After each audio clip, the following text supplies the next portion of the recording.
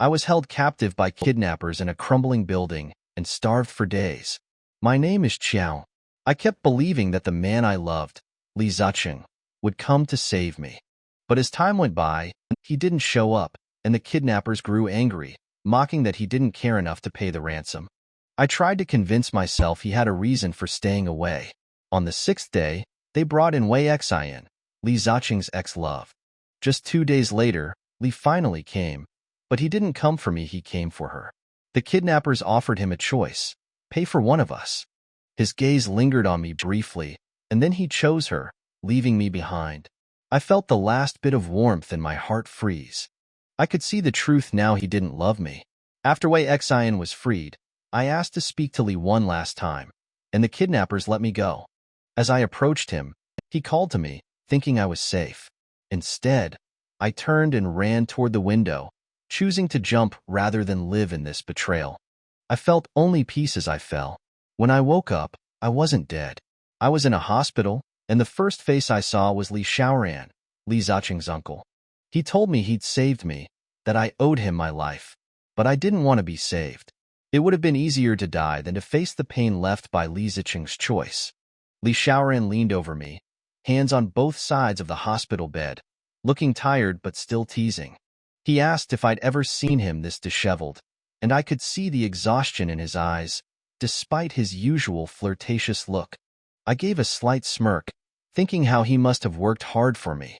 He claimed to have saved me from death, saying I now owed him for the 7 days he spent keeping me alive. His arrogance left me speechless, but it also reminded me how foolish I'd been, throwing my life away for someone like Li Ziqing. Feeling vulnerable, I looked at him and whispered, I don't want to be disabled. Li Xiaoran, despite his playboy reputation, was a renowned doctor. I was desperate for his help, but worried he might use his influence to benefit Li Ziqing. Li Xiaoran's expression softened, but he began examining me anyway, ignoring my protests. Embarrassed, I demanded he call a female doctor, but he refused, telling me he was my only chance at a full recovery. Resigned, I let him check me, my face burning with humiliation. Afterward, he told me Li Ziqing had waited outside for days, asking if I wanted to see him. My hands clenched the bedsheets as I struggled with the thought, but eventually, I agreed. When Li Ziqing entered, he tried to explain his choice to save Wei Xian first, saying she was weaker and I was always the strong one. He even claimed he only saw her as a sister, but I could tell he was putting on a show, concerned more about his image than me. I looked him in the eye and quietly said, divorce. The word shocked him. He began bargaining, saying we couldn't divorce now, especially while I was recovering. But I could see right through him. He just wanted to protect his position in the family. As he tried to sweet-talk his way out of it, I felt a quiet resolve settle over me. Smiling, I let him know my mind was made up. Li Ziqing was shocked when I told him I wanted a divorce. He sneered, asking how I'd afford my medical bills without him. I was stunned. He actually thought he'd leave me with nothing. I shot back, saying I'd get my fair share of our assets. He accused me of being just as materialistic as anyone, making me feel even more disgusted. When he left, I felt a painful ache in my chest.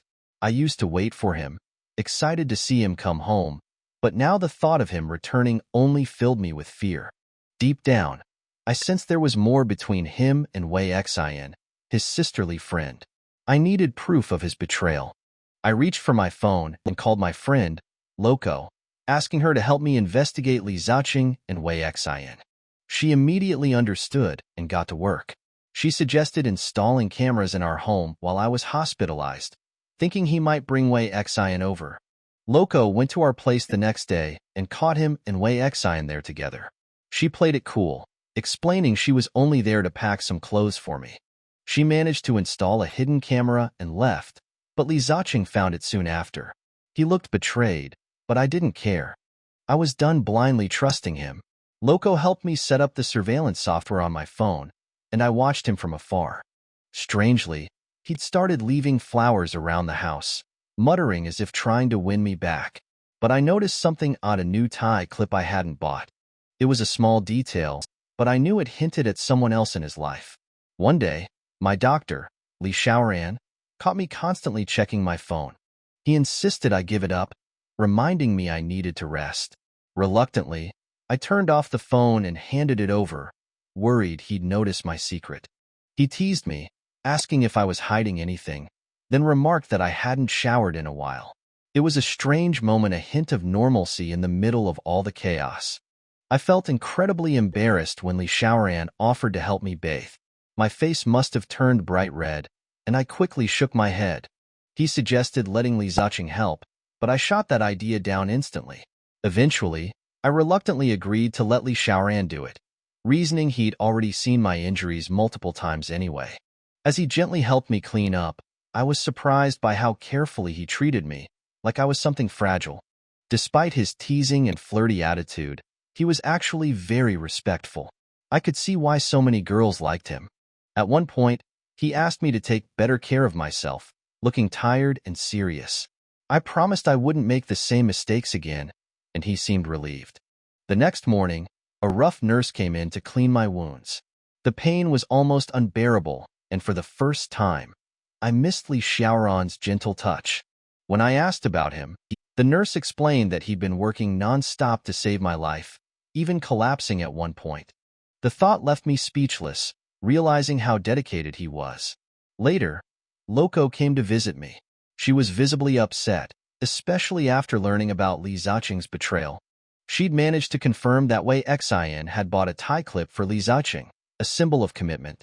Her words hit me hard, making the reality of my situation feel even colder. I told her I'd already asked for a divorce, but she scolded me, saying I should get my head checked. She was right. How had I ever been so blind? Loco warned me that asking Li Ziqing for a divorce too soon could backfire. He might start hiding assets or shifting his debts to me. I realized I'd been too impulsive and gave him a head start to protect himself. Frustrated, I asked Loco what to do. She said I'd need evidence of his cheating or money mismanagement to gain the upper hand. But since I'd already alerted him, catching him would be harder. Her words hit me. I needed to be as clever now as I'd once been when we first got together. A week later, Li Xiaoran showed up at the hospital, and despite myself, I felt relieved. When I teased him for not actually taking a day off, he laughed and asked if I'd missed him.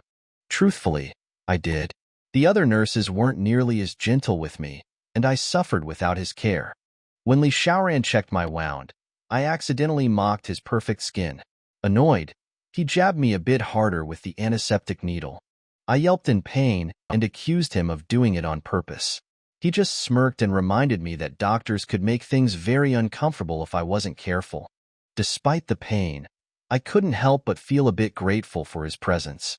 Later, my mother-in-law visited, acting kind for once, but I saw through her intentions. She wanted me to have a child with Li Ziqing so he could inherit more shares in the family business. It was tempting. Those shares could give me leverage to make Li Ziqing suffer, but there was no way I'd have a child with him now. As I mulled over my options, Li Xiaoran entered the room. Seeing him, an idea sparked. He had the Li bloodline, and he was charming and playful. If I wanted a way to get those shares without Li Ziqing, maybe he was the perfect answer. Li Xiaoran stood by Qiaowen's bed and looked down at her smirking face. "What are you thinking about?" His heavenly voice startled Xiao and back to the present. "Dr. Li, is my current body suitable for pregnancy?" Qiaowen asked. Li Xiaoran's handsome face twitched as he looked at Xiao and suspiciously. "If you have a strong need in that aspect, I can give you medicine to suppress it. It's not appropriate to get pregnant now." Blushing with embarrassment, Qiaowen's heart pounded. "No, it's just that my mother-in-law just came by, and she's rushing me to have a baby with Ziqing. That's why I'm asking you." Li Xiaoran's handsome face darkened. Qiaowen saw that something was wrong with his face. "I can't have children, can I?"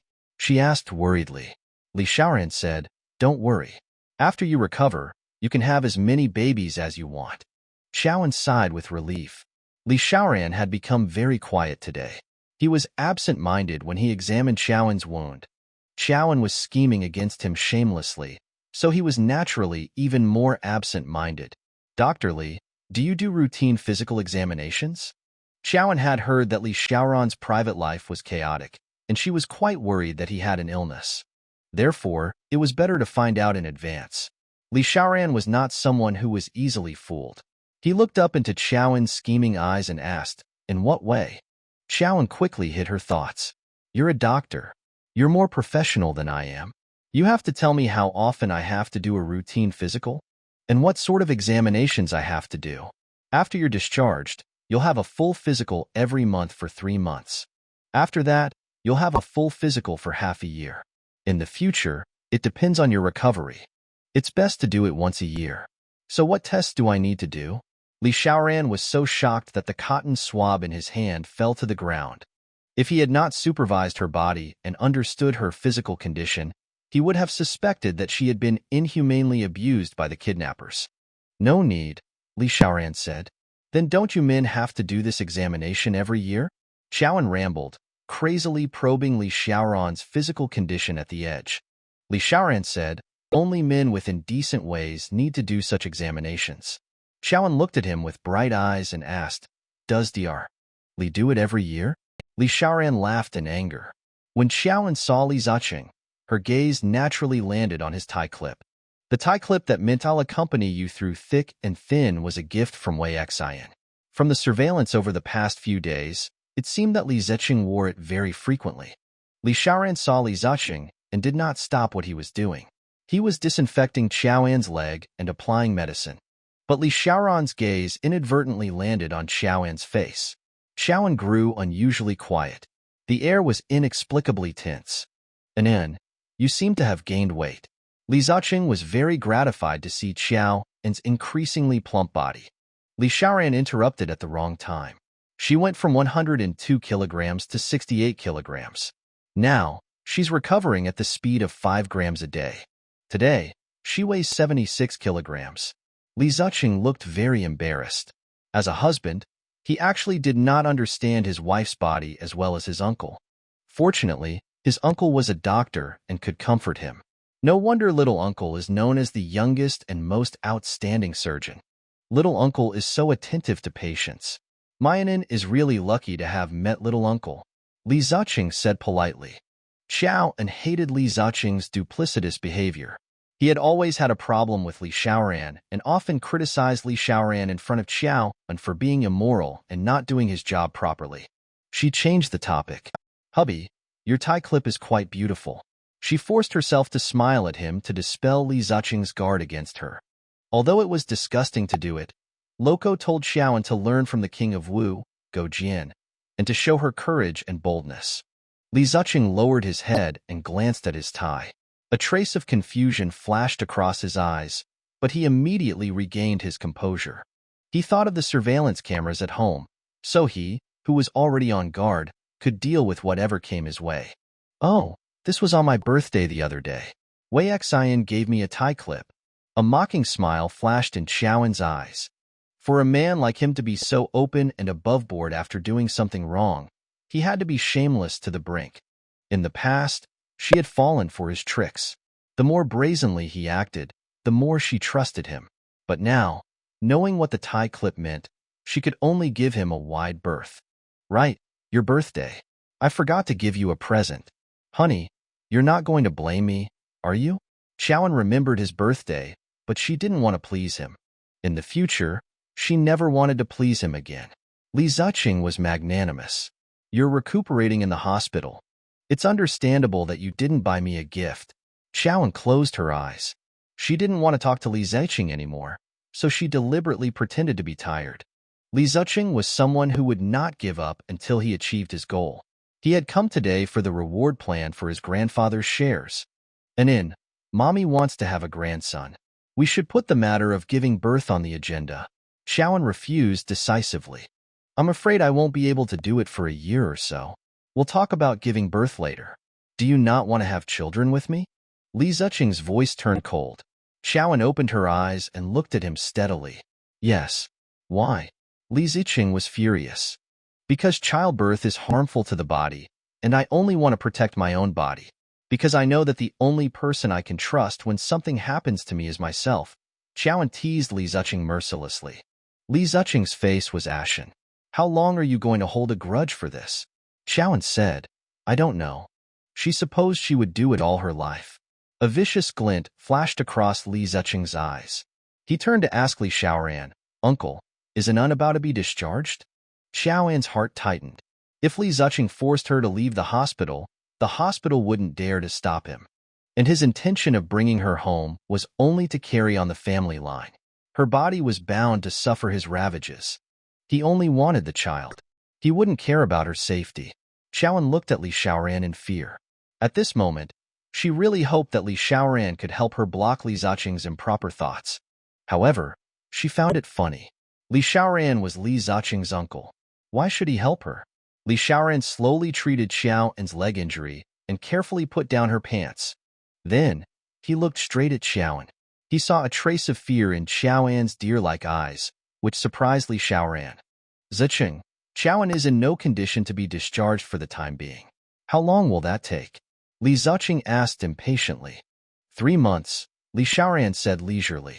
Li Ziqing looked at Xiaoan's rather plump face. Although it wasn't as plump as before, she looked even more attractive. Li Ziqing looked at Li Xiaoran suspiciously and said, "Uncle, she's clearly recovering well." Li Xiaoran said, "She's my new class research subject. The research time is a full 90 days. You know that I risked half my life to save her. There's no reason for me to transfer my scientific results to you so easily, right?" Li Ziqing said with a dark expression, "I'll give you money. You can buy many scientific papers. I'll definitely take Xiaoan with me." Li Xiaoran looked at him with a faint smile. "You want to take my patient away from my hospital? Ziqing, do you think I'm easy to bully?" Li Ziqing laughed contemptuously. He really looked down on Li Xiaoran. Li Xiaoran was an exception in the Li family. He did not like to do business and insisted on being a doctor. Ever since Li Xiaoran chose to become a doctor, the old man no longer had high hopes for him. Li Xiaoran's status in the Li family was deteriorating. Every month, he relied on the Li family's meager financial support to maintain his dignity as a good-for-nothing young master. Therefore, if Li Ziqing wanted to take Xiaoan away from Li Xiaoran's hospital, he would not face much resistance at all. Xiaoan sighed. It seemed she wasn't going to get away with this. Unexpectedly, Li Xiaoran stood up to Li Ziqing. "Li Ziqing, if you have the guts, try taking Xiaoan away." Li Ziqing looked at Li Xiaoran's suddenly sinister expression. The usually lackadaisical person suddenly became sinister, and his expression was especially terrifying. Li Ziqing was actually a little stunned. "She is my wife. I have the right to take her," Li Xiaoran said, "but you signed a contract and promised to give her to me for research." I reneged. "Can I pay you the penalty?" "There's no such thing as a penalty." Li Xiaoran was furious. "If you go back on your word, I'll definitely publish in all the scientific newspapers that you've stopped the development of science." After exposing Li Ziqing's actions in such a serious publication, Li Ziqing's image would completely collapse. Li Ziqing gritted his teeth in anger. Unreasonable. He left angrily. Xiaoan looked at Li Xiaoran in a daze. He actually chose to fight Li Ziqing because of her. This was really an unwise move for the powerless Li Xiaoran. Are scientific results that important?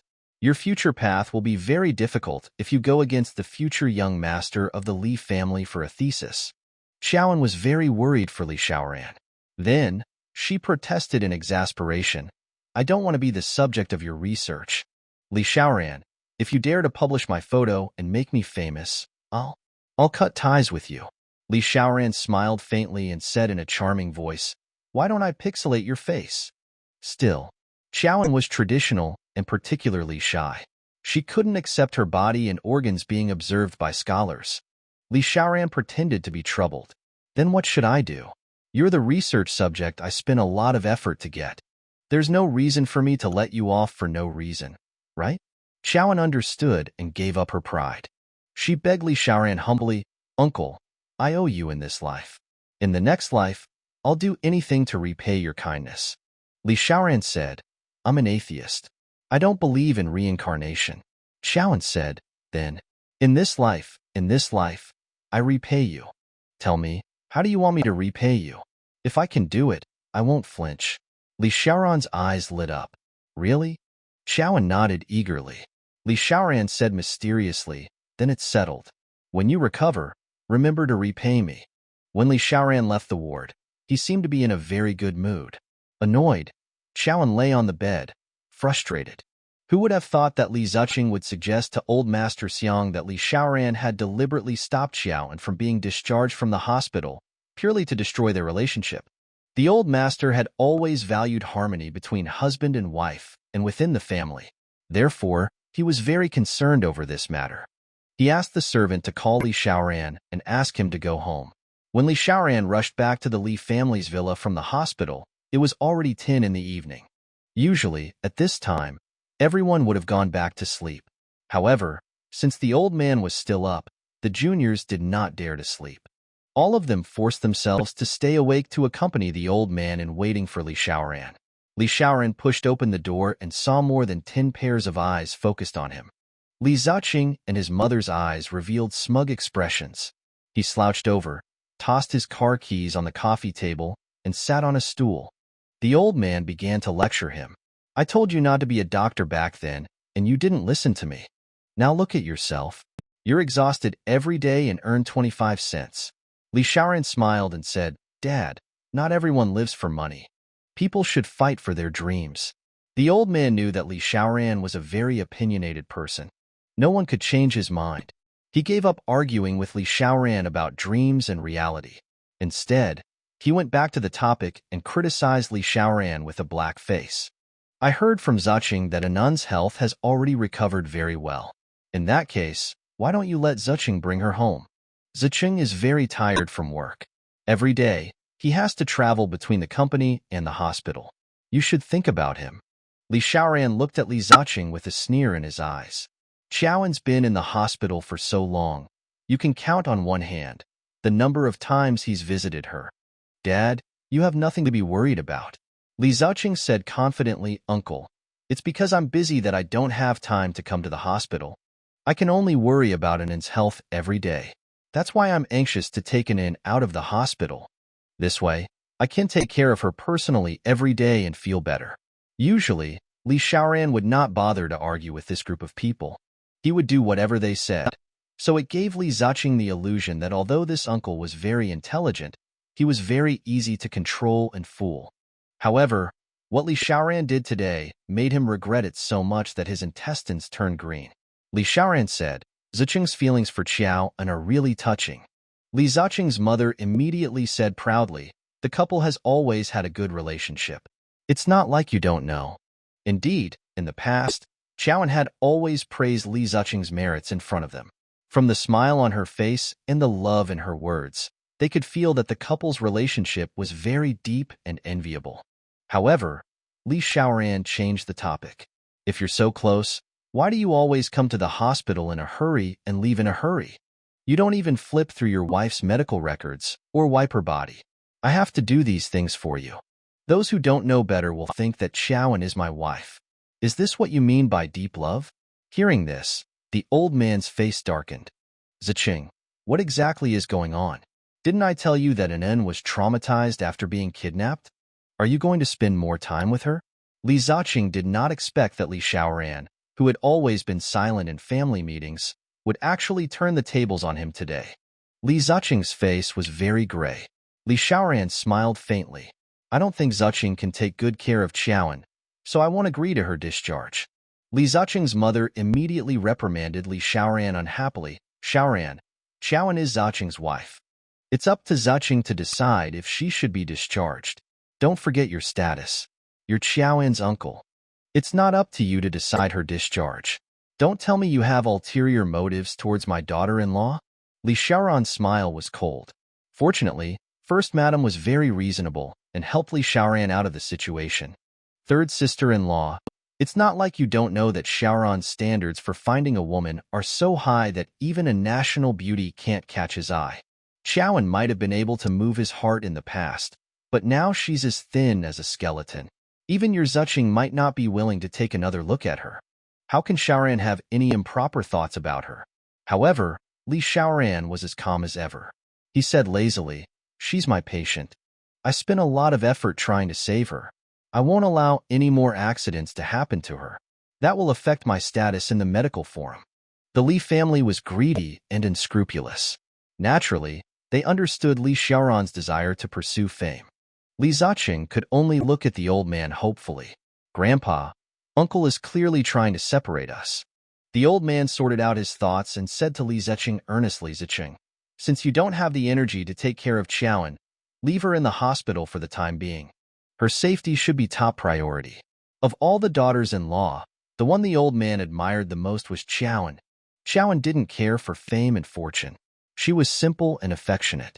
Li Ziqing did not dare to disobey the old man's orders. He said dejectedly, yes. Li Ziqing's plan was futile. He was furious. That night, his mother, Huang Yushu, followed Li Ziqing back to the Star Palace. Huang Yushu chattered on. Ziqing, as you can see, old master values Qiaoan very much. I have to remind you in advance that you must not divorce Qiaoan. The old master has thought highly of you for the past 2 years because he sees that you have found a good wife. Li Ziqing's expression was grave. After tonight, Li Ziqing did realize that Qiaoan was his greatest help in the Li family. The old man's concern for Qiaoan was unexpected. What made Li Ziqing uneasy was that Qiaoan seemed to have become very cold to him since the last kidnapping. Mom, Qiaoan doesn't want to consummate our marriage, Li Ziqing said in distress. Huang Yushu said, I thought it was something serious. She married you for love. Your glory will make her life easier. Ziqing, Qiaoan loves you so much. If you spend more time with her and buy more small gifts to make her happy, she will forgive you. Li Ziqing recalled Qiaoan's bottomless tolerance for him in the past and immediately perked up. Right you are, Ma. Tomorrow, I'll buy her some decent presents to coax her. Huang Yushu pulled Li Ziqing and said, don't waste the money to buy a gift. I have some unused jewelry. Give it to her. Qiaoan isn't a socialite. It's already a blessing for her to use these outdated jewelry. At the hospital, Qiaoan stared at the phone, her blood rushing in reverse when she heard how her mother-in-law and husband had plotted against her. So she was not worth a penny in the eyes of this mother and son. She used to be accommodating with her mother-in-law's cheap gifts because she didn't want to embarrass her. She didn't expect her to despise her so much in private. The next day, Li Ziqing arrived at the hospital early in the morning and brought Qiaoan a set of emerald jewelry. Qiaoan, do you like it? I bought this specially for you. Your skin is fair, and you look the best in green jewelry, Li Ziqing said affectionately. Qiaoan kept her sarcasm level. Really? But why do I get the feeling this piece is old-fashioned? Li Ziqing was a little embarrassed. However, Qiaoan took the jewelry and said, although this jewelry is outdated, it's still worth a few dollars. I'll buy it for you another day? Li Ziqing asked the obvious. Qiaoan went for the kill. I like big pink or blue diamonds. As big as pigeon eggs. Then, she raised her hand and looked at the tiny diamond engagement ring. She said in disappointment, our wedding rings are too small. So much so that every time I go out for a gathering, my friends would criticize you for being stingy. Li Ziqing studied Qiaoan steadily. In the past, Qiaoan could not bear to buy expensive gifts. But now, she could not wait to take advantage of him. Her love for him did not seem to be as strong as before. Do you not love me anymore? Li Ziqing looked straight at Qiaoan's face, searching for hints from her expression. However, he didn't know that the 7 days that Qiaoan had been kidnapped by the kidnappers felt like a long century. After experiencing so much, how could she return as a beautiful young girl? She hid her disgust for him and said with a smile, Honey, I've been thinking a lot these past few days. Marriage is supposed to have a lot of bumps, and we should solve all the difficulties, not give up easily. So I don't want to divorce you. A hint of joy appeared in Li Ziqing's eyes. He had thought that coaxing her would take some effort, but this girl had thought it through herself. Don't let your imagination run wild in the future. I'll lead a good life with you, Li Ziqing said affectionately. Qiaoan nodded. Yeah, but she couldn't wait to kick him out. Honey, go to work. Don't worry about me. Li Ziqing said, Anan. You're such an understanding girl. I'll leave first. When Li Ziqing left, he leaned over and kissed Qiaoan's forehead. Joanne's entire body tightened into a bow, her stomach turning at his kiss. After Li Ziqing left, Qiaoan secretly made up her mind. She had to divorce Li Ziqing as soon as possible. Otherwise, dealing with him for another day would be extreme torture for her. As soon as Li Ziqing left, Li Xiaoran stepped into the ward. It was unknown who had provoked him, but his handsome face was covered in snow, like a walking refrigerant. The temperature in the room suddenly dropped. Dropping the salve into Xiao An's arms, he said coldly, "Can you apply it yourself?" Xiao An looked at him quizzically. "Dr. Li, who made you angry?" Li Xiaoran crossed his arms and looked at Xiao An with his deep foxy eyes. "The patient has no right to ask about the doctor's private life," Li Xiaoran said coldly. Xiao An changed the way she addressed him. "Uncle, who made you angry?" This way, she would be asking about his private life from the standpoint of a family member. He had no reason to reject her, right? Li Xiaoran's tensed face relaxed a lot at her slyness. He looked at the emerald jewelry on Xiaoan's wrist and asked sadly, "Li Ziqing gave it to you? You can't wait to wear it? Take it off. Patients can't wear jewelry." Xiaoan took off the jewelry and weighed it in her hand. Finally, she looked up and asked Li Xiaoran, "Dr. Li, do you know the price of emerald jewelry?" Li Xiaoran's cold, handsome face cracked, and he smiled brightly. "Why? Do you want to sell it?" Zhou said, "The jewelry doesn't suit me. I figured I'd sell it for some money, maybe take the financial burden off Ziqing." Li Xiaoran's smile froze. He curled his lips and said sarcastically, "Your husband is a famous tycoon after all. Does he need you to spend so much effort to save money for him?" Xiao and Li Xiaoran suddenly leaned close to Xiao and said seriously, "If it were my wife, as long as she wants it, as long as I have it, I'll give her everything." Xiao was slightly stunned. Li Xiaoran's words inexplicably touched her fragile nerves. Once upon a time, she had also loved Li Ziqing like this. Unfortunately, Li Ziqing was different from her. Afraid of arousing Li Xiaoran's suspicion, Xiao put away the jewelry and said, "I don't have to sell it. It's just that Ziqing gave me too much jewelry, and I can't use it all. I only sell jewelry I don't like." Li Xiaoran frowned. "Are you showing off your love in front of single people?" Xiao rolled her eyes at him. "You're having fun every night. Do you need a girlfriend?" Li Xiaoran touched his nose in embarrassment. "Why am I always the incorrigible philanderer in your eyes?" Xiao glanced at him. He was fair-skinned, beautiful, and elegant. It was indeed unfair to call him a womanizer. But why had she decided he was a player? He had his nephew to thank. When she first married Li Ziqing, he always emphasized to her that he had an uncle who did not do his job properly. He stayed in the bar every day and played with beautiful women every night. On the day of her wedding, she indeed smelled the alcohol on Li Xiaoran's body. He had sized her up drunkenly with bloodshot eyes and flirted with her. "Don't get married. Is that okay?"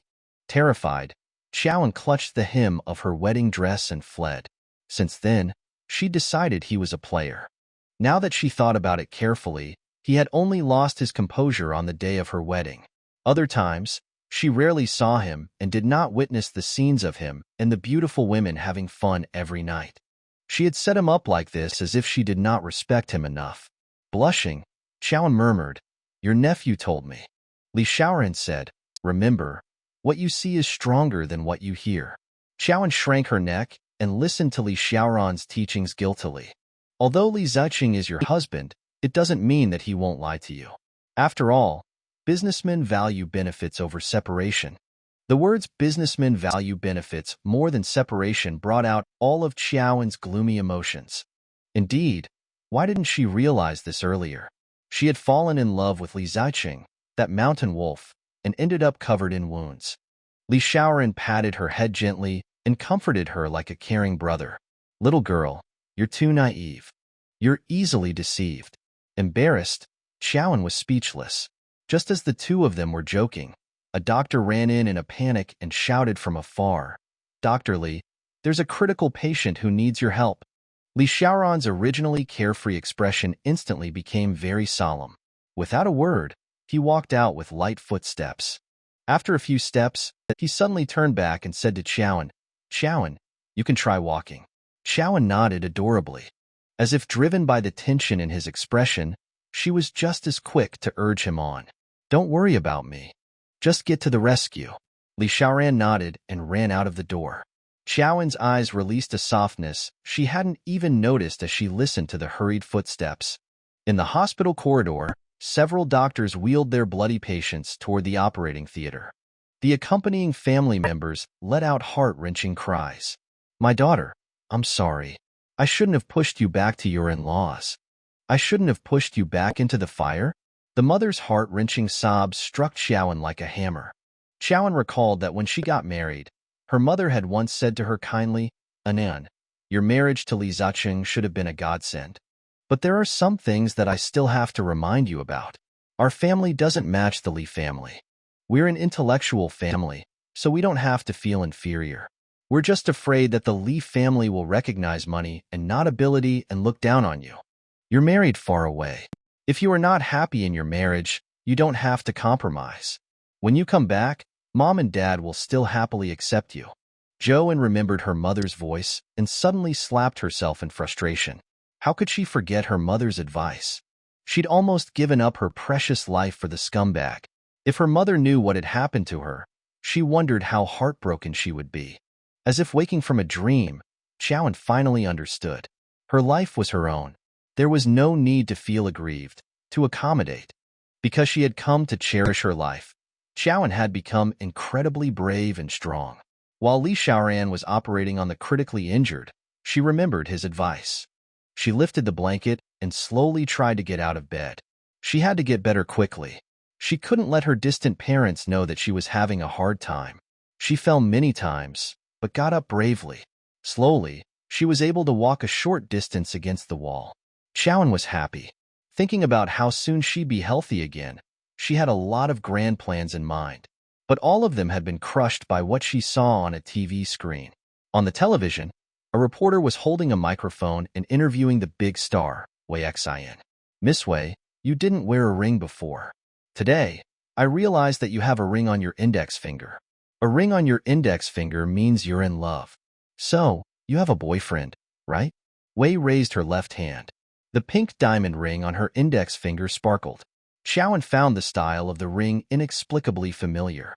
In the end, she looked down at the ring on her ring finger and realized that the style of this ring was identical to the one Wei Xian was wearing on her index finger. The only difference was that her wedding ring had a tiny diamond, but the diamond on Wei Xian's ring was extremely large. It couldn't be less than 10 carats. Wei Xian smiled happily, but pretended to be nonchalant. "I like this ring very much. It's one of Whisper Jewelry's Carefree series. The specialty of the Carefree series is that it's buy one get one free. If you buy the real thing, they will even give you a mini gift very generously." Xiaoan's face paled. A wedding ring from the Carefree series could only be bought with one ID card. And this one was a heart-shaped diamond wrapped in carefree flower. The symbolism behind the ring was to protect one's love. The wedding ring that she was once so proud of was actually just an outdated item that Wei Xian did not want. Li Ziqing actually fobbed her off with a free gift. It could be seen that from the moment they got married, his heart had been with Camp Wei. She smirked. "Li Ziqing, you're so good to me." Xiaoan pulled the wedding ring out of her ring finger and held it tightly in her palm. The indentation caused by the ring still remained on the slender, well-proportioned ring finger. Xiaoan crazily wanted to divorce Li Ziqing and take revenge on him for lying to her. Xiaoan was very depressed when she thought about how there had been no progress in investigating Li Ziqing's affair and how Li Ziqing had restrained her. She had to think of a way to turn passivity into action. Humbly and studiously, she opened Baidu and typed in the search bar, "How did you discover that your husband was cheating?" Another would do a GPS trace on the scumbag's phone and know his whereabouts. Yet another had deliberately shown off her love for the scumbag and turned the husband against his mistress. Xiaoan slowly digested this. In the evening, Li Ziqing came to visit Xiaoan with a bouquet of flowers after work. When Xiaoan saw the flowers, she turned to look out the window. The flower farmers downstairs sold many flowers. Li Ziqing's flowers were identical to those sold by the flower farmers. Xiaoan's lips curved into a sardonic smile. Li Ziqing placed the flowers in a vase and said gently, "I know you like roses and specially bought them for you. This way, your ward will be more lively and you'll feel better." "Thank you." Xiao Anqing thanked him politely. Li Ziqing froze. He was not used to Xiaoan being so unfamiliar with him. He went to her and found her staring blankly out of the window. He followed her gaze and saw the roses on the float. Shame flashed in his eyes. "I'm sorry. I was really too busy today, so I could only buy you a bouquet of flowers downstairs at the last minute," he explained in a panic. Xiaoan lifted the wedding ring and held it in front of his eyes. CEO Li is indeed very busy, so much so that he has to use a free gift that no one else wants. She threw the wedding ring at him. Li Ziqing's face was ashen. He explained palely, listen to me. I really chose the wedding ring carefully. I just accidentally lost the original. At that time, the wedding was imminent, and there was no time to prepare a second wedding ring. I could only make do with the gift. I didn't mean to give you the free gift. Xiaoan looked at him indifferently and said sarcastically, lost it? But why did I see Wei Xian wearing the original wedding ring on her hand yesterday? Hubby, explain to me why this wedding ring was lost to Wei Xian? Li Ziqing's face alternated between green and white. He held the wedding ring. The rice-sized diamond actually made him feel extremely uncomfortable. Wei Xian must have happened to pick up the ring I lost. Don't worry, I'll ask her for the wedding ring that should have belonged to you. Li Ziqing made up his mind. After the argument, the atmosphere between the two of them was a little tense. Li Ziqing paced back and forth in the ward distractedly. Finally, he mustered her courage and asked Xiaoan, how's your recovery? Xiaoan knew what he was thinking. He couldn't wait for her to get out of the hospital and become a birthing tool for him so he could take the child's shares. Despicable. Xiaoan said, didn't you see it? Li Ziqing was always in a hurry and didn't pay attention to Xiaoan's body. When Xiaoan asked, he was just confused. Can you walk on the ground? He asked. Xiaoan shook her head. I'm weak and dizzy. How would I dare tread the ground? Li Ziqing was blinded by greed and said resentfully, patients will feel lightheaded after lying down for a long time. You still have to walk when you have time. This way, your body will recover faster. Xiaoan glared at him. Why don't you help me walk while you're here today? She asked teasingly. After asking this question, she regretted it. She hated Li Ziqing touching her now. If he really agreed, she would not be happy. Li Ziqing looked at his watch and said anxiously, not today, I still have something on today. Can we do it another day? Xiaoan breathed a silent sigh of relief. Okay. After Li Ziqing left, Xiaoan texted Loco. Tonight, Li Ziqing might meet Wei Xian. Loco replied, then wouldn't this be the perfect opportunity to catch them in the act? Unfortunately, you're a patient now. Scowling, indignant, Xiaoan said, why don't you go in my stead? No problem. Li Ziqing left the hospital and immediately went to Wei Xian's residence, a large apartment in the Riverside mansion. Li Ziqing pressed the doorbell. It was Wei Xian who opened the door for him. When she saw Li Ziqing, she jumped into his arms happily and said coquettishly, Brother Ziqing, you're finally here. You haven't come to see me for a few days.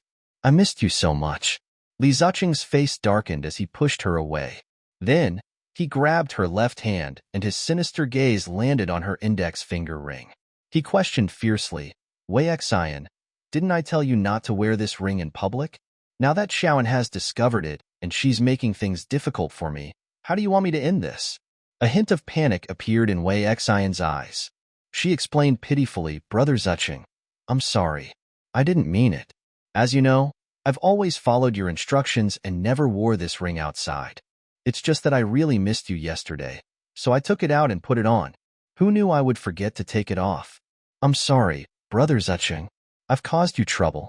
After Wei Xian finished speaking, she took off the huge diamond ring on her index finger and stuffed it into Li Ziqing's hand. She said gently and considerately, Brother Ziqing, if Xiaoan wants the real thing from you, then return this ring to her. Li Ziqing was extremely frustrated. How can it be as simple as changing a ring? Now that Xiaoan knows that I'm disloyal to her, she won't be as gullible as before. I'm still counting on her to put in some good words for me to the old man so that I can stand out in the Li family. A hint of unwillingness appeared in Wei Xian's eyes. She had thought that after Xiaoan jumped off the building, she would be crippled if she didn't die. Li Ziqing would give up on her and divorce her. Who knew that Li Ziqing still couldn't bear to divorce her? She couldn't ascend the throne, so she deliberately wore her wedding ring to show off to Xiaoan, hoping that Xiaoan would back off. Unexpectedly, it angered Li Ziqing. Brother Ziqing, I won't dare to be so careless in the future, she cried tearfully, making Li Ziqing feel sorry for her. Li Ziqing said irritably, all right, don't cry. What's the use of crying? I'll come here less often during this period. I have to coax her well. Wei Xian nodded aggrievedly. Yes. With that, Li Ziqing turned to leave. Wei Xian could not bear to leave him. She went forward to hug him and said coquettishly, Brother Ziqing, can you stay tonight? Li Ziqing said, Qiaoan is already suspicious. We must all exercise restraint these days. Wei Xian nodded in disappointment. Li Ziqing was a little moved when he saw her crying. He took out a diamond card and handed it to Wei Xian. There's 5 million in the card.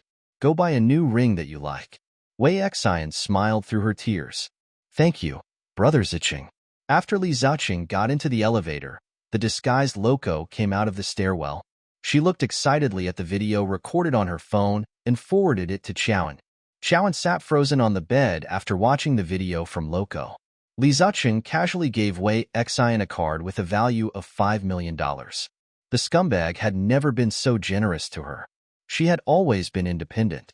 Coupled with the fact that her income as a new media writer was not very low, she never cared about Li Ziqing's income. Li Ziqing would usually give her some gifts, but they were all small and simple gifts. She was not greedy and valued the sincerity of people who gave gifts. Qiaoan was so angry at Li Ziqing's double standards that she only wanted to curse his ancestors. She instructed Loco, while you're at it, find out who owns the suite at the Riverside Mansion. Qiaoan suspected that the big house Wei Xian was living in was also bought by Li Ziqing. This apartment was in a good location. It was in the center of the CBD in the capital. The market price of the apartment was as high as $60 million. Qiaoan would never give up something that belonged to her to a third party. Okay, Loco said readily. Qiaoan was grateful for the help of her good friend. She knew that Loco was born with a sense of justice and would do anything for her. But Qiaoan wanted to be fair to her. She hesitated for a moment and said to Loco very sincerely, come to the hospital when you're free. I'll pay you. Locke was furious. Qiaoan, what do you mean? I thought we were going to be BFFs for the rest of our lives. You're being a stranger by paying me. Qiaoan said, Coco, you have a brother at home who needs you to provide for him. You need money, and I can share your burden as long as I ruthlessly scrape from Li Ziqing. Locke beamed when she heard it was Li Ziqing's money. Then you'll have to scrape some more. He owes you that. Qiaoan said, don't worry. I used to be stupid and only knew how to give without asking for anything in return. Now, I've thought things through. Since he's unwilling to get a divorce and can't give me love, he has to compensate me with money. Locke said, you're right to think that way. The next morning, Qiaoan opened her eyes and couldn't wait to get out of bed to practice.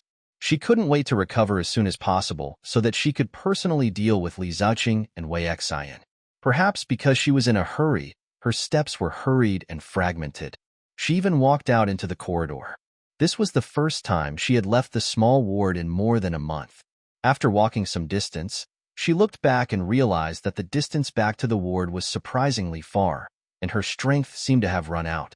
Li Xiaoran walked out of the operating theater and saw Qiaoan leaning against the wall of the corridor, looking helplessly at the door of the ward. Like a little rabbit that couldn't find its way home. Li Xiaoran could not help but laugh. Qiaoan looked at Li Xiaoran pitifully. I don't seem to have any strength left. Dr. Li, can you help me back? At this moment, the doctor beside him quickly went up and patiently explained to Qiaoan, Miss Qiao, can I help you? Dr. Li had an 8-hour operation last night. I think he needs to rest now. Qiaoan looked at Li Xiaoran and saw that his dark circles had deepened. She pulled her hand out of Li Xiaoran's. Just as she was about to hand it to the female doctor, Li Xiaoran suddenly squatted down, grabbed her hand, and circled it around his neck. He carried her on his back. Li Xiaoran said to the dazed female doctor, prepare a wheelchair for the patient. Oh, the doctor was in a daze for a while before leaving. Li Xiaoran carried Qiaoan back to the ward. On his broad back, Qiaoan could actually feel his exhaustion. In order to save him energy, Qiaoan leaned forward and lay tightly on him. Li Xiaoran gently placed her on the bed. Perhaps it was because he had worked hard all night, but his body was very weak and tired at the moment. Qiaoan clearly felt him tremble when he bent down and almost knelt on the ground. Qiaoan looked at the tired Li Xiaoran and inexplicably felt respect for his work. She asked Li Xiaoran with concern, Dr. Li, how was the surgery last night? Li Xiaoran sat on the chair at the side and said calmly, The patient was abused at home and 2 of her ribs were broken. Her stomach and thigh were stabbed twice by a man. Fortunately, the wound wasn't in a fatal place, so her life was saved. Li Xiaoran was speechless. He suddenly said extremely seriously, Qiaoan, I can also become very rich, if I'm willing to give up my principles. Qiaoan stared at him in a daze. Yes, with Li Xiaoran's medical skills, there were probably countless patients' families who had given him red packets. But to her surprise, he actually didn't accept red packets. Qiaoan sighed, wringing her hands. That's a shame. I wanted to give you a gift to thank you for saving my life. Since you're so virtuous, I'll save the gift. Li Xiaoran was speechless. For some reason, he felt that he had lost $100 million. I want to accept your gift. Qiaoan's lips thinned. Why the special treatment? She was just saying. She didn't really want to give him a gift. Li Xiaoran said shamelessly, You're the wife of a rich family. If you give me a red packet, I can help many poor people. This is called robbing the rich to help the poor. Qiaoan was dumbfounded. She was only the wife of a tycoon in name. Other than dressing up, she could count the savings in her bank account with one hand. However, there was no reason to go back on what she had already said. Qiaoan opened the drawer and took out the emerald jewelry that Li Ziqing and his mother had given her. Then, she handed it to Li Xiaoran and said arrogantly, This is for you. Li Xiaoran did not know whether to laugh or cry. You're giving me jewelry? Qiaoan said, This stuff is a little tacky, but it's worth something. You sell it. We'll split it. 70-30. Li Xiaoran's expression was indescribable. How free was he to resell this thing? 70-30. Even? Li Xiaoran stared into Qiaoan's eyes and teased. Do you think it's appropriate to give the jewelry your husband gave you to other men? Qiaoan's face turned red.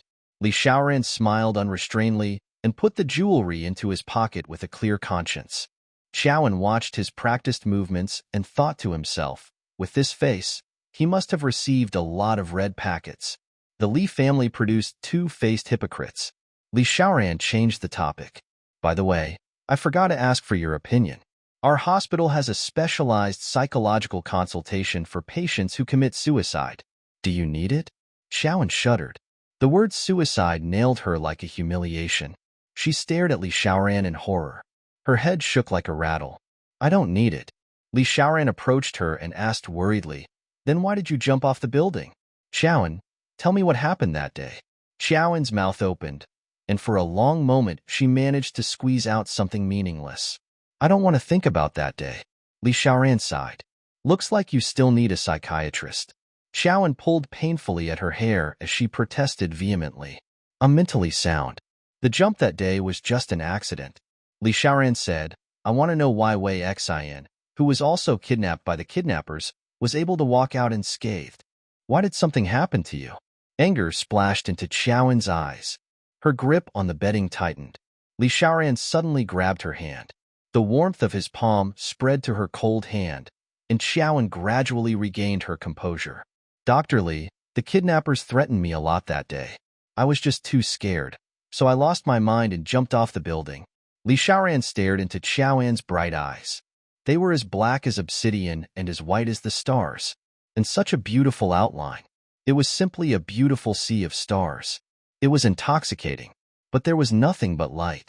Qiaoan, my master's degree is in psychology. I can be your psychiatrist. Li Xiaoran tried to unlock her shackles. However, Qiaoan suddenly smiled brightly. Dr. Li, I want to live well and work well. I want to do a good deed every day and help old grannies cross the road. I can also save a beautiful man like you who has lost his footing and help you repent. Look, I'm so bright and motivated. Is there a problem with my mind? Li Xiaoran touched his face in embarrassment and muttered, Am I a beautiful man? Men like him, who were chaste and only responded to her, were almost extinct. Did she need to save such a wonderful man? Li Xiaoran stood up and said, All right, since you're crippled and determined, I have nothing to worry about. I'll go home and rest first. Call the nurse if you need anything. Yeah. When Li Xiaoran came out of Qiaoan's ward, he saw his nephew, Li Ziqing, walking over in high spirits with a bouquet of bright roses. Li Xiaoran thought that perhaps this was why Qiaoan did not need psychological counseling. When he and Li Ziqing brushed past each other, both of them suddenly stopped. Li Zicheng curled his lips and said sarcastically, "Uncle, I didn't expect you to be so concerned about my in it." Li Xiaoran said, "This is the most basic professionalism of a doctor." Li Zicheng glanced at Xiaoan's ward and said, "Thank you, uncle." "You are welcome," Li Xiaoran replied nonchalantly. Li Zicheng was especially speechless at his frankness. He mocked, "Uncle, one has to understand the boundaries. Since Xiaoan is already out of danger, the problem of care should be handed over to the caregiver." Li Xiaoran frowned and took a step back, standing side by side with Li Zicheng. Li Zicheng was the CEO of the business world. His aura was intimidating. However, Li Xiaoran used his impressive height, golden ratio figure, and natural warm aura to silently roast Li Zicheng. "Zicheng, if you have so little faith in Xiaoan, you should give her up." "Humph. Isn't that what you want?" Li Xiaoran frowned, confusion flashing in his eyes. "How do you know my feelings for Xiaoan?" Li Zicheng looked away. Li Xiaoran stared at him sharply. In the end, Li Zicheng said faintly, "On our wedding night, you tried to kidnap my wife. Have you forgotten about this so quickly, uncle?" Li Xiaoran secretly heaved a sigh of relief. "That's because I was drunk." Li Xiaoran turned the tables. "However, that's not a reason for you to slander me in front of Xiaoan, right? You said that I'm a player and my style is immoral." "Li Zicheng, what are you thinking?" Li Zicheng recalled the despicable methods he had used to slander Li Xiaoran in front of Xiaoan. A hint of shame flashed across his eyes, and he sneered to hide his guilt. "Uncle, ever since you were young, there have been roses sent by girls at your door every day. Can you still stay chaste with all that attention?" With that, Li Zicheng entered the ward. Li Xiaoran turned around and looked at Li Zicheng's back. A helpless smile appeared on his charming lips. "I didn't know it's a crime to be charming." Xiaoan saw Li Zicheng walking over with roses in his arms. Today's bouquet was especially fresh, and the bouquet was tied in an especially large bundle. It was obvious that it had cost a lot. However, compared to the $5 million bank card that Li Zicheng had tipped Wei Xian, Xiaoan felt that this bouquet of flowers was nothing. "How many?" Xiaoan asked. Li Zicheng was slightly stunned and replied truthfully, 21 flowers. "It means I love you." But Xiaoan said very indifferently, "I only want 11 roses." Li Zicheng's expression darkened. "It's just a number?" Xiaoan said seriously, 11 flowers means single-mindedness. "That's the love I want." Helpless, Li Zicheng took out 10 roses and left the remaining 11 in the vase. His tone was a little coy. "Is this okay now?" Zhou and returned him a meaningful smile. Then she picked up her phone, took a picture of the bouquet, and posted it on her social media. The caption read, "Roses from the husband. 11 of them. Know what that means?" Li Zicheng's lips curled up as he watched her. The Xiaoan he knew so well was back. However, he did not know that Xiaoan had set the post to be only visible to Wei Xian. Li Zicheng was instantly terrified. Was she suspecting him and Wei Xian? Li Zicheng held Xiaoan's hand and said, "Anan, I know I don't give you enough sense of security. Don't worry, I will be with you more in the future. Don't let your imagination run wild." Xiaoan pretended to nod obediently. Seeing that she had returned to her docile self, Li Zicheng felt that a simple girl like Xiaoan was indeed easy to coax. He felt relieved. However, Xiaoan stunned him by saying, "Hubby, I would like to buy a house." Panic flashed in Li Zicheng's eyes because 2 properties had already been purchased under his name. There was one property that Xiaoan didn't know about, and Wei Xian was living in it now. Xiaoan suddenly wanted to buy a house. How could he smooth over the lie? Why did you suddenly think of buying a house? Finally, after some thought, he decided to dismiss Xiaoan's idea of buying a house. Xiaoan said, "The agency recommended an apartment in the Riverside Mansion. I like it very much. I'm thinking that the Star Palace we're living in now is a property owned by the Li family. We still have the right to buy a house.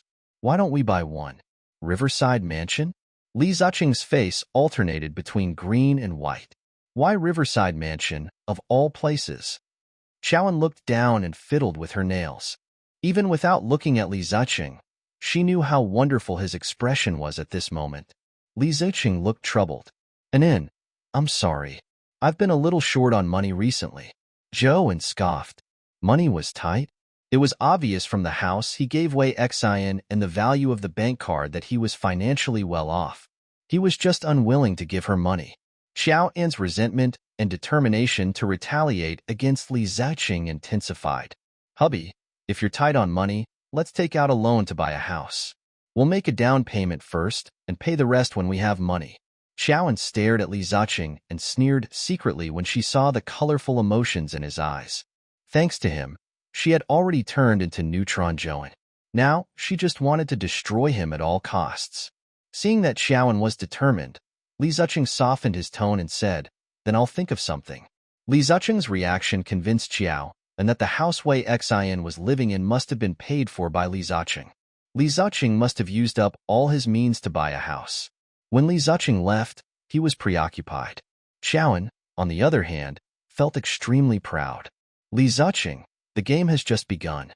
Not long after, Wei Xin saw Xiao's post when she was strolling around. The 11 roses were dazzling, making Wei Xin's blood flow backward. Brother Ziqing had clearly said that he would only love her in this lifetime, but these 11 roses represented his single-mindedness. How could Brother Ziqing lie to her? Wei Xin was so angry that she smashed her phone against the wall. Then, she picked up the broken phone. After piecing it together, she called Li Ziqing. "Brother Ziqing, what's with the 11 roses? Humph. Do you not love me anymore?" Li Ziqing was in no mood to deal with Wei Xin. He snapped, "That was Xiao's way of deliberately dealing with you. I think she's already sensed that our relationship is unusual. Wei Xin, don't contact me for the time being." Wei Xin was indignant. Oh. Xiao began to go through the listings online. She talked about buying a cheap house, but in reality, she went for the most expensive one. She wanted to gather all the idle funds in Li Ziqing's hands and make Wei Xin cough up the $5 million. In the end, she sent the house she had chosen to Li Ziqing. When Li Ziqing saw the price of a $100 million villa, he immediately broke out in cold sweat. "Honey, you're not joking, are you?" Xiao said, "Honey, this apartment fits all my dreams of a house." Li Ziqing refused firmly. "No, it's too expensive." Xiao didn't tangle with him. She just put his phone aside and treated Li Ziqing coldly. Li Ziqing typed dozens of messages and analyzed the reasons for not buying a house in depth. Unfortunately, Xiao didn't reply. Li Ziqing realized that he hadn't fulfilled Xiao's wishes, and she was angry with him. She'd never been a gold digger, he thought. She'd figure it out in a few days. After a few days of cold treatment, he expected Xiao to offer him an apology. Instead, she simply kicked him out of her social media circle of friends. Li Ziqing knew that Xiao was going against him this time. But in Li Ziqing's worldview, women could never be accommodated. If Xiao had a cold war with him, he would fight her to the end. However, Old Master Li suddenly had an idea. He wanted to bring the entire Li family, old and young, to the hospital to visit this obedient and sensible granddaughter-in-law. When Li Ziqing's mother passed the news to Li Ziqing, she repeatedly reminded him, "Ziqing, your grandfather has always admired Xiao's independence. Your grandfather actually blamed you for not protecting Xiao well this time. He has a lot of opinions about you. So when Grandpa comes to the hospital, you must perform well and let him know that there's nothing wrong with your relationship. Otherwise, once Grandpa suspects that you've been treating Xiao badly, it will be difficult for you to gain a foothold in the Li family." Li Ziqing pinched the space between his eyebrows and said weakly, "Got it." Li Ziqing hung up on his mother and searched for Xiao's number, but he was unwilling to call. He was reluctant to give in to Xiao, but driven by profit, he had to cave. Reluctantly, he dialed Xiao's number. The phone rang several times, then stopped abruptly. In this case, the recipient had obviously cut off the call. However, Li Ziqing did not believe that Xiao would treat him so coldly. After all, he had already put aside his pride and taken the initiative to contact her. What else did she want? He called again. This time Xiao canceled the call faster. Li Ziqing's face darkened. He tried again, but the phone was turned off. Only then did Li Ziqing's self-deception disappear. Xiao was so stubborn. Li Ziqing stood up gloomily, picked up his coat, and decided to go to the hospital himself. When he arrived at the hospital, Li Xiaoran was examining Xiao. Her hospital gown was open, revealing her chest. Li Xiaoran gently pressed her ribs and asked, "Does it hurt?" Xiao frowned slightly, but she, who was strong in her bones, endured the pain and didn't cry out. Li Xiaoran reprimanded with a dark expression, "Call out if it hurts. The patient doesn't need to be a ninja turtle. This won't be good for the doctor who needs to know your condition." Xiaoan glared angrily at Li Xiaoran after being scolded. Li Xiaoran looked at her unconvinced expression and found it rather cute. He smiled and said, "Why? Don't you know how to call out?" His voice was gentle enough to squeeze out water. It spread in the cramped ward, giving off a different kind of flirtatious feeling. "I won't." Xiaoan's face was hard, unyielding. Li Xiaoran tried to figure her out. "Hey, I'll teach you." Then he pinched his throat and groaned. It was no different from a cat in heat. Xiaoan's beautiful face flushed red. She gritted her teeth and scolded, "Pervert." Li Xiaoran's unruly face instantly darkened. He said seriously, "The doctor is teaching you how to react to your condition. Don't get the wrong idea." Xiaoan understood instantly and cursed him. "Hooligan," Li Xiaoran said. "I'm doing a proper checkup for you, but you're calling me a pervert and a hooligan." "Xiaoan, there's a saying that criticizes one for measuring the heart of a gentleman with a petty heart." Xiaoan fumed. At this moment, a nurse ran in a panic and reported to Li Xiaoran while panting, "Dr. Li, the patient in Ward 8 is clamoring to see you. She's agitated and no one can stop her." Li Xiaoran frowned. "Didn't I just observe her wound? She's recovering well. You guys can take responsibility in the future." The nurse stammered, "Dr. Li, the patient strongly requested that you be her doctor in charge. She said that she likes you very much. She even said that she wanted to confess to you." Xiaoan felt that if Li Xiaoran could be her doctor in charge, he could also be the doctor in charge of patient 8.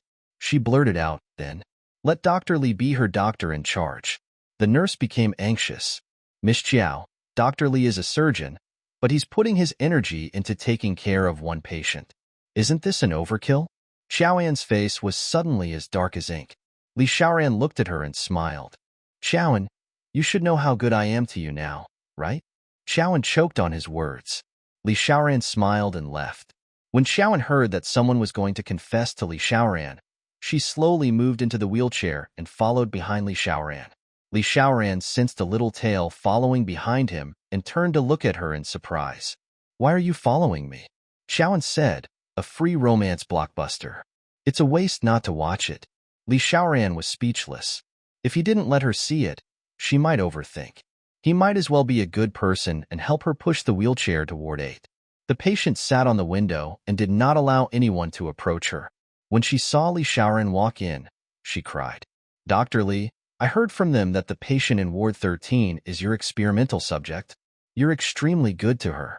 Not only are you personally operating on her, but you're also in charge of her food and drinks. I want to be your experimental subject." Xiaoan was petrified. Someone else like the treatment? The male doctor attended to the female patient's needs. God only knew how long she'd need to overcome her sense of shame. Li Xiaoran whispered in her ear, "Did you hear that? The other patients are very envious of your treatment." Xiaoan lifted her foot to step on his. "Then why don't you change your subject?" Li Xiaoran lowered his eyes and couldn't help but laugh when he saw Xiaoan's red ears. "Dr. Li, if you don't promise me, then I don't want to live anymore. I'll jump down from here and get it over with," the patient said. Xiaoan muttered, "If you really wanted to jump, you would have done so a long time ago.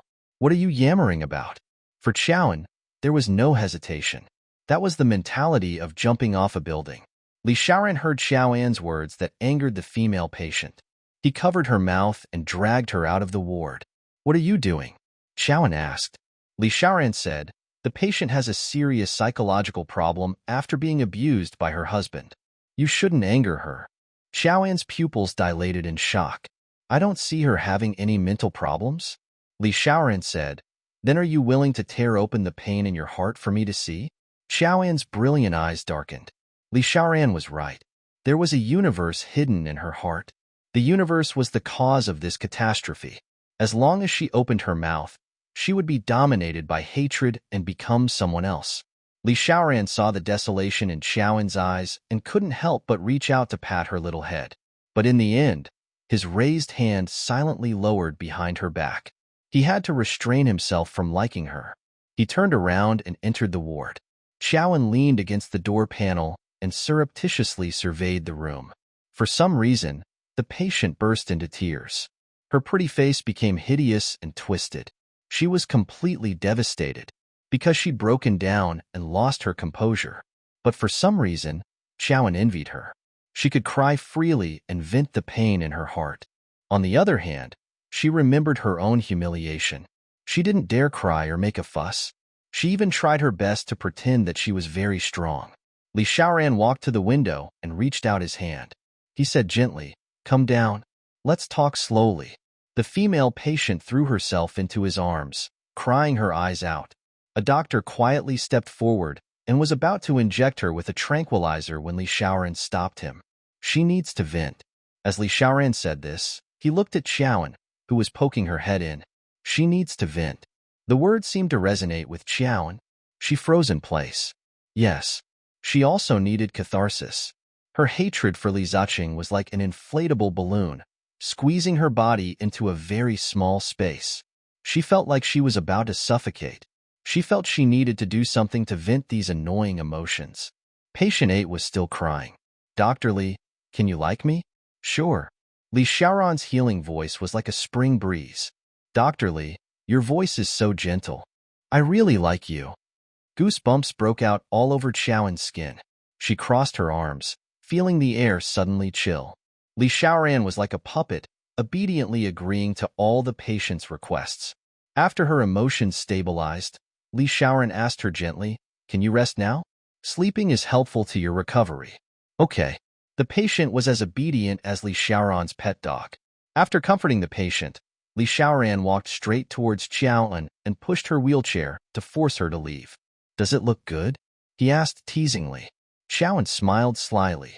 "Dr. Li, you're a man like the sun." Li Xiaoran curled his lips and asked with uncertainty, "Are you praising me?" Zhou and nodded.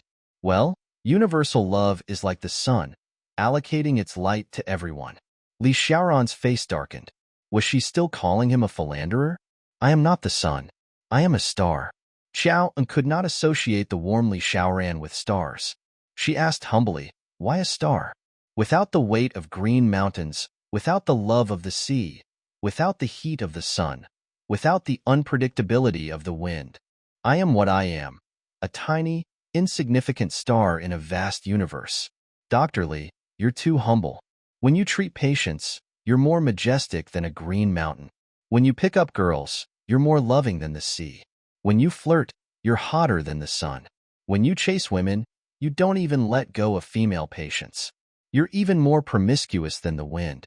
Chowan Li Xiaoran's voice was wrapped in a strong threat. Chowan turned to stare at him. "Am I wrong?" Li Xiaoran gritted his teeth and smiled. "Do you believe that I can fix your bones and break them?" Chowan patted her mouth in lingering fear. "Dr. Li, you're not the kind of person who uses his position for personal revenge, are you?" "That may not be true." Chowan immediately became very quiet. Li Xiaoran smiled smugly. "Chowan." Suddenly, Li Ziqing's voice came from behind. Then, a whirlwind swept over. Li Ziqing knocked Li Xiaoran away and pushed Chowan's wheelchair. He declared his sovereignty domineeringly, "This is my wife. I'll push her myself." Chowan looked grim. Li Xiaoran's expression darkened. Chowan pulled a long face and immediately decided to embarrass him. She asked calmly, "Hubby, when are you going to buy the house at the Riverside Mansion? The sales staff informed me that they only have one left. If we don't hurry, there won't be any left." "I didn't say I wouldn't buy it. It's just that the time isn't right," Li Ziqing replied. Chowan said, "In my opinion, you don't want to buy a house at all. Or you don't want to buy a Riverside Mansion, do you?" Li Ziqing felt guilty. He and Wei Xian were a couple at the Riverside Mansion. If Chowan stayed at the Riverside Mansion, he was afraid that his nosy neighbors would gossip. Li Ziqing was anxious and very unhappy. His tone turned cold as he said, "Chowan, I'm the one earning money at home. You have to consider your husband's ability to earn money." Chowan looked at the enraged Li Ziqing. Her eyes were filled with disappointment. Li Ziqing had once said that after they got married, he would be in charge of earning money to support the family, and she would be in charge of looking beautiful. She could do whatever she wanted with all the money he earned. However, after getting married, Li Ziqing gave the money to his mistress, while she became a free nanny at home. It was hard for Chowan to swallow. What if I insist on buying it? Li Ziqing said angrily, you're forcing me. At the side, Li Xiaoran stirred the mud. Ziqing, this is your fault. Isn't it just a house? If Chowan wants to buy it for her. It's not like it would cost you half your life. Li Ziqing glared at him. Do you think a villa worth $100 million is a small sum? If you need money, I can lend it to you. After all, I don't want to see my beloved nephew's family unhappy, Li Xiaoran said. Li Ziqing looked at him disdainfully. How much can you lend me with your meager salary as a doctor? Li Xiaoran glanced at the unhappy Chowan and said, for Chowan's sake, I can lend you all my belongings. Li Xiaoran's generosity made Li Ziqing appear extremely petty. You. Li Ziqing was so angry that he wanted to cut his uncle with a knife. You're just running your mouth. If I really want to borrow money, do you have money to lend me? Li Xiaoran said, try it. Chowan was angered by Li Ziqing's pettiness. She said coldly to Li Ziqing, I'm tired and want to rest. You can go back. With that, she swung her wheelchair and slid into the ward. Li Ziqing said behind her, Nan, Grandpa, Uncle, and Aunt will come to the hospital to visit you tomorrow. Treat them well. Chowan's grip tightened on the armrest. She was a patient, and yet Li Ziqing was only concerned about using her to please his elders. It was Li Xiaoran who said, she's a half-paralyzed patient, and you want her to entertain Grandpa?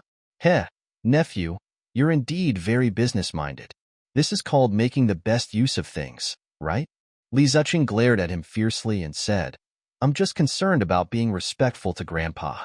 Li Ziqing left angrily. Li Xiaoran looked towards Chowan and said, you're really blind. The next day, old Master Li brought his family to the hospital in an imposing manner. The small VIP ward instantly became crowded. The old man sized up Chowan's thin and tired face. His heart ached. Anun, you've suffered. The old lady said sympathetically, how can she not suffer? She's lucky to be alive after jumping from such a high floor. The old man's eagle eyes flickered. Anun, I'm here to support you today. Tell me the truth about what happened that day. I want to know the real reason why you fell off the building. The old man was caught off guard and asked. That made them all gasp. Chowan's suicide had always been a very sensitive topic. The Li family had bribed all the major media outlets not to report this matter. Even the Li family members did not dare to comment on this matter in private. However, everyone had a question in their hearts. When Chowan jumped off the building, the kidnappers and Li Ziqing were present. Why did Li Ziqing successfully take Wei Xian away but fail to save his wife? If this matter was investigated carefully, it might prove to be a scandal. At this moment, Li Ziqing's nerves were tense. His heart was as bright as a mirror. Although he wasn't directly responsible for Chowan's jump, it was his coldness and ruthlessness that had broken her heart and caused her to make that tragic decision. Chowan's gaze landed on Li Ziqing's face, and she said coldly, Hubby, didn't you tell Grandpa the reason why I jumped off the building? Li Ziqing felt as if someone had stepped on his tail, and he could not move. His face was slightly pale, his fingertips trembling, but he forced himself to be calm as he gently smoothed Chowan's disheveled hair. Anin, I've already told Grandpa.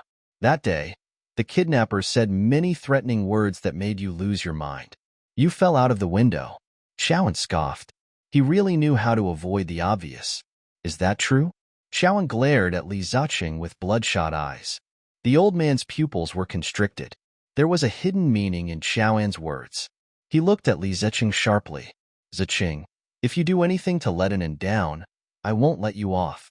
Li Ziqing was terrified and said guiltily, Grandpa, Anin jumping off the building really has nothing to do with me. The old man said, then tell me, why did nothing happen to Wei Xian? Why did it have to be Anin? Li Ziqing had already come up with a flawless reason. Grandpa, Anan has been imprisoned by the kidnappers for many days and was in a daze. When I saw her that day, she was delirious. Chowan did not expect Li Ziqing to spout such nonsense in front of her. Chowan said faintly, you're wrong. I've never seen a day clearer than that. Because that day, she had completely recognized Li Ziqing's true colors.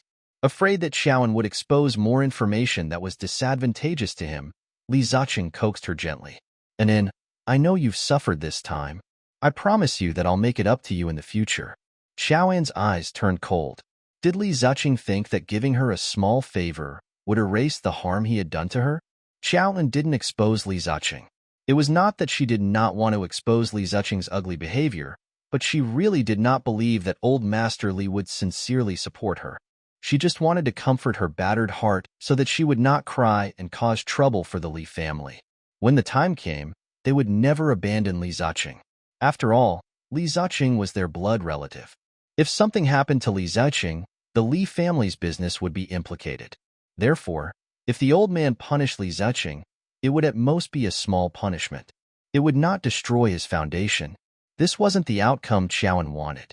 She wanted Li Ziqing to suffer the same fate as her. The old man was a shrewd person. Xiaoan's casual words allowed him to guess the general truth of the matter. He warned Li Ziqing fiercely, Li Ziqing, I'm warning you. Anan is the legal wife of our Li family. Her status is incomparable to those wild women outside. If you hurt Anan's heart because of those wild women outside, I'll remove your shares in the Li family and take back all your rights. Li Ziqing broke out in cold sweat. He promised repeatedly, Grandpa, don't worry. I won't let Anan down. And as for that way Xin, cut off all ties with her immediately. If I find out that you're still with her, I'll break your legs. Grandpa, she and I are really just ordinary friends, Li Ziqing said. Ordinary friends? Flames burned in Xiaoan's eyes. She had to find evidence of Li Ziqing and Wei Xion's affair and slap it on Li Ziqing's face. How could he quibble? She also wanted to see if the old master would keep his promise and expel Li Ziqing from the Li family's business arena. The old man's gaze returned to Xiaoan's face, and he saw that her former innocence and beauty had disappeared. There was a cold determination in her eyes, and he couldn't help but worry. Hatred is a flame. If you're not careful, it can raise a field of fire. And the only thing that could extinguish this sea of fire was love. Old Master Li glared at Li Ziqing and shook his head. He did not expect him to coax Xiaoan. Instead, he thought of Li Xiaoran, who was the most liked by outsiders. Where's Xiaoran? Isn't this guy Xiaoan's attending physician? He disappeared all morning. Where did he go? Where could Li Xiaoran go? When he heard that the old man was coming, he was afraid of being scolded by him. So he hid in his consultation room and did not dare to come out. Old Master Li asked his youngest daughter, Li Tingting, to invite Li Xiaoran out. Go, call your brother over. I want to know if Anun's injuries are serious. Okay. Li Tingting headed outside. She and Li Xiaoran were the closest in age and had the best relationship. She came to the hospital to visit her brother from time to time, so she found Li Xiaoran's consultation room with ease. Brother. When Li Xiaoran saw Li Tingting, she sighed helplessly. It seemed he would never escape. Daddy wants you to go over. No. Li Xiaoran struggled. Am I so shameless as to let him scold me in front of so many colleagues? Li Tingting said, Brother, you're thinking too much. Actually, Dad has already started scolding you. Li Xiaoran stood up helplessly. Let's go. Before he reached Xiaoan's ward, he heard old Master Li's voice from afar. That guy can't do anything but eat. Living for him is a waste of air. Li Xiaoran covered his face in embarrassment. Li Xiaoran walked into the ward and said to the old man helplessly, Dad, can you spare me some dignity in front of my patient? Perhaps it was because Li Xiaoran had no desires and did not fight for fame with the descendants of the Li family, so his uncles, brothers, sisters-in-law, nephews, and nieces all liked him. One of them immediately helped Li Xiaoran comfort old Master Li. Dad, fourth brother is not young anymore. Don't treat him like a child. It's very embarrassing for him to be scolded like this. Humph. His lordship grunted and said angrily, What does he want dignity for? If he really wanted that, he wouldn't be hanging around with men every day, causing me to be poked in the back by my old friends every day. They all say that I raised a homosexual. When Li Xiaoran was young, he was naughty and had done all kinds of strange things. Therefore, he was beaten and scolded by the old man. Li Xiaoran also epitomized a method to deal with the old man, which was to fight head-on. Dad, if I was mixed up with women, you'd be calling me a philanderer. The old man was so angry that he blew his beard and glared. Can't you just settle down and find a girl with whom to start a family? Li Xiaoran said helplessly, Dad, this is a hospital. Your voice is so loud that it will affect the patient's rest. The old man was furious. Li Xiaoran, are you itching for a beating? Come here and let me ask you. How is Anan's health? When can she be discharged? Li Xiaoran said, it's difficult for me to answer you. The old man felt that Li Xiaoran was deliberately arguing with him. He raised his walking stick and wanted to hit him. Li Xiaoran immediately explained. Xiaoan jumped down from the 5th floor and her entire body was broken like a porcelain doll. Even though my medical skills are superb and I stitched her body up, it's very difficult to sew up her heart. Therefore, I need you to care for her in the future. Don't agitate her and treat her like a national treasure. In the future, if anyone makes her angry, she might jump off a building again. Is this depression? Li Tingting asked fearfully. Xiaoan glared at Li Xiaoran unhappily. Why did this guy create a false impression of her having depression? How could she be so vulnerable? Li Xiaoran winked at her, his eyes full of charm. Xiaoan was stunned. Didn't this guy know how seductive his eyes were? Seeing that Xiaoan didn't understand for a long time, Li Xiaoran was speechless. Xiaoan has a disguised type of depression. She looks very strong on the surface, but she's actually very fragile on the inside. Xiaoan bristled. Am I as fragile as you say? I'm not depressed, Li Xiaoran said. See, this is one of the symptoms. It's a classic symptom of disguised depression. The old man was melancholic. Then we'd better stop bothering Xiaoan from now on. He was afraid that if he accidentally provoked her, she'd jump off a building again. Grandpa Li stood up and said goodbye to Xiaoan. And then, promise Grandpa that you'll take good care of your body. You have to get better. Grandpa is still waiting for you to play chess with me. Xiaoan nodded. The old man led everyone away. Xiaoan was so angry that she grabbed a pillow and threw it at Li Xiaoran. Why were you talking nonsense? Li Xiaoran smiled smugly and said, I won't say that. In the future, when you return to the Li family, you'll have to face the interrogation of your aunties every day. Won't you feel frustrated? Xiaoan thought about it and felt that although Li Xiaoran's move made her feel a little embarrassed, it could indeed solve many unnecessary problems. She would let Li Xiaoran off. Xiaoan lay on the bed, her intelligent eyes revealing a scheming glint as she stared fixedly at Li Xiaoran. Li Xiaoran looked at her warily. Xiaoan, what bad ideas are you up to now? Xiaoan said, Uncle, I want to get out of the hospital. Li Xiaoran raised her leg and sneered. How will you get out? In a wheelchair, Xiaoan said. What do you want to go out for? This was the first time Li Xiaoran had encountered a paralyzed patient with such a strong desire to be discharged. Xiaoan wanted to catch the adulterers in the act. She wanted to get evidence of Li Ziqing and Wei Xian's affair. However, she could not tell Li Xiaoran the truth because she was worried that Li Xiaoran would betray her and secretly alert Li Ziqing. I've been cooped up in the hospital room for too long. I need some air. Xiaoan's excuse was lame. Li Xiaoran opened the window wide for her and said, Is this okay? Xiaoan was dumbfounded. No matter what Xiaoan said, Li Xiaoran would not agree to her going out. Xiaoan had no choice but to act in secret. She texted Loco, Coco, hire some bodyguards and some reporters for me. I'm going to the river mansion to catch them in the act. Locke immediately replied with a row of exclamation marks and said excitedly, Anan, you're finally domineering. If Wei Xian saw you coming, she would be in for a shock. She's occupying your property with a clear conscience. You should have chased her out long ago. Oh my God. Oh my God. The young mistress of the family is coming to tear apart a mistress. This is definitely the most profitable ethical drama of the year. It must be very exciting. I have to hire a reporter from the big station. After hanging up, Xiaoan showered in the bathroom of the VIP room, changed into beautiful clothes, and carefully made herself up. With skin as white as snow, she had thick black hair that she wore pulled high into a bun. Her slender neck was as beautiful as a swan's, and she had a refined temperament. Then, without anyone noticing, Xiaoan slipped out of the hospital. Loco drove to the entrance of the hospital, and Xiaoan got into the passenger seat beside her. Loco's 3 bodyguards were in the back seat. They were all dressed in identical black suits. They were burly with impassive expressions, and they looked intimidating. Anan, the reporters are already squatting at the Riverside Mansion. As soon as you give the order, they'll rush in and take photos. Loco reported the progress as she drove. Xiaoan said, Not so fast. Let me meet Wei Xian first. Where's the recorder I asked for? Locke gave her the recorder. This recorder has a clear sound quality. Xiaoan took the recorder and put it in her handbag. The car arrived at the Riverside mansion. After Loco and Xiaoan got out of the car, they exchanged glances with the disguised reporters downstairs.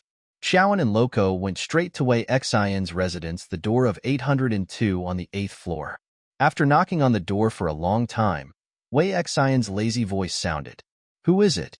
Xiaoan didn't answer her. Loco disguised her voice. Your delivery's here. Wei Xian opened the door and was shocked to see Xiaoan. What are you doing here? Wei asked uneasily. Xiaoan pushed Wei Xian away and slid into the room in her wheelchair. Then, she looked around leisurely. Wei Xian shouted, Xiaoan, this is my home. Please leave.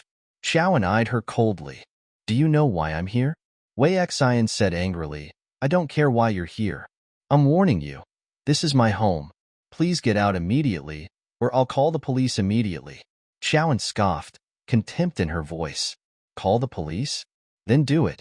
Wei Xian picked up her phone and was about to call 110 when she suddenly remembered that she was not the owner of this house. She gritted her teeth and hung up again. She walked up to Xiaoan angrily and said angrily, Xiaoan, why are you looking for me? If you have something to say, spit it out and get lost. Xiaoan said, Rent collection? Wei Xian was stunned. Did I hear you right? This is my house, and you're here to collect rent? You're making a fool of yourself. Xiaoan said, Is it your house? Panic flashed across Wei Xian's eyes. Xiaoan said, The name of the owner of this house is my husband, Li Zacheng. Wei Xian, as you can see, this house is large and the interior is luxurious. The rent is not cheap. I can't let you live here for nothing. Wei Xian said angrily, Brother Zacheng let me stay here for free. What are you to him for my husband, to let you stay here for free? Qianan demanded. Wei Xian's lips moved a few times, but she did not dare to say her relationship with Li Zacheng. Xiaoan pressed on. Wei Xian, since you refuse to pay the rent, I'm sorry. I won't hold back. Men, Xiaoan barked as a couple of bodyguards poured in. Xiaoan ordered, Throw everything this woman has out of here. How dare you? Wei Xian said angrily. Xiaoan said, I'm the lady of the house. I have the right to dispose of my property. I have the right to discard anything in this house. Loco ran into the bedroom and threw all of Wei Xian's clothes out. She looked around without any hesitation. Wei Xian's heart ached. She wanted to stop her, but the bodyguard stopped her. At this moment, Wei Xian's phone rang on the coffee table. Wei Xian glanced at the name written on the phone screen. Brother Zacheng. She glared at Xiaoan smugly. Just you wait. Brother Zacheng will definitely not let you off. Xiaoan chuckled. Really? Then let's see if he dares to cover for you today. When Wei Xian picked up the phone, she cried and complained, Brother Zacheng, come to the Riverside mansion quickly.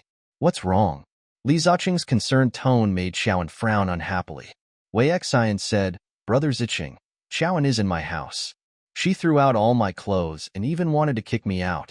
Li Zacheng's grip on the phone tightened as panic rose in his heart, but he quickly regained his composure. A girl as innocent and easy to coax as Xiaoan was nothing to be afraid of. Li Zacheng roared, Xiaoan, stop it. Wei Xian looked at Xiaoan like a victorious rooster. Then, she handed the phone to Xiao and gave the bodyguard a direct look. Smash it.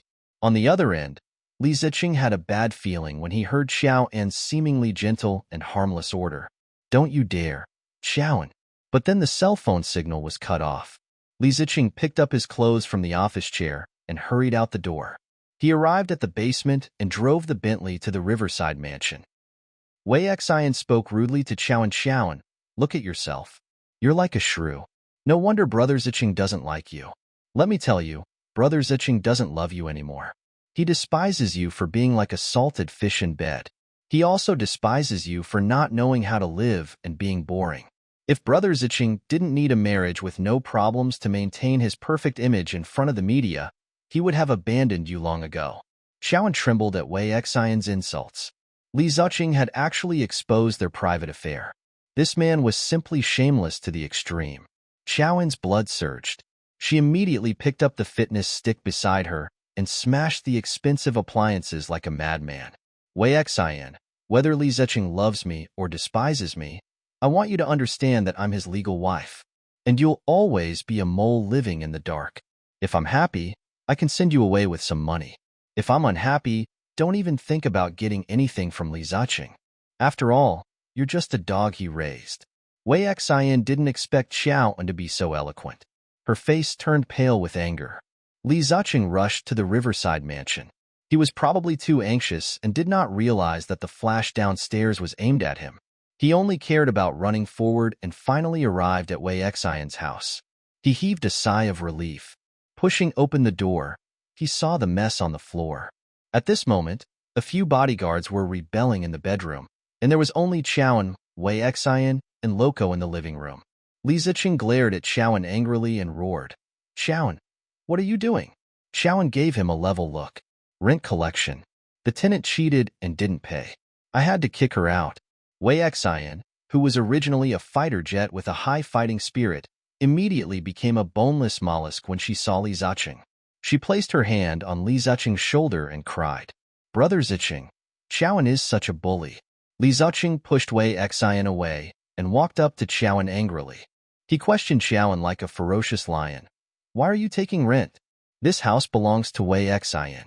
Glancing at Xiaoan's cold gaze, Li Ziqing realized that she had probably checked the name of the house long ago.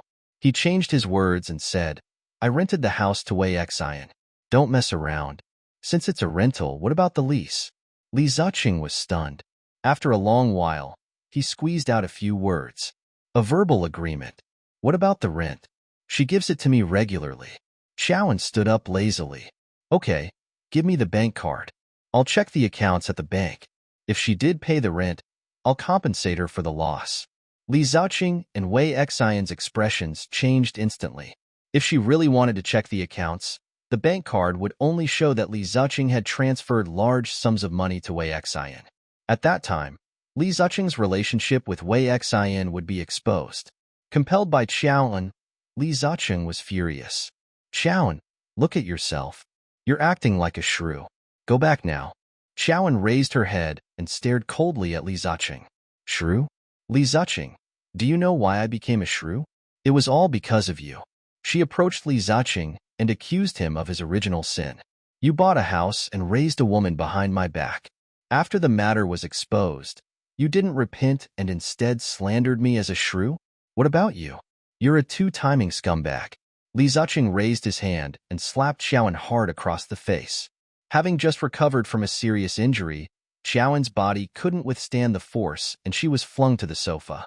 Loco was furious. She ran over and straightened Xiaoan's wheelchair before shielding her. She accused Li Ziqing, "Li, I really misjudged you. Aren't you afraid of being struck by lightning for bullying Xiaoan like this?" Li Ziqing said angrily, "Don't interfere in our matters as an outsider." There were 5 deep finger marks on Xiaoan's fiery face. Blood seeped from the corner of her mouth.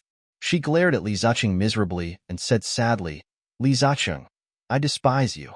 Li Ziqing saw the deep disgust in Xiaoan's eyes. What used to be affection was now only hatred. Li Ziqing was inexplicably frustrated. He clearly didn't love Xiaoan anymore, but for some reason, he couldn't bring himself to be decisive with her. Perhaps it was because his interests were intertwined with Xiaoan's. With Li Ziqing backing her up, Wei Xian was extremely smug. She said arrogantly to Xiaoan, "Xiaoan, why aren't you leaving?" Xiaoan washed away her earlier softness. Resolute ferocity splashed behind her eyes. She winked at Loco and said, "Let them in." At this moment, the bodyguards inside and the reporters outside rushed into the living room. When Li Ziqing saw this scene, he knew that Xiaoan had come prepared today. He spoke more slowly, almost pleadingly. "Anin, this is a family matter. Why did you call them here?" Xiaoan covered her face and scolded with tears in her eyes. "Li Ziqing, you bought a house and raised a mistress behind my back. As a public figure, aren't you going to give the public an explanation?" Li Ziqing wanted to flare up, but the reporters' cameras were all pointed at him. He knew that his future was at stake. "Anin, I told you that you misunderstood my relationship with Wei Xian. We're just ordinary friends." "Ordinary friends? Ordinary friends? You bought a house for her to live in?" "Li Ziqing, you've been married for almost 2 years. You've been complaining about being poor every day. I've always been considerate of you, so I only spent my own money on necessities. I even paid for the living expenses at home. Now I know that I'm living a loveless marriage. My husband has established a new family outside, and all your money has been used to support her. Li Zuching, is there a need for such a marriage to persist? Li Zuching's face was ashen. Helpless, he could only submit to Xiaoan. Do we need to talk about these things here? I'll explain it to you when we get home. He reached out to drag Xiaoan away.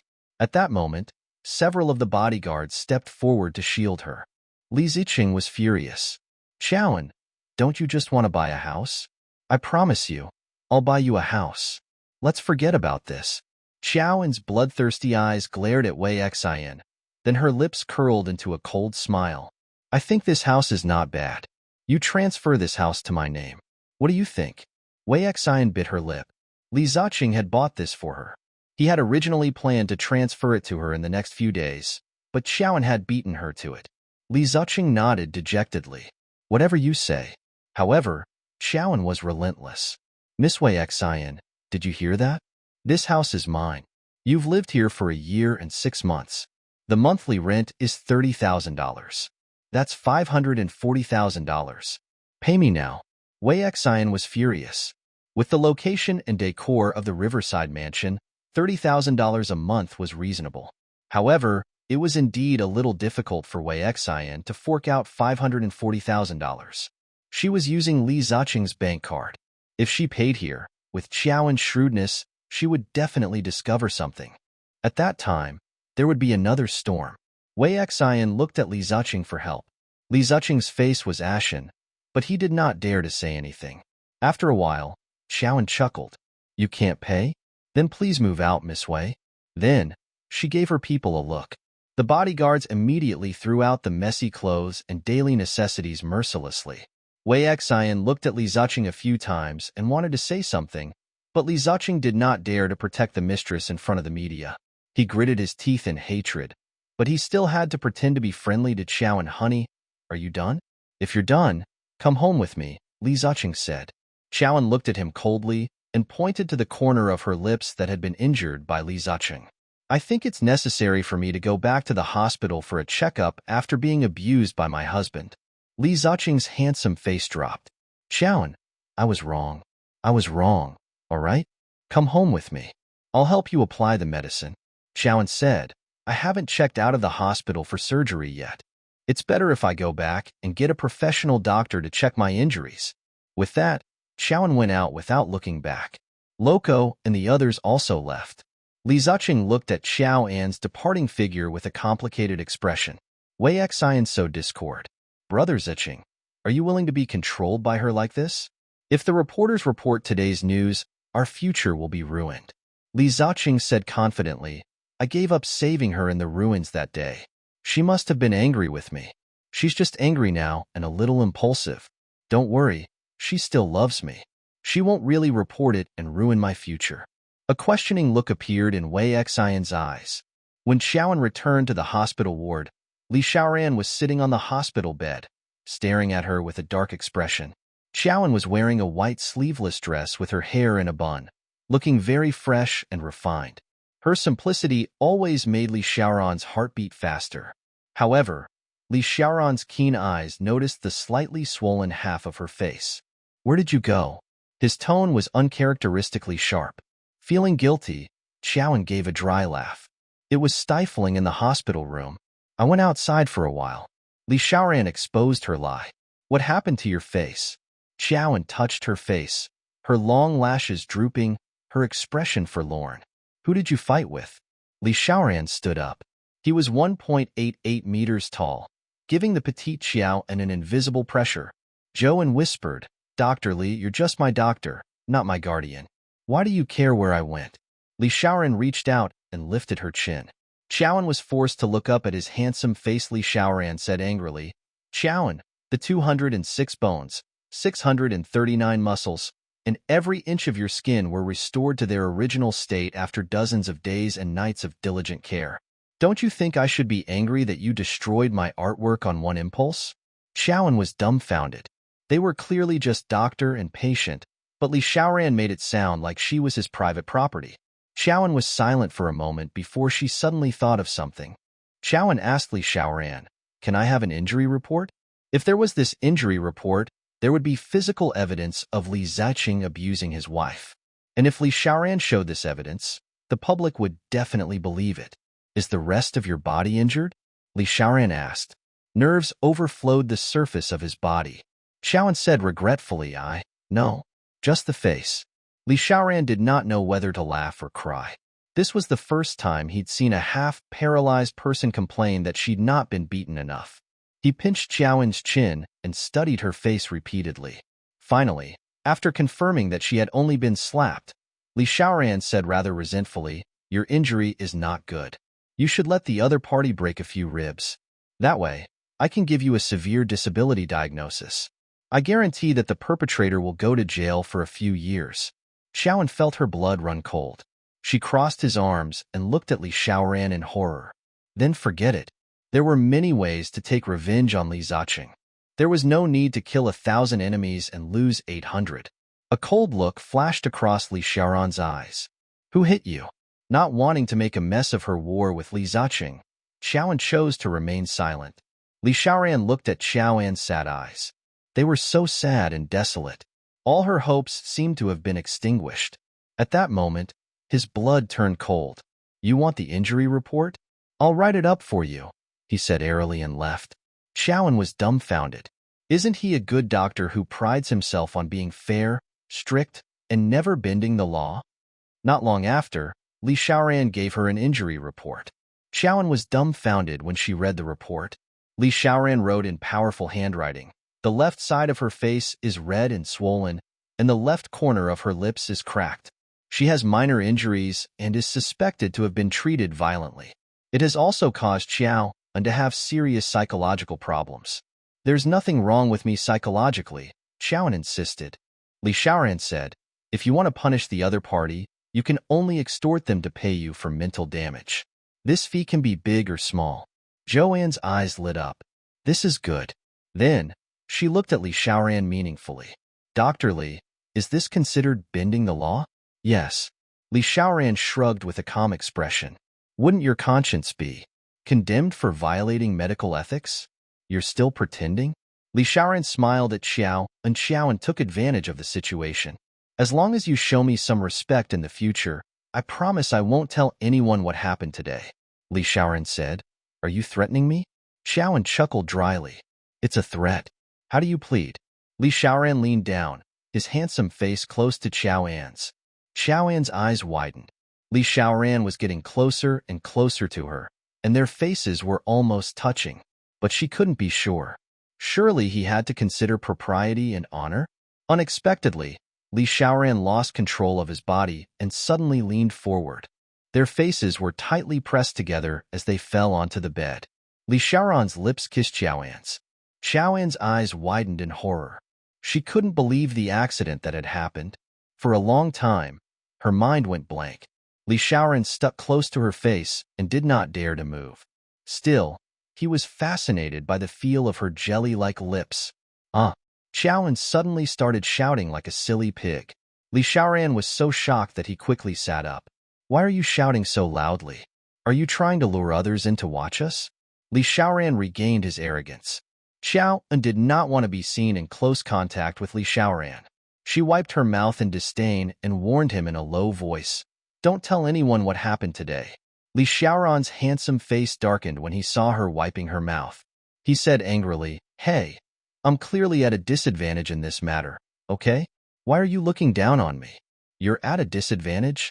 What's a big man like you at a disadvantage for?" Xiaoan asked suddenly. "You stole my first kiss." Xiaoan was dumbfounded. She gave him a big, intimidating eye roll. "Go to Hades." Li Xiaoran left indignantly. The night was bleak and beautiful. Xiaoan sat on the hospital bed and looked at the injury report. Tears welled up in her eyes. She had never thought that she would lose so badly after marrying Li Ziqing. She recalled the past when she and Li Ziqing met and fell in love. However beautiful it was in the past, it was as pathetic now.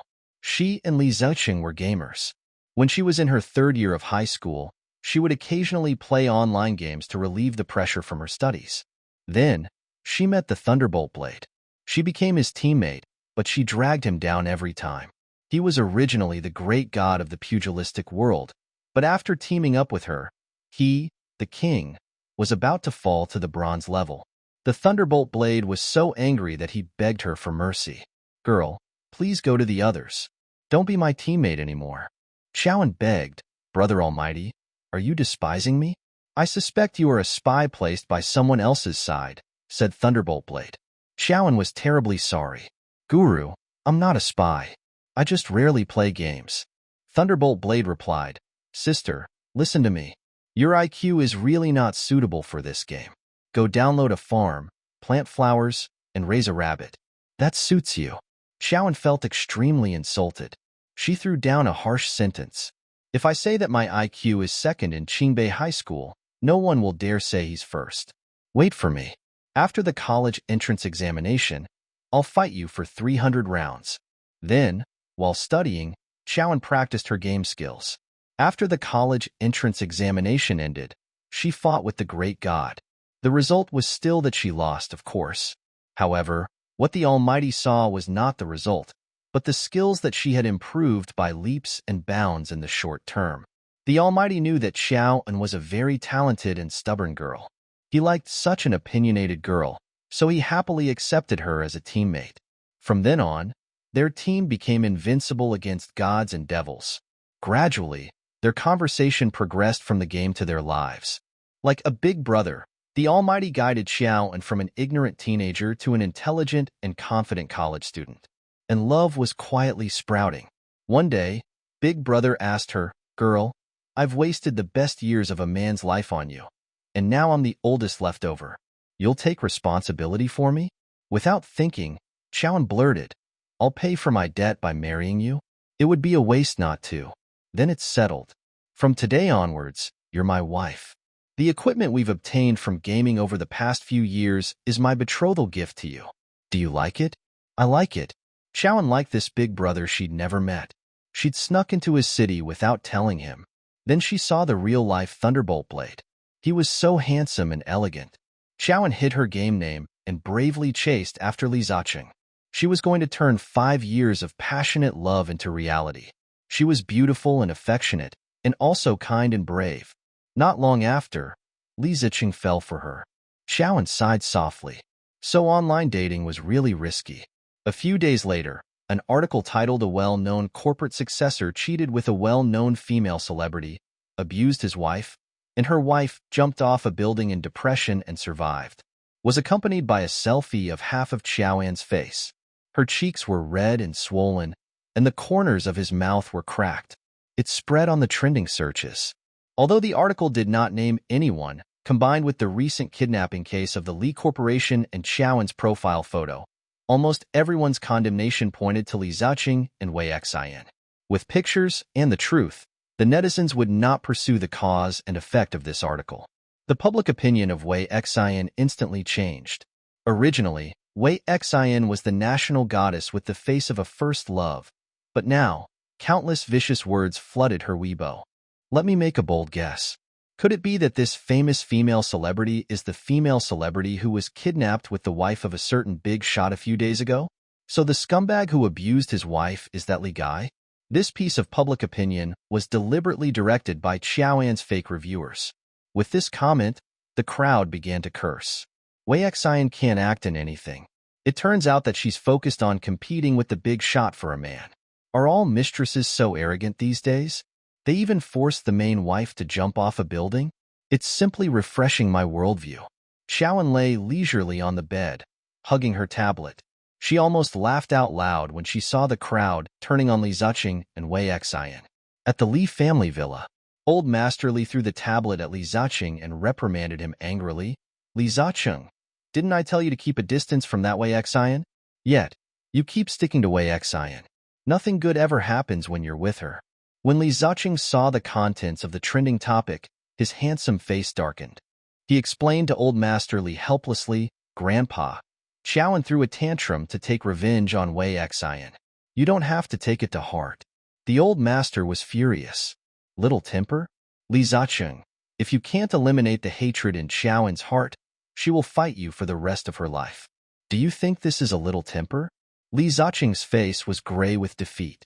His decisiveness in the business world disappeared. He really didn't expect a woman to be so ruthless. Old Master Li scolded, "What are you waiting for? Hurry up and deal with this matter." Li Zicheng took out his phone and called his assistant.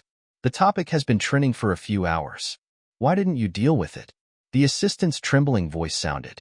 "CEO Li, I've been contacting the platform, hoping that they will quickly remove it. But for some reason, the people in charge of the platform have completely disappeared today. I really have no choice." Li Zicheng frowned. Years of business had cultivated his keen sense of judgment. It made him realize that Xiaoan had the intention to do him in. The price he had to pay to remove the trending topic must be very high. At the same time, Wei Xian was scolded by the onlookers until she could not raise her head. Wei Xian was afraid that this trending topic would ruin her career, so she could not hold it in. After crying for a long time, she went out to drink again. The manager sent her series of pitiful acts to Li Zicheng. He drove to the hospital in the middle of the night. When the nurse saw him rushing towards Xiaoan's ward with a murderous aura, she quickly stepped forward to stop him. Sir, you can't. The patient's resting." Li Zicheng said with a dark expression. "I'm her husband. Can't I come to visit my wife?" Xiaoan heard Li Zicheng's cold voice and gripped the blanket tightly, her toes gripping the bedboard tightly. Her clear doe eyes glowed coldly in the night. That was quick. After adjusting her nerves, Xiaoan secretly turned on the phone's recording function and turned on the camera as well. Then, she sat up in bed and looked coldly at Li Zicheng, who had barged in angrily. "How rare to see you this late," Xiaoan said sarcastically. Wearing a white cotton nightdress, her skin was as fair as snow. Under the hazy moonlight, she was like a fairy descending to the mortal world. His handsome face drooped as he questioned unhappily, "Were you behind today's trending topic? Which article are you referring to?" Xiaoan asked, even though she knew the answer. It was just to lure him into revealing more explosive news. "Xiaoan, don't play dumb with me. What good will it do you if you make Wei Xian and me trend? Let me tell you, Wei Xian's future will be ruined because of this, and I've been reprimanded by Grandpa. I want you to remove the trending topic immediately." Xiaoan examined Li Zicheng and said with an unruly smile, "Li Zicheng, tell me, what exactly is your relationship with Wei Xian? Are you an ex-lover who still has feelings for her, or is it a sneaky underground love? Why are you so good to her? Her future is ruined, and that's what she deserves. What does it have to do with you?" Li Zicheng stopped Xiaoan from spouting nonsense. "Wei Xian and I are just friends." Xiaoan had a look of disbelief on her face as he chuckled. "Friends? Oh, this friend is really special to you. She made you give up your wife's life to protect her.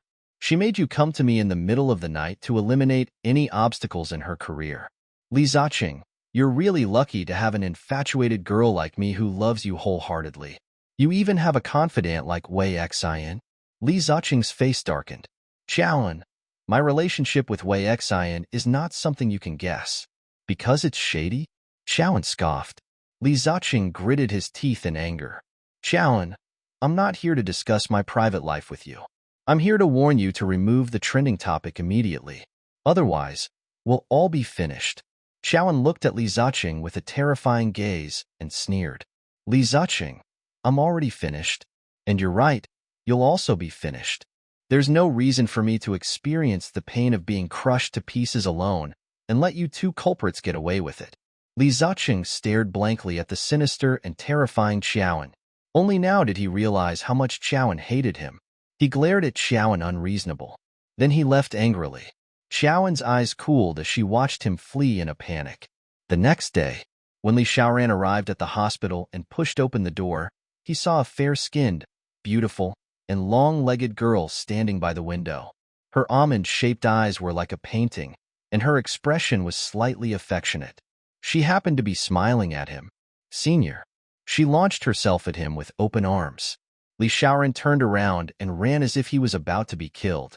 "Luomo, why are you here?" His voice was trembling. "Senior brother, don't run. You can run faster than the first day of the new year, but you can't run faster than the 15th. Let me tell you, from today onwards, I'm your trainee doctor. Li Xiaoran's body slumped against the corridor wall.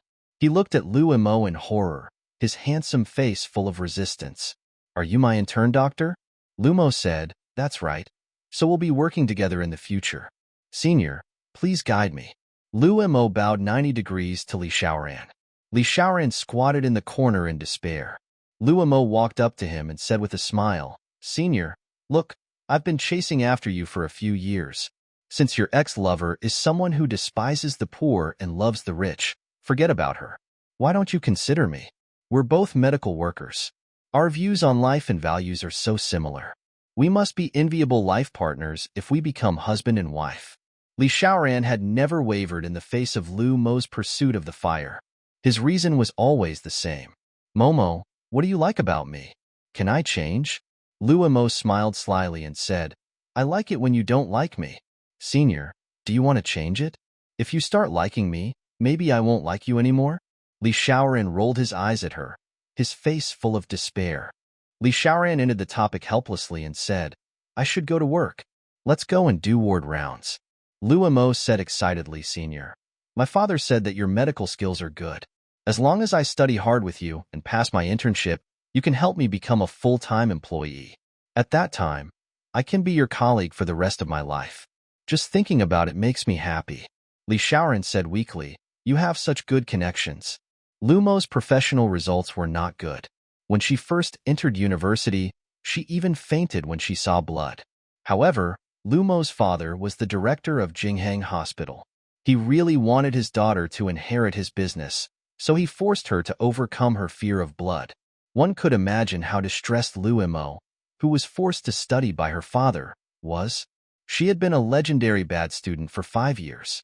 Later on, because she saw with her own eyes how Li Xiaoran saved a patient who was on the verge of death, Lu Mo fell in love with Li Xiaoran. It triggered Lu Mo's desire to pursue Li Xiaoran.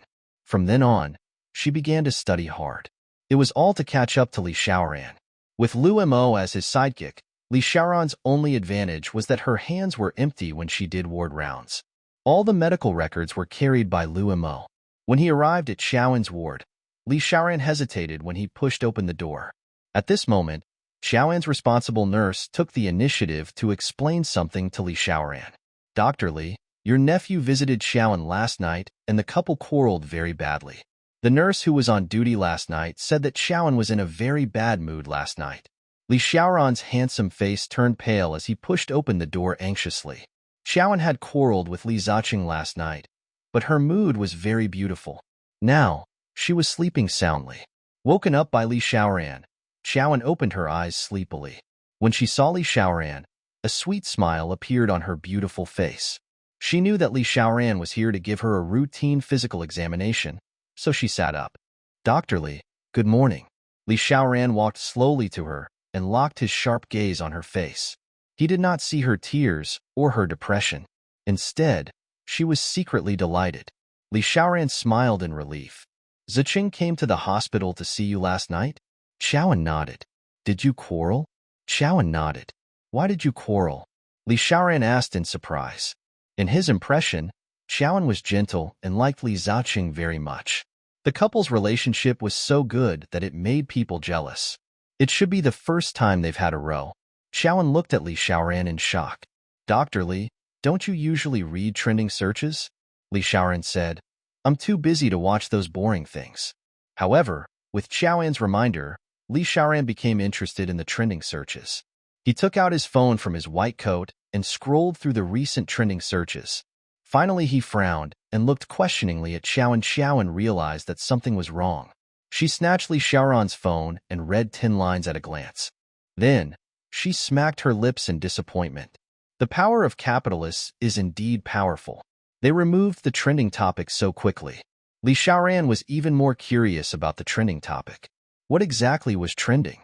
Xiaoan's lips curved in a faint smile. It's the news that a certain female star became the lover of a certain well-known entrepreneur and forced someone to commit suicide. Li Xiaoran did not associate this piece of news with the victim in front of him at all. He said casually, "Don't the media have anything to write about now? All they do is publicize these negative things and take up resources. Reporting more about our scientific and technological achievements and heroes That's what it means to be righteous. Xiaoan was like a student who had made a mistake and was criticized by a stern teacher. Her face instantly turned as red as a tomato. She was the person who used negative energy to occupy resources. Li Xiaoran looked down and saw Xiaoan's ashamed face. He asked in surprise, "Why is your face red?" Xiaoan said, "I was the one who posted that trending topic." Li Xiaoran's handsome face stiffened. No matter how stupid he was, he realized that the trending topic was related to Qiao and Li Ziqing cheated with Wei Xian. Xiaoan lowered her eyes, silently agreeing with Li Xiaoran's guess. Xiaoan, as much as my nephew may seem like a wolf in sheep's clothing, my father has always been a stickler for the ways of his children and grandchildren. He probably wouldn't have had the guts if he had any. I think you may have misunderstood him. Xiaoan's eyes suddenly turned cold. She glared at Li Xiaoran and said angrily, "He's your nephew. Of course you have to defend him." Li Xiaoran did not know whether to laugh or cry. That rascal Li Ziqing stabs me in front of my elders every day. I don't have to speak up for him. Xiaoan, I'm just stating the facts. Overwhelmed by hatred, Xiaoan said peremptorily, "You'd better stay out of my business with him, in case I accidentally hurt you." Li Xiaoran stared at Xiaoan in a daze. Only now did he understand that Xiaoan had not released her pent-up emotions while she was lying in the hospital, unable to move, which meant that her period of insanity was delayed. The next stage would be the cathartic period of her emotions. That was the process of her worldview being destroyed and reconstructed. It was as if a reborn baby needed someone to guide her worldview again, or she would easily go astray. Xiaoan, a fish in a hot pot can blame the heartlessness of the water, but what really kills it is the fire under the pot. Xiaoan frowned. Li Xiaoran's words were too profound. Li Xiaoran stared into her eyes and said, "It's never a person who destroys you, but your obsession." Xiaoan, it's easy to persist in hatred, but instant relief is not easy to come by. You have to become stronger and live hard. Live well. Live only for yourself. As Xiaoan looked at Li Xiaoran's beautiful face, her eyes were filled with uneasiness. For a moment, Xiaoan had the illusion that he was concerned about her. However, how could Xiaoan, who had been severely injured by Li Ziqing's deception, trust others so easily? Li Xiaoran was Li Ziqing's uncle. He had asked her to let go of her hatred to protect Li Ziqing.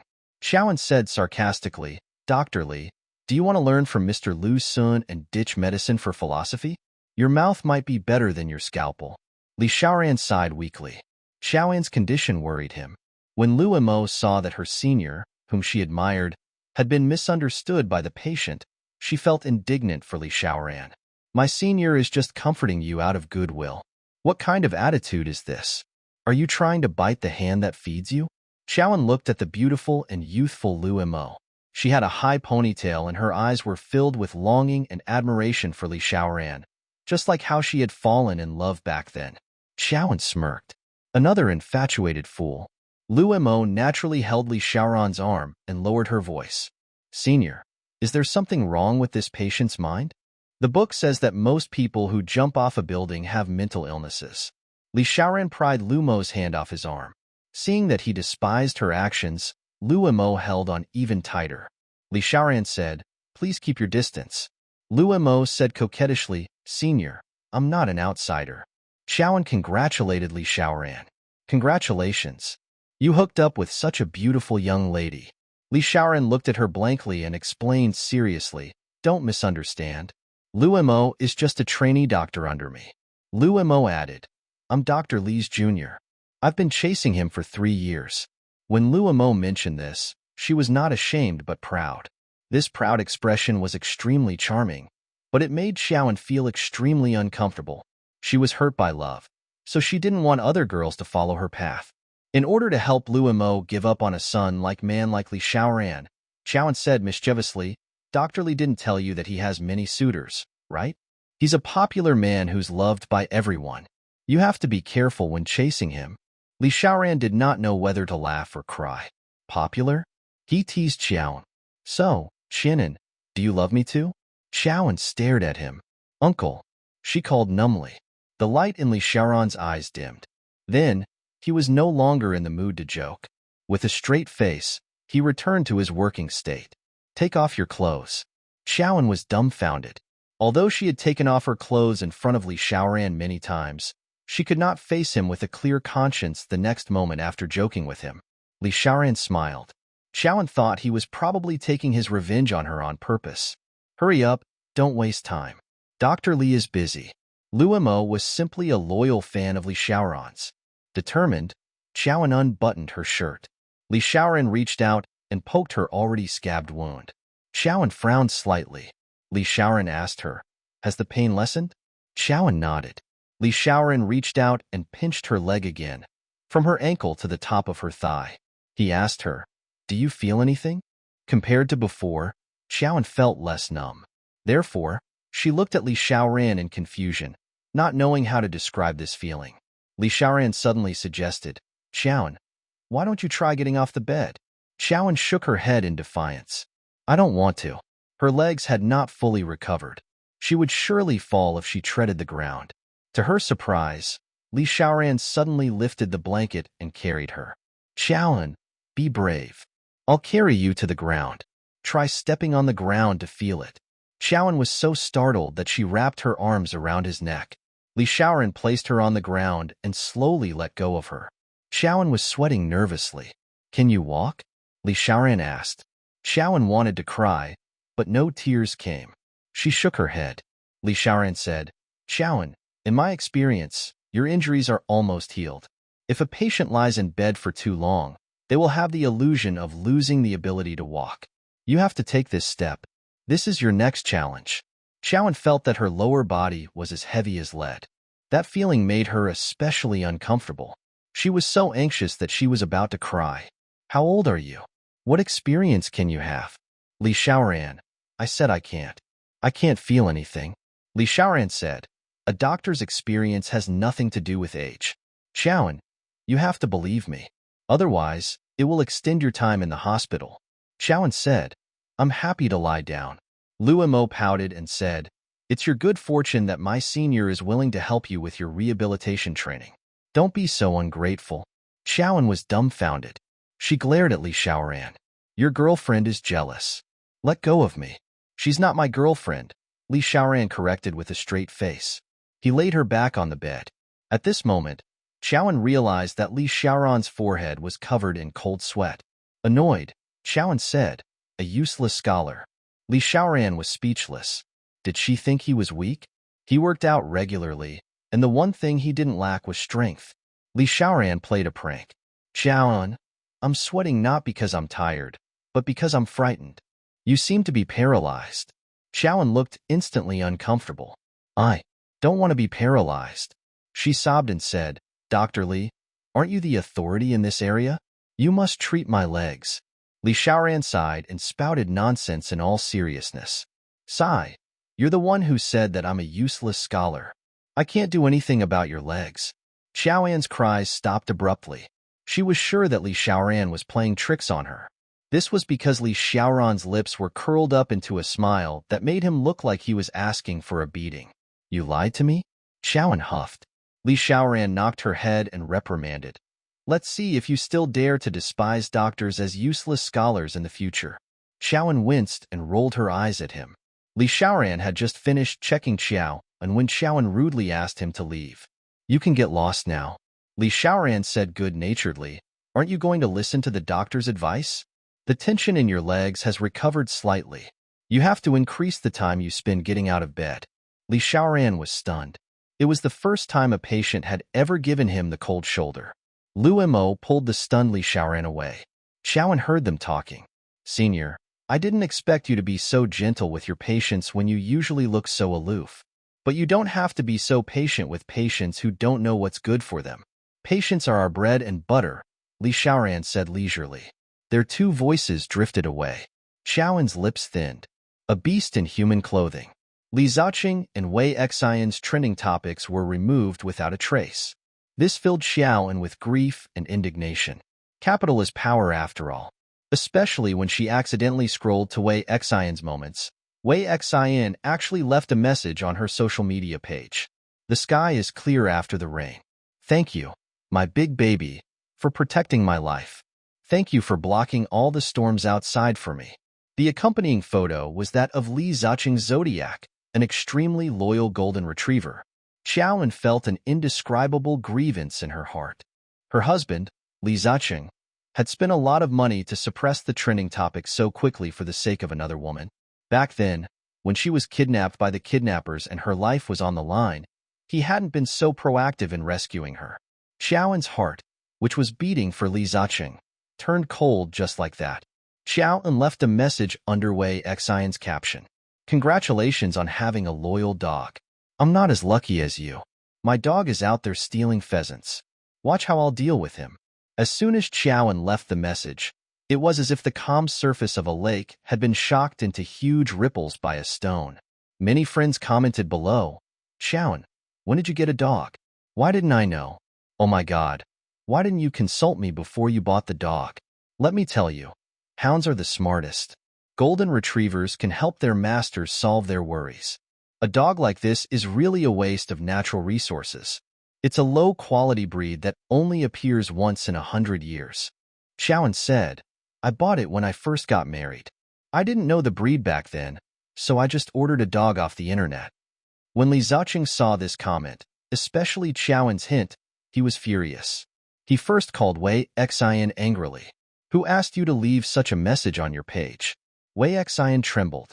Brother Ziqing, I rarely use that number and have very few friends in that circle. I don't know why Xiaoan would dive into that number. Li Ziqing said angrily, delete that comment immediately. Remember, don't show off your love in the future. Wei Xian said obsequiously, yes, Brother Ziqing. After hanging up, Li Ziqing angrily called Xiaoan. When Xiaoan received the call, she was in a good mood. She teased, Hubby, did the sun come out of the west today? You actually took the initiative to call me?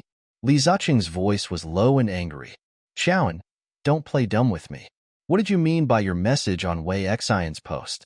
Zhou, and casually fiddled with her fingernails as she answered. Oh, are you talking about that comment about the dog? Li Ziqing gritted his teeth in anger. Who are you calling a dog? Xiaoan laughed. Do you think I was referring to you? Aren't you? Li Ziqing was furious. Xiaoan laughed. Oh, you probably think you're like a dog. That's why you thought I was talking about you. Li Ziqing was speechless. Xiaoan chuckled. Don't worry. Foxway has deleted that comment. Xiaoan, know when to stop. Li Ziqing hung up angrily. Xiaoan stuck her tongue out at the phone, feeling good. A few days later, Xiaoan received a call for help from her elderly father at home. Mom is sick. She has terminal kidney disease. The doctor suggested that we do a kidney transplant as soon as possible. Take some time to go home. Zhou was petrified by the sad news. Her parents were in a remote town in the south. Usually, when she contacted them, she would only report the good news and not the bad. Therefore, her parents were still unaware that she had jumped off a building. Now that her mother was sick, Xiaoan should have rushed home to visit her mother immediately, especially since she was the only daughter. But she was half paralyzed and bedridden. How could she go home?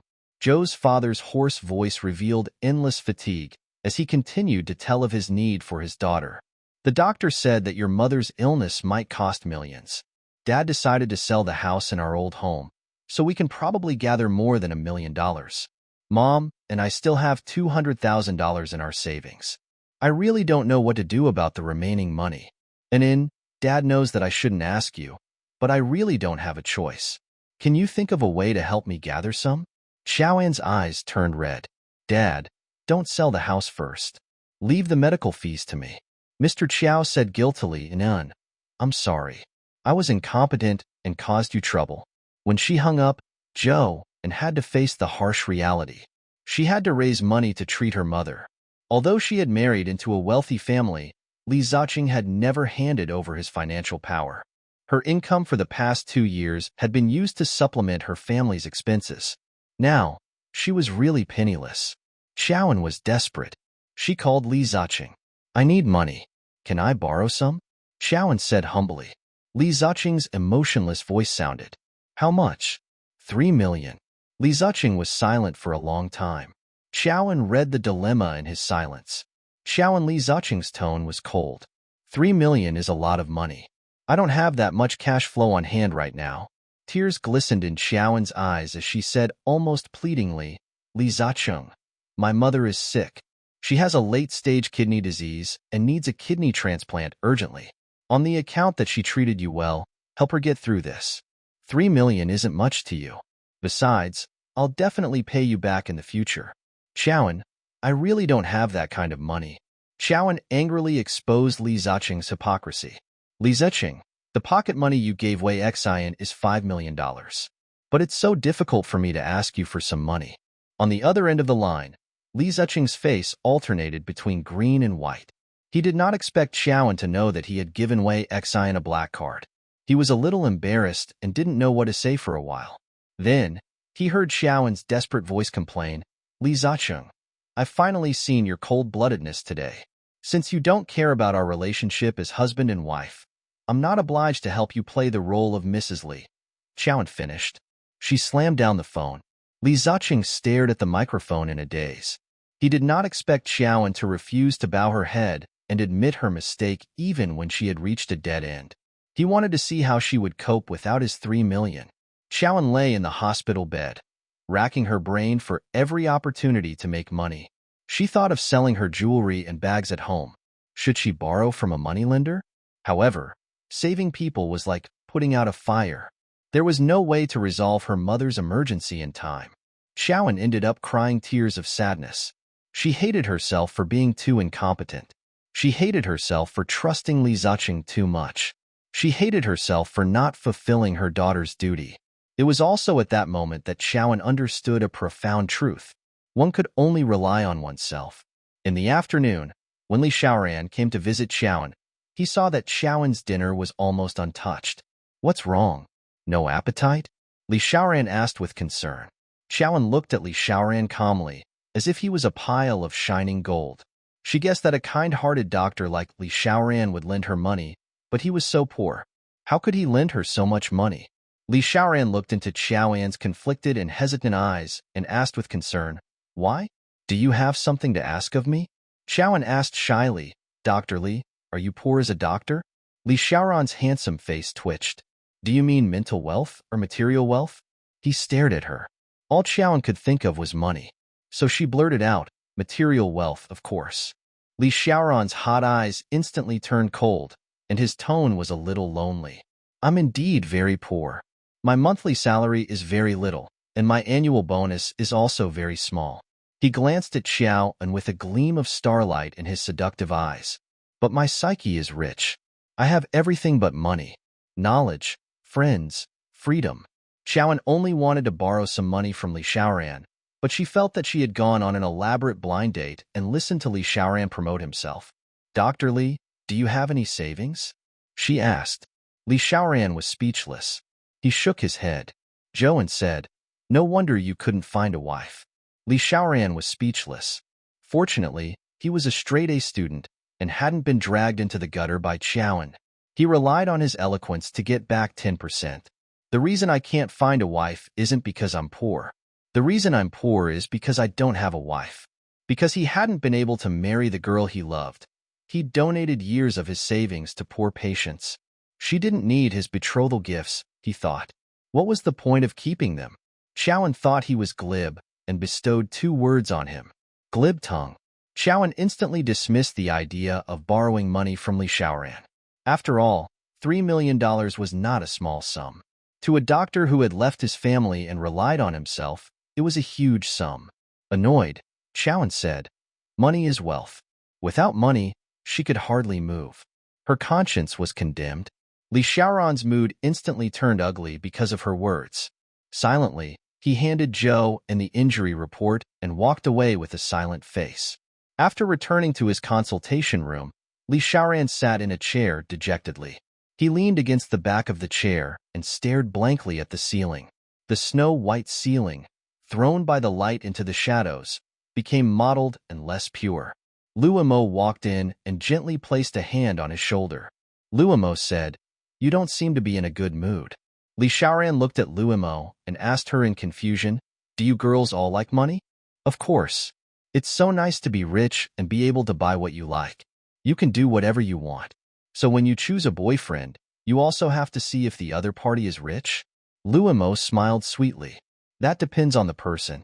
If it's someone I don't like, I'll definitely consider whether he's rich or not.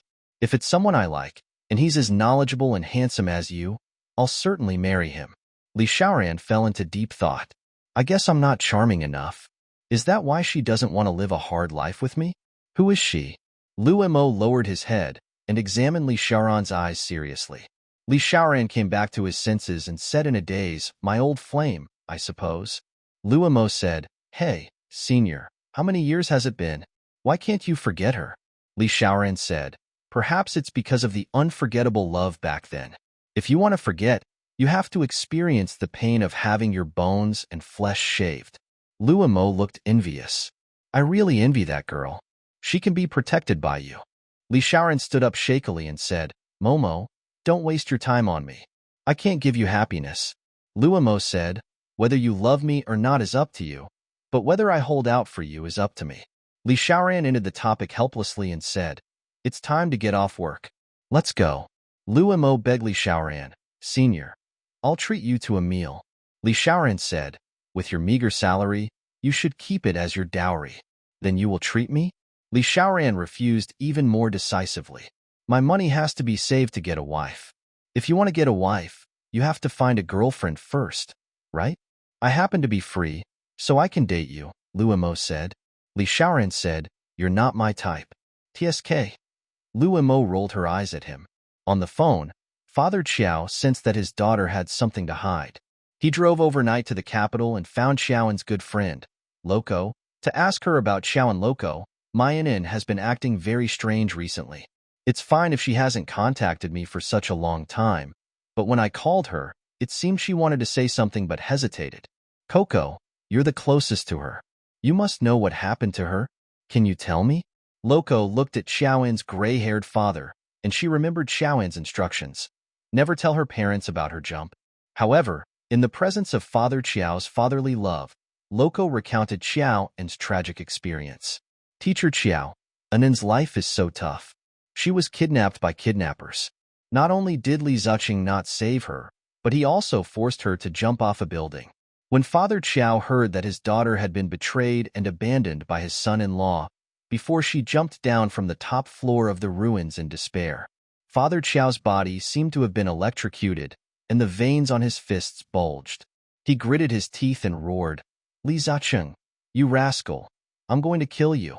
How can she stand being pitted by others? Father Qiao had nowhere to vent his anger and stomped his feet anxiously. Are we going to let Li Zuqing off just like that?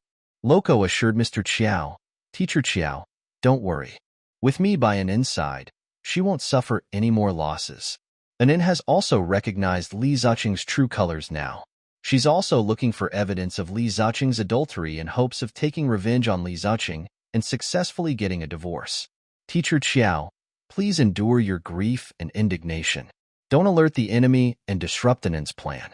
Mr. Qiao loved his daughter, so he was willing to swallow a stomach full of grievances for Xiaoan.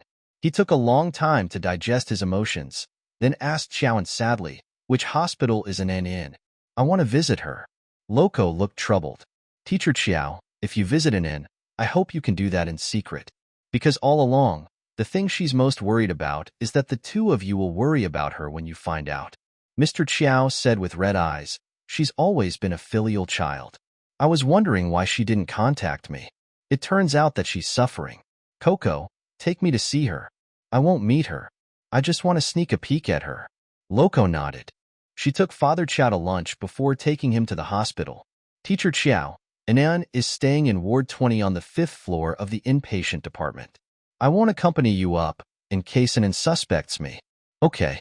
When Father Qiao arrived on the 5th floor, he looked at the door number suspiciously, but accidentally bumped into Li Xiaoran. Father Qiao was knocked to the ground, and Li Xiaoran quickly helped him up. Uncle, are you all right? Li Xiaoran asked nervously. Father Qiao looked up and saw the doctor's name tag hanging on Li Xiaoran's chest. His eyes turned red, and he grabbed his shoulder angrily. Your surname is Li? What's your relationship with the Medicine King Li family? Li Xiaoran introduced himself gently and elegantly. That's the Li Medicine King group that my grandfather founded. When Father Qiao heard that he was from the Li family, the anger that had been forcefully sealed in his chest erupted again. Then who is that rascal Li Ziqing to you? Li Xiaoran frowned. Although he did not do business in the family group, he had seen many situations where outsiders came to the Li family every few days to cause trouble. Therefore, he was certain that the man before was here about uneven dividends. Li Xiaoran tactfully reminded Father Qiao, Li Ziqing is my nephew.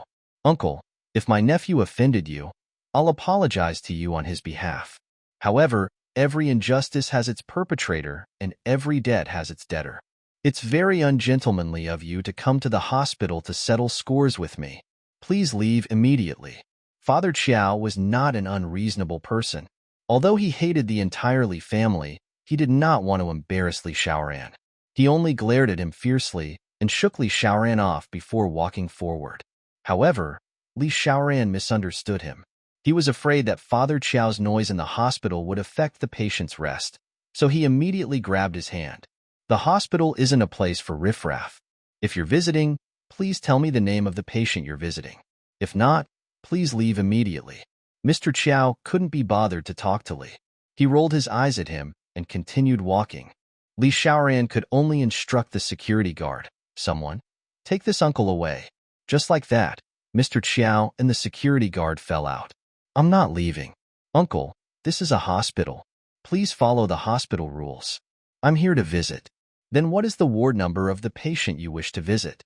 Father Qiao didn't want to say it again. He just wanted to sneak a peek at his daughter. The commotion in the corridor attracted the attention of the patients in the nearby wards, especially Qiaoan. When she heard Father Qiao's voice, she found it familiar. If she listened carefully, she could tell that it was her father's voice. Zhou An's face fell, and she climbed almost as fast as she could into the wheelchair beside her. Then she wheeled herself out and hurried. Just inside the doorway, she saw her father, helpless and desperate, pinned down by a couple of security guards. His bloodshot eyes were open as he snarled, "Let me go. I'm here to visit." "Let him go," Xiaoan snarled. Li Xiaoran, who had already left, was stunned when he suddenly heard Xiaoan's hoarse voice behind him. Turning, he saw Xiaoan sliding quickly in her wheelchair toward the old man. "Dad." Xiaoan and the old man hugged and wept. Li Xiaoran was petrified. This old man was actually Xiaoan's father? He gritted his teeth secretly, mortified at what he had done. He immediately doubled back and apologized nervously to Father Qiao. "Uncle, I'm sorry. I didn't know you were Xiaoan's father." Xiaoan's heart ached for her father. She glared at Li Xiaoran angrily. "You should go and get your eyes checked. Why were you so muddle-headed as to chase the patient's family out?" Li Xiaoran took off his glasses dejectedly. In fact, as a doctor, his eyesight was very healthy. It was just that he had recently discovered a deterioration in his eyesight, so he would wear therapeutic glasses during non-surgical hours. He hadn't expected Xiao to insult him. He looked at Father Qiao aggrievedly. He was very puzzled. Why didn't Father Qiao visit her openly? Why did he have to do it sneakily? No matter what, Li Xiaoran still apologized to Mr. Qiao very generously. "I am sorry, uncle. It was an oversight. I beg your pardon for my rashness." Mr. Qiao looked at his name tag and said angrily, "Humph." Li Xiaoran looked flustered and looked at Xiaoan for help. He even secretly tugged Xiaoan's sleeve, hinting at her to put in a good word for him. Xiaoan ignored him. Seeing that Xiaoan could not be counted on, Li Xiaoran cleared his throat and decided to use his glib tongue to salvage Father Qiao's impression of him. "Uncle, it's rare for you to come to the capital. Coincidentally, I'm free tonight. Let me be the host tonight and treat you to a meal? Take it as an apology for my rashness." Father Qiao said stiffly, "That won't be necessary. I won't be here for long. I just want to spend time with my daughter." Li Xiaoran became braver. "Xiaoan, you've been in the hospital for so long. You must want to have something different. Why don't I take you out to eat something delicious tonight?" Father Qiao felt that Li Xiaoran was very unreliable. He reprimanded Li Xiaoran and said, "My daughter is still hospitalized. Can she be discharged? What if her wound is infected?" Li Xiaoran explained patiently, "Uncle, don't worry. Xiaoan's injuries have already healed. In principle, she's a patient who can be discharged. However, in order to facilitate her rehabilitation, we let her continue staying in the hospital." Seeing that Li Xiaoran was young, Father Qiao was skeptical of his words. He shook his head and waved his hand. Don't bring my daughter into the gutter. Whether she can be discharged or not will have to be determined by her doctor. Li Xiaoran said, Uncle, I'm Xiaoan's attending physician. Father Qiao was dumbfounded. He looked at Li Xiaoran in disbelief and asked Xiaoan with uncertainty, was he the one who saved your life? Xiaoan nodded. Li Xiaoran had thought that she would praise him heavily, but she did not continue. This disappointed him. However, Father Qiao's attitude changed completely. He shook Li Xiaoran's hand excitedly and said to him in an extremely friendly manner, I heard from Loco that if Mianin hadn't met a good doctor like you, she wouldn't have had a chance to survive. I didn't expect the doctor who saved her to be so young. I'm sorry, my attitude was bad just now. Please don't take it to heart. Li Xiaoran said, Uncle, you're welcome. This is my duty. Xiaoan stared at the two men across from her. Their hands were tightly clasped, never breaking contact. In the end, Mr. Qiao slapped his thigh and said, All right, I've decided. It's my treat tonight. I hope Dr. Li will attend. Definitely, Li Xiaoran said. Xiaoan was completely dumbfounded. Was it that simple for men to bond? Why were Li Ziqing and her father so distant? Dinner was a place Li Xiaoran chose. It was a 5-star hotel. When Father Qiao beheld such a luxurious place, his expression was very solemn. Annie Qiao was sick, and the Qiao family was in a critical period of using money. Although he wanted to treat Li Xiaoran to a meal, he did not expect him to bring him to such a luxurious place. When they were ordering, Li Xiaoran was almost solicitous. He carefully asked Father Qiao for his taste, and then ordered many delicious dishes for him. Xiaoan was also a veritable foodie. After lying in the hospital for so long and eating so many bland and tasteless meals, her mouth watered when she heard the names of those delicacies. However, Li Xiaoran handed over the menu to the waiter and did not give Xiaoan a chance to order at all. Xiaoan thought that she was lucky that he had ordered a lot.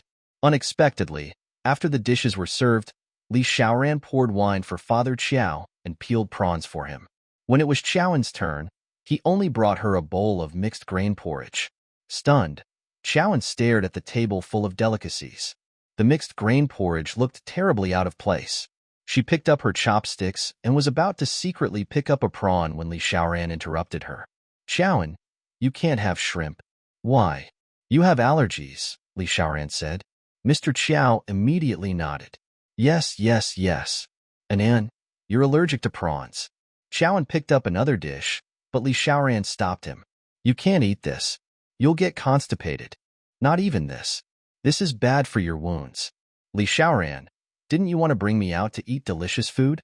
Don't tell me you're going to appease me with this bowl of porridge. Xiaoan put down his chopsticks in frustration. Li Xiaoran said, Xiaoan, you don't know this, right? The signature dish of this restaurant is mixed grain porridge. Xiaoan sized up the guests around her suspiciously. Seeing that no one was eating the mixed grain porridge at the next table, she immediately understood that Li Xiaoran was fooling her again. Xiaoan was so angry that he reached out to pinch Li Xiaoran's thigh. Li Xiaoran gritted her teeth in pain, but he did not dare to make a sound. Xiaoan threatened in a low voice, Li Xiaoran, I want to eat good food.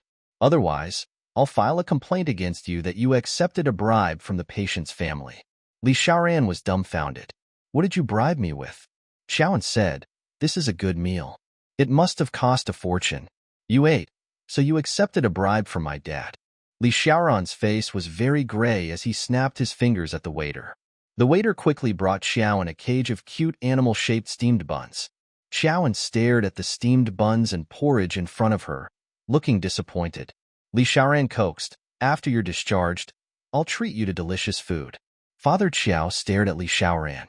Even though he hated the Li family, Li Xiaoran's love for Xiaoan touched him. He was a doctor and completely different from those merchants in the Li family.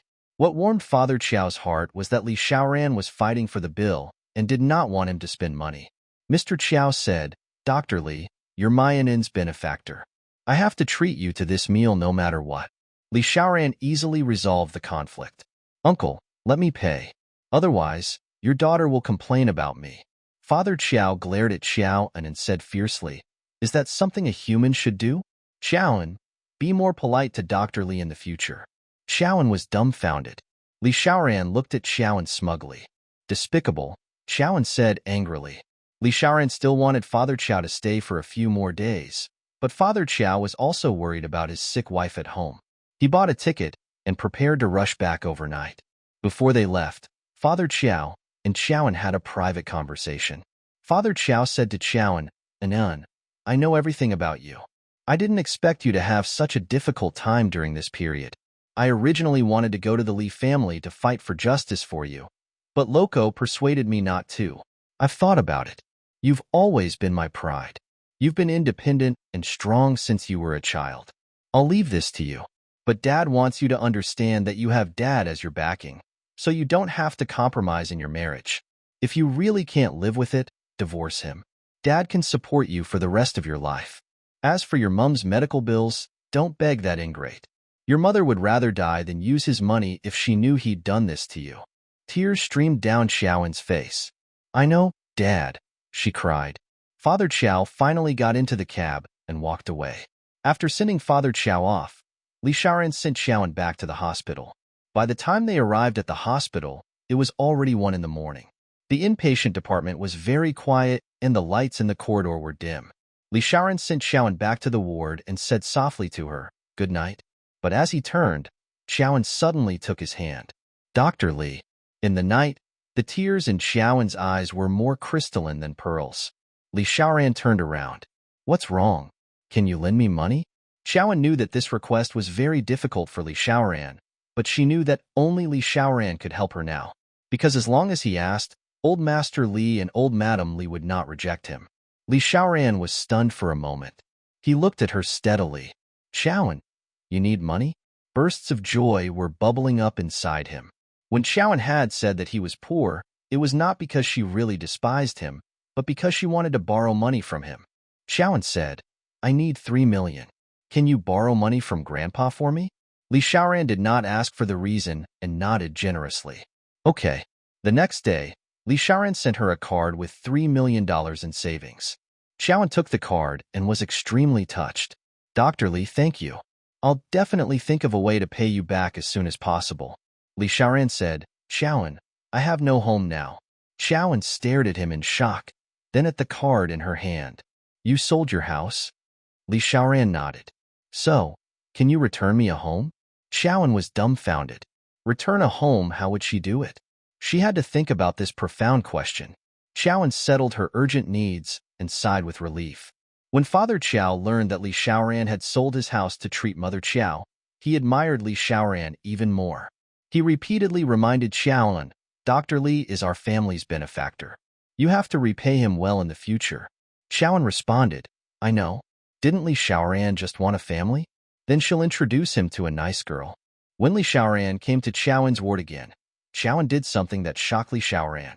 She dug out the photos of the single and unmarried girls she had collected and showed them to Li Xiaoran one by one. She even asked him for his opinion. "Well, not bad. She looks very cheery. This isn't bad either. She should taste sweet. Well, exotic." Li Xiaoran licked her lips in ecstasy. His action was extremely seductive. Xiaoan glared at Li Xiaoran angrily. "You like them all?" Li Xiaoran nodded. "Yes. What should we do?" Xiaoan said, "I'm trying to set you up with a girlfriend. You're not going to marry them all." Li Xiaoran lowered his head unhappily. Did he look like someone who couldn't find a girlfriend? Xiaoan continued, "Dr. Li, choose your favorite. I'll be your matchmaker." Li Xiaoran restrained himself and said seriously, "I don't like any of them." Xiaoan looked at the girls with suspicion. "Dr. Li, what kind of girls do you like?" "Like you," Li Xiaoran said seriously. Taking that as amusement, Xiaoan mocked herself. "Women like me don't suit you." Li Xiaoran asked, "Why?" Xiaoan called out to him, "Uncle." Li Xiaoran's face darkened. This title completely killed his longing for love. At this moment, Xiaoan finally understood. Under Li Xiaoran's unruly and unrestrained appearance, there was a rotten man's heart. "Don't tell me you swing that way?" Xiaoan concluded for Li Xiaoran. Li Xiaoran was speechless. "How did you know?" Li Xiaoran leaned forward. Xiaoan reasoned with a straight face. "Well, I originally misunderstood that you were kind to every woman because you're a player. Now I understand. You're not a player. You're a woman's friend. You're not interested in women, only men." Li Xiaoran was speechless. In the end, Li Xiaoran decided to escape. I have something to do. I'll leave you now. Xiaoan made up her mind as she watched him walk away. Sooner or later, I'll straighten you out. Perhaps her father had given her the strength. In particular, Father Qiao's words of divorce, if you can't live with it, had completely torn away the last of her worries.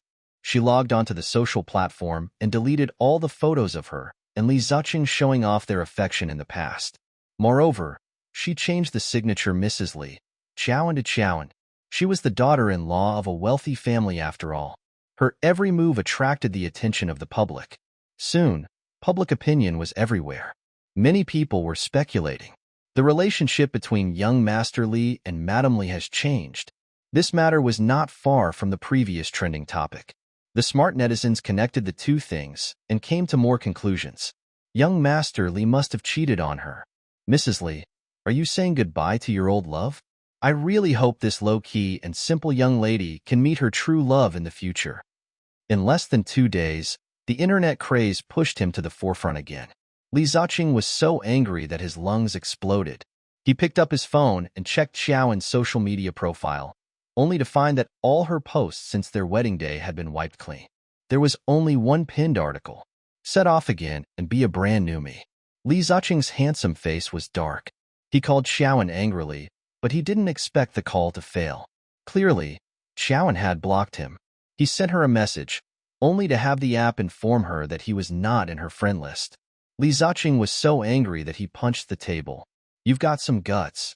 Xiaoan, wasn't it just that he hadn't lent her any money? Did she have to be so angry and take revenge on him? This matter made the Li family smell something unusual. The old man was furious when he found out. He gave Li Ziqing a final warning. Li Ziqing, our new company will be listed during this period of time. You're causing trouble for me now. Do you not want the company to be listed? I'm warning you. I don't care what method you use. You must find a way to obtain Anen's forgiveness. Otherwise, you can forget about coming back to this house. Li Ziqing was on tenterhooks. He had no choice but to negotiate with Xiaoan. At first, Li Ziqing gritted his teeth in anger. Xiaoan, what the Hades are you doing? Xiaoan said coldly, Li Ziqing, from the moment you gave up on me in the ruins, there's no need for us to continue this marriage. I'll say it again. Divorce. I won't put up with such an emotionless marriage. Li Ziqing roared. I already said that it was an accident. It's not that I don't want to save you. I just want to ensure Wei Xian's safety first. After all, her father is my strategic partner. Xiaoan looked sad. She didn't want to argue with Li Ziqing at all. Li Ziqing saw Xiaoan's stubbornness on her determined face.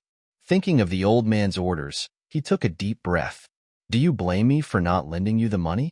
Xiaoan, I'm really strapped for cash right now, but if you need money urgently, I'll see what I can do to raise it. Xiaoan watched his performance coldly with a teasing smile. No need. I've already borrowed the money. Li Ziqing was a little surprised. 3 million is not a small amount. Who would lend you that much? In his eyes, Xiaoan had a narrow social circle, few friends, and even fewer rich friends. Xiaoan looked at him coldly. Li Ziqing, there are many eager donors in this society. Not everyone is as heartless as you. Li Ziqing was a little ashamed. Xiaoan dismissed him. Li Ziqing, you don't have to come to me in the future. I'll find a lawyer to draw up our divorce agreement. If you have any questions, you can just communicate with the lawyer directly in the future. I never want to see you again. With that, Xiaoan closed her eyes wearily, as if one more look at him would turn her stomach. Li Ziqing looked at the heartless Xiaoan in disbelief. He had never dreamed that Xiaoan, who had once been filled with love for him, would now hate him so much. Xiaoan, this is a critical period for the Li Corporation's new company to go public. My public image can't go wrong at this time. If you want a divorce, we can talk about it after the company goes public. Zhou and smirked. You can wait, but I can't. You. Get out. Xiaoan's lips parted to spit out the word. Li Ziqing left in exasperation. Li Ziqing's mother, the third madam, had never liked Xiaoan to begin with. Now that she saw Xiaoan causing trouble, clearing the photos of her and Li Ziqing, she was even more angry at this wife of hers. She found Li Ziqing angrily and criticized him. Your wife has been spoiled by you. Doesn't she know that every move of a rich wife is related to the rise and fall of the family? You have to teach her a lesson and let her come back to apologize to the elders. Li Zuching told her dejectedly, Mom, wake up. Son, what do you mean? Can't you agree to such a small request from your mother? You're still spoiling her. Look at the wicked things she's done recently. Which one hasn't thrown you into a whirlpool of public opinion? She's a jinx. Li Zuching told Third Madam in defeat. Chaoan is determined to divorce me. Third Madam was stunned. She wants to divorce you? Hee. Do you believe her tricks? Zucheng, it was not easy for a Cinderella like her to climb up the social ladder. Calm down. This trick of hers is a leftover trick of a rich daughter-in-law. When you agree to the divorce, she will definitely turn around and beg you. Li Zuching thought about it and felt that what his mother said made sense. How was he not good enough for her? Mom, you're right, but Grandpa's in a rage. It's not right for Chaoan to keep arguing with me, is it? We have to find a way to calm her down. Third Madam said, Don't worry. I have an idea. Third Madam arrived at Jinghang Hospital and barged into Chaoan's ward aggressively. Li Xiaoran was guiding Chaoan in her rehabilitation work. His voice was gentle and his eyes were gentle. He said, Chaoan, you have to build up the confidence to stand up first. We'll do it step by step. I believe you can do it. Ever since Chaoan found out that Aunt Xiao was sick, she couldn't wait to go home and visit her mother. Therefore, she was especially cooperative with the doctor during rehabilitation. She did not care about the propriety between a man and woman. She bravely placed her hand on Li Xiaoran's hand because she could not exert any strength in her legs. Most of her body leaned into Li Xiaoran's arms. Then, she tried her best to stand. However, when Third Madam saw this scene, she was especially angry. She roared angrily, What are the two of you doing? Oh my God, what did I see? Xiaoran, Chaoan, you're actually hugging each other. It's simply immoral. Li Xiaoran had a clear conscience. However, he was worried about Chaoan and glanced at her carefully. Unexpectedly, Chaoan looked calm and didn't seem to care about Third Madam. Li Xiaoran was secretly puzzled. In the past, Chaoan was most afraid of her mother-in-law, and the Third Madam was a fierce woman. Chaoan was obedient to her. Third Madam was clearly stung by Chaoan's coldness. She raised her voice and said, Chaoan, let go. Chaoan said calmly to Li Xiaoran, Dr. Li, please carry me to bed. Li Xiaoran picked Chaoan up and walked towards the bed. Third Madam gritted her teeth in anger. Chaoan, don't you have legs? How can you let your uncle carry you? Li Xiaoran placed Chaoan on the bed and turned to the Third Madam. He smiled and said, Third sister-in-law, I'm Chaoan's doctor. It's my job to help her recover. What is shameful about our relationship? Third Madam said, Aren't there any female caretakers in the hospital? Li Xiaoran said, They're too weak to do this job. Then you don't have to hug each other so tightly, do you? If third sister-in-law doesn't want the male doctors in the hospital to take care of Chaoan, then please call Li Zuching over to personally take care of Chaoan. How could Third Madam bear to let her son put down his work to take care of Chaoan? She immediately fell silent. Li Xiaoran left. The Third Madam did not gain any advantage from Li Xiaoran, so she shifted her anger to Chaoan angrily. She moved to Chao inside and accused her. No wonder Zuching has a problem with you, Chaoan, an immoral woman like you. Chaoan glared at her fiercely. Third Madam was dumbfounded. She'd always thought of Chaoan as a docile kitten with no claws, to be bullied at her disposal. To her surprise, even the way Chaoan looked at her now intimidated her. Do you have proof of me being immoral? Chaoan's voice was soft, but wrapped in cool air. She did not even call her mother-in-law. It was obvious that her attitude towards Third Madam was different from before. Third Madam came back to her senses. Was she still afraid of this wild girl who had no one to rely on? Chaoan, let me ask you. Why did you empty your social media profile?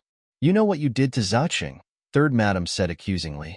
Chaoan said evenly, It's up to me if I want to clear out my photos. She looked up at Third Madam with a sharp gaze. I'm only married to Li Zuching, not sold to him. Even during the period of my marriage, I have personal freedom. Third Madam hadn't expected the docile Qiao and to have such a sharp tongue. If you want to delete the photos, so be it. But you've caused Li Zuching a lot of trouble.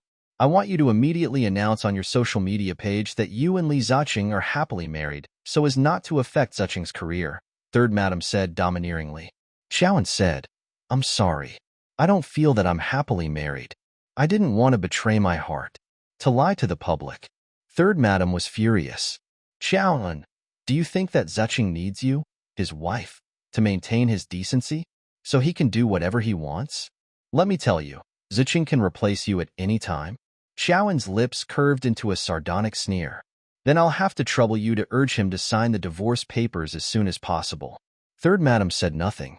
Third madam said, did you think that the Li family will compensate you with a fortune after the divorce? Other than this reason, she really couldn't find the real reason for Xiaoan's divorce. Zhou said, everything goes according to statutory procedure. What I deserve, there should not be a penny less. What I don't deserve, I don't want it. Third madam grinned hideously. I'll make sure you leave with nothing. Xiaoan said, if the law finds that I should be made penniless, I'll gladly accept it. Third madam saw in Xiaoan's impassive face her determination to divorce. You will regret this, Zhou, and third madam left angrily. She returned to the Li family's manor and complained to the old lady about Xiaoan's insensitivity. In other words, it was nothing more than a disguised complaint. The purpose of this was to transfer the blame for Li Zuching's marriage to Xiaoan and absolve Li Zuching. Mom, I was wrong. That Xiaoan was completely different after her marriage. She was filial to me before her marriage and listened to everything I said. But now, she ignores me and isn't even willing to call me mom anymore. She even schemed against Zuching's assets. She made all sorts of demands on Zuching, from buying a house to millions of dollars in pocket money. If Zuching doesn't listen to her, she will empty her social media page and embarrass him.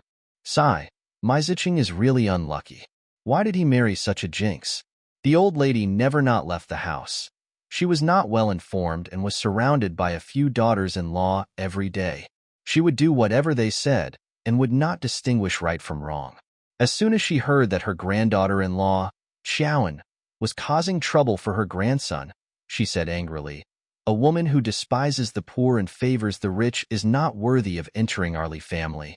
Go and tell Zuching not to spoil her. If he really can't, we'll find him a new wife. Third madam knew that the family's financial power was in the hands of the old man, but it was far from enough to gain the support of the old lady. Mom, Zuching wants a divorce, but he's afraid that it won't be easy to explain to the old man. As you know, the old man hates family discord the most. The missus said, I'll talk to the old man about that. Speak of the devil. Old Master Li really did return at this time. As soon as he sat on the sofa, the old lady ratted on Xiaoan. Xiaoan caused so much trouble for Zuching. What do you want to do with Xiaoan? Unexpectedly, the old man's heart was as clear as a mirror.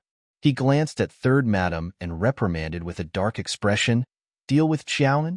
Whose rotten idea is this? Both women immediately hung their heads. The old man said indignantly, what's Xiaoan's fault? She married into the Li family, obeyed her elders, respected Zuching, and lived a low-key and simple life. She even took the initiative to do charity work so that Zuching's business could carry on smoothly.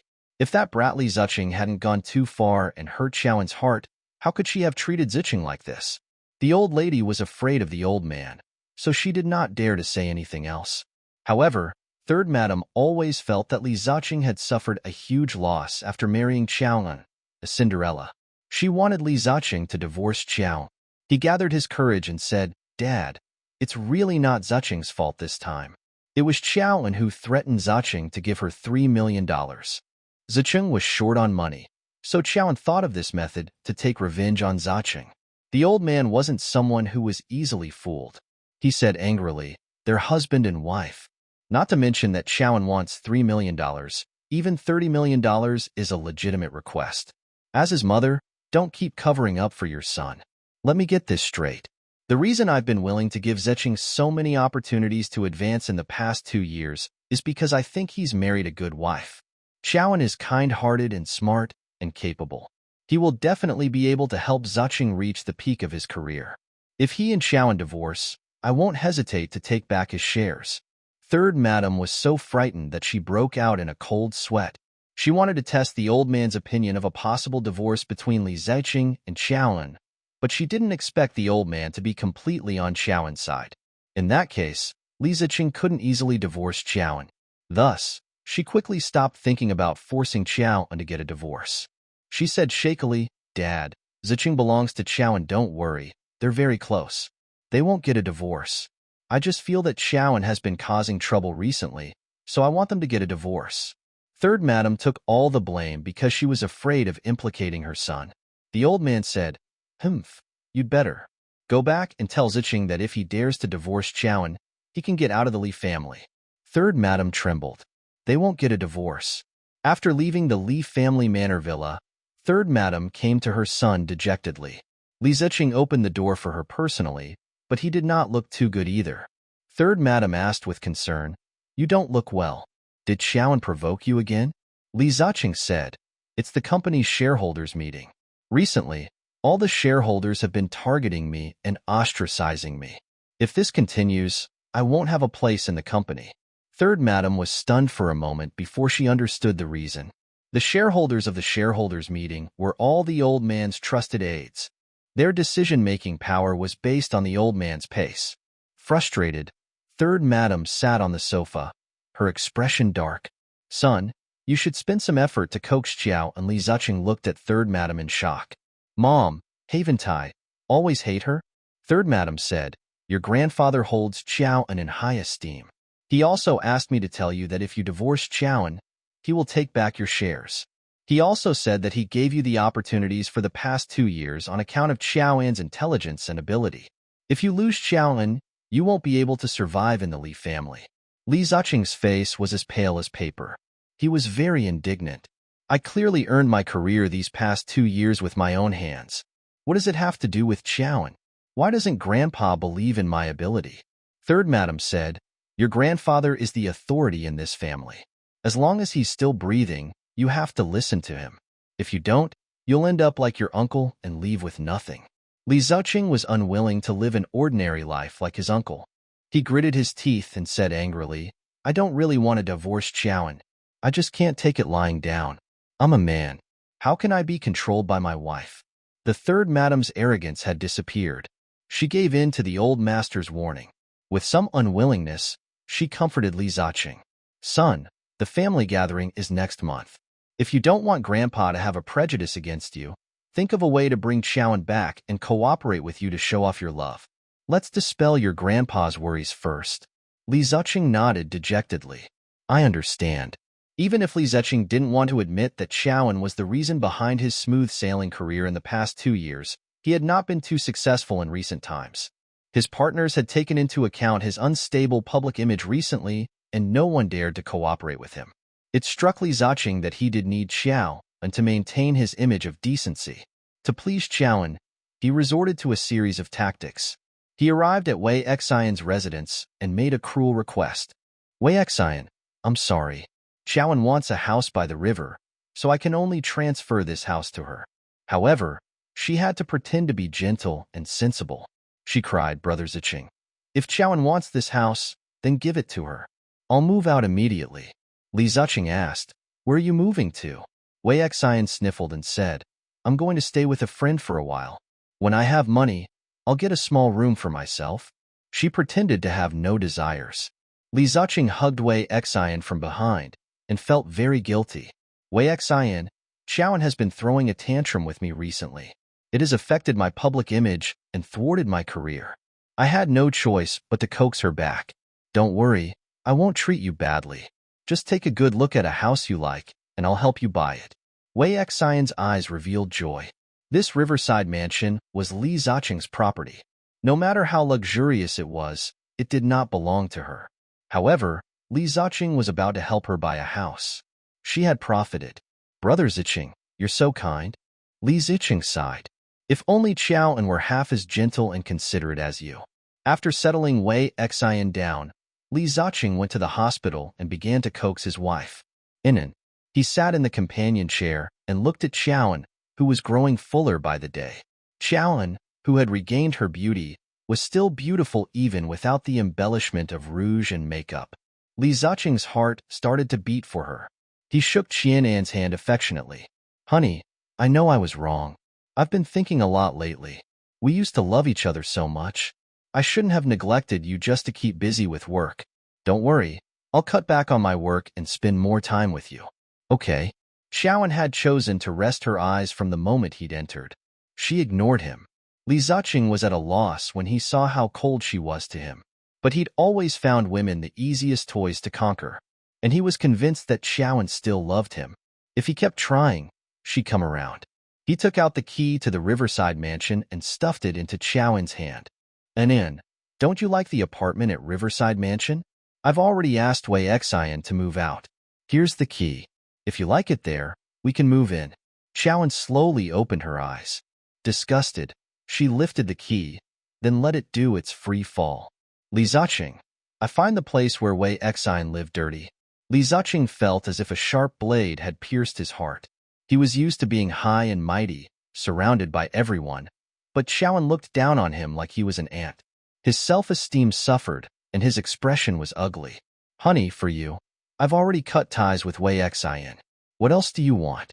Li Ziqing said angrily. Xiaoan looked at him coldly and said, Li Ziqing, I beg you to let me go. Let's get a divorce. Xiaoan said resolutely. Why must you divorce me? Li Ziqing suddenly tightened his grip on Xiaoan's hand. He was a little agitated. Is it because I didn't choose to save you immediately in the ruins? Or was it because I let Wei Xian stay in the apartment? Or was it because I did not lend you money for your mom's medical bills?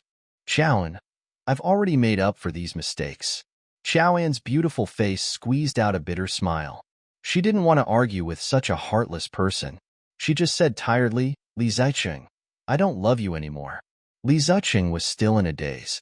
He couldn't believe that Xiaoan, who had once loved him so much, had suddenly stopped loving him. At this moment, Li Ziqing, who clearly felt that this marriage was dispensable, suddenly felt reluctant. He remembered the warm image of Xiaoan making him porridge and eating it with him when his stomach hurt. She remembered how Xiaoan had bragged to her grandparents that her husband was the best man in the world. As he recalled the good deeds Xiaoan had done, he realized that even the media had praised his Mrs. Li for being beautiful and kind. To be honest, Li Ziqing was actually not prepared to end his relationship with Xiaoan.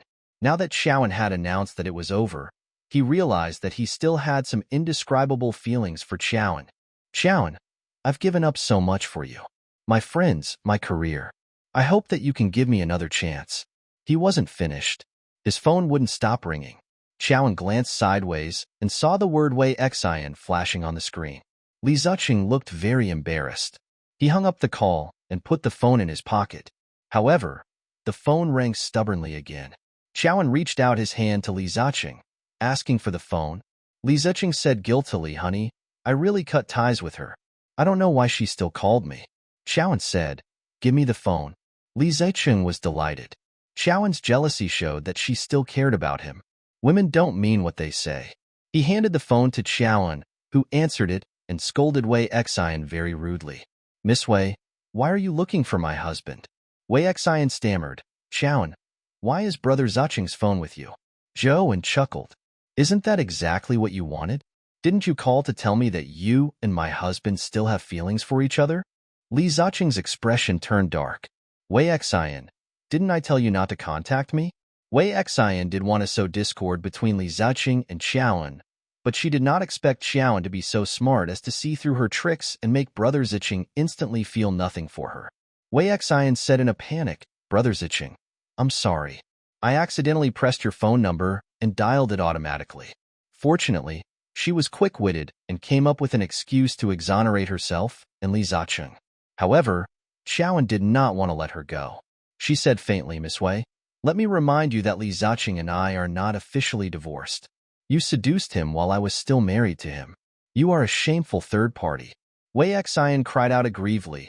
Xiaoan, Brother Ziqing and I are really innocent. Xiaoan said, Miss Wei, you're not related to him. Yet you live in his house and use his money. You think you're innocent?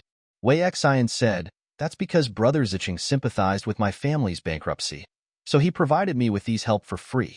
Xiaoan, don't think too much. Xiaoan laughed softly. Do you have no arms or legs? Or are you underage? Do you need to depend on others to live? These words made Wei Xian and Li Ziqing extremely embarrassed. Wei Xian stopped defending herself and asked Xiaoan listlessly, Xiaoan, You're really scheming. You clearly still care about Brother Zicheng, but you deliberately asked for a divorce. Is this trick really useful? Li Zicheng's lips curled up. Seeing Xiao and Wei Xin fighting over him, he was certain that Xiaoan still had feelings for him. Unexpectedly, Xiaoan's next words nailed him and Wei Xin to the pillar of shame. Wei Xin, before Li Zicheng divorced me, no matter how bad he is, he's still a disloyal dog I raised. No one is allowed to touch my things because I'm afraid that you have an infectious disease. Wei Xin was so angry that she could not speak. She sobbed. Xiaoan handed the phone back to the ashen-faced Li Zicheng. The pheasant is crying. Comfort her. Li Zicheng gave Xiaoan a fierce look. He had been stabbed by Xiaoan's jibes. This would throw the humiliation to the back of his mind. He accused Xiaoan angrily. Xiaoan, don't you just want to divorce me? Fine. I'll make you regret it until your intestines turn green. With that, Li Zicheng left. Xiaoan lay leisurely on the bed. She tried to cross her legs, which had just regained some mobility. She was in a beautiful mood, just a blessing in disguise. Soon Xiaoan received a call from her lawyer. The lawyer told Xiaoan the earth-shattering news. Miss Xiaoan, as you requested, I have already looked into all the assets under your and your husband's name. I'm sorry to inform you that your husband owns a property in Riverside Mansion, 2 properties in Star Palace, and a Bentley limousine. Star Palace is his premarital property, so the only joint assets belonging to you are Riverside Mansion and the Bentley. However, he also has $200 million in debt under his name, which you will have to share with him. As for the dividends from the shares you mentioned, and the other proceeds, I think. The lawyer trailed off. Joan said, go ahead. The lawyer said, I suspect he's been transferring assets. However, you have to have proof, or this divorce will be very bad for you. Xiaoan was petrified. She did not expect Li Zicheng to be so sinister. He had long moved the family's assets. The lawyer seemed to sense her frustration and gave her some advice. Ms. Xiaoan, the priority is that you get evidence that your husband cheated on you and transferred assets. Otherwise, not only will you leave the marriage with nothing, but you'll also be saddled with a huge debt. Got it. Xiaoan hung up. Frustrated, she sank onto the bed and stared up at the white ceiling, her mind filled with self-loathing. Looking back, ever since she jumped off the building, she had been dominated by anger and despair. She was impulsive, which was why she had asked Li Zicheng for a divorce. On the other hand, Li Zicheng quietly transferred his assets and even deliberately distanced himself from Wei Xin so that she could not catch him. What was she going to do? At noon, Xiaoan's group of good friends unexpectedly appeared at the hospital. They were the girlfriend candidates that Xiaoan was going to introduce to Li Xiaoran. Because of Li Xiaoran's photo, they attached great importance to this blind date. Joan saw that her usually slovenly best friends had suddenly put on exquisite makeup and put on their ladylike dresses. All of them were charming. Joan gave them a thumbs up. Dr. Li definitely won't be able to escape your clutches. Lanshi said excitedly, and then, hurry up and call Dr. Li over. I can't wait to see what he looks like in person. He's too handsome in the photo. Is there really such a handsome person in the world? He's even better looking than those top celebrities. It's a pity not to be a celebrity. That's right. A 360-degree face with no dead angles. In my opinion, the photo was photoshopped, right? Even if it's a photo scam, the real person must be good. Joan vowed, I'm not lying to you. The picture I gave you is his real-life picture. I took it in secret. What are you waiting for? Anan, quickly call him over to go on a blind date with us. Xiaoan took out his phone and glanced at the time, secretly guessing that Li Xiaoran should have completed his ward rounds by now. Xiaoan, what is it? Dr. Li, are you busy now? Xiaoan knew that Li Xiaoran was always busy, so she didn't dare to harass him. I happen to be free. Tell me, Li Xiaoran said. Xiaoan sighed with relief. Can you come to my ward now? What's wrong? Li Xiaoran could not hide his nervousness, but Xiaoan hemmed and hawed. Li Xiaoran noticed that she was a little sneaky, so he said, it's lunch break now. If a male doctor rashly enters a female patient's ward, it will make people suspicious. Xiaoan, are you sure you want me to come over? I dislocated my ankle. Xiaoan made a last-minute excuse. I've never heard of a paralyzed patient being able to dislocate her ankle, Li Xiaoran complained. He clearly didn't believe Xiaoan's lie. Xiaoan had no choice but to continue her lie. I was on the floor practicing my walk and I accidentally fell. As expected, Li Xiaoran became anxious when she said that. You sure are capable. Without a doctor present, who allowed you to practice walking without permission? Li Xiaoran hung up. Xiaoan looked at the disconnected phone and pouted. So are you coming or not? As soon as she finished speaking, she heard hurried footsteps outside the door. In the next second, Li Xiaoran's tall and slender figure stood at the door. Xiaoan. He was still panting when he spoke. Xiaoan sat on the bed and looked at him guiltily. When Xiaoan's best friends saw Li Xiaoran's true appearance, they were all shocked by his peerless looks. Li Xiaoran did not pay attention to the girls around him. He just walked straight to Xiaoan and asked nervously, "Which foot did you sprain?" Xiaoan pointed casually at his right leg. Li reached out and touched the bone of her knee. "Is this it?" he asked very seriously and anxiously. Joan stammered, "No, yes." "Is that here?" Li Xiaoran touched a few places in a row, but Xiaoan shook her head. At this moment, he heard whispers around him. Heavens, he's so handsome. He looks so charming at work. Li Xiaoran looked up and swept his gaze across the room of girls. He instantly remembered that these girls were the ones in the photos Xiao and had shown him earlier. Only then did Li Xiaoran realize that Xiaoan had tricked him into going on a blind date. He placed his hand on Xiaoan's ankle and sneered. "Then it's dislocated here?" and nodded miserably. "Yes, yes, yes. It doesn't hurt anymore." It did not hurt because she could not feel it anymore. Xiaoan wanted to cry. "Dr. Li, my ankle is really dislocated," she said with tears in her eyes.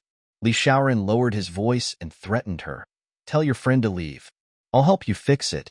Xiaoan said, "You should at least look at them. These are the 9 beauties I've worked so hard to get for you. One of them could be your type." Li Xiaoran glared at her fiercely. Xiaoan was furious. If she hadn't seen Li Xiaoran selling his house to treat her mother, she wouldn't have put in so much effort to help him find a girlfriend. Okay. Sisters, you go back first. Dr. Li will treat you to dinner another day." "All right. Dr. Li, we'll wait for your invitation." The girls left, giggling. Xiaoan begged Li Xiaoran, "Can you help me now?" Li Xiaoran held her ankle and gently pushed it. Xiaoan's eyes widened in shock. When she looked at Li Xiaoran again, her face was filled with sympathy. "Pity. What a waste of good looks," Xiaoan said with a wistful look. Li Xiaoran was speechless. Li Xiaoran suddenly thought of something, and his handsome face suddenly bloomed with surprise. "Xiaoan, can you feel your feet again?" Only then did Xiaoan wake up from her dream. Her lower body originally only felt a little, so she wasn't sensitive to pain. However, when she dislocated it just now, she clearly felt the pain. In order to test her senses, Li Xiaoran rolled up her pants and gently touched her skin with his fingertips. Xiaoan smiled. She nodded happily. "Dr. Li, I feel it." Li Xiaoran smiled. "Congratulations, Xiaoan. You've recovered. I think you can be discharged soon." Xiaoan was thrilled. "Thank you, Dr. Li. You gave me a new lease of life. You're practically my second parent." Li Xiaoran said, "Xiaoan, you have to be sincere when thanking someone." Xiaoan looked at him and said pitifully, "I don't have any gift money for you. Will $100 in red packets do?" Li Xiaoran was speechless. "Do I look poor?" "It's not a big deal." Li Xiaoran was speechless. Xiaoan thought for a moment. "I can give you my life. Why don't you take a look at my organs the day I die? Take anything useful." Li Xiaoran would never buy at a loss. "I picked up your life in the first place. It belongs to me." Xiaoan gaped in shock. To think her own life did not belong to her. Li Xiaoran leaned over and stared at her. "You really want to thank me?" Xiaoan nodded sincerely. She was certainly someone who would return kindness. Li Xiaoran said, "Xiaoan, if I die alone one day and become blind and deaf without any descendants to take care of me, are you willing to bring me home and send me off?" Xiaoan punched him in the chest. "You must have children and grandchildren when you get old. Why would no one send you off?" Li Xiaoran's expression was very serious. "What if?" Xiaoan vowed. "Then I'll take you home. I'll see you off." Li Xiaoran smiled extremely brightly. "You must remember our agreement." "Got it." After Xiaoan's leg recovered, she began to imagine being discharged. "When I get out of the hospital, I'm going to eat at a food stall. Li Xiaoran poured cold water on her. Looks like I have to delay your discharge. Xiaoan was confused. Why? Li Xiaoran said, Xiaoan, after this ordeal, your body's immune system is very weak. So for a long time, you need to recuperate your body. Remember, porridge and egg soup for breakfast, rice and vegetables for lunch, and some proper noodles for dinner. Drink only plain water. Eat more fruits. Xiaoan was so stunned that she couldn't close her mouth for a long time. Then she sighed lifelessly. Do I have to learn to nourish myself like a middle-aged woman? Li Xiaoran said, wrong. You have to learn from an old granny. Xiaoan's lips thinned. That's no way to live. Li Xiaoran's eyes were filled with longing. If you can't do it, then continue to stay in the hospital. Then he turned and stalked away. He didn't give Xiaoan time to argue. Xiaoan began to work her legs out on the bed, rubbing, squeezing, then slowly lifting them again, working tirelessly. The lawyer's voice kept echoing in her head. If you want a smooth divorce, you have to get evidence of your husband's infidelity and transfer of assets. Xiaoan couldn't wait to get out of the hospital so she could do what she wanted. Her efforts had finally paid off. Early one morning, Xiaoan woke up to find that her legs were unusually agile. She got out of bed in surprise and walked slowly along the wall. Finally, she let go of the wall with both hands and could actually move freely. Joy bloomed in Xiaoan's eyes. She could walk. Then she would have a way to deal with Li Ziqing. To cover her tracks, Xiaoan didn't tell anyone she was already mobile. On this day, she used the excuse of going downstairs to bask in the sun and slid her wheelchair to the hospital's lawn square alone. She then stood up in an empty corner, hid her wheelchair, changed herself with the clothes she had prepared in advance, and secretly left the hospital. She quietly returned to her and Li Ziqing's house, turned on Li Ziqing's computer, and began to search for information about the company. However, Li Ziqing was also a very vigilant person. The important information was not placed in such an easy place. After searching for a long time, Xiaoan was about to leave when, unfortunately, Li Ziqing returned. Xiaoan heard the engines outside and had to duck into her lady's cloakroom. Not long after, Li Ziqing entered the house. She heard Li Ziqing making a call. Perhaps thinking that there was no one in the house, Li Ziqing chose to use the speaker mode. Xiaoan heard him flirting with Wei Xian. Wei Xian's delicate voice could be heard. Brother Ziqing, I miss you. Why don't I come to your place tonight? Li Ziqing's face darkened. Not recently. Xiaoan has been causing a lot of trouble recently. If she catches me cheating, I won't be able to keep my marriage. Brother Ziqing, I don't understand. Since you don't like her, why don't you divorce her? Li Ziqing said, what do you know? The fortune teller said that Xiaoan's life is destined to benefit her husband. My grandfather is superstitious. He likes this granddaughter-in-law. In the past 2 years, I've benefited a lot from her. If I divorce her, I won't be able to get into Grandpa's good books. But Xiaoan has made up her mind. I'm afraid you won't be able to keep this marriage. Humph. With that love-struck brain of hers, she loved me so much at that time that she was defenseless against me. I gave her $200 million in debt. She can forget about divorcing me for the rest of her life. Wei Xian pursed her lips and sighed. Li Ziqing comforted her. Don't be sad. The treatment I'm giving you is something only Mrs. Li can receive. Compared to you, Xiaoan is worse than a maid. Qian gritted her teeth in anger. It turned out that she was just a decoration in Li Ziqing's eyes. No wonder he gave Wei Xian the wedding ring and only gave her the free gift. And she had happily married him. How could Xiaoan endure such humiliation? Li Ziqing, I'll definitely let you have a taste of what it's like to go from heaven to the bottom of the valley. Li Ziqing made a long call before going to the bathroom to take a shower. Xiaoan sneaked out of the cloakroom and caught a glimpse of Li Ziqing's phone on the bedside table. Before the screen could lock, Xiaoan quickly switched it on. There was a call record between Li Ziqing and Wei Xian. There was also the chat history that Li Ziqing and Wei Xian had yet to delete. Xiaoan took a photo of it with her phone. Sensing that Li Ziqing was about to come out, Xiaoan tiptoed out, sneaking back to the hospital.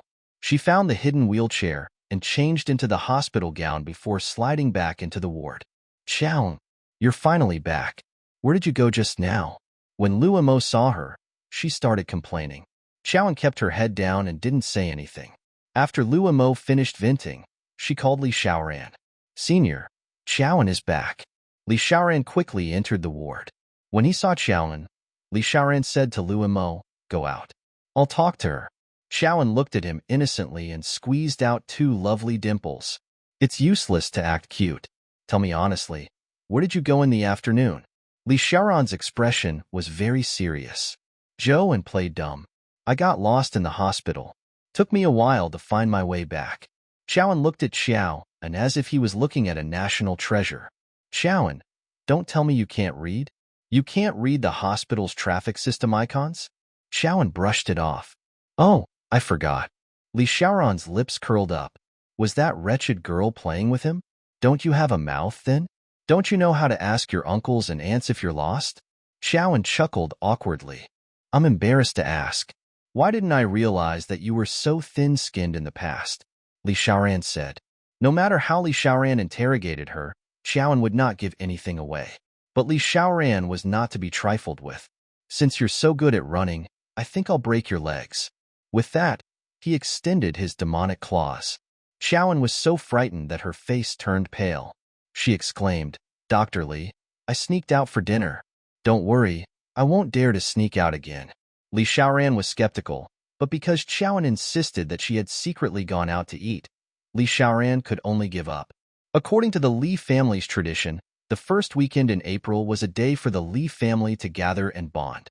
In the past, at this time, Li Ziqing must have booked a couple outfit with Xiao and coaxed her to return to the Li family to show off their love.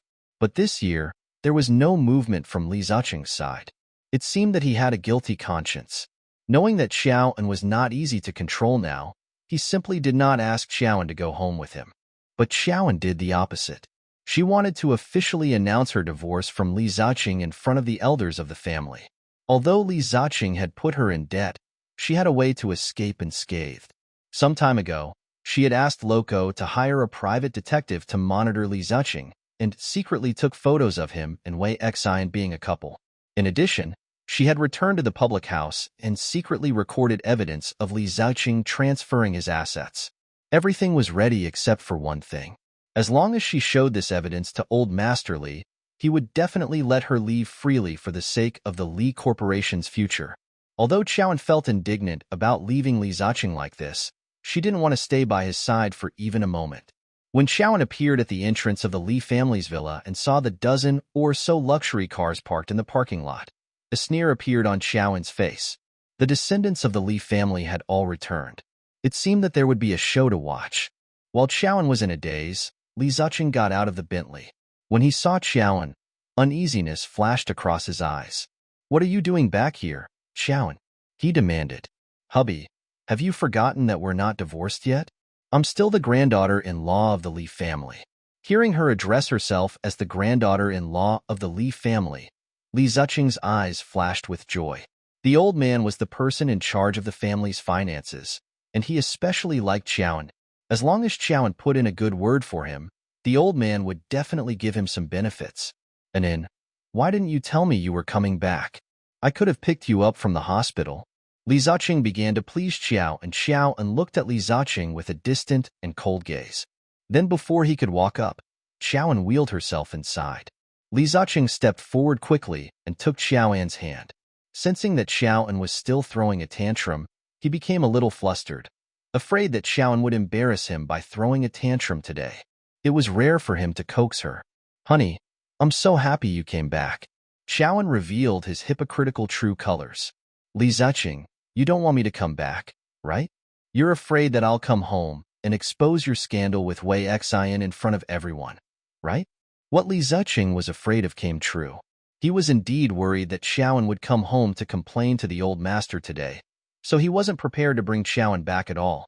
"Anan, this is a family gathering. If Grandpa finds out about our argument, he will definitely be furious.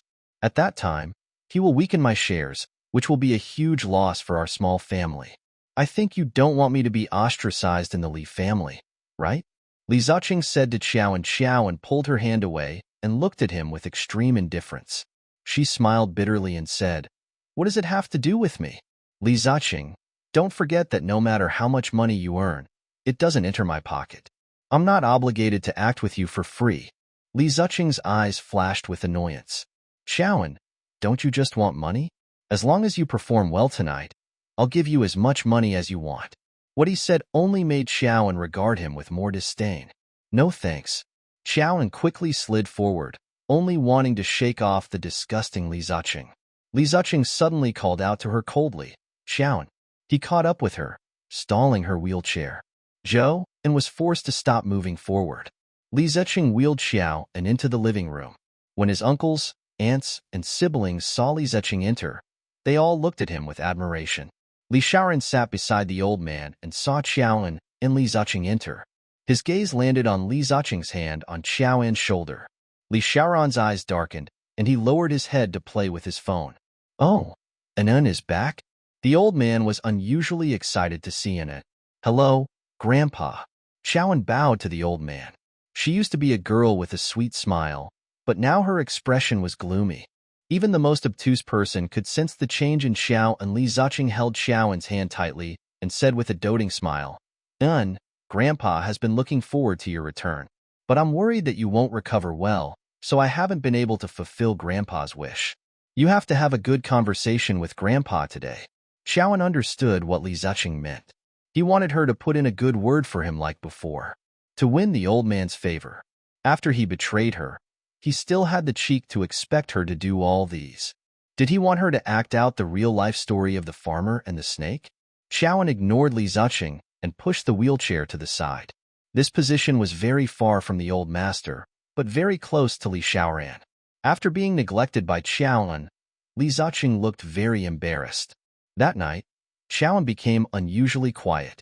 The old man chatted with his sons while the old lady chatted with her daughters-in-law. What seemed like a harmonious scene was actually a scene of swords and crossbows being drawn, each room doing everything they could to please the old man and the old lady. Li Ziqing was left hanging at the side, unable to interrupt. Xiaoan was unwilling to help him, and this made him very unhappy.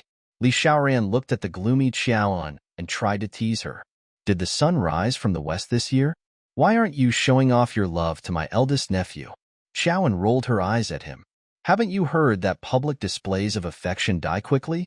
Li Xiaoran said, just as well. Or it'll be awkward for singletons like me. Xiaoan said, why didn't you bring your love-struck junior home? Li Xiaoran said, do you think she's worthy of a man like me? Zhou said, that's true. It's better for her to stay away from you. Li Xiaoran was speechless. During the banquet, Xiaoan did not sit with Li Ziqing. Instead, she sat beside Li Xiaoran's sister, Li Tingting.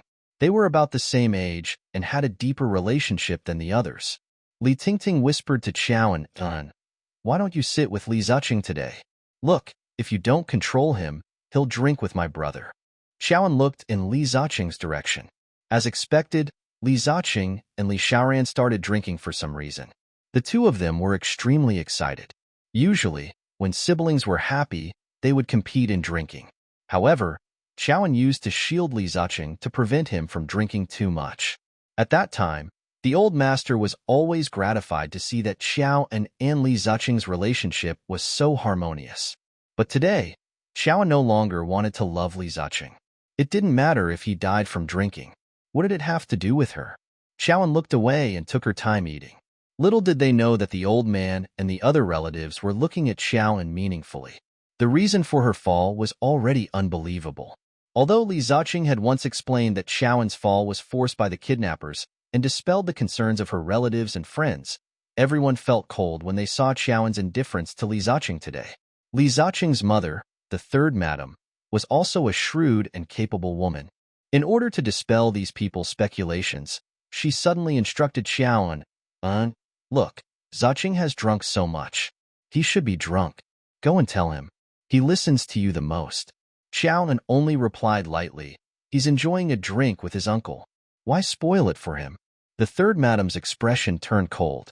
She looked at Xiaoan in confusion. She no longer saw Xiaoan's submissive attitude towards her. She also didn't see Xiaoan's concern for Li Ziqing. The third madam's hands were clenched tightly in her sleeves.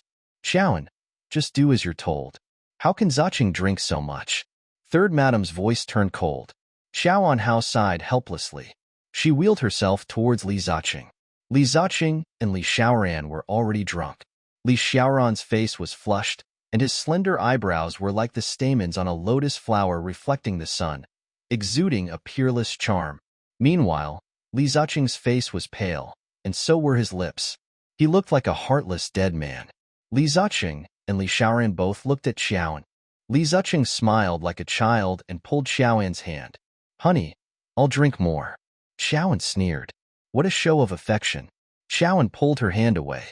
"Drink, then," she said coolly. Xiaoan took the initiative to refill Li Ziqing's glass with high-purity white wine. Li Ziqing stared blankly at Xiaoan. He could not drink anymore. At this moment, his stomach was burning with pain. He had thought that Xiaoan was here to save him, but he did not expect her to push him into a fire pit. Xiaoan looked at Li Xiaoran and smiled. "Uncle, take your time to drink. I won't stop you today. After jumping off a building once, I understand that life is short and I have to learn to enjoy myself. Drink slowly and don't return until you're drunk. But uncle, don't forget that you have to save someone tomorrow." With that, Xiaoan poured more wine for Li Xiaoran. Li Xiaoran held the wine and studied it for a long time. He said vaguely, "Xiaoan, this is the first time you've poured wine for me. I'll drink." Then he drained his glass. Li Ziqing could only risk his life and drink. Xiaoan's lips twitched. Was Li Xiaoran out of his mind? She had reminded him that he was going to save someone tomorrow, so he should go with the flow. Xiaoan returned to her seat, but received a vicious look from her mother-in-law. Xiaoan ignored her and continued eating. She didn't want to live in grievance anymore. A heartless man like Li Ziqing wasn't worth her being aggrieved over. In the future, she would never accommodate or feel aggrieved. Xiaoan picked up her drink and drained it, then she wheeled himself to the bathroom. The Li family's villa was decorated in an antique Chinese style. The lobby was in the front yard, the elders' bedrooms were in the middle yard, and the younger generation's leisure and entertainment venues were in the backyard. There was a clubhouse in the backyard, and there were also various children's houses. It was to allow the grandchildren who had married to stay with the family on special occasions. A large dinner party would also be set up in the clubhouse in the backyard. Xiaoan walked aimlessly along the corridor. Suddenly, a strong smell of alcohol assaulted her nose. Xiaoan turned around and saw Li Xiaoran curled up on the ground, holding his stomach. "Dr. Li." She hurried over. Her body separated from the wheelchair, and she ran so fast that she didn't notice. After helping Li Xiaoran up, she asked, "Which room are you staying in?" Li Xiaoran was still holding the key card in his hand. Xiaoan took it and helped him to Li Xiaoran's room. Xiaoan opened the door and helped Li Xiaoran onto the bed. She took off his shoes and placed him on the bed. Li Xiaoran suddenly reached out and caressed her face, looking at her lovingly. Xiaoan tensed and slapped his hand away fiercely. "Li Xiaoran, what are you doing?" At this moment, Li Xiaoran's eyes were dim and unfocused. Xiaoan was sure that he was already drunk. He was so dishonest that Xiaoan even teased him. "You're still dishonest when you're drunk." "Xiaoan," Li Xiaoran suddenly called out. Xiaoan froze in place as she heard his affectionate exclamation. At this moment, she came back to her senses. Did this guy secretly like her? For some reason, she recalled the scene of Li Xiaoran serving her after she fell off the building and woke up.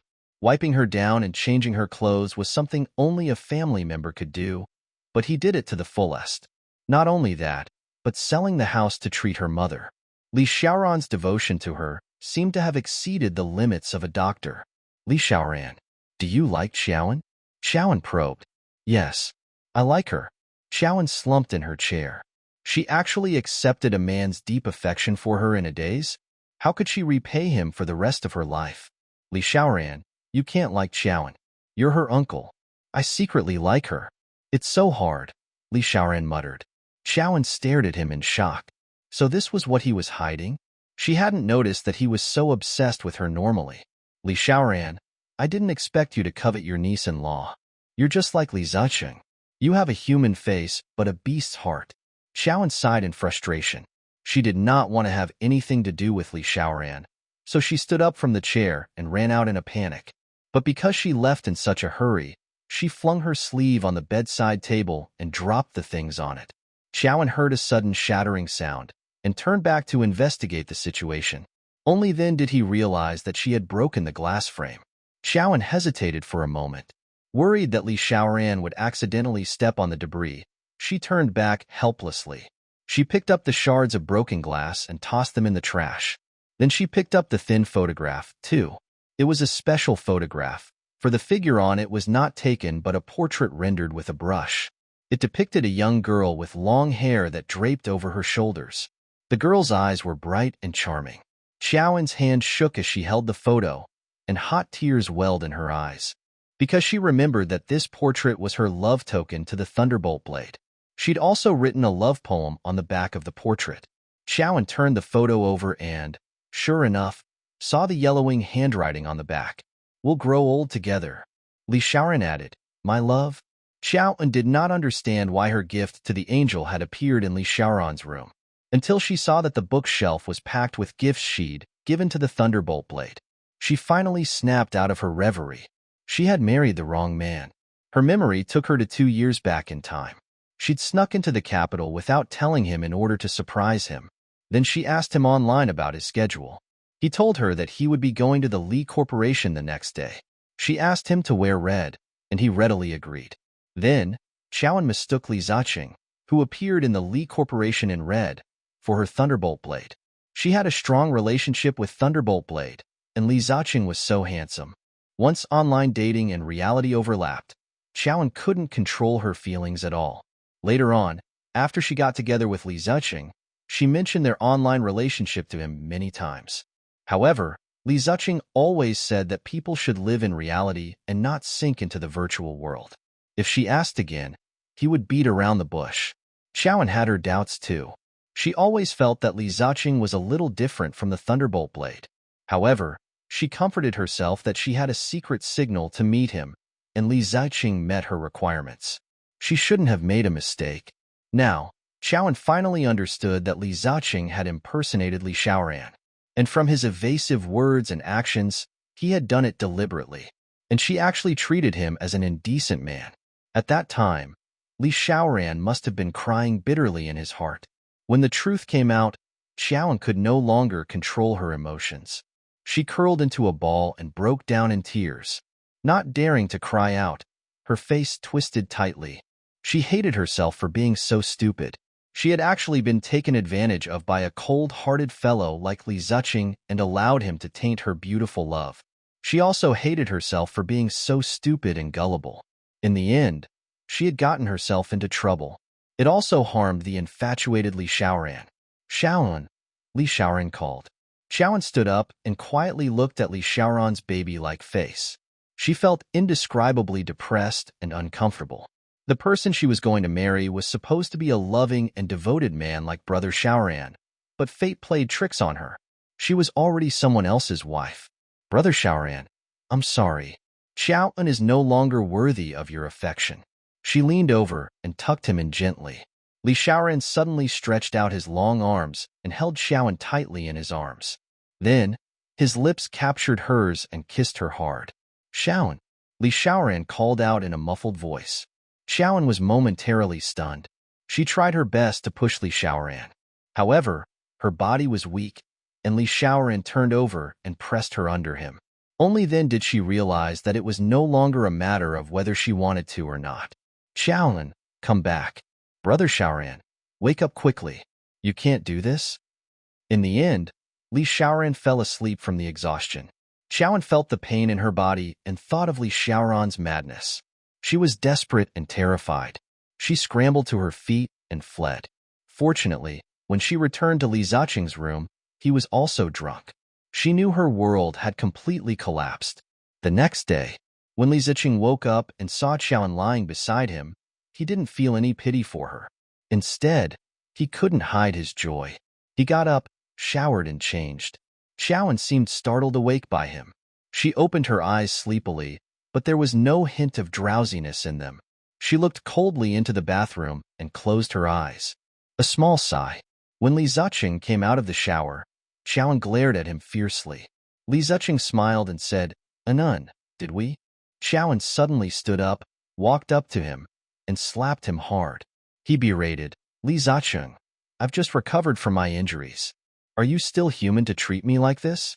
Li Ziqing was slapped. Instead of being angry, he smiled. "Anun, don't be angry. When you have a child, we can get Grandpa's reward.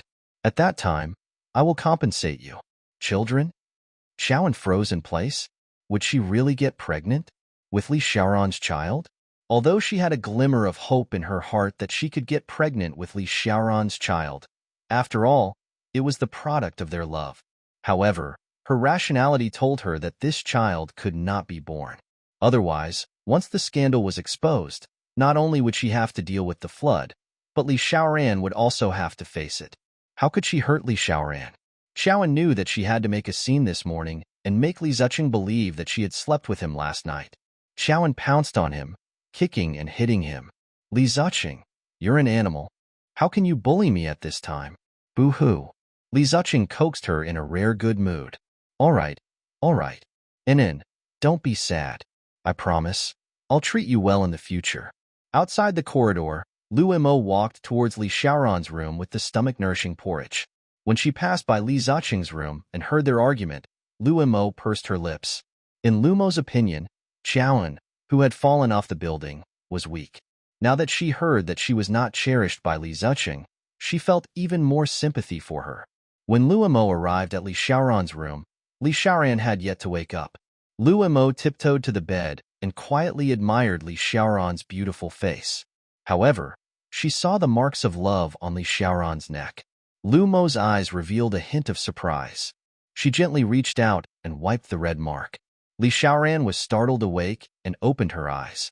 The abnormality of his body and the vague images from last night made him realize that he had lost his morals after drinking last night. A look of frustration came over his handsome face. Momo, how did you get in? Your mother gave me the key, Lu Mo said with a smile. Senior, your mother likes me a lot. She's looking forward to me being your wife. Why don't we fulfill her wish? Li Xiaoran stared fixedly at Lu Mo. After what happened last night, he felt that as a man, he really had to give Lu Mo an explanation. In any case, he would never be with someone he loved. It was duty and responsibility that finally drove him to a decision. Okay. Lu Mo cheered excitedly. Senior, are you really willing to be with me? I'll get dressed. Lu Mo said, Senior, we're already a couple. Is there a need to avoid me? Li Xiaoran said seriously, I'm shy. Lu Mo smiled and said, All right, I'll go out first. Li Xiaoran came out of the shower wearing a casual sweater and jeans. He looked very sunny and handsome. Senior, I bought you some stomach-nourishing porridge. Eat it. Lu Mo placed the porridge in his hand. Li Xiaoran took a bite, but there was no taste at all. The lobby. When Li Ziqing and Xiaoan arrived at the lobby, Xiaoan still chose to sit in the wheelchair. Only she knew that she no longer had to rely on the wheelchair. The wheelchair was just a prop to hide last night's absurdity. Xiaoan scanned the crowd and saw Li Xiaoran and Lu Mo sitting together. Lu Mo held Li Xiaoran's hand and announced shyly, I'm in a relationship with Senior. Xiaoan's face turned deathly pale, and she felt all the blood in her body flow backward. However, she forced herself to calm down. She should sincerely congratulate Li Xiaoran for being able to fall in love. However, when she thought of her relationship with Li Xiaoran last night, she felt bitter. She and Li Xiaoran were destined not to be together. Li Ziqing was in a good mood today and became gentle and considerate to Xiaoan. He pushed Xiaoan towards Li Xiaoran. He stopped Xiaoan's wheelchair in front of Li Xiaoran and smiled. Uncle, congratulations. Your 10,000-year-old iron tree has finally bloomed. Li Xiaoran's gaze landed on Xiaoan's face before he turned his head away dejectedly. Xiaoan said, Dr. Lu, congratulations on your relationship. Li Xiaoran did not speak and looked a little depressed. However, Lu Mo was very happy. Xiaoan, thank you for your blessings. In the quiet restaurant, only Lu Mo's loving voice suddenly sounded. Senior and I will definitely be happy forever. Li Tingting said mischievously to Xiaoan. Xiaoan, look at Lu Mo. She's just like you. She likes to show off her love. She's not afraid of dying quickly. Xiaoan nodded in response. Yes, public displays of affection die quickly. She meant what she said. Instantly, everyone in the lobby turned to look at her. Li Ziqing looked at her in panic and smiled. Honey, what nonsense are you talking about? Uncle and Lu Mo's love marathon has finally come to fruition. It's not appropriate for you to say that about them. Xiaoan looked at him grimly. I was referring to us. Li Ziqing's expression changed instantly. Li Ziqing lowered his voice and said angrily, Qiaoan, can you not embarrass me in the Li family? You've embarrassed me many times since yesterday. Qiaoan suddenly pushed him away and maneuvered the wheelchair herself toward the old man. Grandpa, I want to divorce Li Ziqing. Although her voice was soft, it was like a bomb that blew up the room. Li Xiaoran looked at her in shock. He didn't know that Xiao and Li Ziqing's relationship had already reached the point of falling apart. Haven't they always been loving? Xiaoan's mother-in-law said sarcastically, Xiaoan, you don't know what's good for you. Ziqing loves you so much, and you still want to divorce him? Resigned, Xiaoan said, I can't afford his love. The old man looked at Xiaoan quietly, and she looked determined. The old man had seen a lot in his life, and he knew that she was determined to get a divorce. However, the Li family's new company was going to be listed. If their grandson and granddaughter-in-law divorced at this time, it would definitely affect the Li family's reputation. Qiaoan, you have to give me a reasonable reason for your divorce from Ziqing, right? The old man pretended to be confused. Qiaoan said, Your precious grandson cheated on me. Li Ziqing lost control and roared, Qiaoan, how many times do I have to say this? Wei Xian and I are really just normal friends. Don't frame me without evidence. The old man had no intention of berating Li Ziqing. Qiaoan knew that at the critical moment, the old man's heart still favored his grandson. Qiaoan opened her handbag and took out a thick envelope. She tore it open and scattered the photos inside onto Li Ziqing. He said angrily, Li Ziqing, open your eyes and take a look. Do these count as evidence? The photos flew into the air and landed on the ground. They were all photos of Li Ziqing and Wei Xian dating. Li Ziqing's face turned pale. Li Xiaoran picked up the photo on the ground. It was a photo of Li Ziqing and Wei Xian kissing. Li Xiaoran's expression instantly became sinister and terrifying. Seeing that the situation was not in Li Ziqing's favor, Third Madam quickly jumped out and comforted Qiaoan. Ziqing might be a little close to Wei Xian, but you also know that he's a man. It's inevitable for men to make mistakes sometimes. As a wife, you should be more magnanimous. Turn a blind eye and let life pass. Qiaoan scoffed. What makes you think I'd keep a disloyal dog? Third Madam was furious, but this was not the time to argue with Qiaoan. She held Qiaoan's hand affectionately and said, Anan, Ziqing is young and promising. If you stay married to him, you'll be a golden couple. It's better for him to give you a life of luxury than for you to go out and earn money yourself. Qiaoan grabbed an emerald green piece of jewelry from her bag and said sarcastically, Your so-called luxurious life is wearing jewelry that you eliminated? Even my wedding ring is an accessory that your lover doesn't want? Third Madam and Li Ziqing's faces turned pale. They did not expect Qiaoan, who usually did not care about benefits, to bring such a matter to the table. It made them seem too stingy. Li Ziqing was humiliated and roared at Qiaoan, Qiaoan, do you have to bring those trivial matters to the table? Qiaoan said, Details depend on character. Li Ziqing's face darkened. Was he blaming Qiaoan? Qiaoan smiled. Since you don't want to hear the little things, I'll talk about the important ones. Annoyed, Qiaoan said, Grandpa, what I just said does seem trivial compared to what I'm about to say. Her cold gaze landed lightly on Li Ziqing. It was a ruthless gaze that could kill. Li Ziqing actually shuddered. Qiaoan's lips parted slightly, and he said faintly, Your grandson secretly transferred assets and put his debt in my name. It's flattering to call such a man a disloyal dog. It should be said that he's a wolf, a ruthless middle mountain wolf. Li Ziqing roared, Qiaoan, you're slandering me.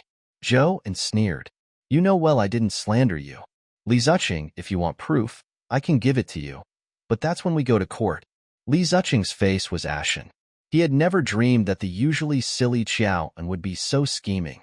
Not only had she secretly sent someone to investigate him, but she had also quietly obtained so much evidence. However, Li Ziqing quickly understood and said with a sinister smile, Qiaoan, you spied on me, didn't you? Let me tell you, that's illegal. Humph. If you really dare to give evidence to the court, you'll also be sued.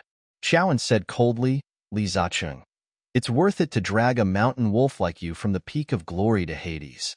Li Ziqing was a little overwhelmed by Qiaoan's unexpected counterattack.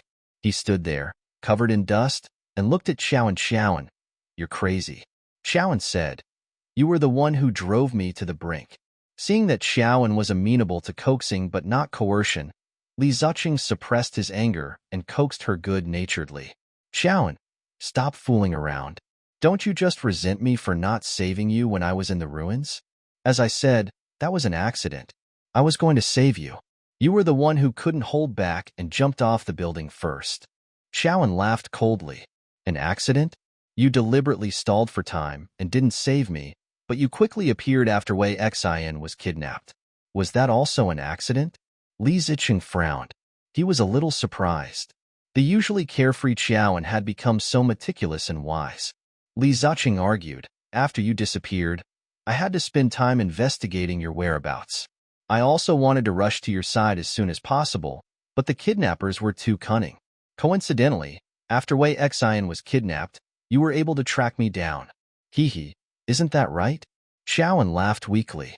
Laughter was the best way to fight back against Li Ziqing's lies. Li Ziqing's hair stood on end at her laughter. He shrugged and said, believe it or not. Seeing that Li Ziqing was not contrite at all, Xiaoan's heart turned cold. Her eyes were red as she roared, Li Ziqing, how can there be so many accidents in this world? If you hadn't chosen to save Wei Xin between me and Wei Xin and pushed me to the kidnappers, how could I have jumped off the building so decisively? Li Ziqing's body stiffened. A vicious gaze coiled around him like poisonous snakes. They belonged to Li Xiaoran. Li Ziqing smiled awkwardly and reached out to hold Xiaoan's hand. He promised her affectionately in an, I know I was wrong. I didn't think so much at that time. I just felt that you were calmer and wiser than Wei Xin and that you could protect yourself in the hands of the kidnappers. However, Wei Xin is innocent and timid. She might not be able to protect herself. I was muddle-headed and chose to save her. Please forgive your husband. I know what I did was wrong and broke your heart. Don't worry, I'll definitely make it up to you for the rest of my life. Isn't your mother sick? I'll transfer her to the capital right away and contact the best hospital, the best doctor. I'll definitely cure her. All businessmen are evil. Li Ziqing knew too well how to take advantage of Xiaoan's weakness and subdue all of his reverse scales. Annoyed, Xiaoan shook off his hand. My father said my mother would rather die before using the money of a scumbag son-in-law like you. Li Ziqing was embarrassed. Old Master Li looked at the intense battle between Xiaoan and Li Ziqing.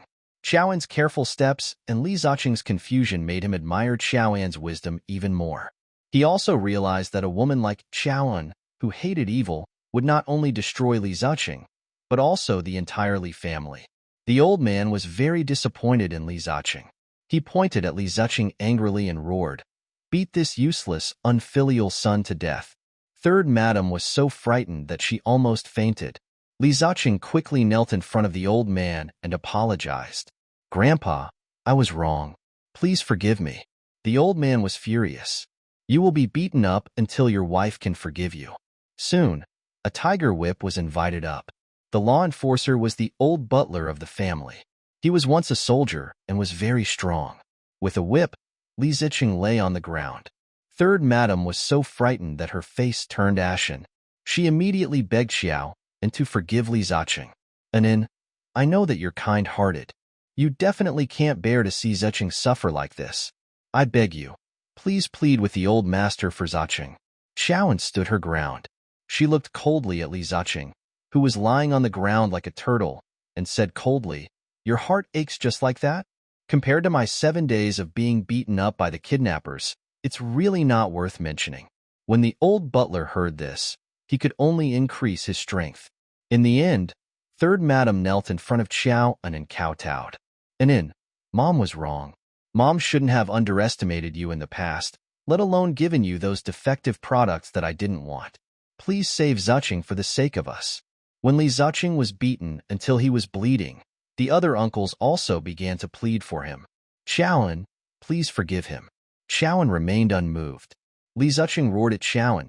Xiaoan, why are you so ruthless?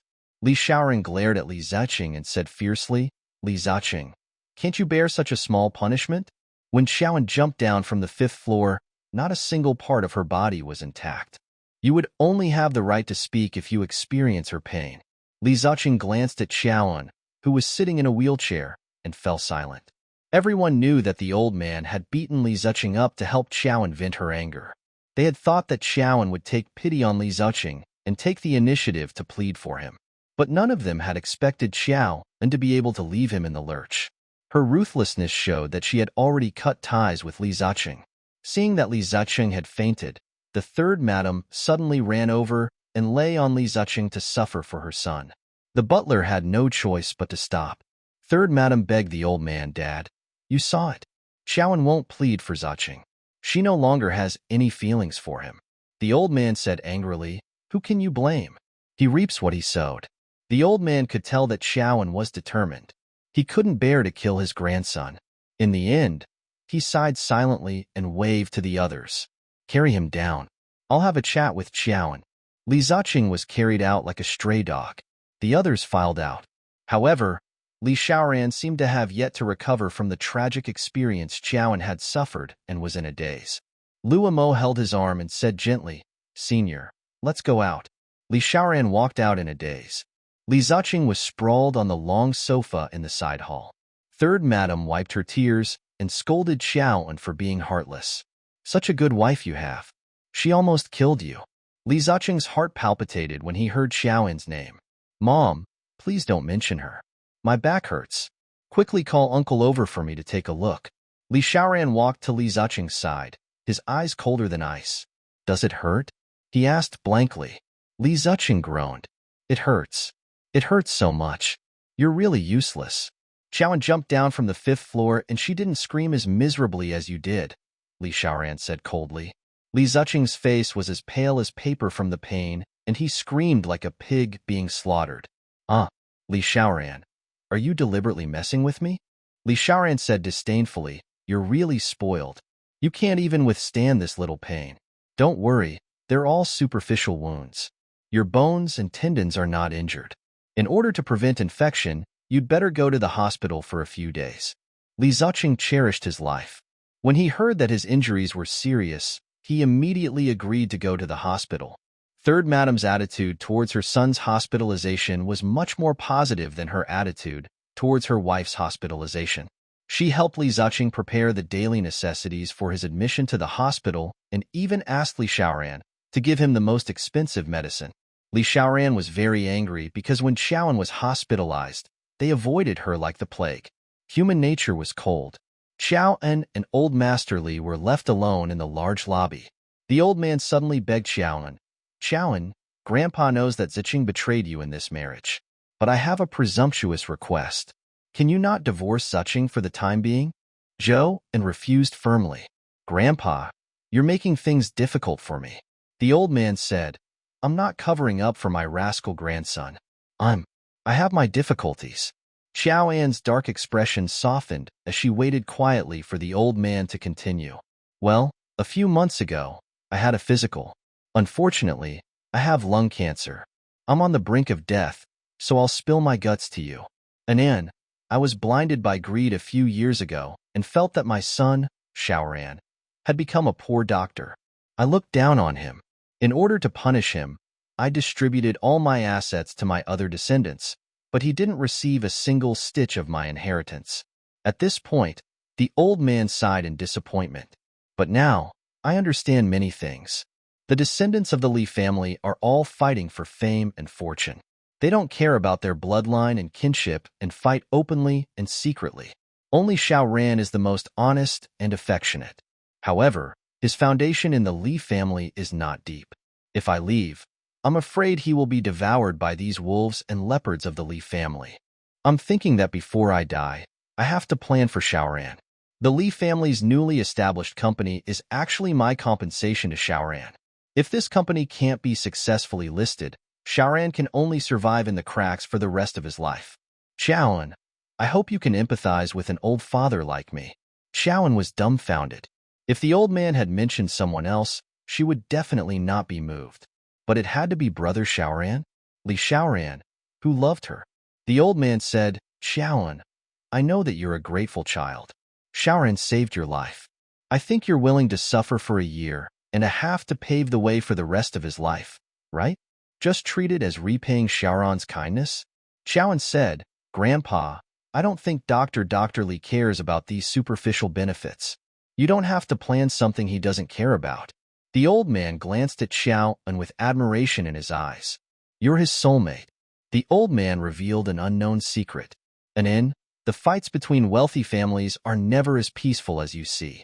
Xiaoran's biological mother died in an unknown car accident. Xiaoran doesn't want to provoke trouble, but that doesn't mean that others won't provoke him. Xiaoran's eyes widened in horror. She wasn't stupid enough to analyze the powerful conspiracy behind the old man's words. Li Xiaoran's biological mother was actually not Madame. She had always thought that Li Xiaoran was the son of Old Master and Madame Li. It turned out that he was the son of an outsider. If he was an outsider with no power, even if he was doted on by the Old Master, she might be persecuted by the Old Madam. How could Li Xiaoran fight against his first wife's family with his own strength? It turned out that the fights between wealthy families were so dark. Xiaoran's heart turned to ice. The old man continued, the economic foundation determines the superstructure. Xiaoran is not a child of an ordinary family. He is destined to not be able to live an ordinary life. As for me, I only want to pave the way for his safety. Xiaoran agreed to the old man's request. I promise you that I will divorce Li Ziqing after the company is listed. The old man was overjoyed. Xiaoran, during this period of time, you and Ziqing will be in a loving relationship. Of course, Grandpa won't mistreat you. How much do you want? Name a price. As long as it's not too much, Grandpa will satisfy you. Xiaoran refused Grandpa's material reward. I volunteered to help Dr. Li, Grandpa. No compensation is required. When Xiaoran returned to the hospital, the first thing she did was enter the bathroom and wash away the traces of last night's passion. Fortunately, Li Ziqing had slept like a pig last night and did not notice anything strange about her body when he woke up. Xiaoran recalled the scene of Li Xiaoran kissing her last night with deep love, like the eruption of a sleeping volcano. It was so intense and gentle. The tips of Joanne's ears began to burn. After her shower, she was uncharacteristically out of her hospital gown and into clean, private clothes. After last night's absurdity, Xiaoran could no longer face Li Xiaoran calmly, so she decided to be discharged. Not long after, Li Xiaoran came in for a ward round. He caught a glimpse of Xiaoran in a white dress, her long hair as black as ink, her skin as white as snow, sitting quietly on the bed. Li Xiaoran was a little lost. He liked Xiaoran's appearance in every way. However, he had missed such a wonderful Xiaoran. He walked over. Xiaoran looked at him. Her gaze wasn't as simple and pure as it had been before. Instead, it held a mixture of love, melancholy, and loneliness. Dr. Li, I want to be discharged, she said calmly. Li Xiaoran's mind wandered. Xiaoran, will you really divorce Li Ziqing? He asked. Xiaoran stared blankly at Li Xiaoran, his handsome and noble face filled with joy and longing. But Xiaoran disappointed him. She shook her head. Li Xiaoran's eyes dimmed. He really couldn't understand why Xiaoran had been so quickly brainwashed by his grandfather and given up on the idea of a divorce after so indignantly and decisively asking for a divorce. Like a big brother, Li Xiaoran guided her gently. Xiaoran, be brave. Li Ziqing doesn't love you. An unhappy marriage will only kill you. If you leave him, you'll only be in pain for a while. If you don't leave, you'll be in pain for the rest of your life. Xiaoran saw the genuine worry and anxiety in his eyes. In the past, when she'd seen him like this, she'd thought it was his overflowing love as a doctor. Now she knew that the way he looked at her was unique. Xiaoran apologized to Li Xiaoran in her heart. I'm sorry, Brother Xiaoran, for worrying you. Just a little longer. However, she could not tell Li Xiaoran the reason why she did not want a divorce. Xiaoran muttered under her breath, Dr. Li, haven't you heard? Better 10 temples than 1 marriage. Li Xiaoran slapped her head. You're hopeless. Li Xiaoran quickly wrote Xiaoran's discharge certificate and asked her, who will pick you up when you're discharged? Xiaoran was silent. Li Xiaoran glanced at her feet and reprimanded. Why? Are you preparing to walk home in a wheelchair? Xiaoran was dumbfounded. Already her legs could walk. She just couldn't let him discover the secret. Li Xiaoran snatched the discharge certificate back and put it in his bag. He said, I'll help you with the discharge procedures. After I get off work, I'll drive you home. With that, Li Xiaoran turned around and left. Xiaoan looked at Li Xiaoran's imposing back and his eyes turned red. Brother Xiaoran. If only she hadn't mistaken someone else for him back then. If only she had run away with him on their wedding day instead of mistaking him for a philanderer. Li Xiaoran was very busy in the afternoon. Bored, Xiaoan took the time to visit Li Ziqing in the ward next door. Looking at the bloody Li Ziqing gloatingly, Xiaoan's eyes bloomed with the joy of revenge. Xiaoan, are you satisfied? Third Madam said sarcastically. Xiaoan said, not very. Third Madam broke down and roared. What else do you want? Xiaoan said, I want to return all the pain your son inflicted on me. Third Madam said, enough. Haven't you caused him enough trouble? You're even now. Xiaoan's eyes were filled with a poisonous smile. Even? Li Ziqing had pretended to be Li Xiaoran and tainted her love. She had yet to settle this score with him. She also wanted him never to be with the woman he loved. Xiaoan suddenly picked up her phone and called Wei Xian. Her voice was deliberately loud. When Li Ziqing heard Wei Xian's voice, he could no longer come back to life. He shouted in exasperation, Xiaoan, are you done? Xiaoan glanced at him and smiled slyly. Hubby, why are you angry? I just called to tell Miss Wei that you were injured and hospitalized at Jingheng Hospital. Li Ziqing immediately understood Xiaoan's sinister intentions. She wanted to lure Wei Xian to the hospital to see him and then confirm the evidence of him cheating with Wei Xian. A woman's heart is the most vicious. Xiaoan, I've finally seen your methods. Xiaoan walked up to him and asked leisurely, do you regret not choosing to walk down the same path as me, but choosing to go against a powerful opponent like me? Li Ziqing was dumbfounded. Not long after, Wei Xian ran over to show her concern. Brother Ziqing, how did you become like this? When she saw Li Ziqing, she cried. It's all this woman's fault, Third Madam said. Wei Xian immediately scolded Xiaoan. Xiaoan, why are you so evil? Third Madam chimed in. That's right. Wei Xian, you're still the best to my Ziqing. Don't worry, when they get a divorce, my Ziqing will marry you. Xiaoan played with her phone. Li Ziqing roared at Wei Xian and Third Madam. The two of you. Shut up. Wei Xian and Third Madam were dumbfounded, not understanding why Li Ziqing was angry. Li Ziqing said angrily to Xiaoan, stop filming. Xiaoan put away his phone and said sarcastically, Li Ziqing, you should find a smart mistress. A stupid teammate like her will kill you. Wei Xian stomped her feet in anger. Xiaoan, you're talking nonsense. She rushed up to slap her. Xiaoan grabbed her hand and turned her head to Li Ziqing's side. She said leisurely, do you know what Grandpa told me? Li Ziqing gestured for Wei Xian to move aside. Xiaoan said, he gave me a lot of money to stay. A disdainful smile appeared in Li Ziqing's eyes. Xiaoan, you don't actually want to divorce me, right? The reason you've been arguing with me recently is just to get the Li family to pay to appease you, right? I've seen many women like you. You look like you have no desires, but you're actually more greedy than anyone else. Xiaoan didn't seem to take his criticism to heart at all. She only returned her ruthless gaze to Wei Xian. Since I'm not divorced, I'll definitely see that you get your just desserts. After all, the civil code stipulates that a third party must defer to a married couple. Wei Xian's face was darker than ashes. With that, Xiaoan left proudly. When she reached the door, Xiaoan suddenly turned around. By the way, I'm about to be discharged. Hubby, I'm very busy in the next few days. I'm busy looking for evidence of you cheating and transferring assets. I don't think I have time to visit you in the hospital. I can only trouble Mom to take care of you. Mom, don't fall asleep. Not long ago, someone died from an accident because of an infusion. What a pity. Li Ziqing gritted his teeth in anger. When Xiaoan came out of Li Ziqing's ward, Li Xiaoran had just gotten off work. Standing at the end of the corridor, he looked up and saw Xiaoan. His handsome and solemn face suddenly smiled. It was as if the sky was filled with colorful flowers. Xiaoan smiled. She and Li Xiaoran walked forward. Just as they were about to walk together, Lumo suddenly appeared and called out crisply, Senior brother, it's time to get off work. Let's go home together. Li Xiaoran's body froze, and the smile in his eyes disappeared bit by bit. He turned to Luo Mo and said, Momo, send Xiaoan home with me, okay? Luo Mo glanced at Xiaoan's wheelchair and expressed her sympathy. All right, Xiaoan, your husband is in the hospital, and no family members are coming to pick you up. All right, senior brother and I will send you home.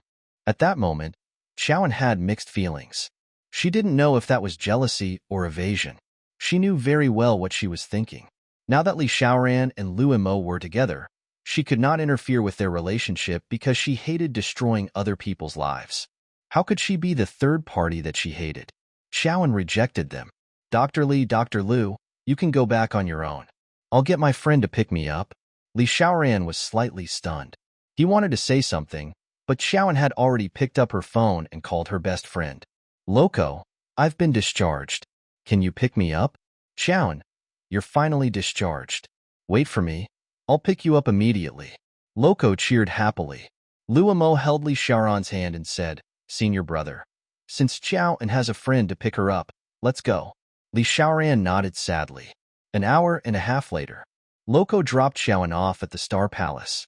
Loco said worriedly, Chowan, have you and Li Ziqing already reached the point of being incompatible?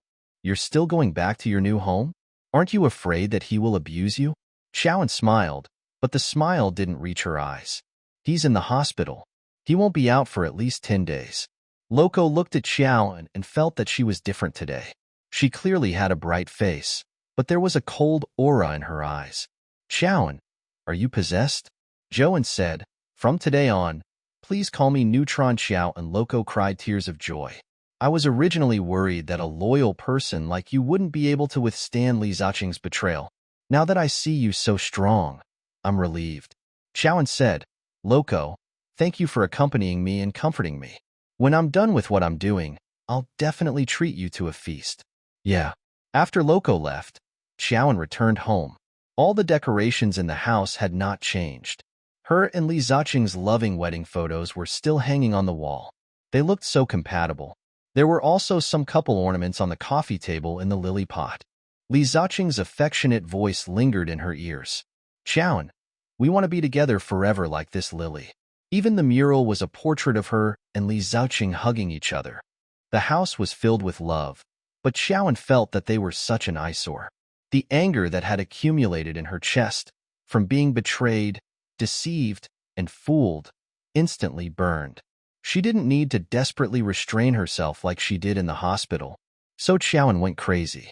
She picked up the machete in the kitchen and smashed all the memories of her and Li Ziqing's love. In the end, the room was in a mess. However, she fell to the ground in exhaustion and wailed. Finally, she could cry wantonly on this empty night. She roared like a mad lion. It was like a helpless little rabbit wailing in despair. Li Ziqing, you destroyed me. If you don't love me, why did you get involved with me? Why? She didn't know how long she cried. Finally, she fainted on the cold floor. Ever since Chowan was discharged from the hospital, Li Ziqing felt vaguely uneasy. Third Madam and Wei Xian added fuel to the fire. Zaicheng, do you have anything important at home? Do you need me to help you take it out?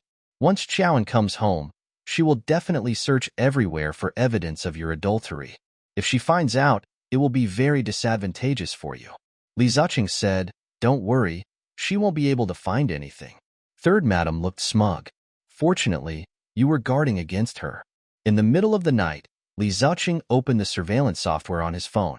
When he saw Chowan sitting on the ground and crying her heart out, he was stunned. Chowan, who had always been domineering, lived so proudly in front of him and never showed her cowardice to outsiders. He didn't expect her to break down so badly. Seeing her cry so desperately and helplessly, Li Ziqing felt inexplicably frustrated. He seemed to comprehend how badly he had hurt Chowan. He put down the phone silently, his eyes shrouded in shame in the night. I'm sorry, Chowan. When she woke up the next day, Chowan realized that her eyes were swollen like peaches. Chowan looked at the mess on the ground with half-opened eyes, and a hint of coldness shot out from her misty eyes. She stood up unsteadily and used hot water to reduce the swelling in her eyes before putting on exquisite makeup for herself. Finally, she found beautiful clothes in the cloakroom. She wore a black tight knit dress with a high slit on the side and a short coat with fake fur. She looked valiant. Then, she left with her exquisite handbag. She looked back at the wedding photos on the wall, her eyes emitting a cold and vicious light. Li Ziqing, Since you provoked me first, don't blame me for returning the favor. At the night bar, an elegant woman wearing sunglasses stood at the front desk and said in an extremely arrogant tone, "Get your boss to come out." When Lan Shi came out and saw the beautiful woman in front of her, she was stunned. "Xiaoan, why did you change your style? To be at home with the atmosphere here. This is not a place for you?" Lan Shi pulled Xiaoan into a small, quiet room. Xiaoan took off her sunglasses and looked at the petrified Lan Shi. She explained her intentions. "I want a beautiful woman." Xiaoan hooked Lan Shi's chin. "That kind of unclean beauty. She has to be good-looking. The more gorgeous, the better. It's best if she's the kind that makes people fall for her at a glance." Lan Shi's mouth formed a standard circle. Then she understood and snapped her fingers. "I understand. You want to take revenge on your scumbag husband, right? Let him contract that disgraceful illness? Let him be despised by everyone?" Xiaoan's voice was cold. "This is a test of his humanity. If he cherishes himself, he will definitely be able to protect himself." Zhou froze the moment she saw her. This woman was really too beautiful, and her charm was natural. After the woman sat down, Xiaoan took out a photo from his bag and said, "I want you to sleep with him. You'll be paid $500,000 after you succeed. This $100,000 is your deposit." The woman's smoke-like face was gentle without any aggression. She picked up the photo calmly and said, "No problem." Xiaoan said, "I wish you success in advance." The woman nodded. After the woman left, Lan Shi looked at Xiaoan steadily, her eyes filled with surprise. "Xiaoan, isn't that a little too ruthless?" A lifeless smile appeared on Xiaoan's pale face. "If Li Ziqing just doesn't love me anymore, if he just broke up with me peacefully, I don't think I would blame him. I hate him for taking pains to steal my happiness, yet he doesn't cherish me. My revenge isn't ruthless at all." Lan Shi trembled. She felt unfamiliar with such a cold-blooded Xiaoan.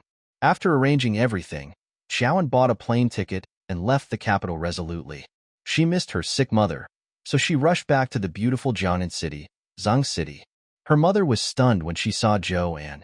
It was not joy, but Xiaoan's transformation. She had once been chubby and sunny. Now, she was thin and tired. There was no longer any brightness in her eyes. Mother Qiao hugged her daughter and wailed. "I really regret not stopping you from going to the capital back then. I wanted you to marry that wolf Li Ziqing. You're not doing well at all, are you?" Xiaoan looked at her mother's face, which had turned blue and black from her illness. She was skinny, but her weak mother was still worried about her happiness. The guilt in her heart turned into endless hatred. "Li Ziqing, did you see that? It's all because of you that my mother, who is terminally ill, feels so terrible." She said sadly, "Mom, I'm sorry. I've made you worried." Madame Qiao comforted her daughter resolutely. "Xiaoan, if Li Ziqing isn't good, let's forget about him. You can divorce him, and Dad and Mom will support you for the rest of your life." "Okay."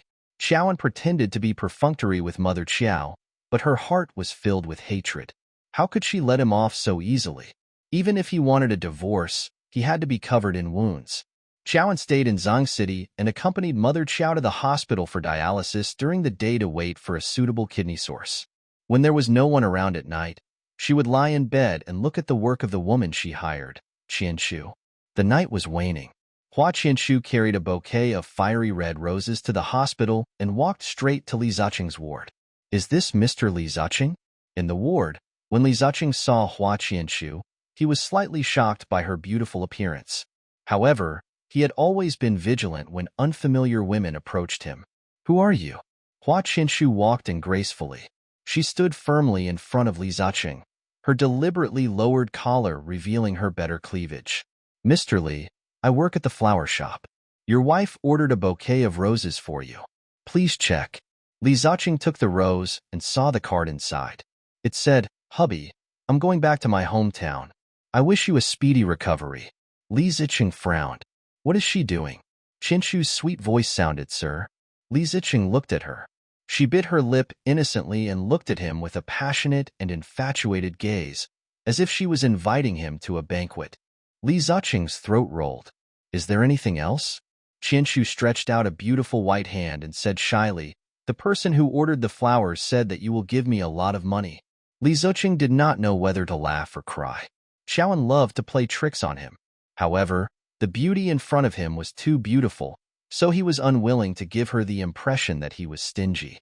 He said to her, "Give me your WeChat number and I'll transfer it to you." Qianshu blinked her beautiful eyes. "I left in a hurry and forgot to bring my phone." During the stalemate, the nurse came over. When she saw Hua Qianshu, the nurse's eyes were very shocked. Hua Qianshu found an excuse to escape. Li Ziqing sensed something amiss and his eyes darkened. He asked the nurse, "Do you know her?" The nurse turned her head and glanced at Hua Qianshu, who had left. She whispered to Li Ziqing, "She's an AIDS patient." Li Ziqing's back was covered in cold sweat. Xiaoan's revenge on him made him feel extremely terrified. He angrily dialed Xiaoan's number. Xiaoan picked up the phone and answered it very calmly. "Why? Did you miss me?"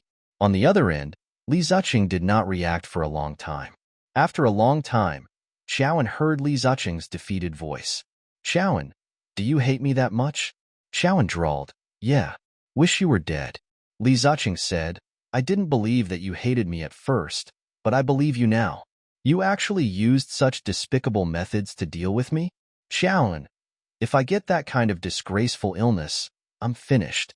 Have you thought of the consequences?" Xiaoan laughed bitterly.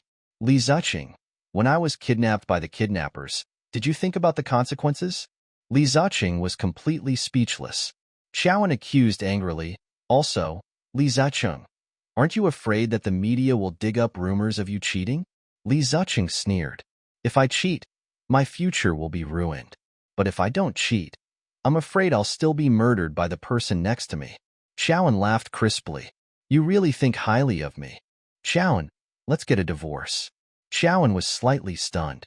Suddenly, she laughed sharply. "Li Ziqing, in the past, I begged you for a divorce, but you insisted on transferring the debt to me. Now that you want a divorce, it won't be so easy." "Xiaoan, do you know how scary you are now?" Li Ziqing roared. Xiaoan said, "I know." Li Ziqing's voice trembled. "I've let you down, but I've already received my retribution. Xiaoan, you've schemed against me a few times. We should be even, right?" Xiaoan's voice sounded like it had crawled out of an ancient well. "Even? Li Ziqing, if you have the ability, fall from the 5th floor and have a taste of it.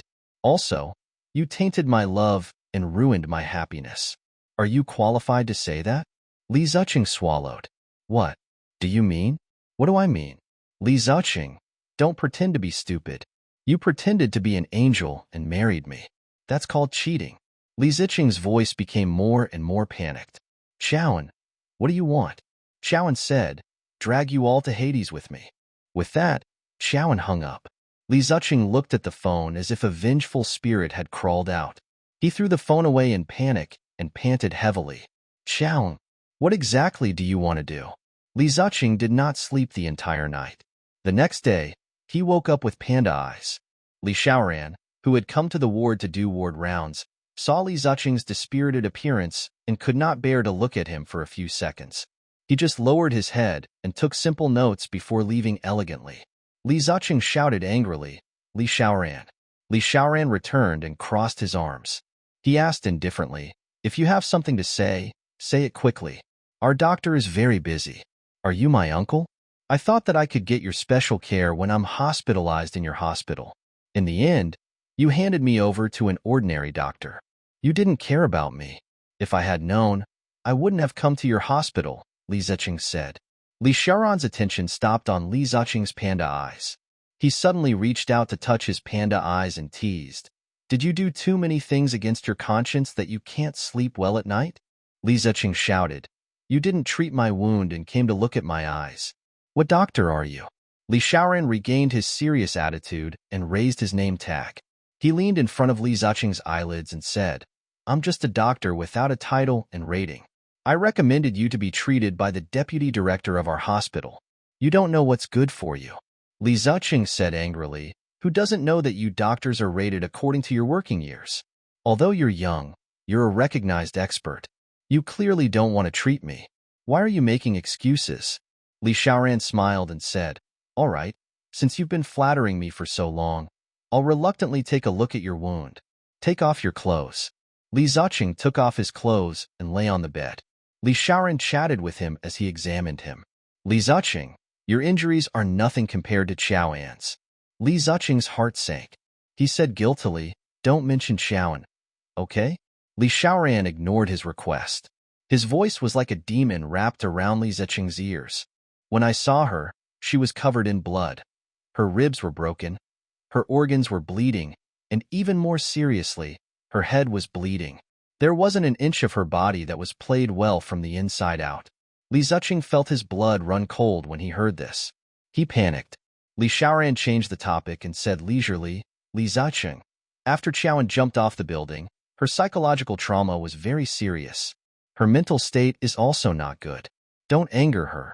If she does anything terrible to you because of emotional instability, the law won't punish her.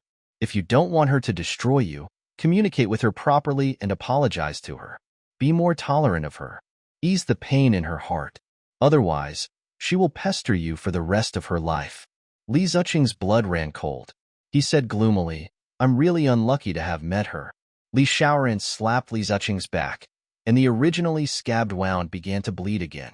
Li Ziqing shouted like a pig, Ah, Li Xiaoran, are you crazy?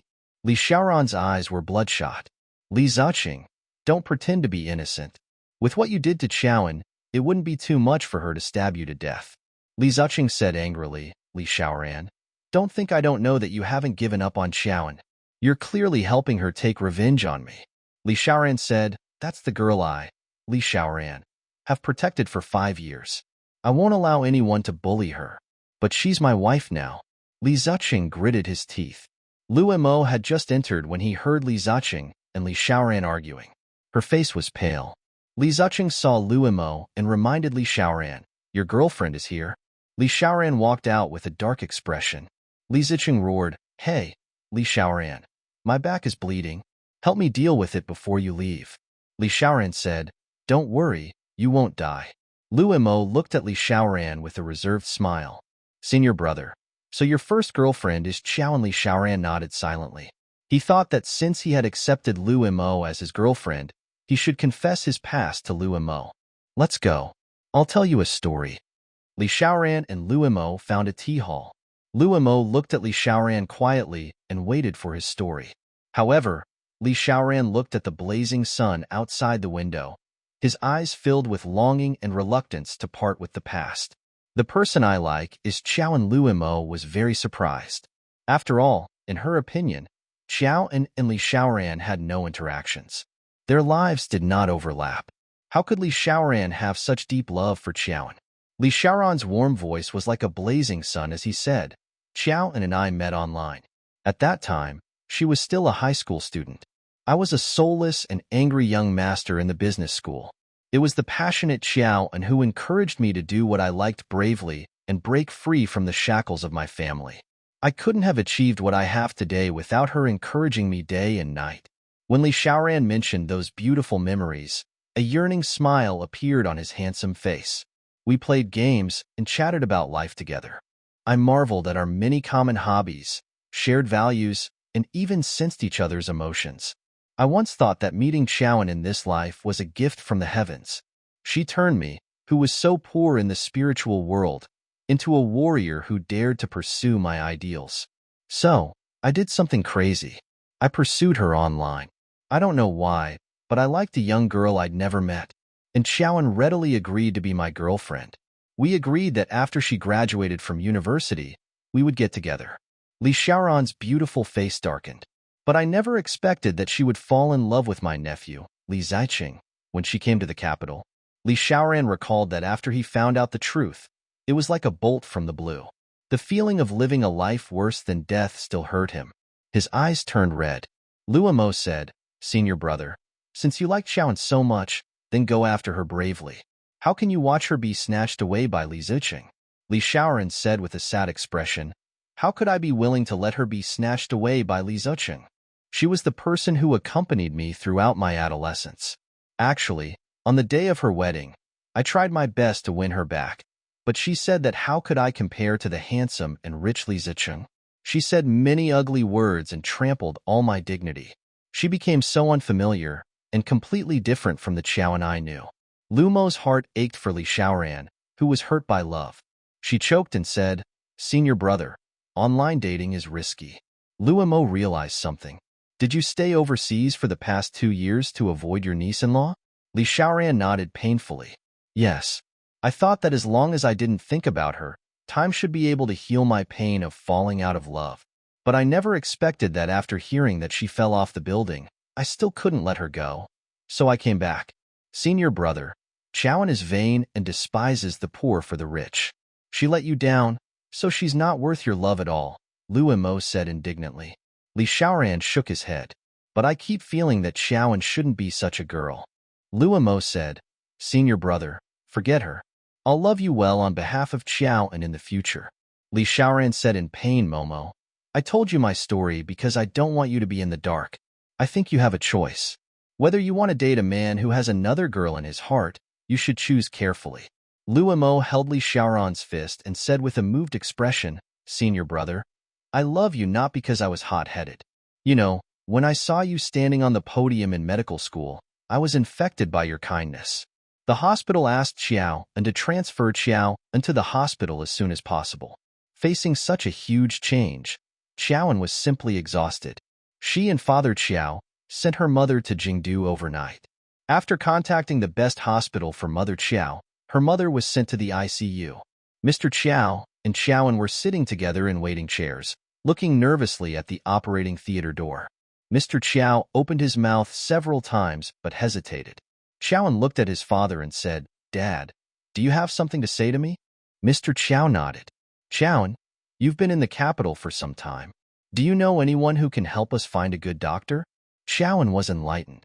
A good doctor was the most indispensable factor in saving lives. Qiaoan immediately thought of Li Xiaoran. His medical skills were superb, but he was not a doctor in the nephrology department. Perhaps Li Xiaoran could recommend a good doctor for her. So she took out her phone and called Li Xiaoran. When Li Xiaoran's phone rang, he, who was often in the emergency department in the middle of the night, almost immediately grabbed the phone and placed it by his ear. "Hello, Dr. Li." He heard Xiaoan's hoarse and low voice. Li Xiaoran woke up from his sleep. He got up and asked, "Xiaoan, where are you?" Xiaoan sniffled on the other end of the line, her voice thick and nasal. "Dr. Li, my mother is infected with kidney disease. Can you recommend me to the best kidney transplant doctor in the country?" Li Xiaoran asked. "Where are you now?" "Jingdu's second hospital." Li Xiaoran frowned. "Don't you take notes? The best kidney medicine in the country is in Jinghang Hospital." Xiaoan was almost in tears. "What should we do? My mother's condition is critical. The prefecture-level city hospital recommended her to the second hospital." Li Xiaoran quickly put on his clothes and walked towards the basement. "Wait for me. I'll contact Dr. Liu from Jinghang immediately. He's an expert in the nephrology department." "Thank you, Brother Xiaoran," Qiaoan blurted out. Li Xiaoran stared at his phone in a daze. Qiaoan used to call him uncle, but later on, she called him Dr. Li. She had never called him Brother Xiaoran so intimately. This Brother Xiaoran made him inexplicably recall her chasing after him in the game when she was young and shouting, "Brother Angel." He was very surprised by Qiaoan's sudden change in address. An hour later, Li Xiaoran appeared in front of Qiao, and Qiaoan was stunned when she saw Li Xiaoran land in front of her like a god. Because of Li Xiaoran's appearance, Qiaoan's anxious mood was inexplicably soothed and she became at ease. Li Xiaoran ran to her and asked breathlessly, "Where's Auntie?" "In the ICU ward. I've already contacted Dr. Liu at Jinghang Hospital. He's agreed to operate on your mother. Don't worry, your mother will be fine if he does it himself." Qiaoan looked at Li Xiaoran, who was sweating profusely and grateful. "Thank you, Dr. Li." Li Xiaoran was a little at a loss by Qiaoan's fickle address. He said, "Didn't you call me brother just now?" Qiaoan's eyes widened in shock. "Did I?" she asked in a daze. She was extremely vexed. Even if her feelings for the angel sword had returned to normal, time had passed after all. She was already married, and he had a girlfriend who loved him. She should only hide her feelings that she shouldn't have and add to their worries. "You must have heard wrongly," Qiaoan said weakly. Li Xiaoran looked at her in confusion. "It's just a form of address. Why are you so nervous? You can call me Dr. Li or Brother Xiaoran, as long as you don't call me uncle." Qiaoan stared at him in shock. Li Xiaoran's feelings for her were constantly revealed. Afraid that Xiaoan would feel awkward, Li Xiaoran added, "Sigh, it makes me feel old for you to call me uncle. I'm clearly still in my prime." Xiaoan laughed. Anyway, she didn't want to be Li Ziqing's wife, let alone his niece-in-law. Xiaoan said, "All right, I'll call you Dr. Li in the future." Li Xiaoran said, "Why don't you call me Brother Xiaoran? When you were young, you always chased after me and called me brother." Xiaoan was so shocked that she almost bit her tongue off. Hearing Li Xiaoran admit that he was Thunderbolt Blade, her mood surged. She had indeed mistaken him for someone else. She smiled sweetly and said, "Didn't you say so yourself?" "I can call you Dr. Li," Li Xiaoran said. "All right, suit yourself." Li Xiaoran noticed Xiaoan's thin face and said with heartache, "You seem to have lost weight again. Do you want to become as thin as lightning?" Xiaoan patted her face. Every move she made looked inexplicably sweet and cute. "Isn't this good? I can save on the money for the face-thinning injection." Li Xiaoran said sternly, "Don't talk nonsense." Xiaoan said, "As you can see, with my mother like this, how can I, the only daughter in the family, live worry-free?" Li Xiaoran's heart ached. "Leave your mother to me in the future. Rest well." As expected, Li Xiaoran took over all of Mother Qiao's matters. He opened the green passageway for Mother Qiao to be transferred to another hospital. Soon, Mother Qiao was hospitalized in Jingheng Hospital. Logically speaking, this was something to be happy about. However, when enemies met, a storm rose again. On this day, when Father Qiao helped his wife downstairs for a walk, he bumped into his son-in-law, Li Ziqing. Li Ziqing sat in the wheelchair while Wei Xian pushed him. When Mother Qiao saw Li Ziqing, she found him familiar. She confirmed with Father Qiao, "Why does this person look so similar to our scumbag son-in-law?" Mr. and Mrs. Qiao had only seen their son-in-law on Qiao and in Li Ziqing's wedding day, so their impression of their son-in-law was really a little blurry. Wei Xian was furious when she heard the two elderly folks whispering and calling Li Ziqing a scumbag. She said angrily to Mother Qiao, "I think you're already old. You should accumulate some merit for yourself. Otherwise, you'll be plagued by an illness that will take your life." Mr. Qiao was furious. "You look innocent, but your mind is so vicious," Mr. Qiao said angrily. Li Ziqing, on the other hand, could not remember his parents-in-law at all. He only felt that he had encountered two difficult elderly people. He frowned and said, "Please watch your words. If you dare to speak rudely to us again, I will not be polite to you." Mr. and Mrs. Qiao were not people who caused trouble, so they kept quiet. At this moment, the elevator door opened. When Wei Xian pushed Li Ziqing out, she shouted affectionately, "Brother Ziqing, let's go. Don't argue with such uncultured peasants." Her claim made Mr. and Mrs. Qiao realize that this was his scumbag son-in-law. Madame Qiao's eyes turned red with anger. She pounced over crazily and grabbed Wei Xian's hair to fight. Wei Xian was so scared that her face turned pale. She shouted, "Ah, you crazy woman! Brother Ziqing, help me." Seeing this, Father Qiao was afraid that his sickly wife would be touched by Wei Xian. He quickly went forward and pushed Wei Xian to the side. Madame Qiao went to hit Li Ziqing in the wheelchair again and kept shouting, "Li Ziqing, it's indeed you, you rascal. I'm going to beat you to death today." Soon, more and more people gathered around. Some people took out their phones to take photos. Li Ziqing shouted at them, "Call the police, quickly call the police for us. We're being pestered by these two lunatics." Mother Qiao's eyes were red with anger. "Everyone, come and take a look. This is my good son-in-law. He's fooling around with his lover behind my daughter's back. Today, I want to seek justice for my daughter. Anyway, I'm about to die.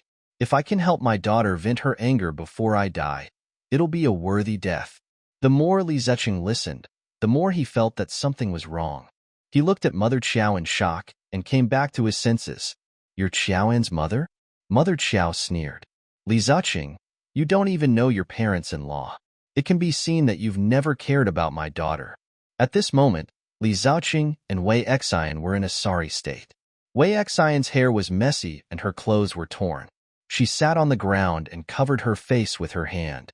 Li Ziqing curled up in the wheelchair, his hair scratched into a chicken nest. At this moment, he only wanted to get rid of Mr. and Mrs. Qiao and escape this place. Mother Chiao was very good at using the power of public opinion. She said to the people who were filming, "Take photos of this adulterous couple. This man is Li Ziqing, the grandson of the capital's medicine king, the Li family. He's also my son-in-law. He married my daughter, but he's having an affair." Then, she walked in front of Wei Xian and grabbed her hair, forcing her to look up so that the media could capture Wei Xian's face. "She's the third party who ruined my daughter's marriage. Her name is Wei Xian." Li Ziqing looked at those phones in panic. If they were media units, he would just pay them to settle these matters. But now that the passing crowd was filming them, he could imagine that it wouldn't be long before news of his parents-in-law tearing apart their scumbag son-in-law would spread. When everyone knew about his embarrassing incident, his life would be over. "Stop filming." He stood up from the wheelchair in a panic and pounced on the crowd filming. Mrs. Liu dragged him with all her might and scolded, "Li Ziqing, if you have the guts to cheat, are you afraid of being found out?" Li Ziqing pushed her to the ground in exasperation. Ouch. Mother Chiao was in poor health to begin with, so she fell to the ground and couldn't get up. Li Ziqing was slightly dazed. At this moment, Xiao and Li Xiaoran, who had received the news, ran downstairs. Seeing Mother Chiao lying on the ground, Xiaoan was dumbfounded. When Li Ziqing saw Xiaoan, he roared angrily, "Xiaoan, look at what stupid things your parents have done. Beast." Xiaoan seemed to have gone crazy. She raised her fist and swung it at Li Ziqing. "Li Ziqing, if you dare to bully my mother, I'll fight it out with you." Xiaoan used her long nails to tear at Li Ziqing's exposed neck, arms, and face. Li Ziqing looked at Xiao and in disbelief.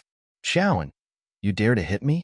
Xiaoan said, "Li Ziqing, you fooled around with other women in front of your parents-in-law. You're purely causing trouble for my mother. You're worse than a pig or dog." Li Ziqing said angrily, "I want to divorce you." Xiaoan said, "Go ahead." Seeing that Li Ziqing couldn't bear to tear Xiaoan apart, Wei Xian could only raise her fist and go into battle. Unexpectedly, Li Xiaoran suddenly grabbed her wrist and said fiercely, "Miss Wei, don't cause trouble." Wei Xian could not break free from Li Xiaoran's hand. She could only shout anxiously, "Xiaoan, you scratched his face.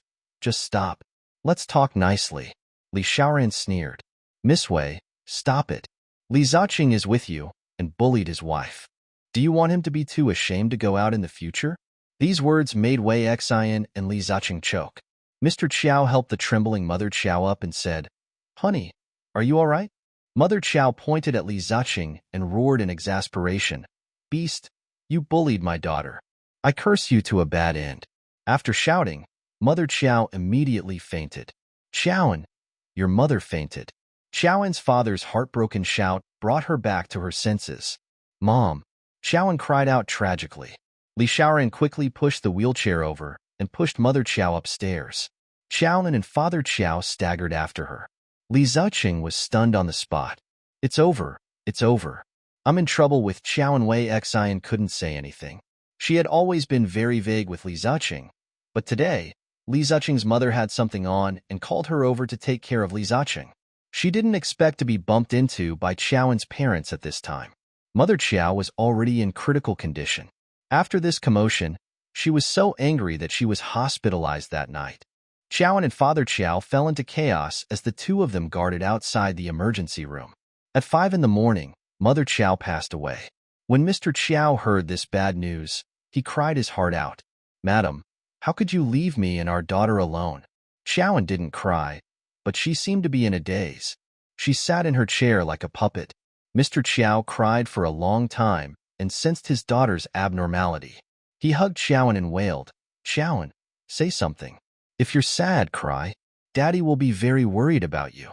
When Li Xiaoran heard the news of Mother Chiao's sudden death, he rushed to the hospital in the middle of the night. After asking Father Chiao for his opinion, he sent Mother Chiao to the hospital morgue. After settling Father Chiao down, it was Xiaoan's turn. Li Xiaoran held her hand and said gently, "Xiaoan, let's go." Like a soulless puppet, Xiaoan obediently followed behind him to the temporary house Li Xiaoran had prepared for them. She followed Li Xiaoran into the house stiffly. Li Xiaoran turned around and almost bumped into her. Seeing Xiaoan's expressionless face, Li Xiaoran was very worried about her. He held Xiaoan's shoulder and coaxed gently, "Xiaoan, don't be sad. Life and death are up to fate. Auntie is most worried about you. So for Auntie's sake, you have to pull yourself together. Xiaolan remained dazed, her head drooping, her eyes unfocused. Li Xiaoran sat her down on the sofa and poured her a cup of warm water. When he handed it to Xiaolan, she had no intention of reaching out to take it. Li Xiaoran could only hold the teacup and hold the back of her head with one hand to make her lean back before feeding her some hot water. Only then did Xiaolan's eyes roll slightly. "Where's Li Zicheng?" Her voice sounded like it came from a deep well filled with white bones. Li Xiaoran said, "He might know that he did something wrong. He keeps calling me to ask about your mother's condition. It's up to you to decide if you want to tell him about your mother's death." Xiaolan said angrily, her eyes red. "Of course I have to tell him." She gritted her teeth. Early the next morning, Xiaolan wore a black morning dress and a big white chrysanthemum on her head as she helped her mother's corpse to the entrance of the Li family's villa. Then, she carried her mother's corpse and sat at the door. There was a wreath beside it. The couplet said that she wanted to take Li Zicheng's life. When the servants of the Li family opened the door and saw this terrifying scene, they immediately staggered and fled. "Master!" The servant's tragic voice circled above the Li family's villa, startling everyone in the villa. Soon, the Li family's elders gathered in the living room. Li Zicheng and the siblings were also inside. "Uncle Kai, why are you shouting so early in the morning?" Old Master Li was woken up from his dream and didn't look too good. "Master, young madam is sitting at the door with a corpse and crying. The couplet on the wreath beside her says that she wants young Master Zicheng's life." Everyone's faces were as pale as paper. Old Master Li led everyone outside. When they saw Xiaolan, their hearts sank. Xiaolan Old Master Li was puzzled. "Your mother has already left. You should let her be buried in peace. If you have any grievances, tell me.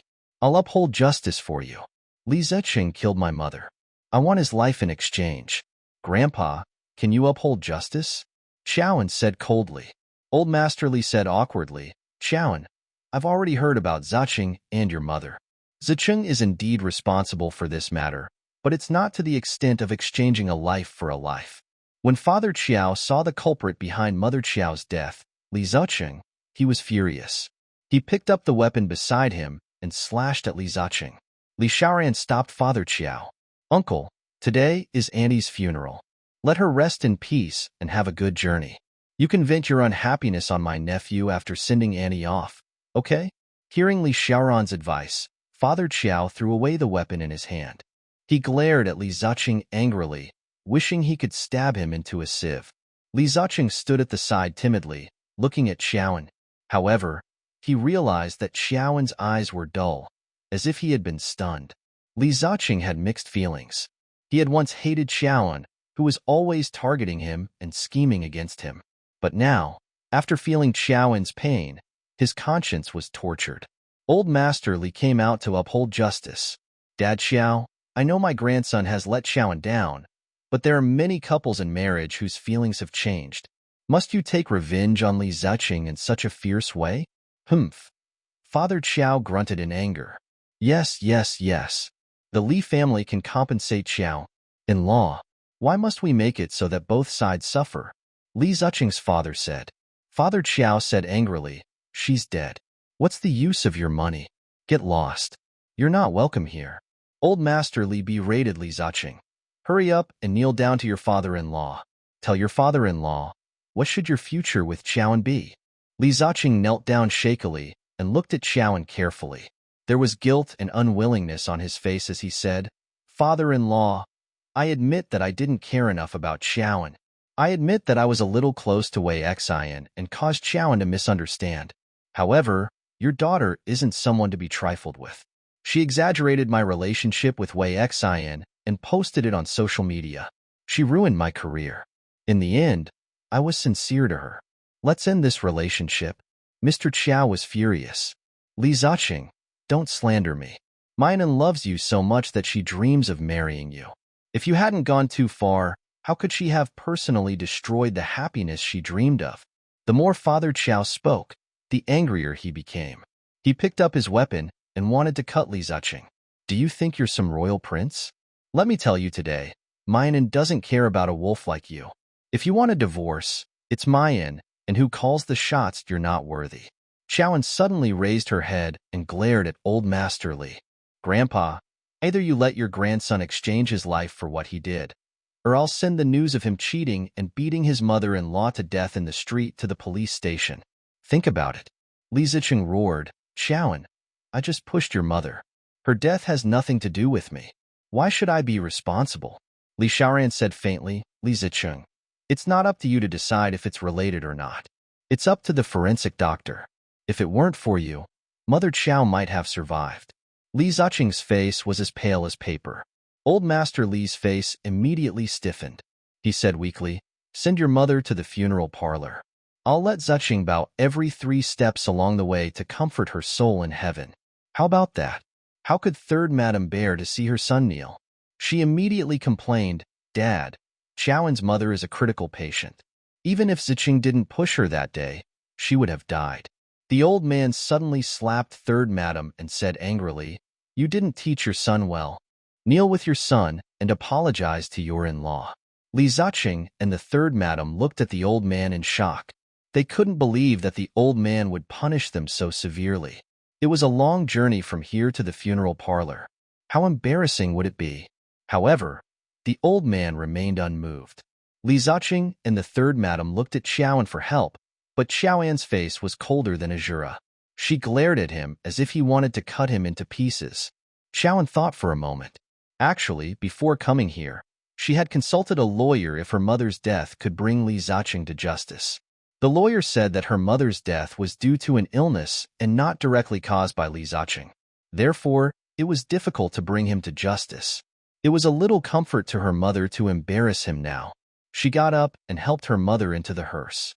Then she walked slowly in the direction of the funeral home. Li Zicheng and the third Madam followed behind like stray dogs. They knelt every few steps and kowtowed. Their actions were too strange. So many people turned around to look at them. It was 4 hours later when they arrived at the funeral home. Third Madam and Li Zicheng's clothes were dirty and their hair was messy, like beggars. The funeral parlor held a simple farewell ceremony for Mother Qiao. Father Qiao found Li Xiaoran and asked Li Xiaoran for help and embarrassment. Xiaoran, look at Mayanin. They looked more like husband and wife. Li Zicheng saw Li Xiaoran and Xiaoan's interlocked hands and felt inexplicably unhappy. After cremating Mother Qiao, Old Master invited Father Qiao and Xiao into a separate room to discuss Li Zicheng and Xiaoan's follow-up with a few elders of the Li family. The old man said, Father Qiao, to be honest, among my many in-laws, I admire Xiaoan the most. This child is smart, independent, and loves charity. She's the model daughter-in-law of a wealthy family. I hope Xiaoan can stay. I promise you that she'll be Li Zicheng's only wife for the rest of her life. Dad Xiao said dejectedly, a family like yours has nothing but money. You're not worthy of a scholarly family like ours. My Xiaoan doesn't have to marry low-class grandchildren like yours. Li Zicheng had been traumatized by Xiaoan recently.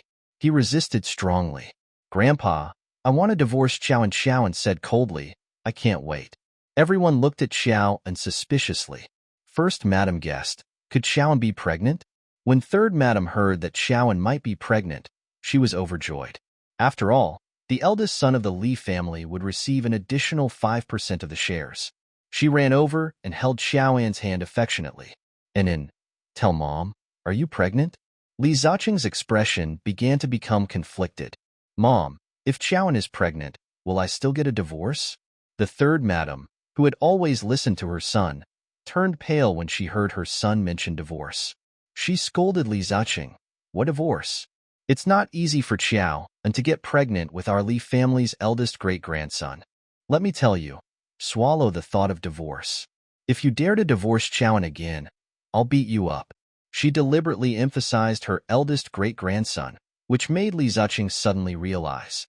With the child in Xiaoan's stomach, he could obtain the old master's reward. With these 5% shares, why would he worry about not being able to get through the current crisis? Li Zicheng's attitude immediately changed. He ran over and held Xiaoan's hand. He confessed to Xiaoan, let's not get a divorce. Let's make up and give the child a healthy family. Okay. Xiaoan looked at him coldly. Are you eating your words so soon? Li Zicheng was embarrassed. Li Xiaoran pushed Li Zuching away and said coldly, "You're going to divorce Qiaoan. So this child has nothing to do with you. Whether it lives or lives, it's all up to Qiao." And Li Zuching flew into a rage. Li Xiaoran, what do you mean? Did you deliberately encourage Qiao and to abort my child? How can you be so heartless? Li Xiaoran suddenly grabbed Li Zuching's neck and questioned angrily, Li Zuching, open your eyes and look at Qiaoan. Is her condition suitable for giving birth? She has just recovered from her serious injuries, and her body still needs to be repaired. Li Xiaoran had developed his intelligence and physique since he was young and was an outstanding talent in every aspect. He had learned taekwondo and chose boxing and mixed martial arts in university. Li Zuching was really like a chick in front of him. He could only roar unwillingly, but that's my child. He just came to this world. As his father, I have the obligation to let him live and raise him. Li Xiaoran said angrily, Li Zuching, you only want the baby, but you don't care about the mother's life at all. You're not human. Your son is still a cell egg. Li Zuching, kill it when he doesn't have a heart. The uncle and nephew argued. This time, no one spoke. They couldn't wait for Qiao and to abort this child because they knew that this child was born with a golden key. His survival was directly related to the economic rise of the Li family's fourth branch. However, they knew that the old master valued this great-grandson, so they did not dare to offend him. Therefore, only Li Xiaoran resisted everyone from the third branch. She might not be pregnant. Her words woke him from his dream. Li Zuching felt like a clown and was so ashamed that his face turned red. Mr. Qiao pulled his daughter in front of him and scanned the crowd with a fierce gaze. He said angrily, Li Zuching, regardless of whether Mianan is pregnant or not, you have to divorce her. Li Zuching immediately expressed his sincerity. Dad, if Anan is pregnant with my child, I won't get a divorce. Mr. Qiao sneered. Don't expect to be a father. I heard what Dr. Li said. He said that my daughter is not suitable to be pregnant, so Qiaoan doesn't want this child. Anan, let's go. Daddy will bring you to the hospital to abort this child. As soon as she said this, Third Madam rolled her eyes in fear and almost fainted on the spot. Li Zuching suddenly grabbed Qiaoan's hand. Dad, Anan and I are not divorced yet. I want to bring her home. He wanted to imprison Qiaoan. Mr. Qiao said, Home?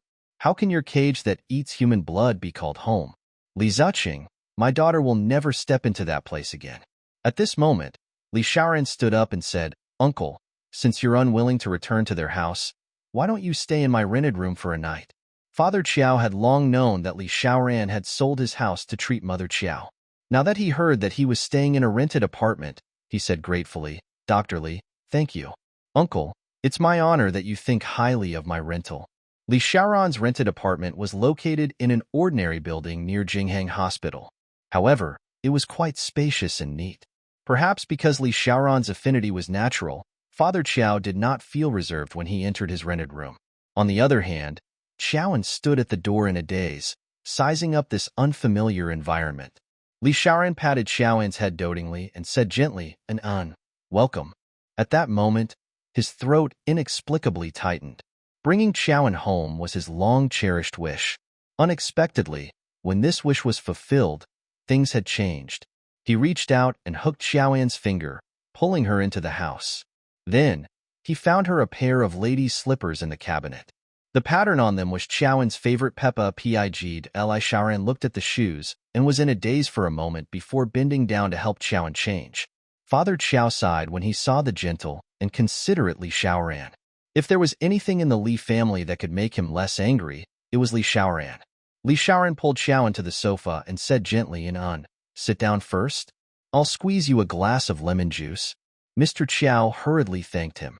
Dr. Li, you've taken such good care of Anan. You even know what her favorite drink is. You're so considerate. I thank you on behalf of Mayan. And Li Xiaoran was slightly stunned, and a faint bitterness appeared on his handsome face. All of Qiaoan's preferences were imprinted in his mind. He was sincere with her, but all he got in return was an escape. Li Xiaoran walked out with 2 glasses of fruit juice and placed them on the coffee table. Then, he glanced at Qiaoan meaningfully and said, Uncle, wait for me for a moment. I'm going downstairs to buy something. Just as Father Qiao was wondering what Li Xiaoran wanted to buy downstairs, Li Xiaoran returned quickly. He placed a box of pregnancy test kit in front of Xiaoan. When Father Qiao saw the early pregnancy test kit, his old face was covered in sadness and helplessness. Li Xiaoran carefully taught Xiao on how to use the test paper. Then, he stuffed the test paper into Xiaoan's hand and pushed her into the bathroom. Then, he stood at the bathroom door with a serious expression. Not long after, Xiaoan came out with the test paper. Li Xiaoran walked forward and took the test paper. There were 2 bright red lines. Li Xiaoran glanced at Xiao and with a melancholic look in his eyes. He was probably feeling a little depressed when he thought about Xiao and Li Ziqing sleeping together. Xiaoan, do you want this child? Xiaoan's eyes rolled almost imperceptibly, her long lashes lowered. She said nothing. Father Qiao had a strong reaction. You can't have this child. Dr. Li, didn't you say that my and Anne's health isn't suitable for having a child? Li Xiaoran comforted Father Qiao kindly. Uncle, Xiaoan's health is important, but Xiaoan's preference has to be taken into consideration. Mr. Qiao looked at the dejected Xiaoan. She was as thin as a swallow, as if she would fly away at any moment. He did not dare to hurt her fragile heart. Li Xiaoran looked at Xiaoan and asked patiently, do you want this child? Xiaoan's gaze landed on the 2 bright red bars. Then, she looked at Li Xiaoran with a deep and unfathomable gaze. Looking at his beautiful face and gentle smile, she nodded. She had no reason to abort this child. This was the fruit of their love. Perhaps fate was playing tricks on her, making them unable to be husband and wife in reality. But now that the heavens had given her a child, she had to choose to keep it. Li Xiaoran started to talk non-stop again. Xiaoan, Li Ziqing's genes are not an intangible cultural inheritance. They have to be passed down. The Li family is not an emperor's family. You have to give birth to a great-grandson to inherit the throne. You have to consider carefully. If you decide to get pregnant, you will have to work very hard in the next 10 months. Xiaoan said stubbornly, I love this child. Her determined gaze made Li Xiaoran momentarily dazed. He turned and entered the study, quickly taking out a book on the gestation process. Li Xiaoran specially flipped to the most primitive state of the embryo and pointed at the needle-sized fertilized egg. He said to Xiaoan, he's only a fertilized egg cell now. It's the same as the cells you scrape off the upper wall of the mouth every day. There's only a cell membrane, cell nucleus, and cell liquid. It doesn't have hands, feet, or heart yet. It can't feel pain. At this stage, it's in bed. You just have to take a few pills and it will wave goodbye to you. It's like the cells you rinse away every day when you brush your teeth. But Xiaoan said angrily, stop it. I won't abort the child. Li Xiaoran's eyes dimmed. He had a vague feeling that Xiaoan had deep feelings for the child. Perhaps she still had feelings for Li Ziqing. Xiaoan had no feelings for Li Ziqing. She was racking her brains to think of only one thing, and that was to destroy Li Ziqing. She roasted the surveillance video of Li Ziqing and Mother Qiao arguing in the hospital and used her sharp writing to post an article online. The young master of a wealthy family teamed up with his mistress to force his seriously ill mother-in-law to death. The video was at Jingheng Hospital. Although the characters used aliases, Li Ziqing and Wei Xian's faces were not censored. Not long after, this article was spread all over the internet. The number of views of Mr. and Mrs. Xiao tearing Li Ziqing and Wei Xian apart increased. Soon, the number of comments approached 100,000. The onlookers used their imagination to come up with all kinds of themes. Before the cancer mother died, she sought justice for her daughter. The cheating scumbag and the mistress were beaten up in the street. A rich second-generation heir abandoned his wife and son. His valiant father-in-law broke his legs. Men don't behave even in wheelchairs. Indeed, only by hanging on the wall can they behave. Xiaoan deliberately used her alternate account to sway public opinion. Isn't this the CEO of the Li Corporation? The Li Corporation actually used such an immoral scumbag as an executive. It seems like there's no one else. Xiaoan had raised her personal grudge to the entire family. She wanted to force the Li family to completely abandon Li Ziqing. The trending searches were overwhelming, almost causing public anger. This matter caused a butterfly effect, causing many shareholders of the Li Corporation to ask to withdraw their shares, and many partners to cancel their cooperation. Li Ziqing became a rat on the streets of the Li Corporation and was condemned by the higher-ups. Old Master Li was so angry that he almost had a heart attack. He scolded Li Ziqing angrily. "Rascal, what did you do? Don't you know how to hide in a dark corner? You fooled around with Wei Xian in the hospital and were caught by your mother-in-law. Even as Zenith Heaven Golden Immortal can't save you this time." In order to vent the anger of the people and save the Li Corporation's precarious public image, Master specially issued a notice. Mother Qiao's death has nothing to do with Li Ziqing. Otherwise, he would not be able to escape the law. However, he cheated on his wife and betrayed her marriage. His morals are tainted. In order to apologize to his mother-in-law, the Li family punished him by sending her to the funeral parlor. In addition, the Li Corporation canceled Li Ziqing's position and shares. The Li family posted a photo of Li Ziqing kneeling to his mother-in-law. Only then did the public opinion slowly stop. From then on, Li Ziqing's future was ruined. He lived like a stray dog every day. He was devastated. Third Madam racked her brains to pave the way for Li Ziqing's comeback. She really thought of a good plan. She said to Li Ziqing, "Qiaoan is carrying your child. That's the real eldest great-grandson of the Li family. According to tradition, the eldest great-grandson will be rewarded with 5% of the Li family shares. Didn't your son's shares fall into your hands? It's up to you." Li Ziqing's dead eyes flashed. Third Madam egged him on. "Go and get Qiaoan now. Keep her under your eye in case she accidentally aborts the child." Li Ziqing understood. That night, Qiaoan's phone kept ringing. Qiaoan glanced at the string of numbers on the phone screen and knew that it was Li Ziqing. She had no intention of answering. However, Li Ziqing was unprecedentedly persistent and kept fighting. Li Xiaoran came out of the bathroom. His hair was wet, and he was wearing a white crystal bathrobe, making him look like a noble and elegant prince. He looked at Qiaoan in shock and asked, "Why aren't you answering your phone?" Qiaoan said calmly, "It's a scam call." Other than lying to her, what else could Li Ziqing do? Li Xiaoran picked up the phone and started bragging again. "I'll help you answer it. I know swindlers the best. I guarantee that they won't be able to escape." Li Xiaoran picked up the phone and heard Li Ziqing's voice. "Anan, are you finally willing to answer my call? Where are you? I'll bring you home." "Okay, you're pregnant now. You can't be too tired."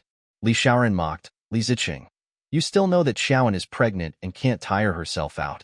Then why are you calling so late to harass her? She's already asleep. If you want to contact her, you have to be early tomorrow." Li Ziqing was afraid that Qiaoan and Li Xiaoran would rekindle their relationship. If that happened, the ownership of the child in Qiaoan's stomach would become complicated. He shouted excitedly, "Li Xiaoran, it's so late. Why are you still with Qiaoan? Guess? Li Xiaoran, if you dare to touch her, I won't let you off." "Nephew, you don't have a good memory. Did you enter menopause early? Have you forgotten that after Qiaoan fell off the building, I was her chief surgeon? I've already touched her." Li Ziqing was furious. "That's different. Tonight, you two are alone. Who knows what will happen?" Li Xiaoran glanced at Father Qiao's room and reprimanded in a low voice, "Li Ziqing, you're measuring the heart of a gentleman with your petty heart. Father Qiao is in my house. Even if I have some thoughts about Qiaoan, I don't dare to be rash in front of Uncle." Li Ziqing said, "Who knows if you guys will take advantage of her father's sleep." Li Xiaoran was furious. "I will." Li Xiaoran was furious and hung up on Li Ziqing. Not long after, Li Xiaoran's doorbell rang. Li Xiaoran stood up and opened the door. Li Ziqing barged in and saw Li Xiaoran wearing a robe and pajamas. His slightly messy hair accentuated his laziness and nobility. Not to mention women, even Li Ziqing, who was also a handsome man, felt inexplicably jealous. Then, Li Ziqing saw Qiaoan curled up on the sofa. Li Xiaoran covered her with a blanket very considerately. Beside the sofa was a pair of grass-green Peppa Pig slippers. Li Ziqing instantly understood Li Xiaoran's feelings for Qiaoan. He complained gloomily, "Uncle, why is there a woman in your house?" Li Xiaoran looked as if he had been caught red-handed when catching a thief. It was just that his mental fortitude was so strong that he was invincible. He looked open and said, "Didn't you say that my lifestyle was rotten? I often bring women home to spend the night. It's normal to have women's supplies at home." Li Ziqing was speechless. If there was anything about Li Xiaoran that made him admire him, it was definitely his blessed mouth. Only with sophistry could he be completely unstoppable. He was clearly the one in the wrong, but he could still twist the truth and beat you up. Li Ziqing walked up to Qiaoan and said in a rare gentle tone, "An, I'm here to take you home." Li Xiaoran glanced at the clock on the wall and Qiaoan, who was curled up on the sofa. She was clearly sleepy but forced her eyes open. Li Xiaoran said angrily, "Li Ziqing, if you want to be a nocturnal animal, don't drag us along with you. It's already so late. Qiaoan and I should sleep." Li Ziqing said reluctantly, "Look at how simple and crude Uncle's place is. What if you catch a cold sleeping on this sofa? Come home with me.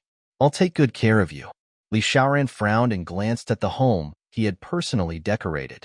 Although the lines were simple and clear, the house was well equipped. There were even green plants that Qiaoan liked on the balcony. In what way was it crude? "Li Ziqing, is your house inlaid with gold? How can you tell that my house is crude?" Li Ziqing looked at his uncle speechlessly. "You're really a talker. You don't admit defeat at all." Li Xiaoran said, "I'm afraid that your cultural level is low and your expression is lacking, misleading Qiaoan's understanding of my house. Let me tell you, my house's decor is simple, not crude. With what little education you have, please brush up on your vocabulary." Li Ziqing was speechless. "I'm a graduate at a key university." "You bought it," Li Xiaoran said bluntly. "If your grandfather hadn't donated to the school would not have lowered their criteria and accepted you." Li Ziqing's face darkened. Qiaoan sat up lazily, her cold eyes locked on Li Ziqing's face. "Li Ziqing, I will go back. But not now," Li Xiaoran said. "Did you hear Qiaoan? She wants you to go back. She'll go back when she wants to." Li Ziqing glared at him. "I have to take my wife away today. I'm worried about leaving her with you." Li Xiaoran glanced back at the bedroom door and shouted, "Uncle." Li Ziqing's expression changed drastically as he fled in panic. "And I'll pick you up tomorrow. I'll have to find more people tomorrow," he thought. Li Xiaoran actually verbalized what he was thinking. "Tomorrow, you don't have to bring bodyguards." Li Ziqing left dejectedly. Li Xiaoran sat beside Qiaoan and asked her, "Are you really going back?" The frost in Qiaoan's eyes was like ice. Li Ziqing and Wei Xian had caused the death of her beloved mother. This hatred had never subsided. Qiaoan had to return to Li Ziqing's side. She had to turn Li Ziqing and Wei Xian into ashes. Qiaoan nodded. Li Xiaoran was a little surprised by her choice. After the surprise, he was very angry at her stupid decision. He suddenly grabbed Qiaoan's hand excitedly and tried his best to comfort her. "And listen to me. You and Li Ziqing have had too much unhappiness. No matter how good your relationship is, it has already deteriorated. He cheated on you and betrayed you, forcing you to jump off a building in despair. Now that you have added to your life, are you sure you can forget the huge harm he brought you and live with him until you're old?" Qiaoan didn't want to grow old with Li Ziqing. She only wanted to die with him. "Dr. Li, I think there's no reason for me to let go halfway. I'll hold his hand and accompany him to the day of death." Even someone as smart as Li Xiaoran did not realize the coldness in Qiaoan's words. He let go of her hand weakly and looked defeated. "Do you love him that much?" Qiaoan said nothing. She knew very well that she did not love Li Ziqing. She didn't love him from the beginning to the end. The person she loved was the gentleman in front of her. Ever since the day she married Li Ziqing, she had felt awkward because Li Ziqing did not look like Thunderbolt Blade. Now, she knew that she had loved an imposter. Li Xiaoran was very vexed and dispirited. He begged, "Anan, divorce him. I'll take you away from this troublesome place, okay?" Tears quietly moistened Qiaoan's eyelashes. However, Qiaoan was a very traditional and old-fashioned person. She felt that since she and Li Ziqing were not divorced, she could not accept the love of other men. In that case, what was the difference between her and the scumbag Li Ziqing? That way, she would also cause Li Xiaoran to be criticized by everyone. She would only be qualified to accept him when she was free of this ill-fated relationship, she thought. Qiaoan was silent for too long. Without waiting for Qiaoan's response, Li Xiaoran stood up in a sorry state and held the blanket for Qiaoan. He said gently, "Rest well. Don't be troubled. I respect any decision you make." Li Xiaoran turned off the lights in the living room and returned to the bedroom to sleep. The next day, Qiaoan left Li Xiaoran a note and entrusted him to send her father away. Li Xiaoran looked at the empty house and sighed heavily. Xiaoan, why are you so obsessed with him? Why did you give up our oath so easily? When Xiaoan returned to the Li family, the first thing she did was not to return to her and Li Ziqing's new residence, Star Palace. Instead, she went to see Old Master Li. Old Master Li had been on the hot searches recently because of the Li family scandal. His heart disease had relapsed, and he was obviously anxious. Seeing Xiaoan, the old man's dry eyes flickered. Xiaoan, you're here? He struggled to sit up. Xiaoan quickly went forward and placed the pillow behind him so that the old man could sit more comfortably. This subtle move made the old man sigh with emotion. None of the descendants of the Li family were as considerate as Xiaoan. They came to see him just for show. They probably thought that hiring the best nurse for him was the greatest filial piety. I'm pregnant, Grandpa, Xiaoan announced without a murmur. Xiaoan rubbed her stomach. Her ruthless eyes were gentle. The old master was the best at reading people.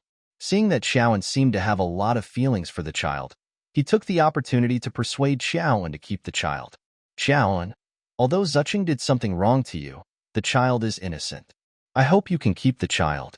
Grandpa, I can keep the child, but I have conditions. Go ahead. As long as the conditions are not excessive, I can satisfy you, the old man said. Xiaoan said, I want Li Ziqing to return to the family and be a qualified father. That's it? The old man felt that Xiaoan's conditions were too insignificant. Just this. Xiaoan's strategy of retreating for the sake of advancing was to sow discord between Li Ziqing and Wei Xian. She also wanted to turn her home into Hades. If Li Ziqing returned home, it would be tantamount to breaking his wings and imprisoning him in Hades. The old man shakily took out a leather pocket under his pillow and pulled out a contract. He handed it to Xiaoan. I'll transfer 5% of the shares of the Li Corporation's King of Medicine Group to you. At that time, you will receive a large sum of dividends every year, which will allow you and your child to live a carefree life. Of course, you can also transfer it directly and do what you like with a large sum of money. Xiaoan read the contract quickly, then picked up the pen and signed it without hesitation. She said, I messed up the new company you gave Uncle, so I'll compensate him with these 5% shares. It's also to repay him for helping our Qiao family. The old man was extremely shocked. Xiaoan valued relationships and was indifferent to fame and fortune. Her noble character made him admire her. Xiaoan signed the equity transfer agreement. The old man gathered the children and grandchildren and said, from now on, Xiaoan is a shareholder of the Li Corporation. She holds 5% of the shares and has the right to decide the company's matters with you. The masters of the various families were silent, obviously unable to accept the old master's decision. After all, they were all direct descendants of the Li family. Xiaoan was only the daughter-in-law of the Li family and the only person who entered the Li family's board of directors with her son's status. How could they be convinced? Li Ziqing looked at the situation in front of him and was secretly happy. The child in Xiaoan's stomach was his, and the shares were awarded to the child by her grandfather. Xiaoan was only temporarily holding the 5% shares on behalf of the child. If she entered the board of directors in name, she would definitely be despised by many people. At that time, she would naturally be willing to transfer the shares to him, her husband, to manage. Li Ziqing's mother, Third Madam, was overjoyed. She couldn't wait to expose her ambition. She suggested to Xiaoan tactfully, you're pregnant and can't work hard. Why don't you get Ziqing to help you handle the company's matters? Old Master had a tacit understanding. Third Madam was ambitious. He wanted to see if Xiaoan had the courage to protect this asset. Xiaoan calmly said, Mom, Ziqing cheated on me with Wei Xian and has just been fired by the board of directors. Now that his reputation has been ruined, I'm afraid no one on the board of directors will be convinced if he goes back to work now. Let's talk about this slowly. Although Third Madam was unhappy, she saw that Xiaoan wasn't against transferring the shares to Li Ziqing. Thinking that there was still time, she didn't persuade her anymore. The old man said, All right, disperse. In this meeting, the old man did not give anyone a chance to speak. He only announced this fact and anxiously dismissed the meeting. Everyone understood that the old master admired Xiaoan and wanted her to join the board of directors to restrain the various families from forming cliques. After the meeting ended, Li Ziqing was still in a daze when Xiaoan suddenly called out gently, Hubby, why are you still standing there? Go home. Li Ziqing looked at Xiao and in shock. Xiaoan actually addressed him so gently? The gentle tone was as if nothing had happened between them. She was still his gentle and considerate Anan. While Li Ziqing was stunned, third madam touched his elbow and said with a smile, Son, your wife asked you to leave, so hurry up and leave. Now that she's pregnant with your child, she must have changed her mind and decided to live a good life with you. Li Ziqing's brows relaxed as he strode after Xiao. He pulled Xiao in. Are you really willing to reconcile with me? Li Ziqing felt that Xiaoan's change of heart was not so simple. Xiaoan hid the sharpness in her eyes. Her voice was thin, like a boneless mollusk. Hubby, although you have made many unforgivable mistakes in the past, I will forgive you for the sake of the child. Her gaze on Li Ziqing became firm and sharp. In the future, I will defend our marriage and work hard to give my child a healthy family. If anyone dares to destroy our family and hurt my child, I will definitely make them pay a heavy price, including you. Xiaoan didn't know what kind of cold heart she'd used to say those passionate words. She thought she'd probably gone crazy and lost herself. She would even sell her soul for revenge. Li Ziqing held Xiaoan's hand tightly and promised repeatedly, Honey, don't worry. I'll definitely treat you and the child well in the future.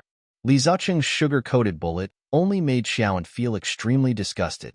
Xiaoan said faintly, Since you have the intention to return to your family, cut off your relationship with the woman outside first. Li Ziqing was slightly dazed. She felt that Xiaoan had become very different from before. Even if she spoke to you gently, she could give you the feeling of winter. Li Ziqing said perfunctorily, Don't worry. I'll definitely keep a distance from other women in the future. I won't let you misunderstand again.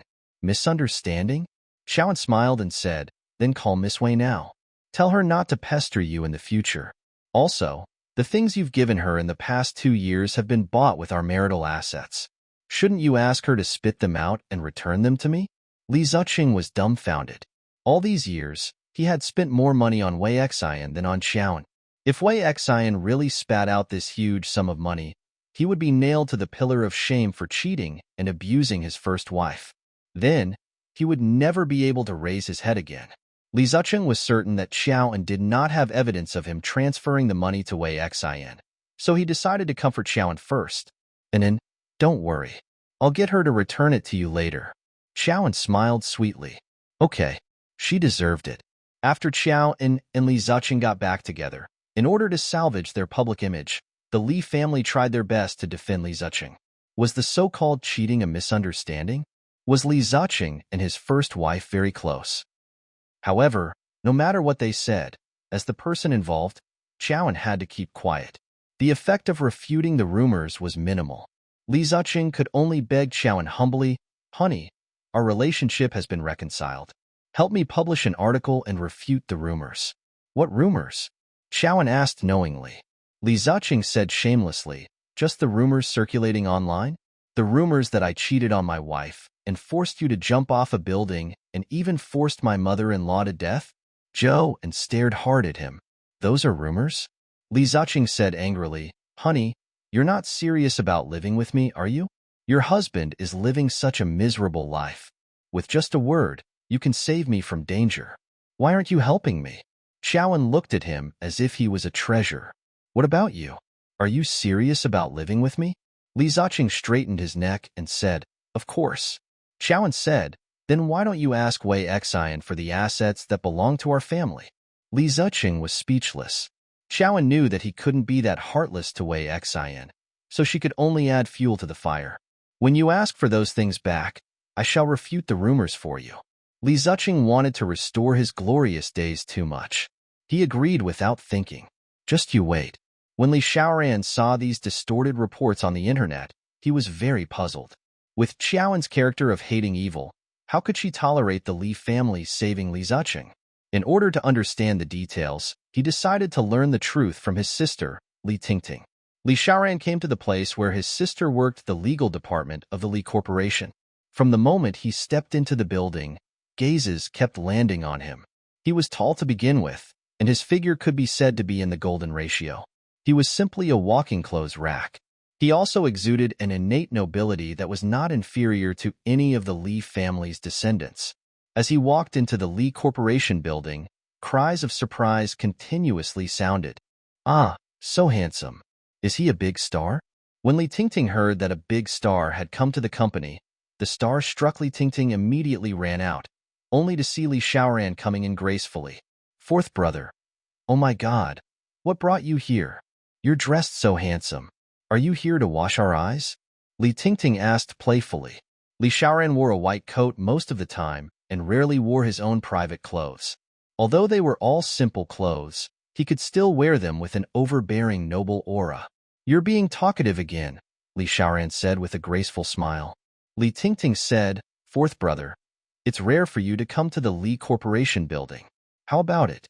Do you think the Li Corporation building is still fresher and more refined than the disinfected hospital? And the beauties here are more pleasing to the eye than your perverted female patients? Li Xiaoran nodded. Indeed. Li Tingting had never stopped persuading Li Xiaoran to enter the business world. She smiled awkwardly and asked, Then do you want to work at the Li Corporation?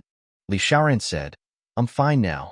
Li Tingting said dejectedly, I can't persuade you. Tell me, why are you here? Li Xiaoran's expression turned serious. Tingting, I want to know what dishonorable means the Li family used to force Qiao and to accept their propaganda of distorting the truth. Speaking of this, Li Tingting had some complaints. Because Qiao, an outsider, actually got as many shares as her because of her son. Li Tingting said angrily, Brother, I always thought that Qiao was a self-reliant girl. I didn't expect her to get back together with Li Ziqing for the 5% shares. She even wanted to give birth to Li Ziqing's child. The dust won't settle for a while. Why don't you send Annie back first and let her be buried in peace? Mr. Qiao held Li Xiaoran's hand tightly as tears flickered in his eyes. Xiaoran, you're Qiaoran's benefactor. I thank you on her behalf. On the day Father Qiao left the capital, Li Xiaoran took leave for the first time and personally drove Father Qiao home. Going to Qiaoran's hometown and seeing the place where Qiaoran had once lived was his long-cherished wish. Qiaoran changed all the nicknames back on her social platforms. From Qiao to Mrs. Li Qiaoran. She even sent a lovey-dovey message. It's better to be the OTP. The photo was of her and Li Ziqing's interlocked hands. Every day, Qiaoran would show off their love on WeChat moments. Her friends complained, Beauty Qiao, is it appropriate for you to show off your love publicly? Amidst the harmonious comments, a strange comment appeared. Qiaoran, if you're sick, take medicine. Public displays of affection can't cure your illness. Qiaoran took a closer look. Although this person's name was unknown to her, his name was extremely familiar. Thunderbolt Blade? Who else could it be but Li Xiaoran? What's wrong with me? She asked suspiciously. Silly, Thunderbolt Blade replied. Qiaoran knew why Li Xiaoran called her stupid. He probably felt that she was failing miserably, but she refused to get up. But how would he know that she wanted to pave a path for herself? Thunderbolt Blade started teasing her again. I heard that you became rich overnight and are already a rich woman on the capital's rich list. He didn't forget to send 2 drooling emojis at the end. Qiaoran felt Li Xiaoran's deep mockery of her. Qiaoran hooked his finger at him and said, That's right. I'm good at making money. Come on. I'll take you to get rich together. Thunderbolt Blade said, I want to ask, how are you going to make me rich? Qiaoran thought to herself, of course I'm returning the shares to you. However, the content was another matter. Are you selling yourself? With your looks, the market must be good. Go to Hades. Li Xiaoran was so angry that he sent her a row of axes. Qiaoran was dumbfounded. She suddenly realized that this guy was a little free today and had time to scroll through his social media account. Qiaoran asked, Aren't you busy today? Li Xiaoran replied, On the high-speed train. Where are you going? Zhang City. I'm going to see where my first love lived. Qiaoran's phone suddenly slid down. She remembered that Thunderbolt Blade had told her more than once, I'll go to your house to propose marriage after I graduate. My dad will hit you with an axe. Qiaoran joked with him. Then I'll carry 2 caddies of erguotu and have a few drinks with him. He'll get excited from drinking and sell his daughter to me cheaply. I'm just afraid that you'll get drunk first before my father does. When the time comes, I'll just kick you out. All right, from today onwards, I'll start practicing my alcohol tolerance. Those beautiful vows were still ringing in her ears, but she and Li Xiaoran had changed. Xiaoan lost the courage to chat with Li Xiaoran. After Wei Xian's mother saw Xiaoan's blatant declaration of sovereignty, she snatched the phone from Wei Xian's hand in frustration and scolded her daughter. "Your man has been snatched away by Xiaoan, and you're still in the mood to play?" Wei Xian couldn't be bothered to look up.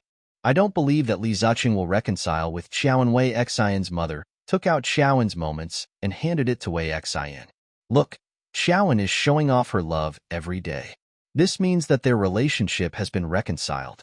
Aren't you anxious?" Wei Xian rolled her eyes at her mother and said, "In the past, Brother Ziqing might have gotten back together with her. But now, Brother Ziqing avoids her like the plague." Wei Xian's mother was very curious. "Why?" Wei Xian paused and said, "A few days ago, Xiaoan found an AIDS woman to harm him. Brother Ziqing was so frightened that he broke out in a cold sweat. At that time, he made up his mind to divorce Xiaoan." Wei Xian's mother thought for a moment and nodded. "That's true. Xiaoan is so scheming and terrifying." Young Master Li finally recognized her true colors. Wei Xian smiled proudly and said, "That's why we should just quietly watch her sing alone." However, Wei Xian's self-deception quickly disappeared. That day, Li Ziqing came to Wei Xian's house for the first time. He said with an embarrassed expression, "Wei Xian, Xiaoan and I have already reconciled. Xiaoan quarreled with me every day. She asked me to ask you for the money I spent on you for the past 2 years. You can just give me a portion symbolically." Wei Xian looked at Li Ziqing in disbelief. "Brother Ziqing, you know that I've already used up all the money you gave me. How can I return it to you?" Li Ziqing said, "Go out and raise some funds. We only need a few 100,000. Then, pack a few bags and accessories. I'll take them to report. It's not a loss to you." Wei Xian heaved a sigh of relief. Yes, I can just return her some." She went into the house and took out a few new bags. She handed them to Li Ziqing and said unhappily, "These are my favorite." She got lucky. In the evening, Li Ziqing entered the house happily with a few new branded bags. "And then, look what I brought back for you." Xiaoan stood at the staircase on the second floor and looked down at Li Ziqing. Because of the distance, she thought that Li Ziqing was holding a new bag. She grinned and said, "You bought it for me?" This was the first time Li Ziqing had been so generous to her. An embarrassed look flashed across Li Ziqing's face. "These are all from Wei Xian." Xiaoan's smile froze. "I knew it. Why would you suddenly be so generous to me?" "So I misunderstood." Li Ziqing's face turned red from Xiaoan's teasing. However, he could not hide his joy and said, "Honey, these bags are new. Wei Xian hasn't used them yet. They suit you quite well." Xiaoan leaned against the armrest and slowly descended the stairs. She walked up to Li Ziqing and didn't look at the bags. She said coldly, "Who in the capital doesn't know that I, Xiaoan's mother, am a tycoon in the capital because of my son?" In the past, Xiaoan would be happy for a few days when she received his small gifts, so he mistakenly believed that she would be so happy when she received so many branded bags at once. Unexpectedly, Xiaoan didn't even look at them. "Then what gift do you like? Hubby will buy it for you again." Li Ziqing swallowed. Now, he could only spend money to avoid disaster. Xiaoan's eyes were filled with a sly smile. She knew that Li Ziqing's income had plummeted after being removed from the board of directors, and his previous savings had been used to buy a house for Wei Xian. Now, he was caught between the eyebrows. "I want a starry sky version of Phantom. I want Love Only's latest diamond necklace." Li Ziqing broke out in a cold sweat when he heard the word Phantom. That was a luxury car worth tens of millions. And the diamond necklace from the Love Only Carefree series was worth hundreds of millions. Seeing that he was in a difficult position, Xiaoan said proudly, "Hubby, you know that I'm worth tens of billions now. Only a car worth tens of millions is worthy of my status." Li Ziqing looked very embarrassed because his car was only a Ferrari worth millions.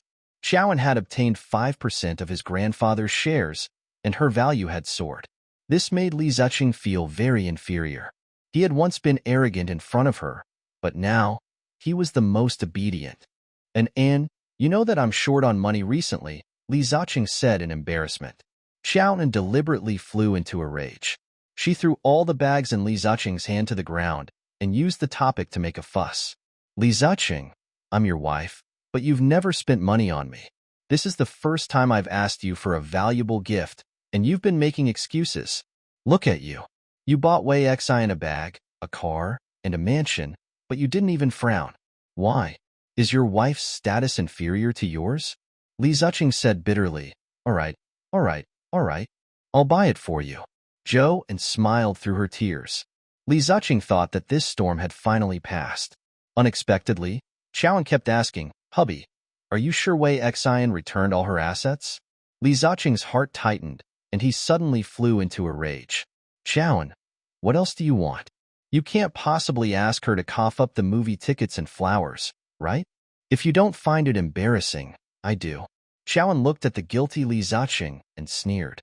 Did he take her for a fool? He wanted to send her away with just a few bags?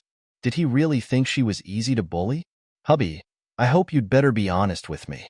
Otherwise, if I investigate it myself, you won't be able to keep your face. After saying that, Xiaoan turned around and left. She stepped over Wei Xian's back. Li Ziqing's face turned green. Hubby. Xiaoan looked at the empty house. When she broke down a few days ago, she had smashed many lovey-dovey ornaments in the house. Xiaoan suggested, draw a rich peony.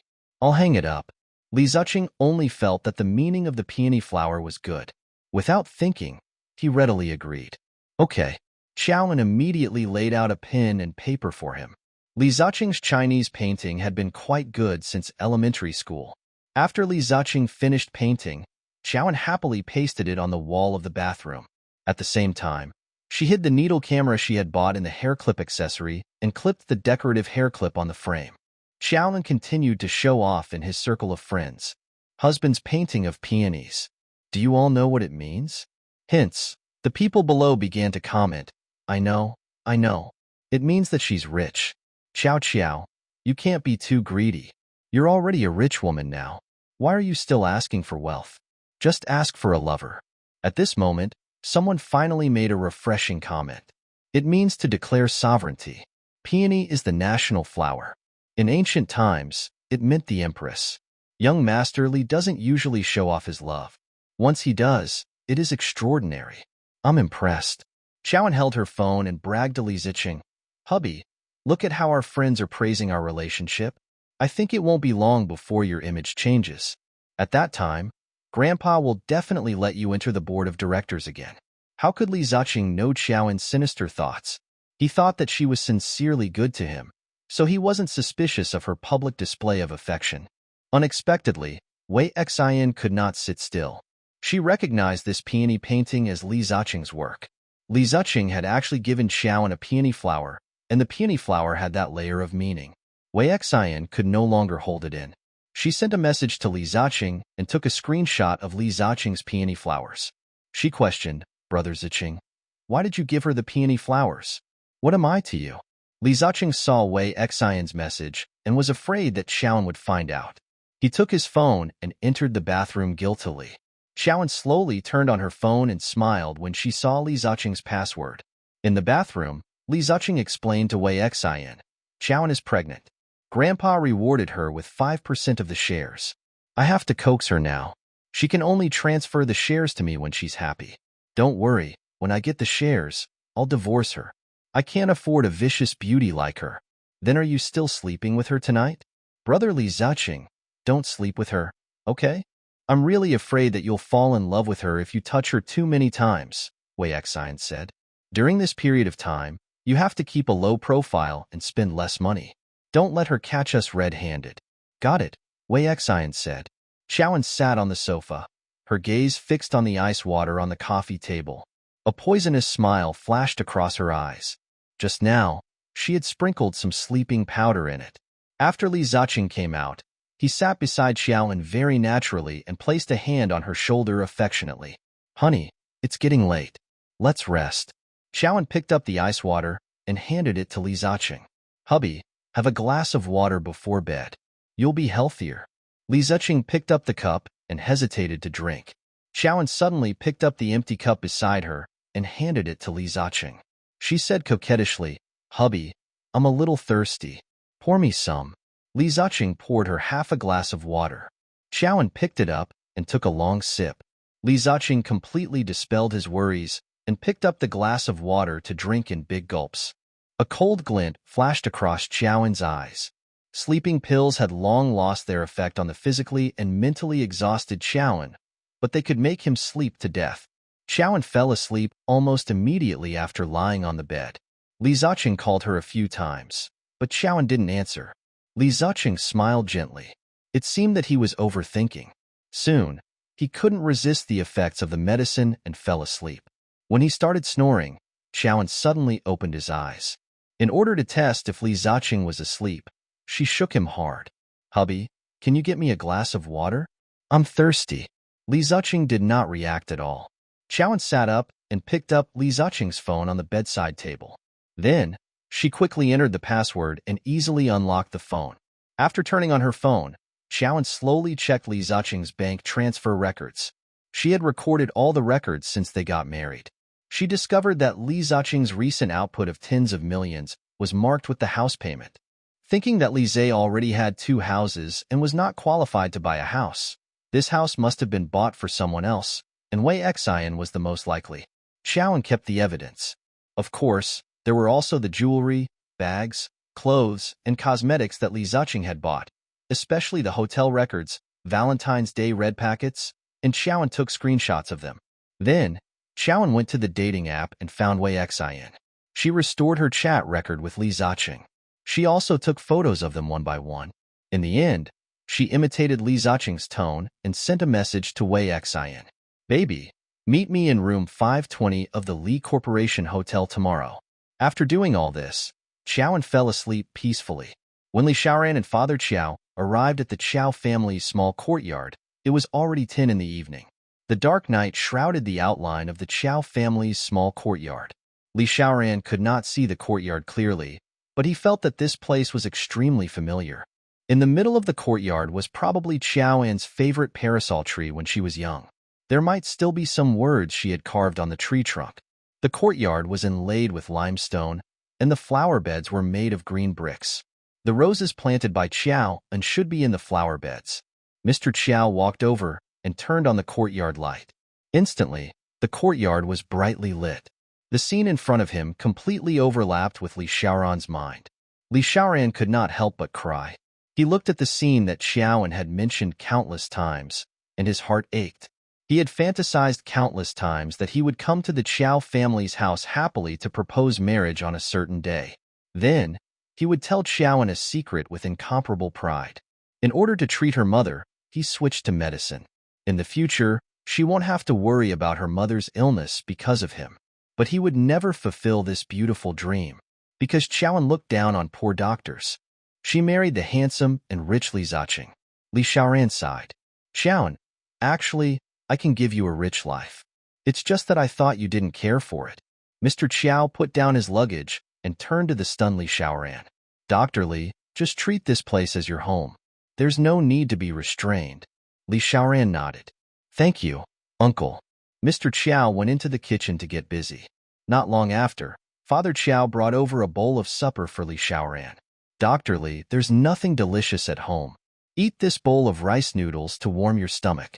Li Xiaoran quickly stood up and took the soup bowl with both hands. He said politely, "Thank you, uncle." When he was eating supper, Father Qiao sat beside him and chatted with him. "Our house is simple. Dr. Li, are you used to living here?" Li Xiaoran smiled and said, "If Qiaowen can stay here, why can't I?" At the mention of Qiaowen, Father Qiao sighed. "It's all my fault. When I was young, I neglected her and made her addicted to the internet. She got to know a netizen called Thunderbolt Blade. She even shamelessly dated him online." At the mention of this Thunderbolt Blade, Father Qiao gritted his teeth. "I wanted her to cut ties with him, but she refused to eat with me and even begged me. In the end, she cried and promised me that she would never let this affect her studies. I was soft-hearted and let her date online." Mr. Qiao pointed at the parasol tree in the courtyard angrily and said, "The story of Qiaowen and the Thunderbolt Blade is engraved on that tree trunk. My Qiaowen has become obsessed with this Thunderbolt Blade. If I had known that he was a mountain wolf, I would have been heartless and ended their ill-fated relationship." Li Xiaoran almost spat out the soup in his mouth. Mr. Qiao didn't know much about Qiaowen's feelings. He was the one who fell in love with Xiaoan online, but the person who married Xiaoan was his nephew, Li Zicheng. The more Mr. Qiao thought about it, the angrier he became. In the end, he ran out angrily with a kitchen knife, preparing to cut down this eyesore. Li Xiaoran hurriedly went forward and held Father Qiao back. "Uncle, what's wrong with trees? Why are you implicating the innocent?" Mr. Qiao pointed at the dense words on the tree trunk and said angrily, "Dr. Li, look, those are Xiaoan's feelings for Li Zicheng. That girl likes Li Zicheng so much. How can he let my Xiaoan down?" Only then did Li Xiaoran notice that there were many love poems engraved on the tree trunk. All the feelings of a young girl were written on it. For example, "With you by my side, I never envy anyone. You didn't accompany me day and night, but I waited for you." Beside these love poems were the names of the Thunderbolt Blade and Xiaoan, surrounded by a heart. Through these love poems, Li Xiaoran seemed to see the deep love in Xiaoan's eyes. It was as if he could see Xiaoan leaning against the door, looking forward to his return every day. In the end, he was actually a little dazed. He didn't know if he had let Xiaoan down, or if she had let him down. Father Qiao slashed down on the thick parasol tree which only swayed slightly. Li Xiaoran suddenly knelt down to Father Qiao.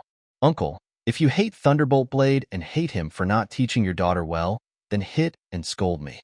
I beg you not to make things difficult for this tree." Mr. Qiao said, "The person who harmed my daughter is your nephew, not you. Why should I hit you and scold you?" Li Xiaoran confessed to Father Qiao, "Uncle, because I'm the Thunderbolt Blade." With a clang, the knife in Mr. Qiao's hand slipped to the ground. "What did you say? Your Thunderbolt Blade?" Li Xiaoran nodded. Mr. Qiao was puzzled. "Since you're Thunderbolt Blade, why didn't Xiaoan marry you? Why was it your nephew, Li Zicheng?" A sad and bitter expression appeared on Li Xiaoran's handsome face. "Uncle, you don't know this, but Xiaoan went to the capital and took a fancy to my handsome nephew." Mr. Qiao shook his head. "Impossible. Mainan loves you so much that she dreams of marrying you. How could she abandon you?" Li Xiaoran said, "Uncle, I'm not lying to you. On Xiaoan and Li Zicheng's wedding day, I tried to save Xiaoan. She told me herself that she wouldn't like a man like me who has nothing." Mr. Qiao's eyes turned red with anger. How can she change her mind? No wonder she has this calamity. This is her retribution. Li Xiaoran had long experienced the pain of being betrayed. At this moment, he seemed especially open-minded and comforted Father Qiao. "Uncle, Anan and I are not fated." Mr. Qiao sighed. The next day, when Li Zicheng woke up, he realized that his phone seemed to have been misplaced. Li Zicheng glanced at the sleeping Xiaoan, and a smile filled his eyes. From the day he and Xiaoan got married, he knew that the person she loved was not him, but his uncle, Li Xiaoran. Therefore, he was very guarded against Xiaoan. He didn't set a fingerprint lock on his phone because he was afraid that Xiaoan would use his sleep to open his phone and steal his secrets. Xiaoan didn't know the password to his phone at all, so Li Zicheng wasn't worried that Xiaoan would find out the secret. After Li Zicheng left for work, Xiaoan started her plan for the day. She was going to take the note to Foxway and make her spit out the huge assets that belonged to her. She chose a plain and old cotton dress from the cloakroom, then let her hair down. Her thin body was weak under this sloppy makeup, making her look pitiful. She deliberately acted pitiful to gain the support of the people. Then, Xiaoan called the Li Corporation Hotel. The hotel staff whispered when they saw Xiaoan, "Look, she's young Master Li's first wife. Look at the cotton dress she's wearing. Oh my God, she's so slovenly. No wonder young Master Li is fooling around outside." "You can't say that. In my opinion, it's because of her thriftiness that she can obtain the chairman's approval. Now, she's a major shareholder of the Li Corporation. Even young Master Li doesn't have as much shares as her. Young Master Li still has to act according to her wishes." Xiaoan couldn't help but want to give the second girl a big thumbs up. This girl was much more sensible than Li Zicheng. Xiaoan returned and came to the service counter. "Take me to room 520, she ordered arrogantly. She wanted more people to see her tear Wei Xian apart. This way, Li Zicheng's reputation would be ruined again. The two girls respectfully led Xiao into room 520. "Open it," Xiaoan said. The staff opened the room. Wei Xian's sweet voice came from the house. "Brother Zicheng, you're here?" The two hotel staff were stunned. Xiaoan seemed to have been prepared for this. She picked up her phone and took a photo of Wei Xian. Only then did Wei Xian run back to the bedroom in a panic and walk out after putting on her clothes. Xiaoan was already sitting on the sofa, minding her own business. She crossed his legs, but remained silent. Wei Xian said angrily, "Xiaoan, why are you here?" Xiaoan rolled her eyes at her. "Because I asked you out." Wei Xian's face turned pale. Xiaoan actually used Li Ziqing's phone to ask her out? Then, wouldn't she have seen her courting death by seducing Li Ziqing last night? Wei Xian said in disbelief, "Impossible. How could Brother Ziqing give you his phone?" Xiaoan looked at Wei Xian's surprised expression and explained with a smile, "Wei Xian, we're husband and wife. You should know that a couple doesn't differentiate what belongs to whom." Wei Xian muttered in a low voice, "But he doesn't love you." Xiaoan said, "Do you think that Li Ziqing will always love you and be loyal to you?" Wei Xian lowered her head and didn't say anything. Clearly, she agreed with Xiao, and Xiaoan sneered. "Hee. Wei Xian, you really think too highly of yourself. In terms of appearance, you're just a face improved with plastic surgery. In terms of talent, you're just an actress who graduated from a third-rate university. Other than your little bit of skills in bed that can make men feel a little fresh towards you, what makes you think that my husband will always love you? Let me tell you, in the face of benefits, he chose to give up on you without hesitation. Because I can give him 5% of the Li Corporation's shares and possess this money, he can have any beauty he wants, but he has to find a lousy woman like you." Wei Xian was angered and said in a panic, "Nonsense.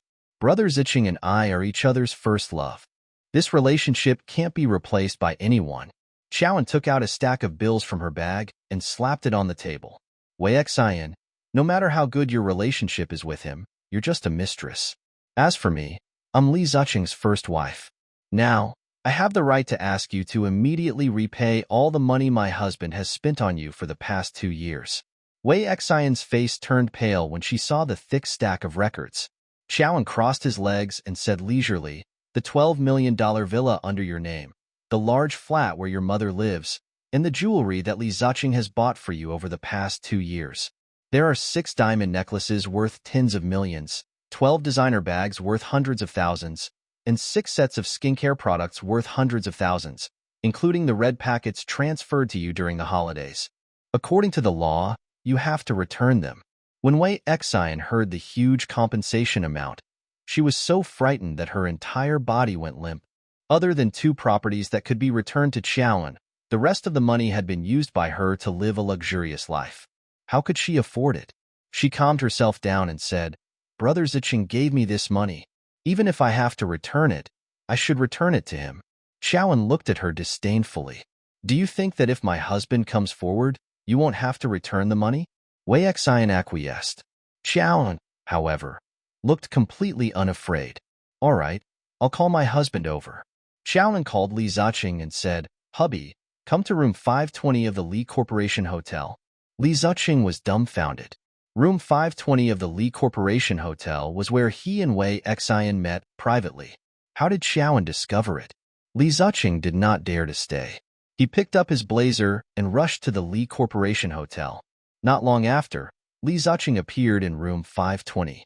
The moment he entered the house, Li Ziqing's legs went limp when he saw the records on the coffee table. "Xiaoan, why do you have these?" Xiaoan glanced at him indifferently. "If you are afraid of getting exposed, don't do it."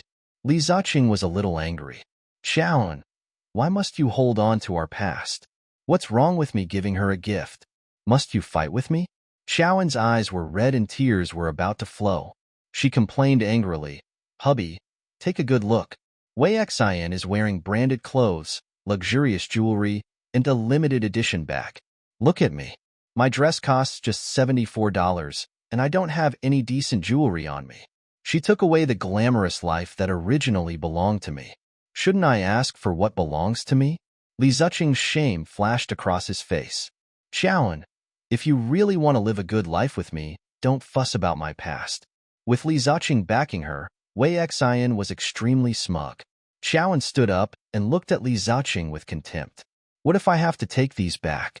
Li Ziqing was furious. "I think you don't want to live a good life with me." Xiaoan said leisurely, "Li Ziqing, before you threaten me, you should use your brain first. If I divorce you, your assets will be shared between us. A divorce can make me rich, and you will become a poor man surrounded by negative news. You can forget about making a comeback for the rest of your life. Li Ziqing didn't dare to speak again. Wei Xian could not bear to see the man she loved being bullied by Qiaoan, a Cinderella who had gained power overnight. She stood up for Li Ziqing. Qiaoan, look at you now. You're like a shrew. No wonder Brother Ziqing doesn't like you. Qiaoan looked at Li Ziqing viciously. You don't like me? She asked faintly. Li Ziqing glanced at Wei Xian fiercely. Wei Xian, don't talk nonsense. Since Qiaoan and I are back together, I will treat her well. Wei Xian's eyes were filled with unwillingness. Her cherry lips pouted. Qiaoan made the final call. Li Ziqing, if you still want to live a good life with me, ask her to cough up the amount of these bills. Otherwise, these bills will soon appear on my social platform. With that, Qiaoan stormed off. Wei Xian was anxious. Brother Ziqing, what should we do? She wants us to return the money. Do we really have to return it to her? Li Ziqing's face darkened. What else can we do? Do you want our affair to be exposed? Wei Xian cried. But where can I find so much money? It's not like you don't know that I've used up most of the money you gave me. Li Ziqing said impatiently. Deal with the houses under your and your mother's names first. Raise as much money as you can. I'll think of the rest. When Wei Xian heard that she was going to have to sell the houses, her entire body went limp. Qiaoan was really ruthless. She took drastic measures and beat her up before she was liberated. She made her return to the time when she had nothing. Wei Xian was indignant. Brother Ziqing, I've given you so many years. Even if I didn't contribute, I still worked hard. Can you bear to treat me like this? Li Ziqing said, do you think I want to? Let's get through this crisis first. When I get the shares in her hands, I'll compensate you.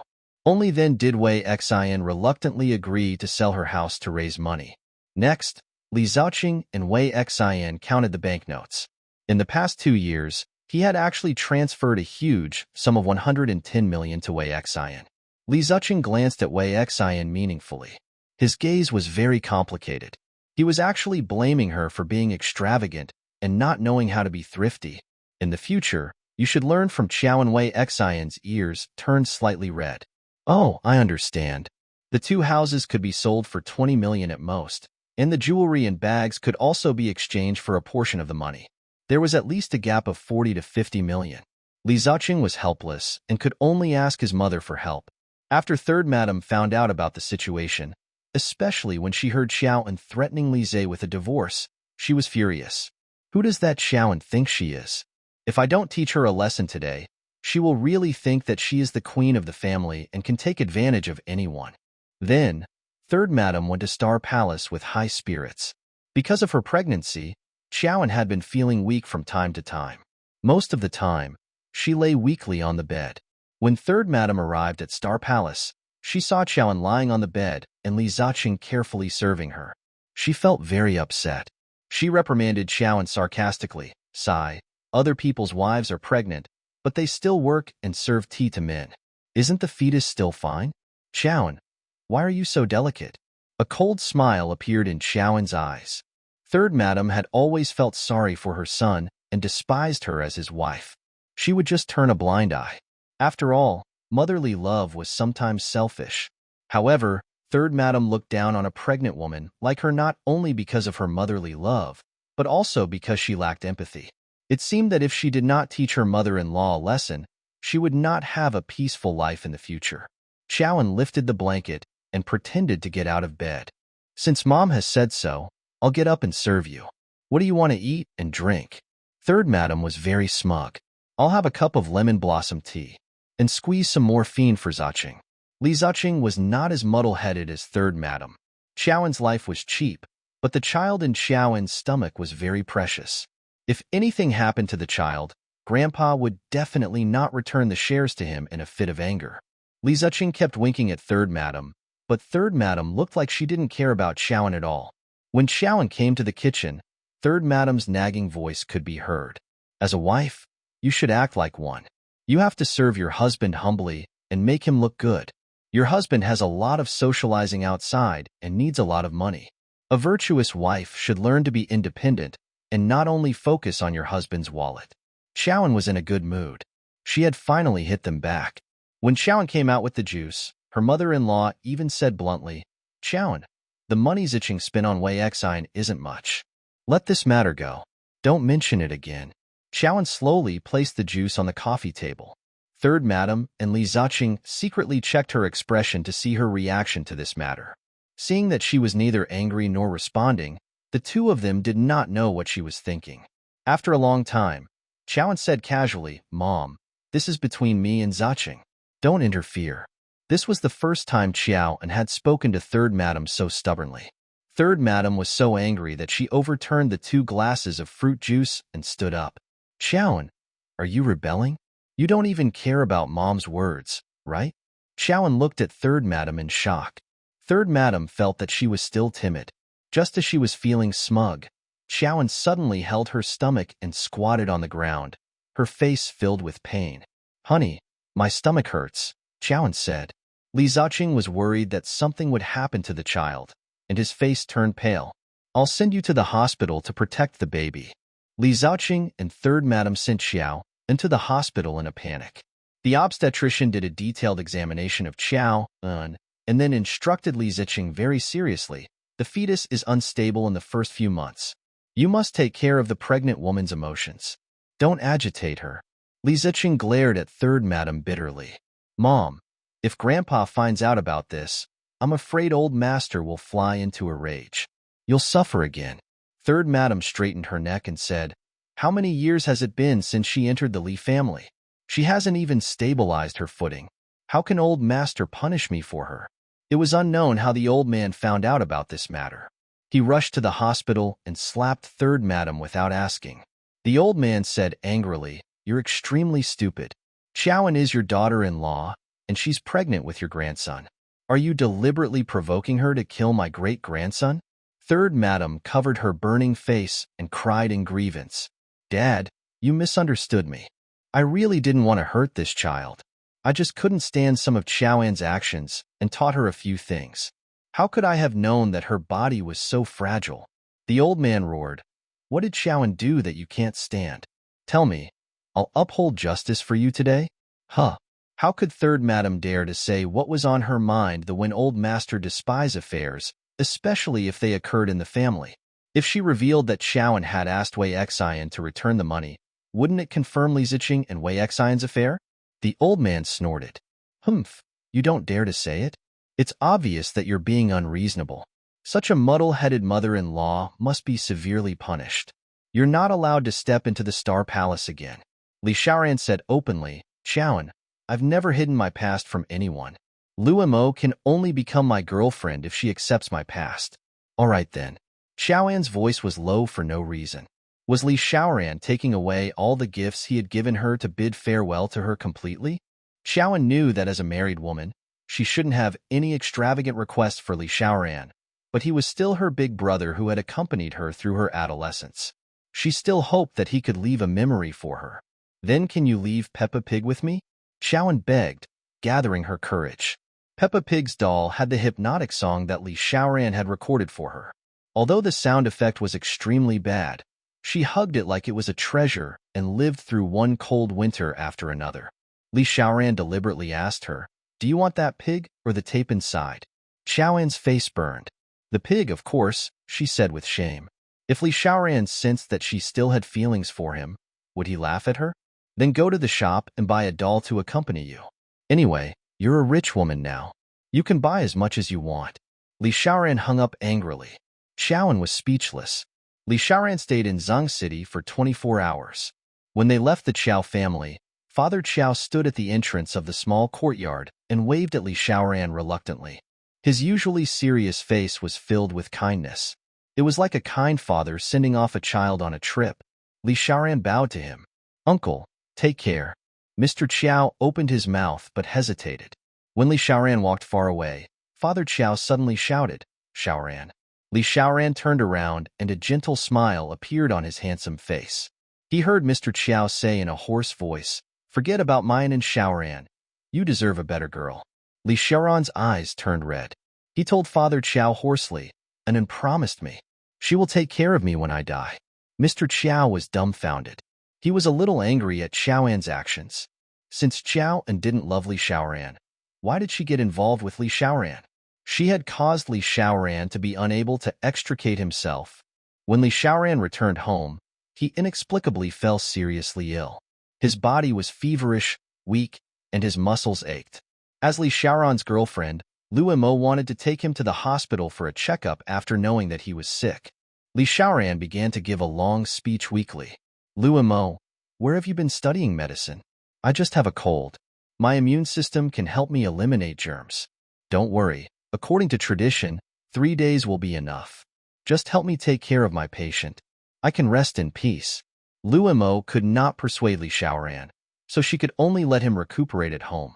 However, she was too busy during the day and had no time to take care of Li Xiaoran, who knew that Li Xiaoran would fall ill and soon be on the verge of death. In a daze, Li Xiaoran called Xiaoan, come over and take care of me. He ordered Xiaoan weekly. Xiaoan was lying in a hospital bed doing meaningless pregnancy care work. When she heard his weak voice, she was so frightened that she almost immediately fled the ward. She took a taxi to Li Xiaoran's rented apartment as quickly as possible. She vaguely remembered his password and opened the door to enter. She saw Li Xiaoran staggering towards the bathroom. However, his body was like a fallen leaf that was swept up by the autumn wind. It fluttered gently and was about to fall to the ground at any time. Xiaoan threw away the bag in her hand and rushed over without hesitation, placing Li Xiaoran on her thin shoulder. Do you want to go to the bathroom? Li Xiaoran was clearly halfway to death's door. When he heard Xiaoan's voice, it was as if he had come back to life. Why are you only here now? I thought you wouldn't come to send me off. Xiaoan was so angry that she threw him over her shoulder. Li Xiaoran fell to the ground weakly and smiled foolishly at Xiaoan. Xiaoan was angry, but when she saw how weak he was and how easily he fell to the ground, her heart ached for him. Get up. She pulled him up again. Then, she helped him to the toilet and was about to leave when she realized that Li Xiaoran was looking at her helplessly like a child. Li Xiaoran said aggrievedly, "Why didn't you help me undo my pants?" Xiaoan seemed to have heard a fantasy. Are you mistaken? Men and women should keep a distance out of propriety? You can do it yourself. When you were hospitalized, I even helped you take a dump, Li Xiaoran said. Xiaoan was speechless. Looking at Li Xiaoran's flushed and charming face, Xiaoan compromised. She turned back to him and awkwardly undid his pants. Then she ran out, blushing. When Li Xiaoran went out after using the toilet, he saw Xiaoan blushing like a monkey. Li Xiaoran staggered over, and Xiaoan braced herself to help him onto the bed. Then, she asked him, "What medicine did you take?" Li Xiaoran shook his head. "No medicine." Stunned, Xiaoan touched his forehead. This temperature was at least 40 degrees. To be safe, she decided to take his temperature. "Where's the thermometer?" Li Xiaoran said, "I don't have one." Xiaoan started nagging. "There's no thermometer or medicine." Li Xiaoran, do you think you're the reincarnation of a zenith heaven golden immortal? Li Xiaoran looked at Xiaoan and smiled foolishly. He dreamed of Xiaoan nagging her at home. Xiaoan looked at his silly expression and scolded angrily. "What are you laughing at? You're laughing like a landlord's silly son." Then, she began to dress Li Xiaoran. As she dressed, she said, "I'll take you to the hospital." Li Xiaoran looked at her pitifully. I'm so hungry." Xiaoan was stunned. Only then did she realize that no one had taken care of this fellow after he fell sick. He had probably not eaten for most of the day. Xiaoan's eyes welled up with tears. Li Xiaoran reached out his finger and gently wiped her tears.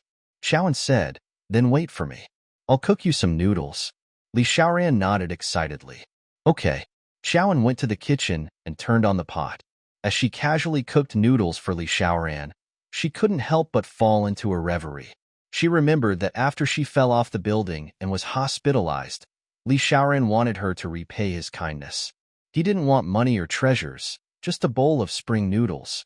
At that time, she felt that he was a lecher and was being indecent to her. Now that she knew that he was an angel, her heart ached for him for having such a trivial wish. Xiaoan had once heard Thunderbolt Blade mention his mother. His biological mother was not the old lady of the Li family.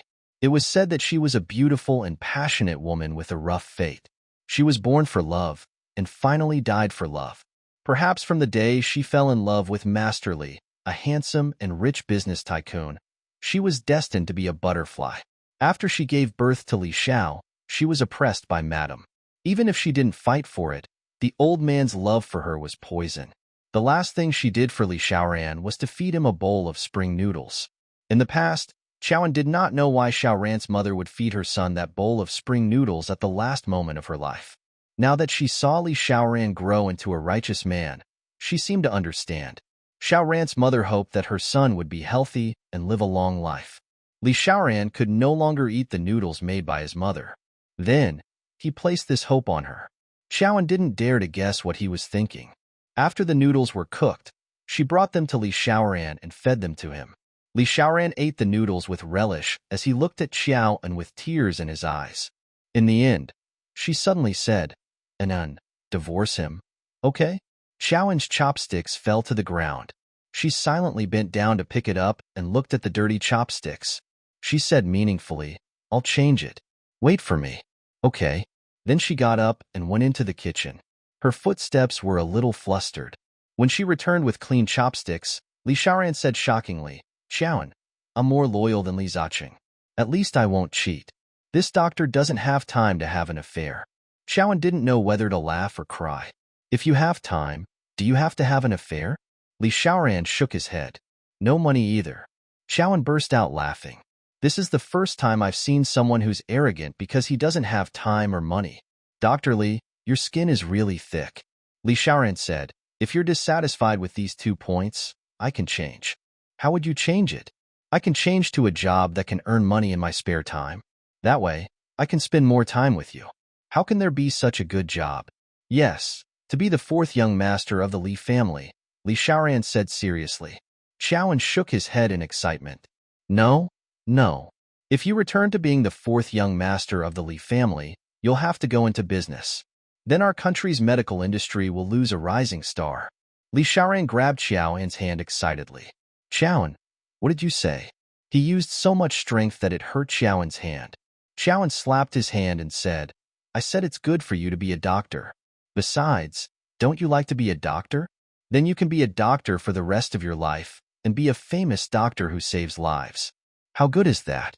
Li Xiaoran's eyes were filled with confusion. Was this really what Xiaoran thought? He released Xiaoran's hand as she cleared the dishes. Pulling him to his feet, she said, "Let's go. I'll take you to the hospital." After Li Xiaoran ate and drank his fill, he seemed to have recovered some energy. Now, he began to use the same trick he used to fool Luo Mo on Xiaoran. I'm a doctor myself. I understand my body very well. My immunity is enough to resist this cold." Xiaoran placed her hands on her hips and suddenly roared. "Don't you know that medicine is not autonomous? What have you been reading for the past few years? Who gave you the title of God of Studies? As a doctor, you led the way to avoid medicine." Li Xiaoran was scolded by Xiaoran and looked at her bitterly. "I'm a patient. Can you be gentle with me? You have to learn to care about patients. Understand?" Xiaoran recalled that when Li Xiaoran was a doctor, he had taken care of her and her fellow patients like a spring breeze. Compared to Li Xiaoran, her attitude was too bad. Xiaoran changed to a gentle and cute face.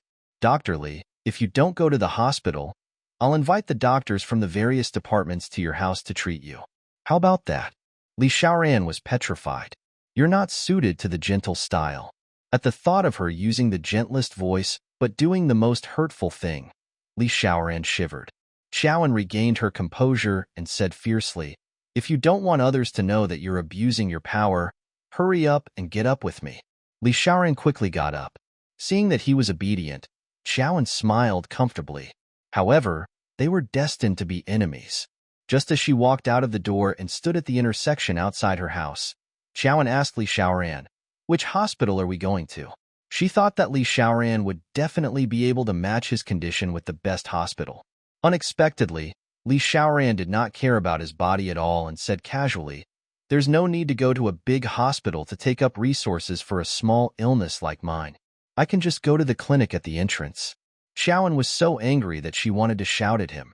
In the end, she stopped a taxi and sent him to Jinghang Hospital. Li Xiaoran was a popular person in Jinghang Hospital. When Xiaoan sent him to the entrance of the hospital, the security guard went forward enthusiastically to help Xiaoan support Li Xiaoran. He even greeted him warmly. "Dr. Li, what's wrong?" Even though Li Xiaoran was on his last breath, he did not forget to joke with others. "It's not that I wanted to come, but my little friend insisted that I come to see a doctor. Look at me, I'm quite good. I can eat, drink, and sleep. Why did I come to the hospital to waste money?"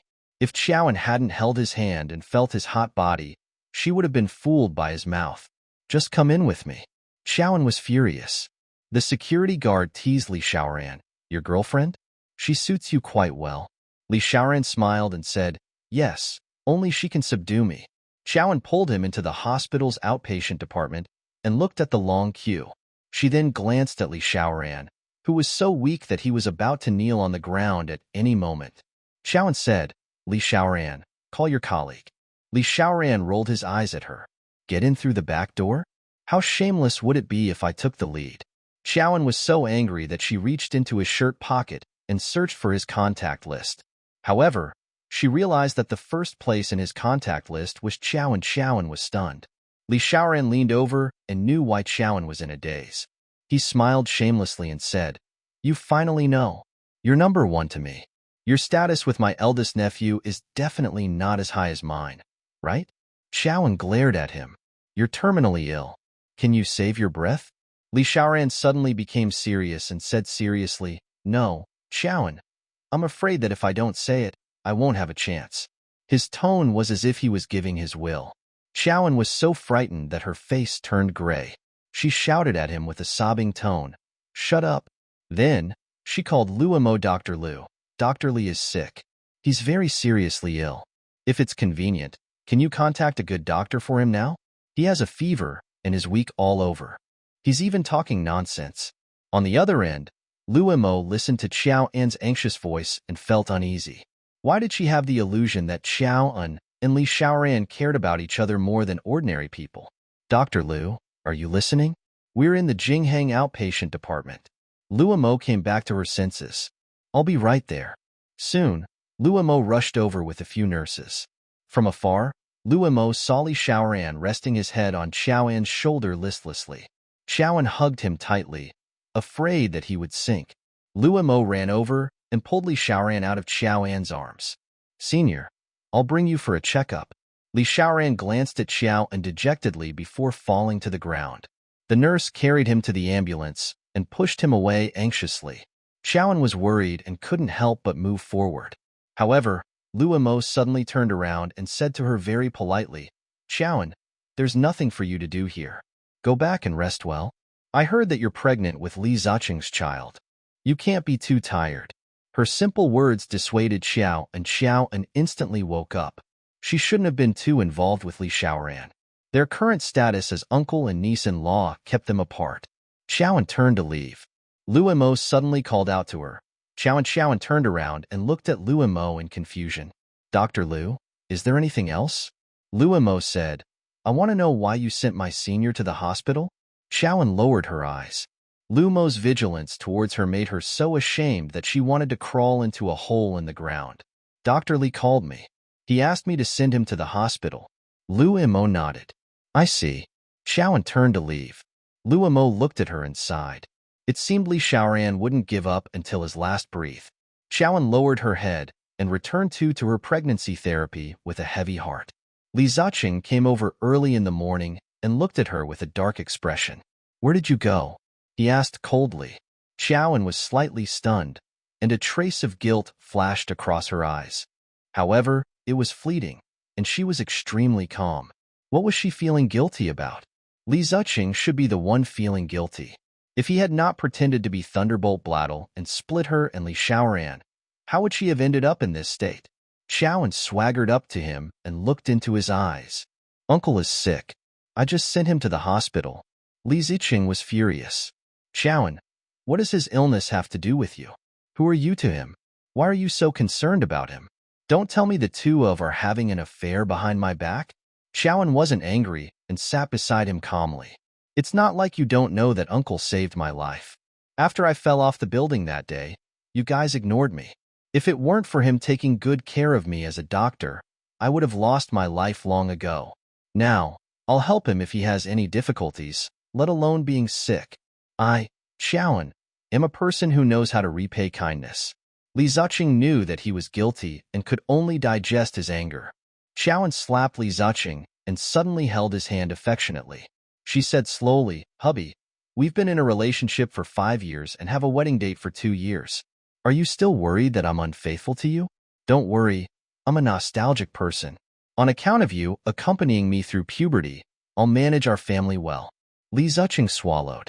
It was April, but he felt cold all over. If Xiaoan knew that he wasn't Thunderbolt Blade at all, he really didn't know how she would destroy him. Xiaoan glanced at the guilty Li Ziqing and sneered. She changed the topic. "By the way, has Wei Xian returned the money to you?" Li Ziqing was like a rat whose tail had been stepped on.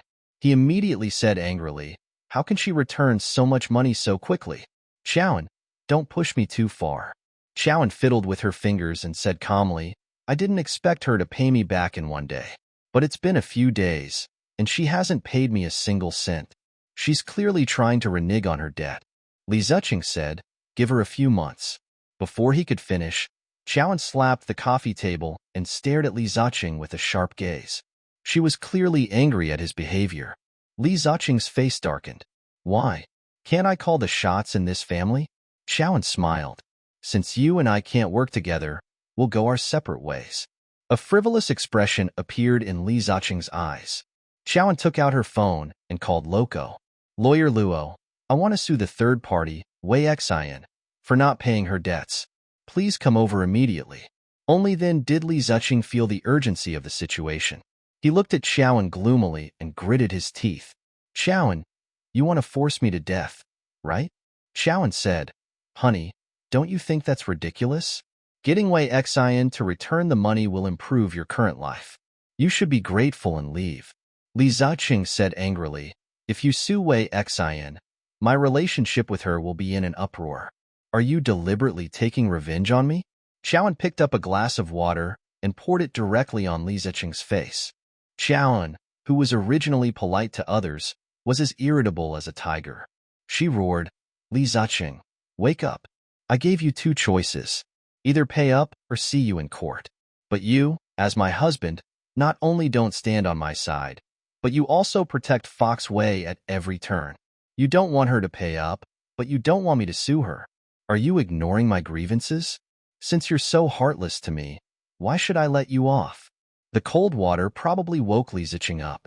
He blew away the wet hair covering his eyes angrily and stared at Xiaoan with a different expression. "Give her a few more days. Just a few more days. I'll urge her to sell the house. I'll give you the first payment." 3 days, Xiaoan said. Li Ziqing looked at Xiaoan's determined face and didn't dare to continue talking. Okay. Li Ziqing and Xiaoan parted on bad terms. After leaving the hospital, Li Ziqing arrived at Wei Xian's residence with a dejected expression. He questioned Wei Xian angrily, "Didn't I ask you to sell your house? Why aren't you taking action?" Wei Xian said, "Brother Ziqing, must you sell it?" Wei Xian felt that Xiaoan was just an unknown small fry. How could a scheming businessman like Li Ziqing not defeat her? Therefore, she had never thought of spitting out the gift Li Ziqing had given her. Li Ziqing said in defeat, "Xiaoan gave us 3 days. If we don't pay her back in 3 days, she will sue us. Wei Xian, if you don't want to be reviled by the people as a mistress, then get rid of the house in your hands immediately." Wei Xian was so frightened that her face turned pale. However, she was extremely unwilling to give up everything. Wei Xian cried aggrievedly, "Brother Ziqing, I've been with you for so many years. I've always been the woman behind you in silence. I've never fought with her for favor. I just want you to treat me well. But now, your wife wants me to return the house and the jewelry. I have to spit out every single thing you gave me. Then I've been with you all these years, but in the end, I have nothing. Aren't you letting me down?" Li Ziqing was caught between Xiaoan and Wei Xian. He was about to break down. He hugged his head and roared in pain.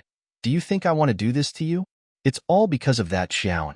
I don't know where she got the evidence from, but she keeps forcing me to ask you for money every day.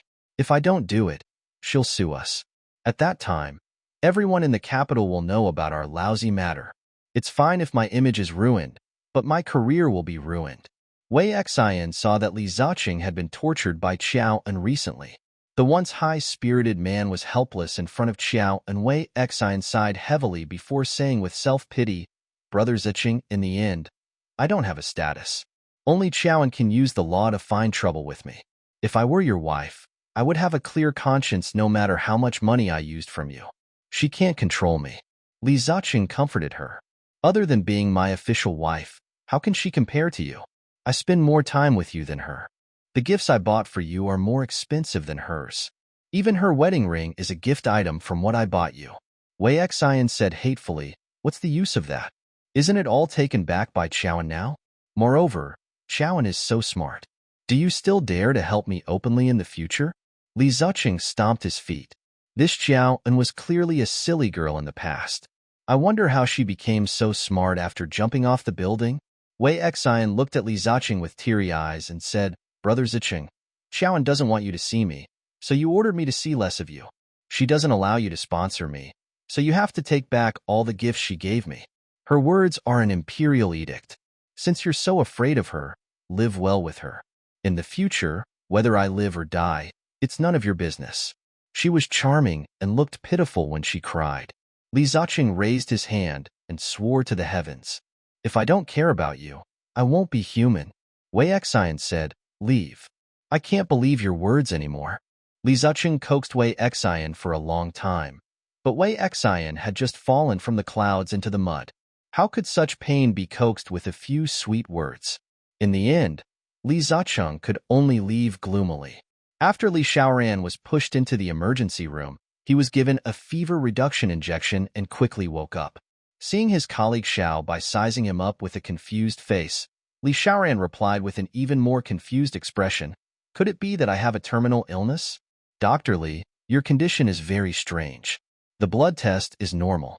I gave you a full-body MRI, but there's no abnormality. According to my experience, it can only be a mental illness." Li Xiaoran looked at him bitterly.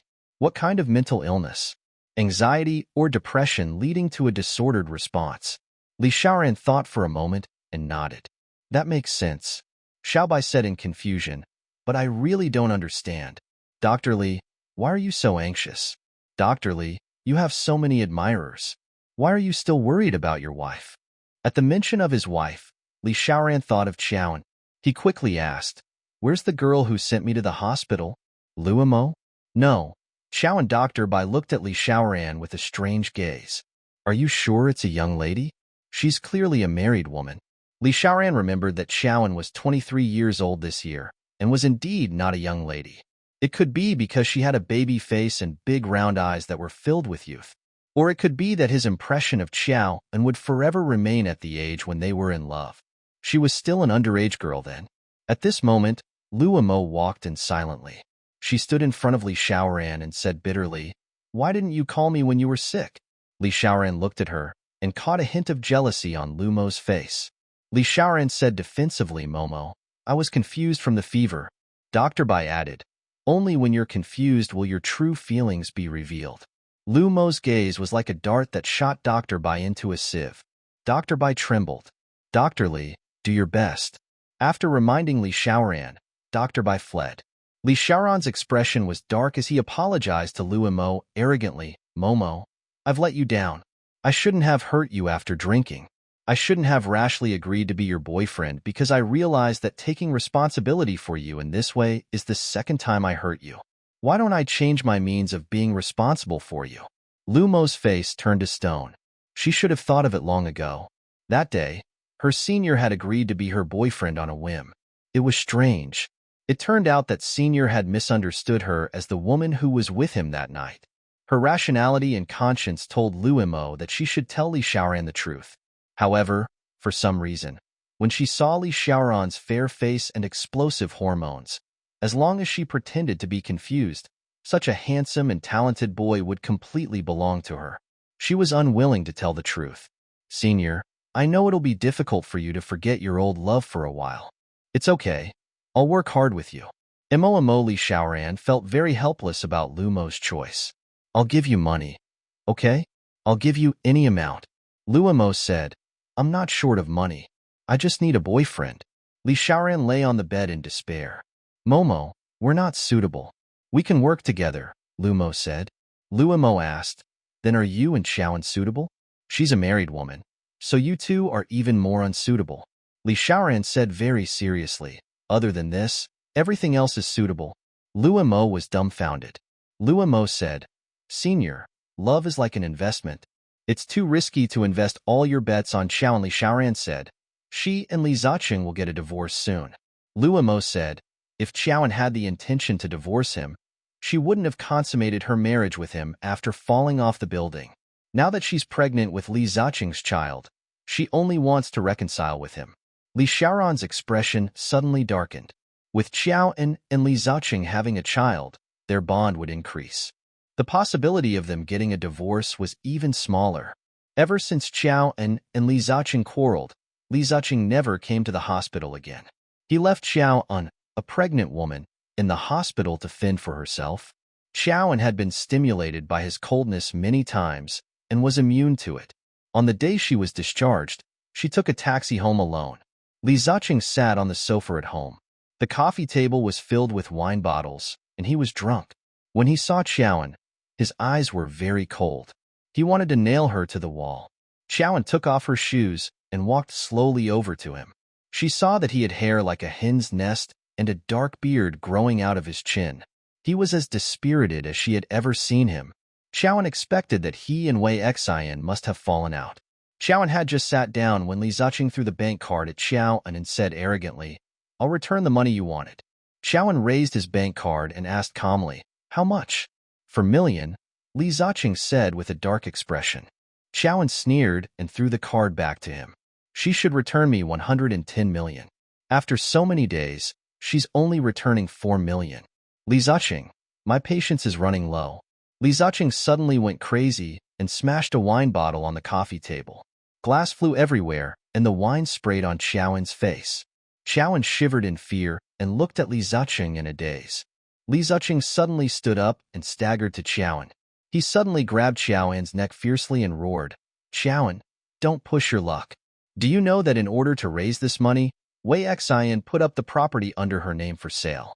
The market price of a loft villa is 12 million. Do you know how heartbroken she is? Xiaoan felt her breathing become irregular as she tried to pry Li Ziqing's hand away. When Li Ziqing saw her roll her eyes, he suddenly woke up and let go of his hand in fear. Xiaoan curled up on the sofa and kicked. She glared fiercely at Li Ziqing. Li Ziqing felt a little guilty. He began to defend his rude behavior. If you hadn't forced me, I wouldn't have treated you like this. Xiaoan sat up and stroked the red mark left by Li Ziqing. She suddenly stood up, picked up her handbag, and walked out. Li Ziqing stopped her. Where are you going? Xiaoan looked back, her face as pale as Hades. Her voice was even more sinister. The police station. Li Ziqing saw the evidence of his domestic abuse on Xiaoan's neck and suddenly felt a little afraid. He staggered over. Inen, I was wrong. Please forgive me. Xiaoan said, Li Ziqing, you are going to take my life. If I don't report it and lose my life one day, I can only blame myself for not learning my lesson. Intentional murder? Li Ziqing instantly sobered up. This was a criminal law responsibility. Whoever touched the criminal law would never be able to make a comeback. Inen, I didn't want to hurt you. Really, I was just confused and hated you. So I accidentally hurt you. Xiaoan ignored him and walked away resolutely. Li Ziqing fell to the ground in fear. He quickly took out his phone and called Third Madam. Mom, what should I do? I hit Xiao. What should I do? Li Ziqing said incoherently. The Third Madam had suffered a loss at Xiaoan's hands and was holding back her anger. When she heard that her son had beaten Xiaoan, she was a little smug. So be it. A daughter-in-law like her who doesn't respect her elders deserves to be beaten. Li Ziqing said, but she went to the police station. Third Madam laughed. Haha, does she think the police station is open for her? How normal is it to be abused by men? Li Ziqing felt that his mother had been blinded by joy and did not realize the seriousness of the matter at all. Oh, Mom, she accused me of murdering her. If it's not handled properly, your son will go to jail. Third Madam's expression changed drastically. How did domestic violence become murder? I strangled her. I didn't expect her skin to be so fragile. She was soon covered in red bruises. Third madam was finally afraid. She scolded her son. Why did you strangle her? Her skin will turn red if you touch it. We can only beg Xiaoan to give up on calling the police. Zicheng, hurry up and follow me to the police station. Okay. When Li Zicheng and third madam arrived at the police station, Xiaoan was giving her statement. The staff looked at the red scab on Xiaoan's neck with sympathy and pity. Miss, if you can't live with him, then get a divorce. There's no need to lose your life. They seemed to have regarded Li Zicheng as a ferocious beast. Third madam's expression was ugly, and she hated Xiaoan even more. When Xiaoan finished her statement and walked out, she brushed past third madam and Li Zicheng, but ignored them. Li Zicheng held her hand and said softly, Xiaoan, withdraw the lawsuit. Xiaoan looked at him coldly. Why should I? Because you're good to me? Or are you supporting me? Li Zicheng was so ashamed that he slowly let go of Xiaoan's hand. Third madam tried to smooth things over. And Anne, for the sake of the child, you can't sue Zicheng for murder. Think about it. If the child has a father with a criminal record, it will affect him. Xiaoan sneered. Mom, you should say these things to your son. With that, Xiaoan walked out proudly. Li Zicheng became the one who bought time to lobby her. For the first time, he solicitously invited Xiaoan to sit in his car. I'll send you back.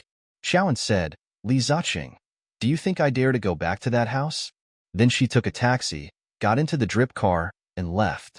Third madam and Li Zicheng were dumbfounded. Li Zicheng had a mental breakdown from Xiaoan's actions.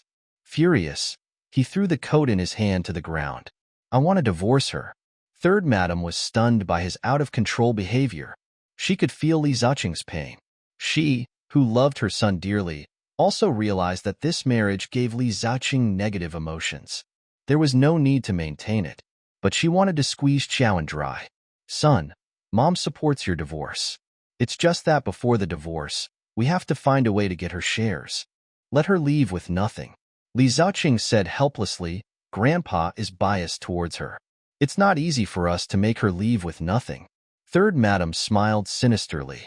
In a battle between wealthy families, not everyone can win. Since ancient times, the one who laughs last is the true winner.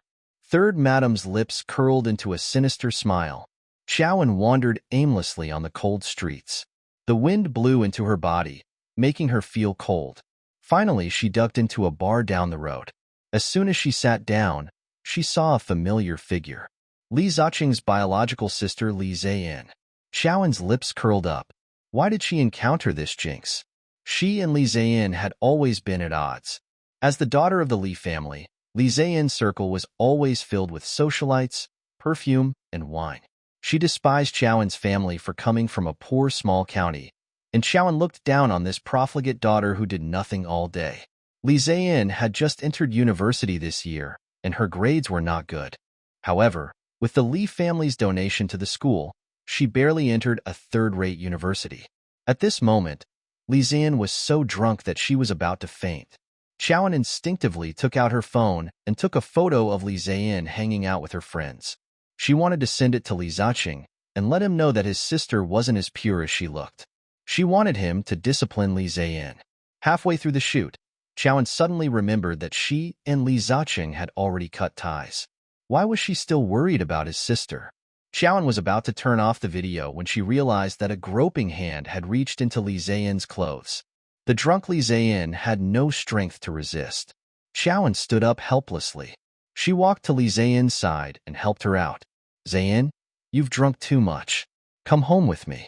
Li Ziyan recognized Xiaoan and sneered. Xiao, and who do you think you are? Why do you care about me?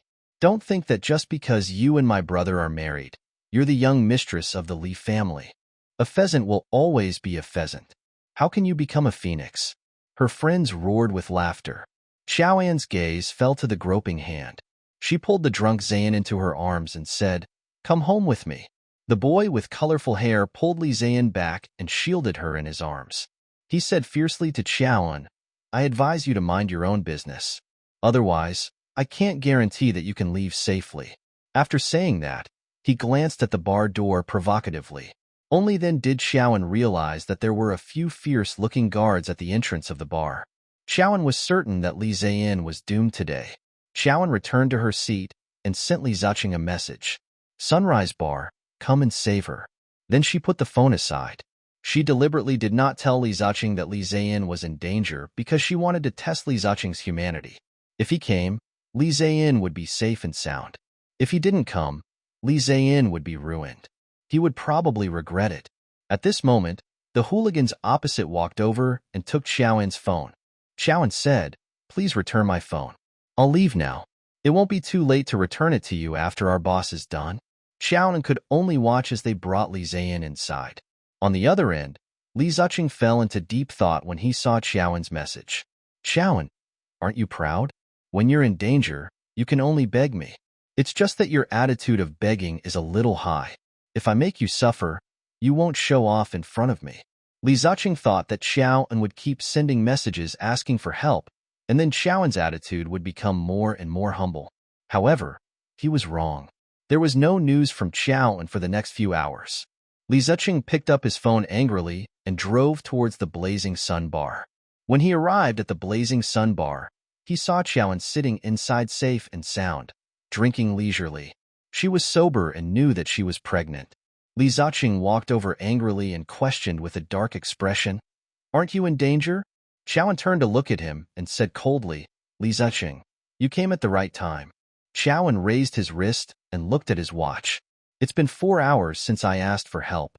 Aren't you worried that I would be in danger?" Li Ziqing said, "Aren't you fine? Why did you call me over?" Xiaoan laughed. Xiaoan looked into Li Ziqing's eyes like a tiger playing with its prey. "Li Ziqing, you might not know, but the person in danger is not me, but your sister, Li Ziyin." Li Ziqing's brain exploded. "Where's Ziyin?" he asked shakily. Xiaoan looked at his completely different attitude later and felt sad. Xiaoan stood up and said leisurely, "I saw her being taken away by some punks 4 hours ago. As for now, I don't know." Li Ziqing roared angrily, "Xiaoan, why didn't you say so earlier?" Xiaoan's smile was terrifying. "Li Ziqing, if you treat me even a little bit humanely, you have a chance to successfully save her." With that, Xiaoan stepped past him. Li Ziqing suddenly grabbed her hand and threatened fiercely, "Come with me to save her." "Xiaoan, I'm warning you. You better pray that Ziyin is fine. Otherwise, I won't let you off easily." Unable to leave, Xiaoan could only go in with him to find her. Li Ziqing knocked open all the hotel doors and finally found Li Ziyin in a guest room. She was curled up in a corner, her clothes barely covering her body. The bruises on her skin showed what she had experienced. Li Ziqing staggered in. "Ziyin, brother, you have to avenge me." Xiaoan secretly picked up her phone and glanced at Li Ziqing and Li Ziyin, who were hugging their heads and crying. Seeing a man crying, she didn't know why she felt extremely happy. Yes, she felt sympathy for Li Ziyin, but she was extremely happy with Li Ziqing's pain. Xiaoan backed out of the room and left happily. A tall and straight black shadow suddenly approached her, faintly overlapping with her shadow. Xiaoan staggered in fear and ran forward with all her might. However, the figure suddenly rushed in front of her and blocked her way. Xiaoan ran too quickly and bumped into his arms, so he hugged her tightly. Xiaoan raised her leg and kicked it into the man's crotch. The man let out a scream. "Xiaoan, are you trying to break my back?" Xiaoan recognized Li Xiaoran's voice and looked down at the place where he was injured. However, that place was too awkward, so she was at a loss. "Are you okay? What do you think?" Li Xiaoran fell to the ground and covered his lower body. He grimaced in pain. "Why are you here?" Xiaoan asked curiously. Li Xiaoran nodded behind her. Xiaoan turned around and realized that Third Madam was walking over with a group of people. Third Madam walked up to Xiaoan with a fierce expression and growled, "Follow me in." Her attitude was incomparably arrogant. Xiaoan said lazily, "I'm sorry, I'm not free." Third Madam glared at her. "Xiaoan, if anything happens to Ziyin, do you think I'll let you off?" Xiaoan laughed speechlessly. Every injustice has its perpetrator. Who was the one who defiled Li Ziyin? Go find him. Why are you looking for me? When Third Madam heard the word defiled, she immediately felt dizzy and almost fell to the ground. "Don't curse my daughter." She was furious. However, in the next second, Li Ziqing walked out with the disheveled Li Ziyin. Third Madam was instantly petrified. Zayn. She could not believe that her precious daughter would encounter such a calamity. Third Madam's eyes rolled back and she fainted. She had fallen towards Chowan. If Chowan had supported her, she wouldn't have fallen to the ground. However, Chowan was fast and agile. Third Madam fell to the ground. Her head hit the ground, and she fainted. Li Ziqing glared at Chowan and condemned her with a fierce gaze for not taking good care of his mother. Chowan ignored his condemnation and even said, "Why are you looking at me? I'm afraid you'll scam me." Li Ziqing was trembling with anger. "Chowan, I will definitely settle this score with you." With that, Li Ziqing instructed the bodyguard, "Take her away." The bodyguard stepped forward and was about to grab hold of Chowan when Li Shaoran pulled Chowan behind him. Then, he smiled casually and said, "Nephew, you don't care if your mother fainted. Chowan has good hands and feet. She can walk on her own." Li Ziqing glared at Li Shaoran. "Uncle, don't forget your identity. You came here to save people. My mother fainted. Aren't you going to take a look at her?" Li Shaoran frowned. Li Ziqing's arrogance made him very unhappy. "Li Ziqing, if you want me to save someone, humble yourself." Li Shaoran looked at Li Ziqing.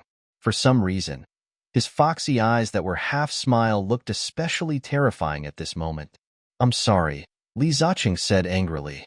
Only then did Li Shaoran squat down and perform emergency treatment on the Third Madam. She quickly recovered. The group returned to the Li family villa, and Chowan was forced home by Li Ziqing. Third Madam complained angrily to Old Master, "Dad, it was Chowan. Chowan didn't save Zayn when she saw that she was in trouble. That's why Zayn was violated. She was clearly at the scene when it happened, but she was too heartless and didn't save my Zayn." The old man had always doted on Zayn. When he saw Zayn curled up at the side in a daze, he was filled with sorrow. He looked at Chowan and said in a low and cold voice, "Chowan, she's your sister-in-law. How can you leave her in the lurch?" Under the old man's reprimand, the other uncles and aunties also began to attack. That's right. How ruthless must he be to do such a thing? No matter what, she's still your sister-in-law. Isn't it too mean to be so heartless to her? Chowan stood quietly at the side and watched them perform in a sanctimonious manner. It was a pity that this family didn't become actors. Seeing that there was someone helping, Li Ziqing abandoned Chowan even more. "Chowan, you apologized to Zayn," he snarled. Chowan said, "Why should I apologize? I didn't do anything wrong." Li Ziqing said, "Didn't you hear what uncle and aunt said about you? As Zayn's sister-in-law, you watched coldly as she was taken away. You still say that you didn't do anything wrong?" Li Ziqing said indignantly. Chowan looked at Li Ziqing and questioned angrily, "Compared to that day when you threw me to the kidnappers and turned a deaf ear to my pleas for help, compared to your heartlessness, I'm simply too benevolent to Li Zayn." Li Ziqing did not expect her to bring up the past. He straightened his neck and roared, "That matter is in the past." Chowan roared, "With you, it's in the past.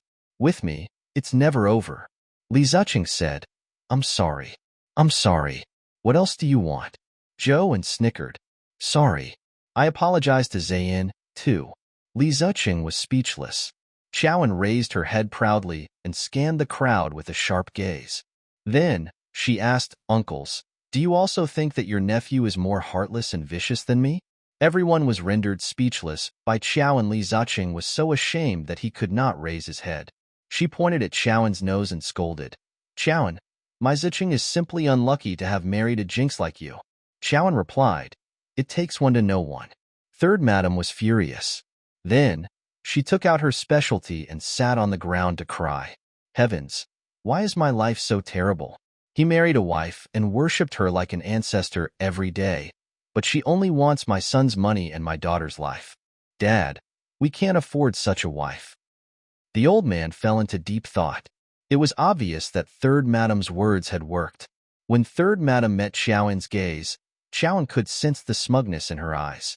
Chowan smiled disdainfully and decided to start on the path of making them eat their words.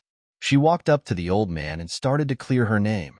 "Grandpa, I didn't want to say this at first, but since my husband and mother-in-law are unrepentant and even maliciously slander me, I have to prove my innocence." She pointed at Li Ziqing and said, "Actually, I'm not the one who didn't help. It was him." As soon as these words were spoken, everyone in the room revealed shocked and disbelief. In the corner, Li Ziyan looked at her brother in a daze. Li Ziqing saw that the situation was bad and flew into a rage out of humiliation. "Shut up, you're talking nonsense," Xiaoan said coldly.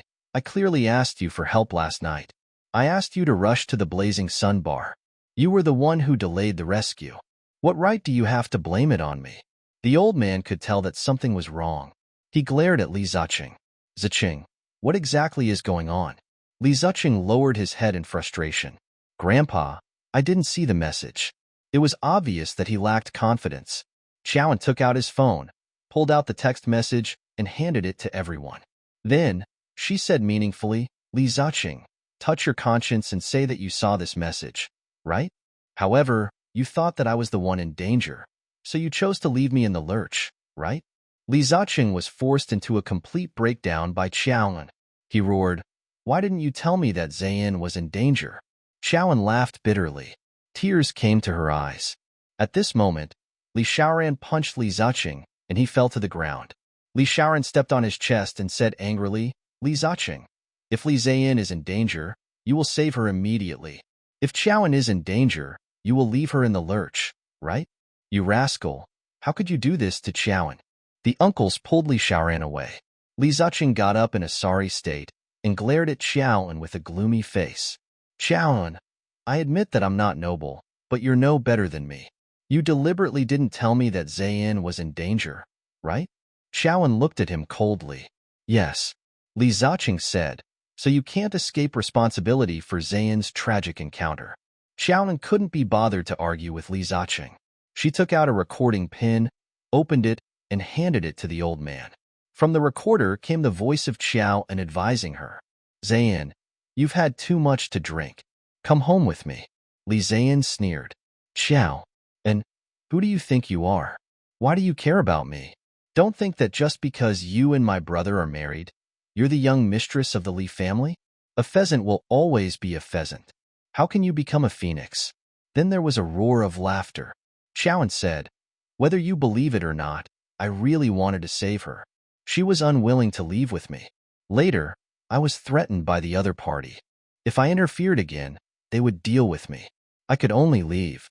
After I sent Li Ziqing a message asking for help, my phone was confiscated by them." Xiaoan didn't say anything else. Old Master Li turned to ask the butler, "Have you found the surveillance cameras?" The butler said, "Master, Miss Zhao is right." The old man slammed the table and stood up. He grabbed the ashtray on the coffee table and threw it at Li Ziqing. Li Ziqing's forehead was hit, and blood instantly gurgled. Old Master Li reprimanded, "Li Ziqing, it's your selfishness that caused your sister to suffer this calamity. This is retribution for your disloyalty and disrespect to your wife." The old man was too angry. His blood pressure soared, and he felt dizzy. Everyone could only help him down. Third Madam also pulled the injured Li Ziqing down to treat his wound. The hall instantly fell silent. In the corner, Li Ziyan glared at Xiaoan with bloodshot eyes. She accused Xiaoan of being heartless. "Xiaoan, you used me as a bargaining chip to take revenge on my brother. You won." Xiaoan looked at Li Ziyan. The once high and mighty Missy had now become a rag doll. She did look a little tragic. Xiaoan felt a trace of apology, but she didn't give in to her heart. She said calmly to Li Ziyan, "Ziyan, if you follow me obediently when I ask you to, I don't think they will make things difficult for you in public. It's you who never took me, your sister-in-law, seriously. Your actions today are all because of your arrogance. Xiaoan, we'll see. I'll definitely repay you tenfold or even 100-fold for the humiliation I suffered today," Li Ziyan said through gritted teeth. "You don't know what's good for you." Xiaoan didn't want to talk to the unreasonable Li Ziyan anymore. She turned around and walked into the courtyard to relax. She waited in the courtyard for a long time, but no one came to greet her.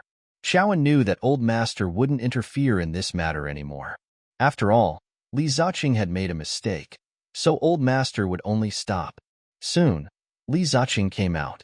Without even looking at her, he drove away in his luxurious car. Xiaoan knew that it was time for her to leave. She dragged her exhausted body slowly to the sidewalk. It was as if a ship had anchored in the sea and forgotten the direction it had not returned to. Xiao and Li Xiaoran caught up. Xiaoan looked at him in a daze. His previous aggressive attitude was completely gone. At this moment, he was filled with a blank expression. Dr. Li, do you also think that I shouldn't have done that to Zayn? Li Xiaoran stared at Xiaoan's calm eyes. There was no warmth or anger.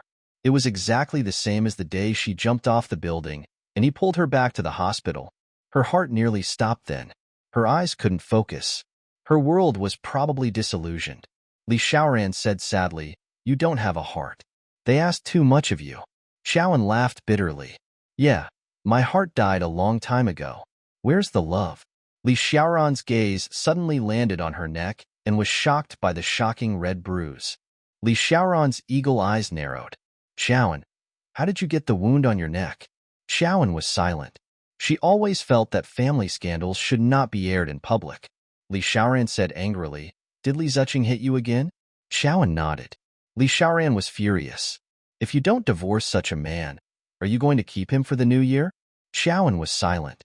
"What's so good about him that you can't forget him?" Li Xiaoran said dejectedly. "He's not good in any way, but he's the man I chose. Since I was blind back then, I should continue to be blinded by him for the rest of my life. If he didn't make it easy for her, she would make it difficult for him." Li Xiaoran sighed repeatedly. "You were clearly my wife back then, so why didn't you walk with me for the rest of your life?"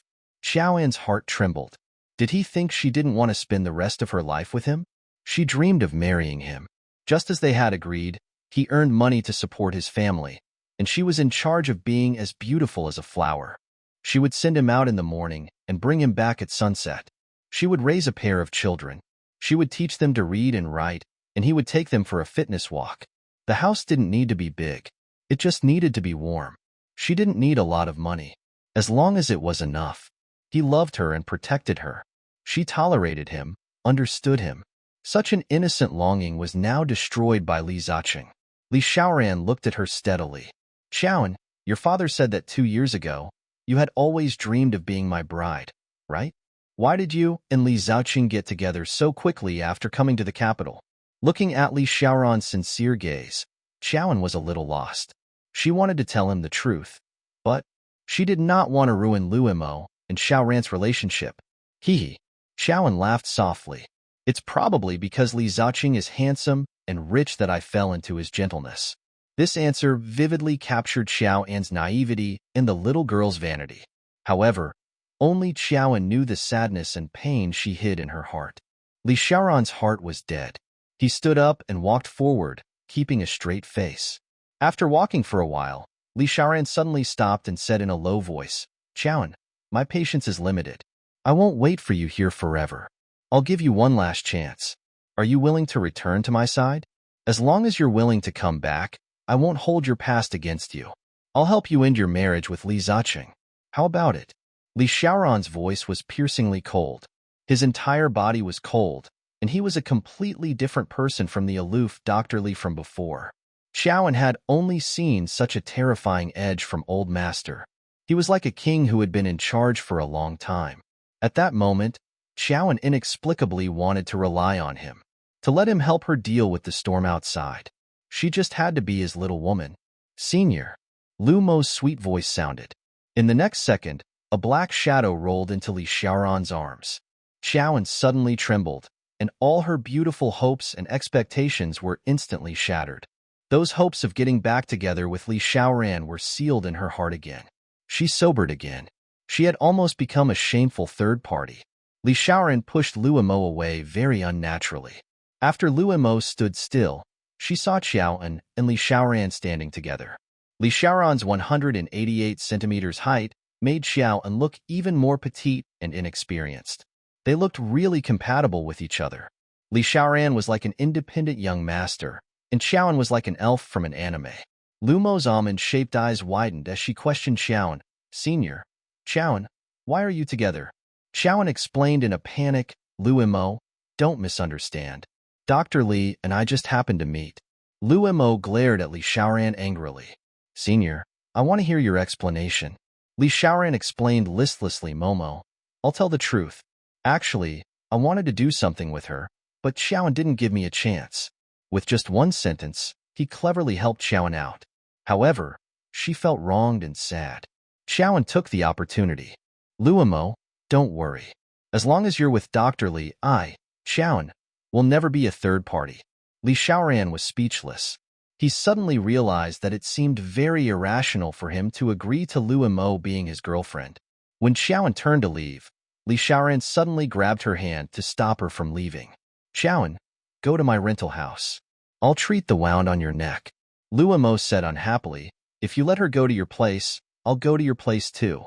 But if that's the case, Xiaoan won't have a place to sleep at night.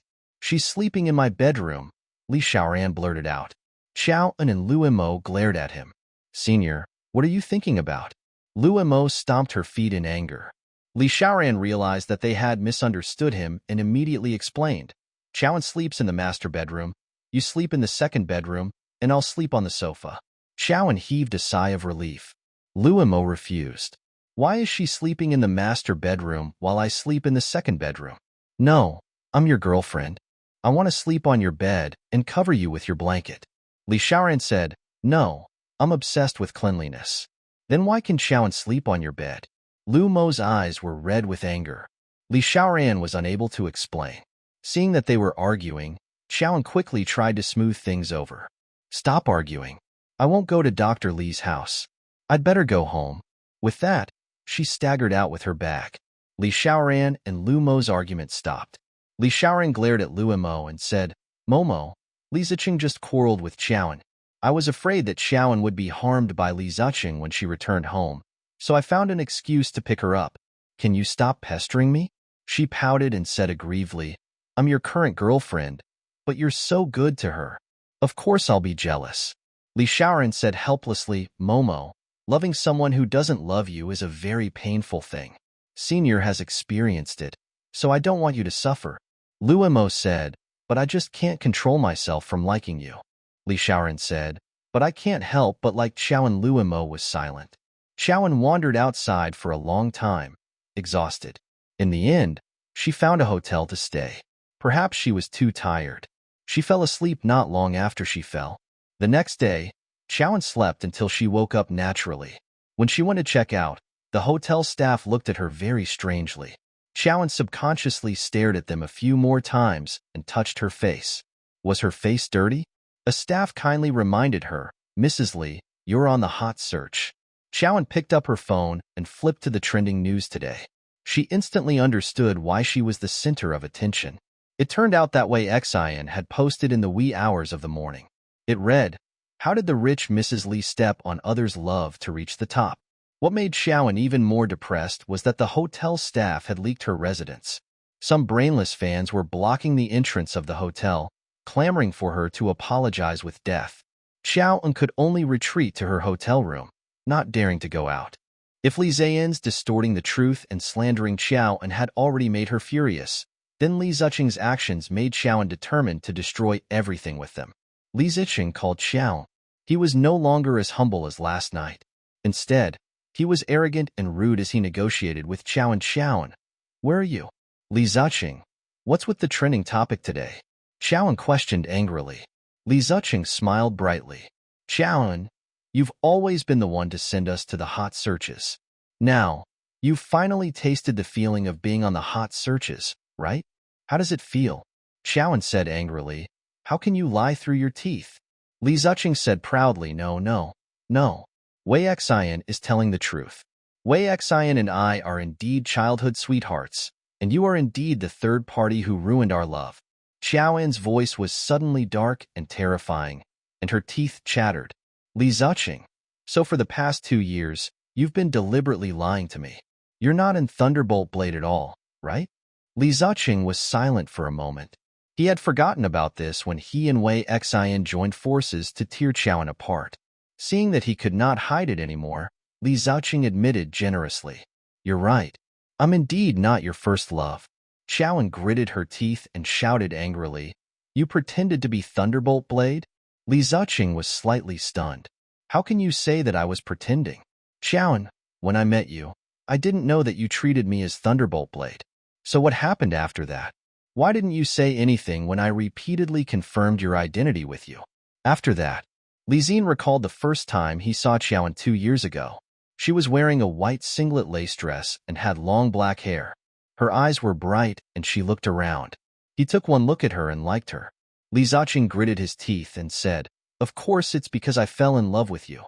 So I didn't want to lose you. So I hid the truth. But how would I know you were too deeply poisoned by Thunderbolt Blade? I'm completely unlike him. You always have a disappointed expression on your face, which makes me very depressed. Therefore, my love for you gradually faded." Qiaoan's eyes were bloodshot and dazzling. "Li Ziqing, how can you accept my love with a clear conscience even though you know that I don't love you? You pretend to be fine every day and deceive my feelings, enjoying the love that originally belonged to another person. How can you be so shameless?" Qiaoan Li Ziqing said, "You know the truth now. Since our marriage was a mistake, let's get a divorce. But before the divorce, I think you should cough up the Li family's shares." Qiaoan sneered bitterly. "You want the shares in my hands, Li Ziqing? Let me tell you, you'd better give up, because I'll never give you these 5% shares." Li Ziqing sneered. "Qiaoan, I think you don't understand the situation. Grandpa gave you these 5% shares to appease you so that you can obediently give birth to his precious great-grandson.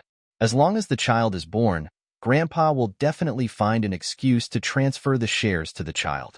As long as I divorce you and obtain custody of the child, the 5% shares will naturally belong to me." Qiaoan laughed wildly. Her laughter was filled with mockery for Li Ziqing's dream. "Li Ziqing, you're half right. The old man won't give me this 5% shares for nothing. Therefore, I signed a subsidiary agreement with him. This 5% shares doesn't belong to me, but I have the final say." Li Ziqing said excitedly, "What do you mean?" "It means that I can give it to anyone in the Li family." Li Ziqing's heart sank. Qiaoan chuckled again. "If I give my shares to the first or second branch, they will be the major shareholders of the Li family in the future, and your third branch can only become fish under their chopping board." Li Ziqing was someone who would do anything for benefits, so he would measure the heart of a gentleman with his petty heart. He immediately thought that if the other families attacked the third family together, the third family would definitely die. Li Ziqing felt guilty. "Qiaoan, are you serious?" Qiaoan stood by the window and looked at the brainless fans below. "Li Ziqing, if you don't want the third branch to die too badly, clarify the trending topic immediately." Li Ziqing was very indignant. "Why should I believe you?"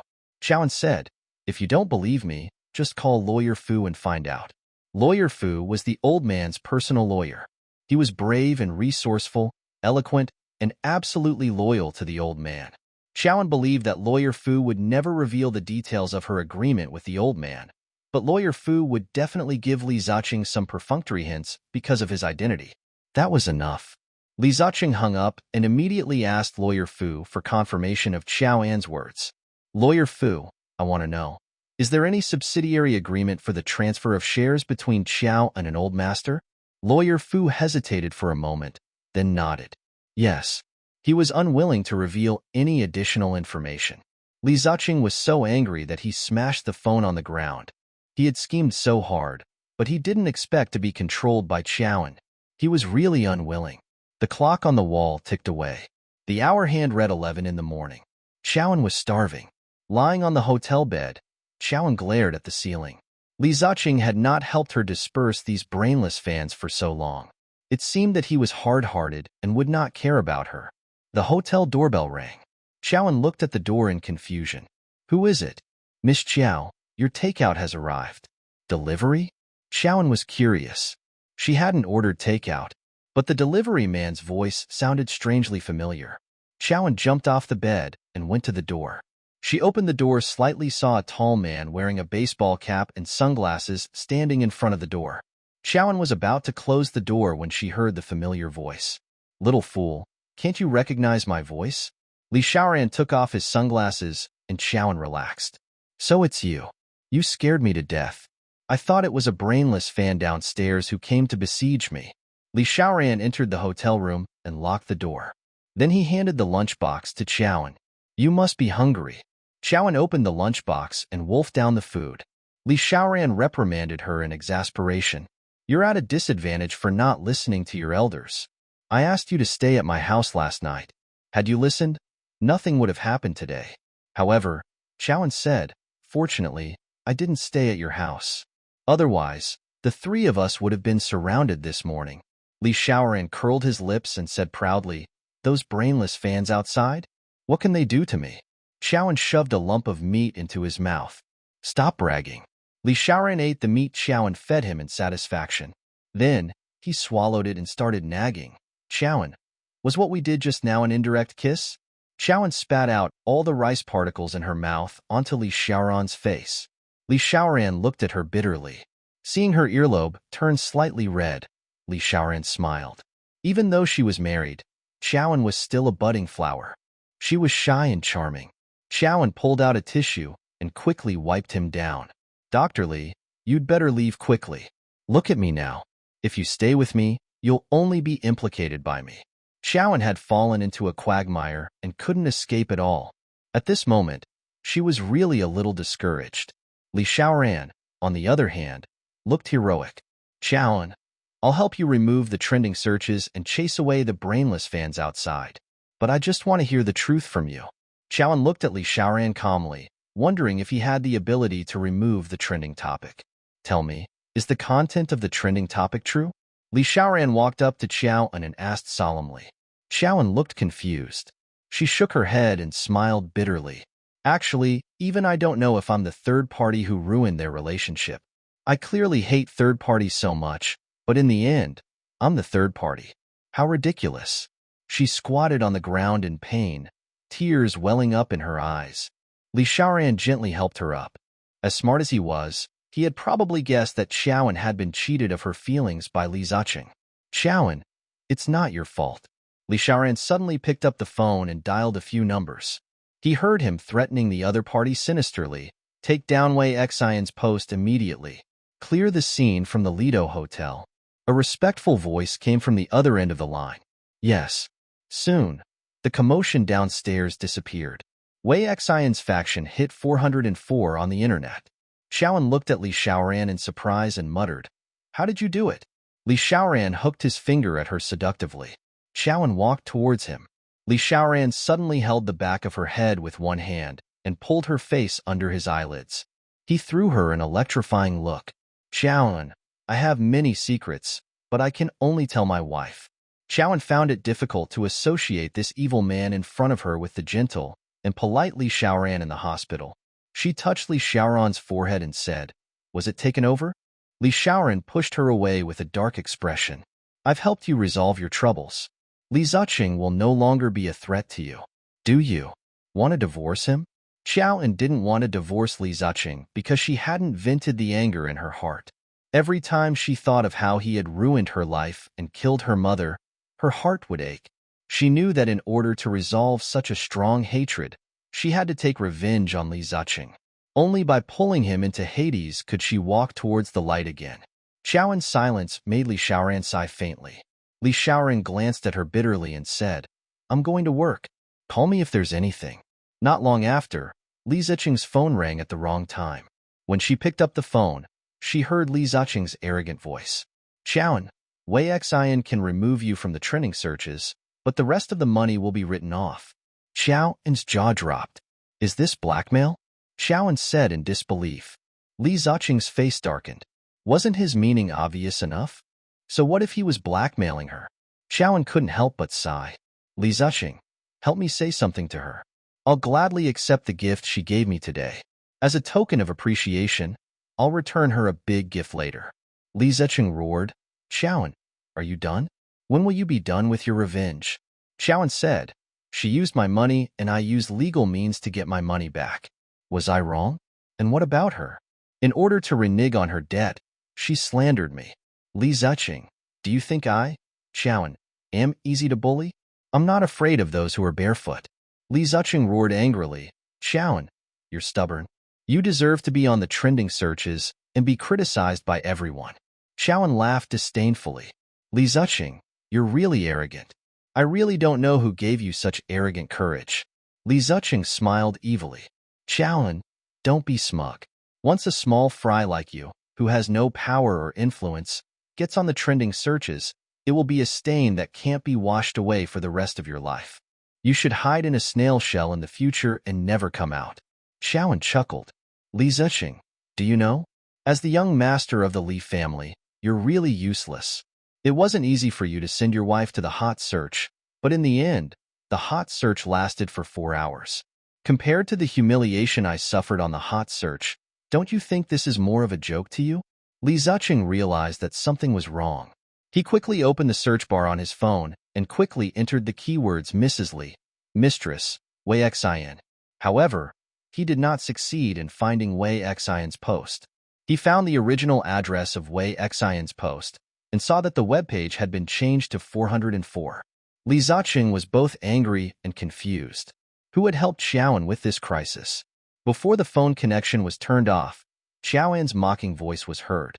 As the young master of the Li family, you're infatuated with a mistress and don't know it. Li Ziqing, my taste is indeed not good. Xiaoan hung up happily. Li Ziqing stared at the phone receiver.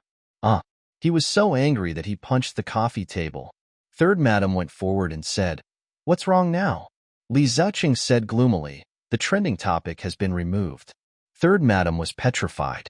She's just a commoner girl. Where did she get the power to remove the trending topic so quickly? Third madam began to speculate. Could it be old master's doing? Li Ziqing shook his head. To be able to remove the trending topic in 4 hours means that the mastermind is related to a powerful hacker. Third madam looked shocked. How did Xiaoan know these people? Li Ziqing didn't care how powerful Xiaoan's backer was. All he could think about was what gift Xiaoan was going to give him. After Xiaoan came out of the Lido Hotel, she had already thought of what gift to give Li Ziqing and Wei Xin. That was to stay in the Li family's villa and slander Li Ziqing's hypocritical image in front of Old Master every day. As time passed, Old Master would definitely complain to Li Ziqing. She wanted Li Ziqing to be abandoned by the Li family. Xiaoan called the old man. In front of the dignified and solemn old man, only she dared to play some tricks with him. Grandpa, I want to go back to the Li family villa to stay for a while. Can I? Io, you must be up to no good if you miss me. Old Master Li was not stupid, but pretended to play along. Xiaoan begged, Grandpa, I'll come home to stay. This way, I can play chess and chat with you every day. Xiaoan's chess skills were not inferior to professional chess players. Old Master loved to play chess.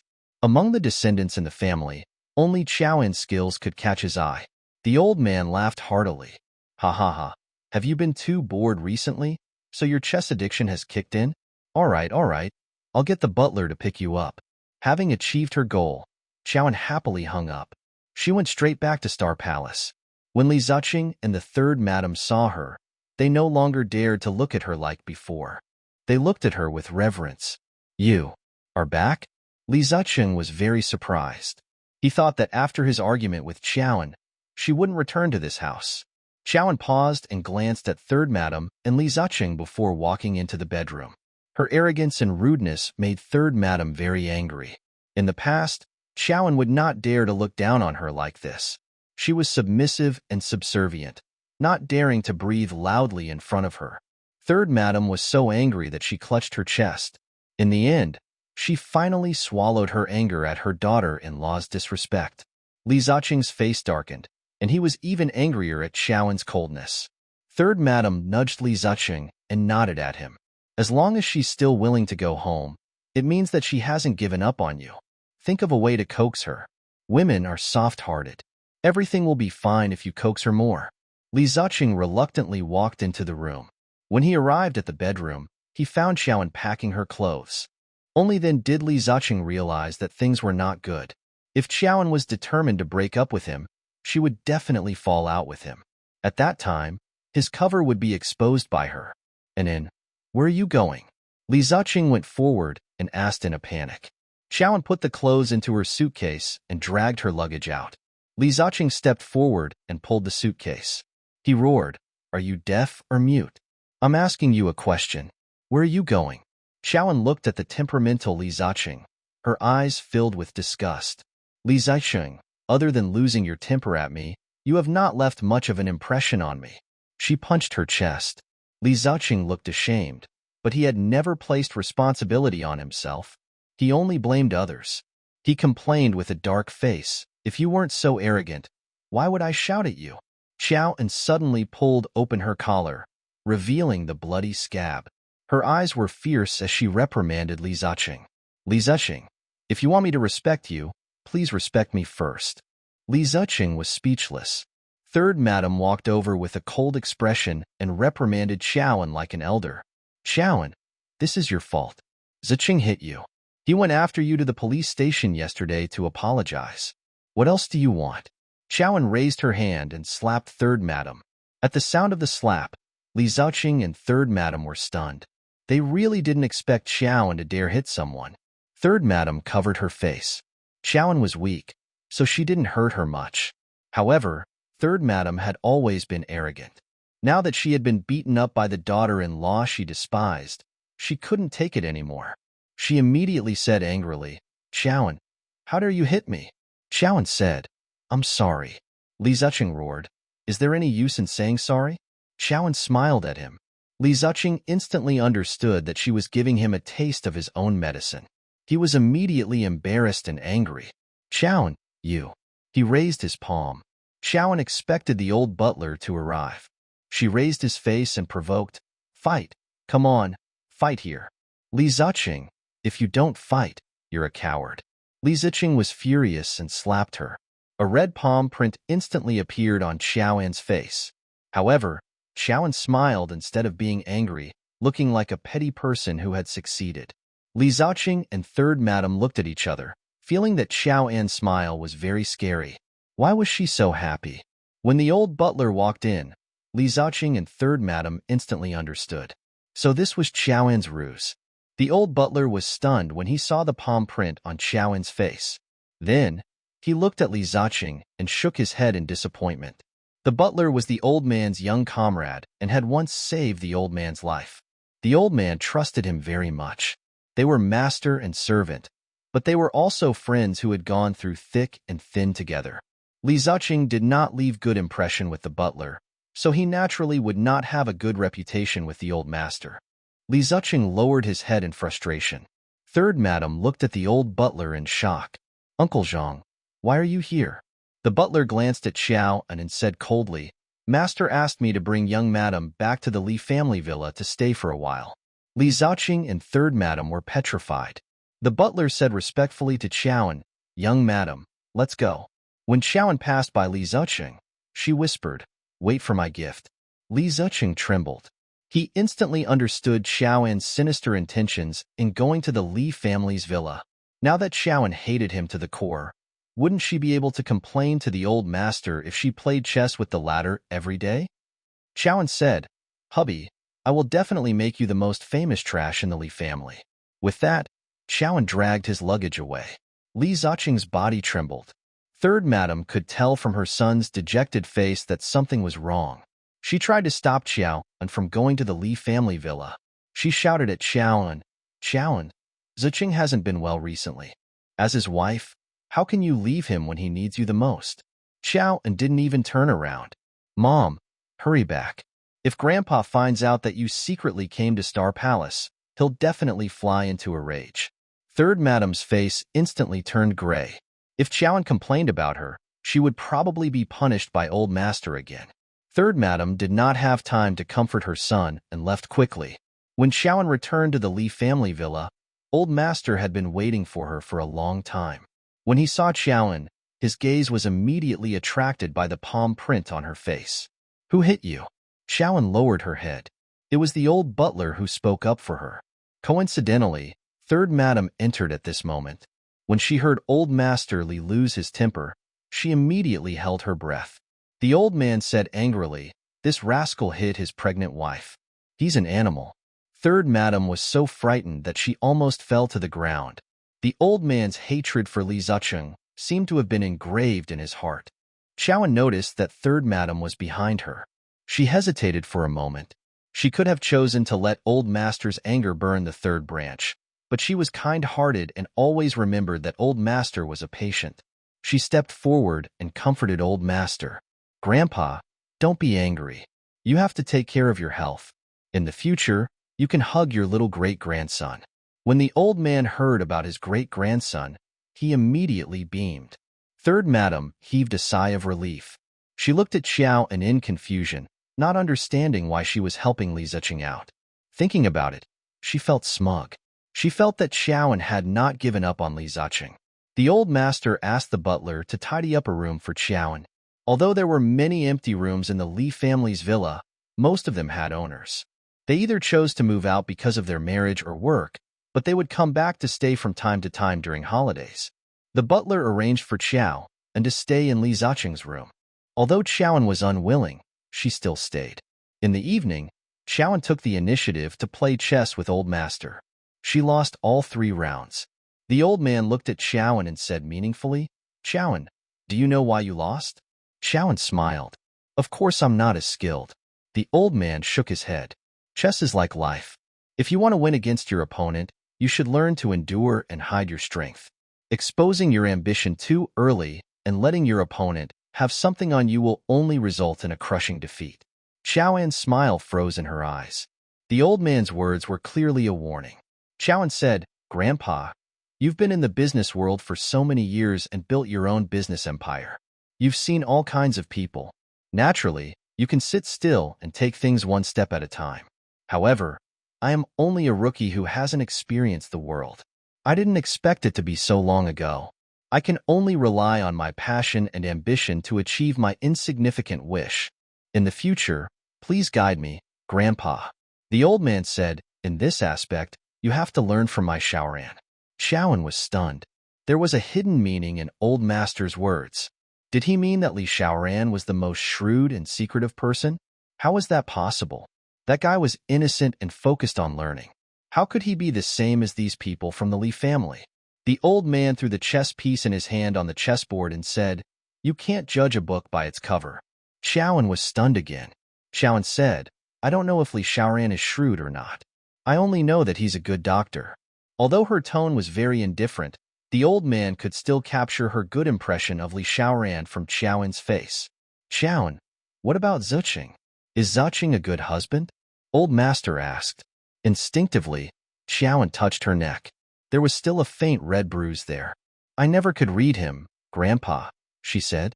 "He left you in the ruins and even abused a pregnant woman like you. Why didn't you divorce him?" Xiaoan's hand curled up unconsciously. She knew how wise Old Master was. If he saw through her revenge plans, there was no need for her to remain here. He was a soldier. Xiaoan replied carefully, "Grandpa, I've thought about getting a divorce. When I fell off the building and woke up, the first thing I did was to ask Li Ziqing for a divorce. But he didn't agree." The old man also knew what Li Ziqing was thinking. "You just jumped off a building and asked for a divorce. The media will speculate that the reason you jumped off a building was because he encountered a change of heart. Then he will become the target of public criticism. At that time, he really can't take the risk to divorce you." Xiaoan didn't expect the old man to be so honest. She continued, "Later, I found out that he had betrayed me. I was very sad and angry. I thought that if I didn't get a divorce, the two wouldn't be able to be together." The old man nodded sympathetically. "They hurt you, and you want to take revenge on them. This is their punishment." Xiaoan looked at the old man's calm expression and knew that although the old man said that he was fair, that was under the premise that she did not do much harm. Xiaoan's hand fell to her stomach as she continued, "Now that I'm pregnant, I just want to give up those grudges and run my family again. But your grandson isn't happy. He fights with me every day and wants to divorce me. He even hits me often because of this." Tears welled up in Xiaoan's eyes as she said pitifully, "Grandpa, if it weren't for the sake of giving my child a complete family, why would I be willing to live with such a heartless man?" The old man nodded with a solemn expression. As someone who had been through it, he had seen the women fight against each other for their children. He knew that women were trustworthy for their children. He believed Xiaoan. He immediately said, "Xiaoan, don't worry. As long as you're unwilling, if Ziqing dares to divorce you, I won't acknowledge him as my grandson." Xiaoan heaved a sigh of relief. She thought that in the next few days, Li Ziqing would probably want to divorce her. Fortunately, she had struck first and gained the upper hand. In this battle of marriage, she had pulled the old master over to be her greatest supporter. As expected, the next morning, Li Ziqing openly brought Wei Xian back to the Li family villa. When Xiaoan met them in the lobby, Li Ziqing said proudly, "Xiaoan, you vicious woman, I can't spend a day with you anymore. I'll divorce you today. Chowan sat very quietly on the sofa and drank her tea gracefully. Wei Xian said angrily, Chowan, you saw the post yesterday, right? The public opinion is biased towards me and Zacheng. After all, he and I are childhood sweethearts. You're the one who ruined our relationship. You're the mistress. Chowan put down the teacup and looked up at her and Li Zacheng. Do you know? I scored full marks for the college entrance examination. Li Zacheng and Wei Xian were puzzled. They didn't know why Chowan was showing off her college entrance examination essay. Wei Xian snorted. So what? You're talented, but my brother Zacheng doesn't like you. Chowan said, what I mean is that I can also write a few posts and guarantee that they will be more affectionate than yours. Moreover, I can put up a lot of evidence and tell the public how Li Zacheng betrayed his first love and licked my toes like a dog. You. Li Zacheng was furious. Wei Xian looked at Li Zacheng in confusion. Brother Zacheng, did you really love her? An unnatural look flashed across Li Zacheng's face. Don't listen to her nonsense. How could I like such a person? She was the one who tricked me. The sound of the walking stick hitting the floor gradually approached. Chowan changed the topic and touched her stomach as she confessed to Li Zacheng. Li Zacheng, we even have a child. Can you bear for the child to be born without a father? Chowan, don't pretend to be deeply in love with brother Zacheng. I know that you don't want her to get a divorce because you can't bear to part with the status and glory of being Mrs. Li. But brother Zacheng doesn't love you. Let go, Wei Xian said. Chowan looked at Wei Xian and asked, I was with Li Zacheng for 2 years, but in the end, I jumped off a building and was abused. Is this the glory of being Mrs. Li? Every time Chowan mentioned jumping off a building, Li Zacheng felt very embarrassed. Wei Xian was speechless. At this moment, old Master Li walked over and sat down beside Chowan. He was an elder, so Chowan didn't dare to be on the same level as him. She immediately stood up. However, old Master Li said to her kindly, Anan, you're pregnant. Don't stand there. My little great-grandson will get exhausted. Chowan sat down again. Li Zacheng and Wei Xian did not dare to breathe loudly in front of the old man. The two of them stood respectfully, preparing to announce their big plan to the old man. That was to divorce the dross. Li Zacheng wanted to give Wei Xian a proper status. However, the old man didn't even look at them. Instead, he kept caring for Chowan. Inen, did you sleep well last night? Is the blanket suitable? If there's anything wrong, tell the butler. You're the most noble daughter-in-law of our Li family now. You're carrying my little great-grandson. The old master had raised Chowan so high that Li Zacheng's originally valiant and spirited determination to stake everything on this gamble began to waver. Grandpa liked Chowan so much and ignored Wei Xian. He probably wouldn't agree to his plan, right?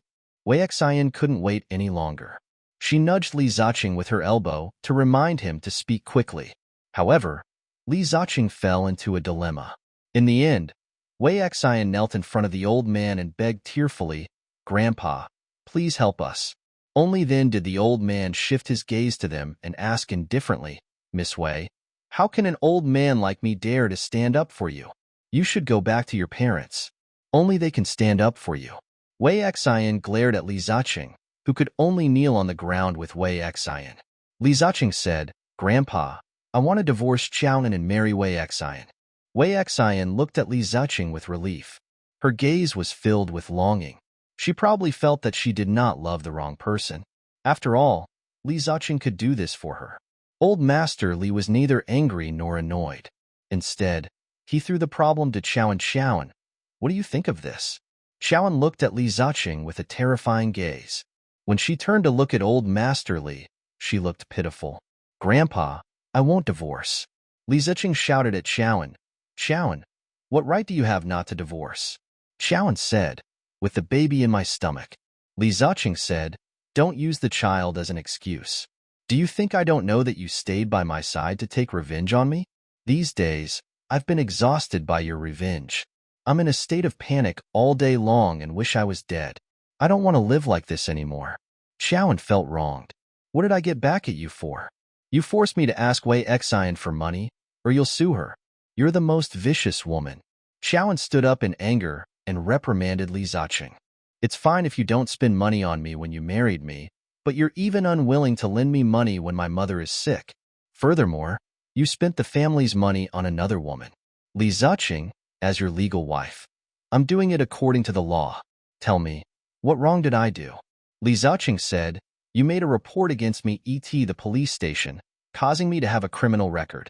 Xiaoan suddenly unbuttoned his collar. The red scab dyed by the medicinal liquid became even more shocking. Li Ziqing, if I hadn't tried my best to break free that day, I would have died under your hands.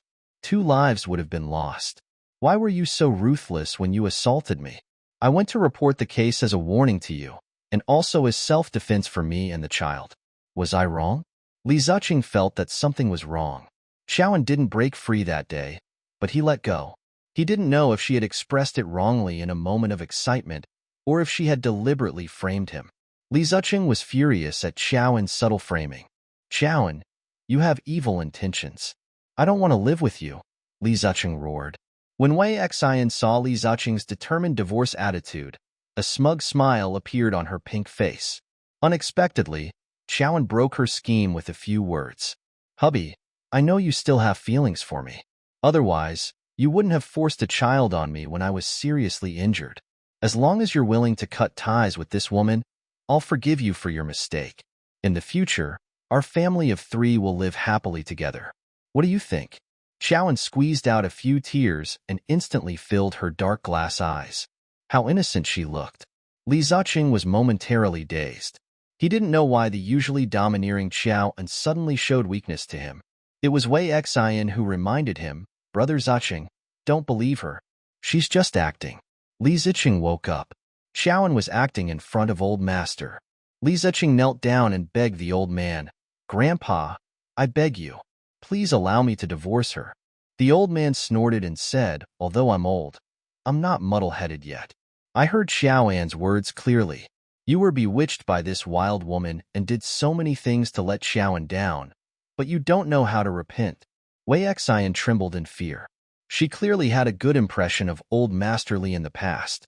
He always asked her with a smile, Young lady, when are you planning to be my granddaughter-in-law? At that time, she replied to him very shyly, Ask Brother Ziqing about this. Wei Xian did not understand why Old Master's attitude towards her had become so cold. Xiaoan must have said many bad things about her in front of Grandpa.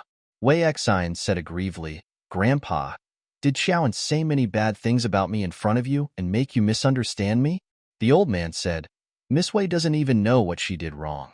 With such intelligence, you still want to be the daughter-in-law of my Li family. I think you can forget about it for the rest of your life. Wei Xian's face turned pale. She looked at Li Ziqing helplessly. Li Ziqing went all out. Grandpa, Xiaoan and I are getting a divorce. The old man stood up with his walking stick and said angrily, Even if you divorce Xiaoan, I won't allow you to marry this jinx. Wei Xian fell to the ground. She glared at Xiaoan resentfully. You're the one who gossiped about Grandpa, aren't you? Xiaoan kindly reminded Wei Xian, since you're Li Ziqing's girlfriend, how can you watch him marry someone else? If you have any backbone, you should avoid men with wild desires. But not only do you not hate Li Ziqing, you even got involved with him after he was married. I don't know if I should praise you for your magnanimity or ask Miss Wei, did you reach some shady agreement with him? Even a greenhorn like me can see through Miss Wei Xian's character, let alone an old man who has seen countless people. Why do you need me to gossip in front of him? The old man admired Xiaoan's pure heart. He didn't hide his admiration for Xiaoan and said, Li Ziqing, did you see that? This is the kind of intelligence that the young madam of the Li family should have. If you had known that your wife was a treasure, you would have enjoyed endless wealth in this life. However, you treat sand as pearls. You should live an ordinary life. With that, the old man left angrily. Li Ziqing sat on the ground. Wei Xian was so ashamed that she could not raise her head. Xiaoan looked at the 2 bereaved dogs with a deep smile. The 2 of them came happily. They originally thought that as long as they held on to their love, such love would move the heavens and the earth and move the old man. Unexpectedly, it was all for nothing. Xiaoan fiddled with her fingernails and said with a hint of gloating, Miss Wei, as you can see, our Li family doesn't welcome you. Stop being an eyesore here and get lost. She held the posture of Mrs. Li with an arrogant and condescending tone. Wei Xian was so angry that she clenched her fists. Qiaoan, don't be smug. Brother Ziqing will definitely divorce you. Wei Xian gritted her teeth. Qiaoan said, didn't you hear what Grandpa said? Even if I divorce him, you won't be the Li family's daughter-in-law. You can only be his mistress for the rest of your life. Li Ziqing scolded Qiaoan. Shut up, Qiaoan. I'll definitely divorce you. Qiaoan made a mischievous face at him, and a mocking sneer appeared on her beautiful face. Hubby, if you divorce me, Grandpa will kick you out of the Li family. I want to know if Miss Wei is still willing to be your lackey when you have nothing. Li Ziqing and Wei Xian were furious. After being angered by Qiaoan's humiliation, Li Ziqing finally lost his rationality and made a foolish decision. Qiaoan, from now on, I'll treat you as dead. I'll never return to that home again. With that, he pulled Wei Xian away. Qiaoan barked, stop. Li Ziqing was very smug. His decisiveness finally shocked Qiaoan. He turned around proudly and looked at Qiaoan. Qiaoan walked up to him and straightened his tie affectionately. Hubby, since you've completely given up your dignity to be with this mistress, I'll give you my blessings. I'll give you my blessings for a long time. You must keep your word and never return to our home. Li Ziqing frowned again. The wrinkles on his forehead were so deep that they could kill a fly. He could almost see the joy of release on Qiaoan's face. For some reason, he was very frustrated.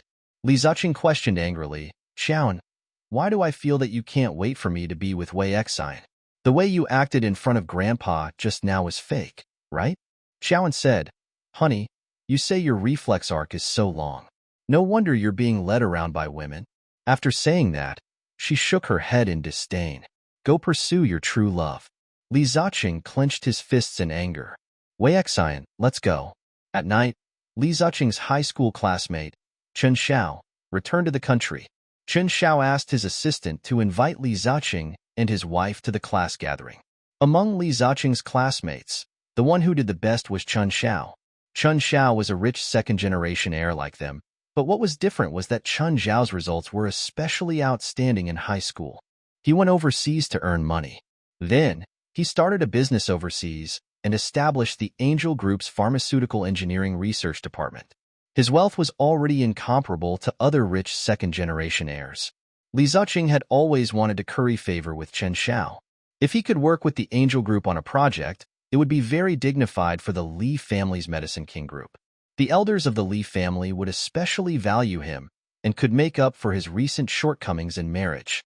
Therefore, Li Ziqing agreed without hesitation. However, this time, the other party brought his family. Li Ziqing despised Qiaoan for being unpresentable, so he asked Wei Xian to pretend to be his wife and attend the gathering. However, he never dreamed that Chen Xiao would personally send Qiaoan a message to invite her to a gathering. When Qiaoan received this message, she was very resistant to going out with Li Ziqing. Moreover, Li Ziqing had never mentioned this gathering to her. Presumably, Li Ziqing would not attend this gathering. Qiaoan dismissed the idea of attending the party. Unexpectedly, at night, Li Ziqing dressed up very exquisitely and grandly. Then, she deliberately showed off to Qiaoan. Do you know that my brother is attending a very high-class and respectable party tonight? The people inside are all young elites on the Forbes rich list. My brother is also invited, but he won't bring you to this party. Do you know why? Because you're not worthy. Qiaoan, who was more open-minded than she was, instantly understood why Li Ziqing didn't mention the gathering to her. He had probably found another woman to attend this banquet in her place. Qiaoan glanced at Li Ziqing. Li Ziqing was dressed so formally, so the men at the party tonight must be upper-class elites. Among the elites, one group was looking for a career breakthrough, and the other was looking for a rich husband. Qiaoan's face twisted into an evil grin. I wasn't in the mood for this party. Since Sister Ziqing praised it so brilliantly, I'll join in the fun. With that, Qiaoan got up from the sofa and walked out. Li Ziqing looked at her casual clothes and her lips twitched. This woman was simply unpresentable. No wonder her brother wanted to have an affair. Hey! Li Ziqing chased after her and teased. Qiaoan, do you know where the gathering is? Ridiculous. Who would invite you to such a celebrity gathering? You really don't have any self-awareness. Xiaoan ignored her and stood at the door, dialing. Li Ziyin despised her poor appearance. She drove away with a whistle. Xiaoan heard her disdainful voice. Village girl, no one is taking you to the party. Go back and wash up. Village girl? Xiaoan looked at her simple private clothes. She was aware that these shabby clothes couldn't hide her natural beauty. She wanted to attend Li Ziqing's party as a poor housewife and let his friends know that he was an ingrate who was unfaithful to his wife. This way, no one would collaborate with him.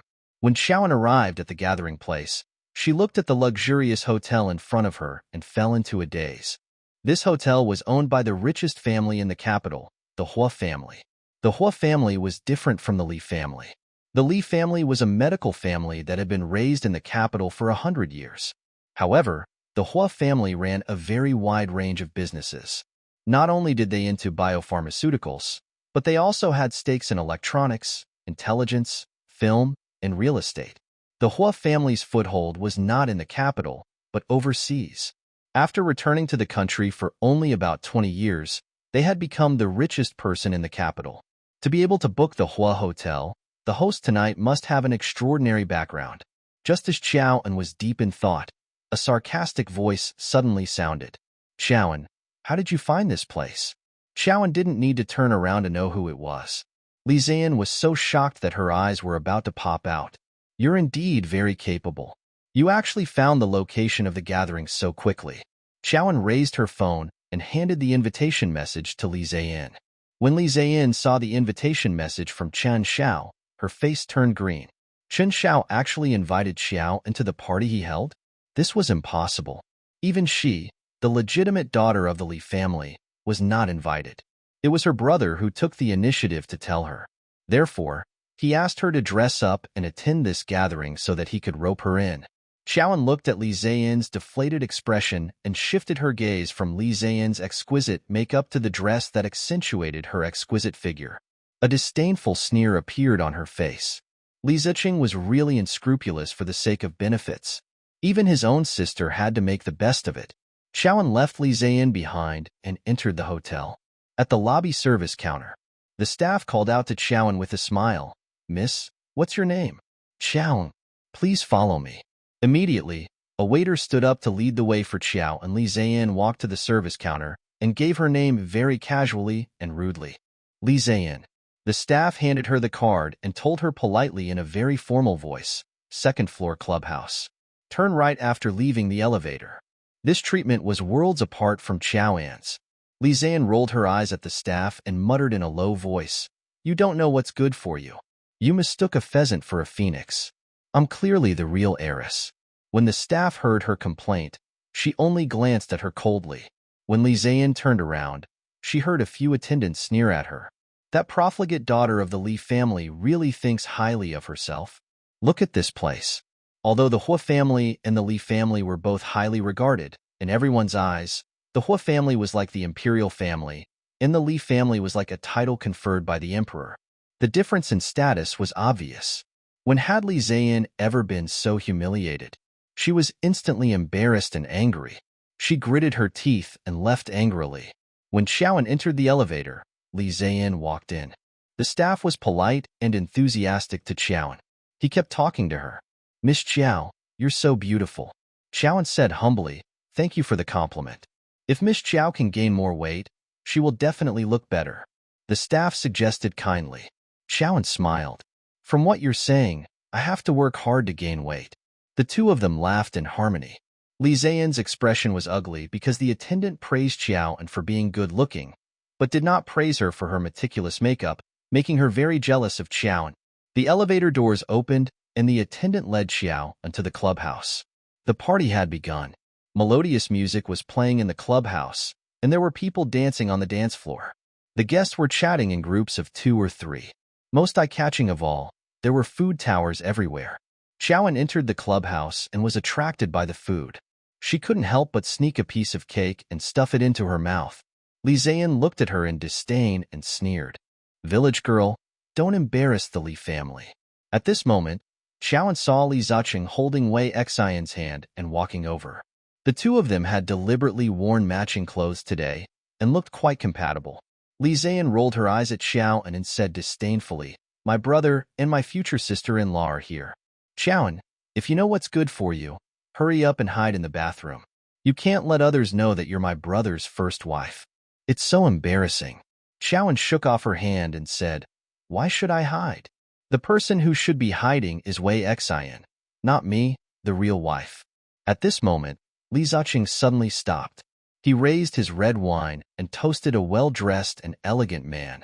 Chen Xiao, among all the students, you're the best, Li Ziqing said obsequiously. Chen Xiao looked at Wei Xian, who was beside Li Ziqing, and said, Zicheng, I heard that you married a young and beautiful top student. You two are as loving as before. It's enviable. Wei Xian and Li Ziqing looked embarrassed. Chowan watched from nearby. Li Ziqing's skin was indeed thicker than the city wall. He immediately pulled Wei Xian up and started showing off their love. That's right. My career has gone downhill these 2 years. Fortunately, my wife never left me. Li Ziqing's words were quite brilliant. On the one hand, he was showing off their love, and on the other hand, he was acting pitiful to his old classmate for a chance to cooperate. Chen Xiao said, as the saying goes, everything will prosper eventually. Ziqing, you have a good wife by your side. You will definitely be able to make a comeback. Li Ziqing said, Chen Xiao, you're rich now. I'm still hoping that you can help classmates in difficulty. Chen Xiao said readily, Of course I have to support you. Li Ziqing smiled like a spring breeze. Seeing that the time was right, Chowan suddenly picked up the milk and leaned over. Hubby. Her gentle and timid voice instantly made Li Ziqing unable to think. He couldn't imagine why Chowan was here. The elite men present all revealed stunned expressions. Zicheng, what exactly is going on? Who is your wife? Li Ziqing looked at Chowan, who was dressed extremely shabbily, and felt a sense of disgust. He told everyone, I'll divorce her soon. The men immediately looked at Xiao sympathetically. However, Chowan washed away her despair. She raised her milk and said to Chen Xiao, CEO Chen is the exemplar of L University. Chowan has long heard of your deeds. To be able to see the true face of my idol today, my dream has come true.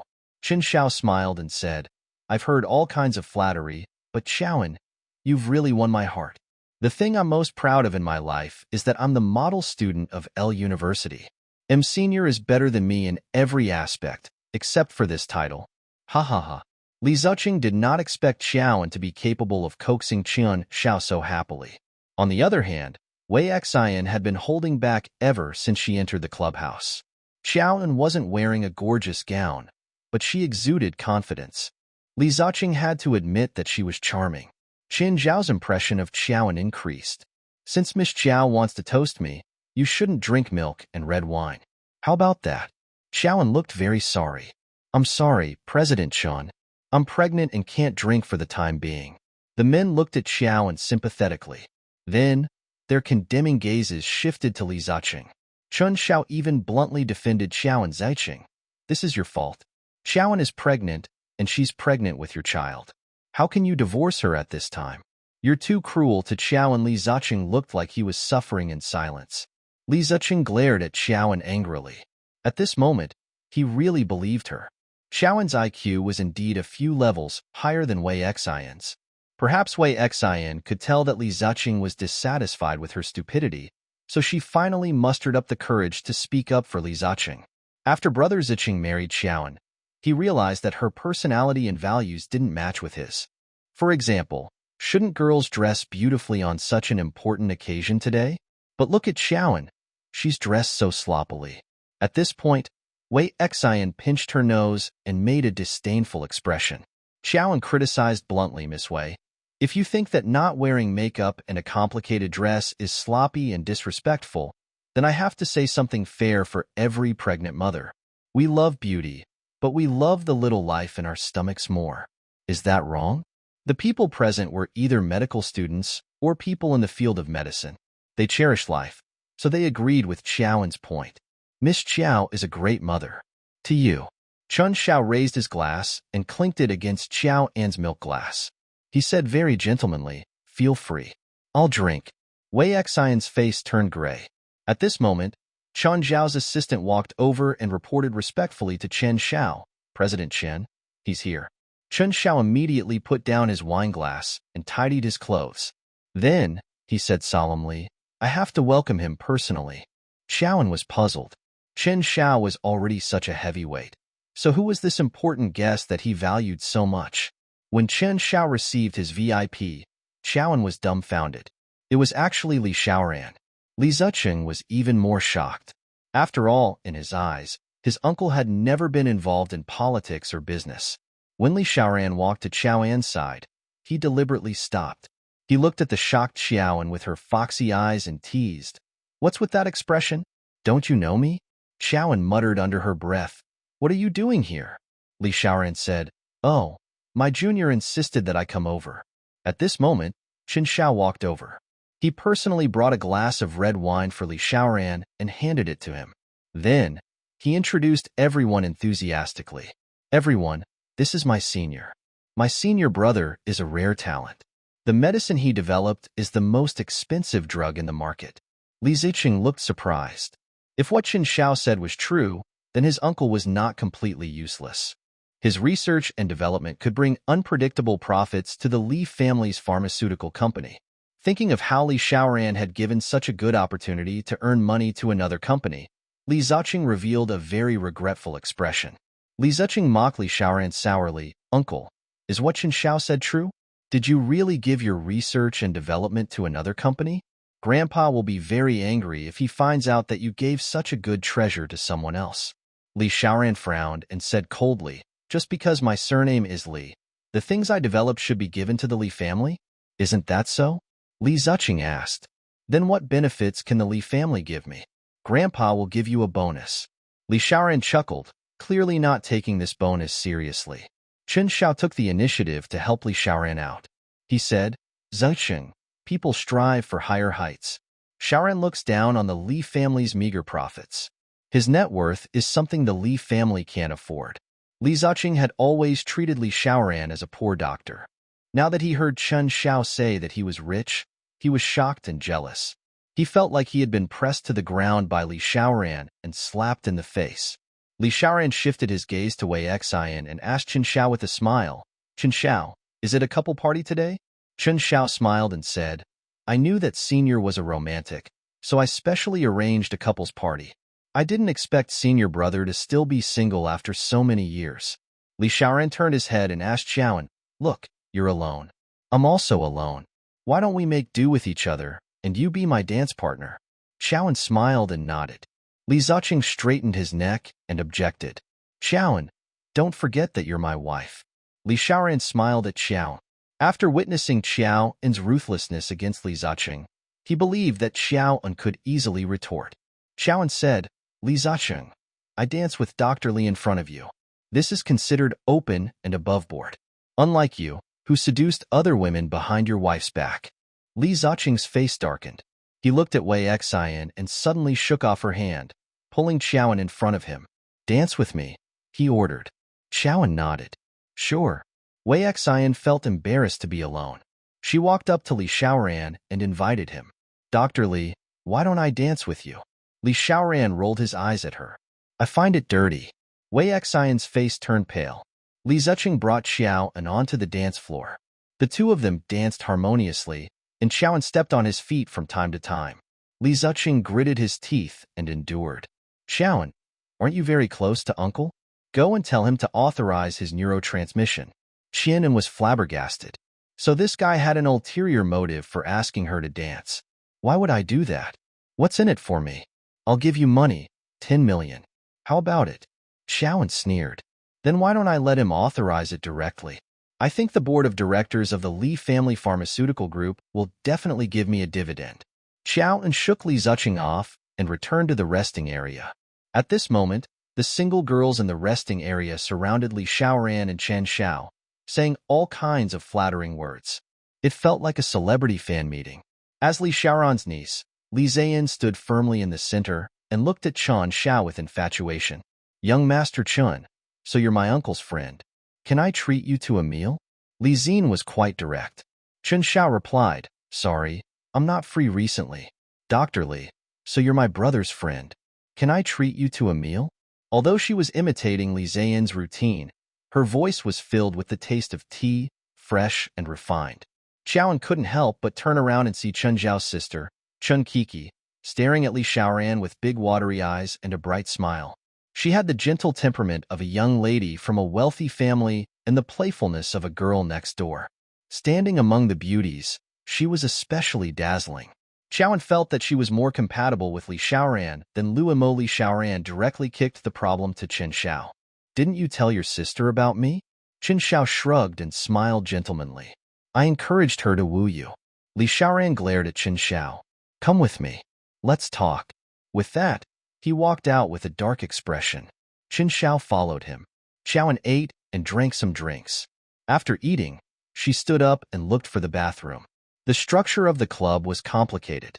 Xiaoan walked for a while before realizing that she was lost. She searched for a long time and came to the room at the end. Although there was no sign of a bathroom, the door was ajar. Xiaoan thought that if it was a guest room, she could borrow the other party's bathroom. Xiaoan raised her hand to knock on the door, but just as she was about to knock, he heard Chen Zhao's voice from inside. "Senior, why did you hide your identity? It's not convenient to say now." The other voice was no longer casual and cold. Xiaoan felt that she could recognize it even if it turned to dust. It was Li Xiaoran's voice. Xiaoan was stunned. What other identity did Li Xiaoran have? However, looking at Chen Zhao's respectful attitude towards Li Xiaoran today, coupled with Chen Zhao's words, Xiaoan guessed that Li Xiaoran still had the identity of a big shot. At this moment, Chen Xiao said, "Senior, my sister admires you very much. Although she's not outstanding, she's very kind and clean. She hasn't dated yet. Why don't you try dating her? You clearly know that my heart is with her. This is unfair to your sister." Li Xiaoran's tone was a little sad. Xiaoan was curious. Who did Li Xiaoran's heart fall for? Chen Xiao said excitedly, "Senior brother, she's just a woman who despises the poor and loves the rich. She's not suitable for you. She was my first love. I've always been obsessed with her." Xiaoan shuddered. So Li Xiaoran was talking about her? For some reason, she was overjoyed. At this moment, she heard Chen Xiao say angrily, "Senior, you're obsessed with cleanliness and won't use things that others have used. Didn't you say that you came back this time to take revenge on her?" Chen Zhao's voice was inexplicably cold. Xiaoan felt as if every cell in her body had been frozen by this cold air. Through the thin smoke, Xiaoan vaguely saw Li Xiaoran nod slightly. As if she had seen a ghost, Xiaoan turned around with wide eyes and staggered away. The cloth shoes scraped on the carpet. There was not even a sound. She came and went like a ghost. Instead of returning to the clubhouse, Xiaoan ran out. Chen Zhao's words kept lingering in her mind. "You're a clean freak. You won't use anything that others have used. Didn't you come back this time just to take revenge on her?" Xiaoan ran a mile away in one breath. On an unfamiliar street corner, she burst into tears. She did not know why she felt so sad. She clearly did not have any expectations for Li Xiaoran, but when she learned of his true intentions for approaching her, she felt like the mountains were collapsing. It was as if the leaves had been abandoned by the tree trunk, as if the ship had been abandoned by the sea. She felt helpless and helpless. So Li Xiaoran had deliberately approached her to take revenge on her? When Li Xiaoran and Chen Xiao came out of the secret room, Li Xiaoran did not see Xiaoan and his eyes were filled with disappointment. Li Zhaoqing and Wei Xian were still dancing on the dance floor. The two of them looked at each other affectionately, as if the world had turned barren and there was only each other in their eyes. Naturally, Li Zhaoqing didn't notice that Xiaoan had left. The other single handsome men and beautiful women gathered and chatted. They didn't care about a married couple. Li Xiaoran picked up his phone and called Xiaoan. After waiting for a long time, Xiaoan picked up the phone. His voice was filled with suppressed tears as she asked bitterly, "Is Dr. Li looking for me?" The more it made you unable to stop, the more poisonous it was. Fortunately, Xiaoan had always been a rational and calm person. After she knew that Li Xiaoran was close to her due to his own evil goal, she would make the right choice no matter how much she liked him. That was to stay away from Li Xiaoran and not give him a chance to hurt her. "Dr. Li, please don't contact me again." Xiaoan's voice trembled with fear. "Xiaoan, what do you mean?" Li Xiaoran's eagle eyes narrowed. Xiaoan's sudden cold attitude towards him made him unhappy. Xiaoan's voice was polite and distant. "Dr. Li, I'm a married woman, Dr. Li, and I often keep in touch. It's not a gentleman's doing. Xiaoan, are you severing ties with me? Li Xiaoran's gentle voice contained hostility. I saved your life. Is this how you repay me? Xiaoan was speechless. Xiaoan recalled the scene of Li Xiaoran taking good care of her in the hospital and how he sold the house to treat her mother. Her heart ached. If she had not known Li Xiaoran's true intentions for approaching her, she might have been grateful to Li Xiaoran for the rest of her life. Now that she knew, she only felt that Li Xiaoran was very scary. He was even more terrifying than Li Ziqing. No wonder the old master said that he was the most tolerant and shrewd man in the Li family. Indeed, no one knew their son better than their father. Li Xiaoran was clearly very rich, but he pretended to be a poor doctor in front of her. He had lent her 3 million and lied to her that it was all his assets, making her feel guilty for so long. She was even willing to be in the vortex of the Li family shares for him. She was even willing to bear his child. Xiaoan didn't know how to answer, so she hung up. Like a ghost, she wandered around aimlessly for a long time. Only when the sky turned dark did she take a taxi back to the Li family villa. Old Master Li sat on the sofa, while Li Ziqing complained to him. Grandpa, it's absolutely true. Uncle gave his research and development results to Chen Xiao. Chen Xiao personally said that because of Uncle's patent results, it brought a qualitative leap to his company. Uncle is clearly helping an outsider. Don't you think it's infuriating? Li Ziqing said. When Xiaoan entered, Li Ziqing pulled her back and asked her to testify for him. Xiaoan, you heard it too, right? Did Uncle give his invention to outsiders? Xiaoan nodded lazily. Let their family fight amongst one another. None of them were good people. For 2 weeks in a row, Xiaoan refused to go out. Every day, she only stirred the flowers and plants in the courtyard. She didn't seem to have the mood to deal with Li Ziqing and Wei Xian. Seeing that she was listless, Old Master Li called a doctor for her. The doctor took her blood for examination and told Old Master Li, young madam has a severe pregnancy reaction, so she feels tired and weak. She just needs to stay in bed and rest more. Li Ziqing finally had half a month of peace. He probably thought that Xiaoan's mental illness had passed, and since Li Ziqing had returned home more frequently recently, so he took the initiative to talk to Xiaoan more. One day, he actually had a conscience and took the initiative to find Xiaoan, who was resting in the garden, and gave her a bank card. He even said a few words. You're pregnant now, so you need more money. There's 500,000 in the card. Take it. If you're bored at home, I can take you out for a walk. Xiaoan's eyes were filled with confusion. This guy's sudden flattery probably had an ulterior motive. Li Ziqing, tell me, did you do something wrong to me again? Xiaoan asked weakly. Li Ziqing said aggrievely, don't think so badly of me. I'm the father of the child in your stomach after all. As long as you don't make a fuss, I won't wrong you. An ironic smile appeared on Xiaoan's pale face. Be good and don't make a fuss. Be your doll?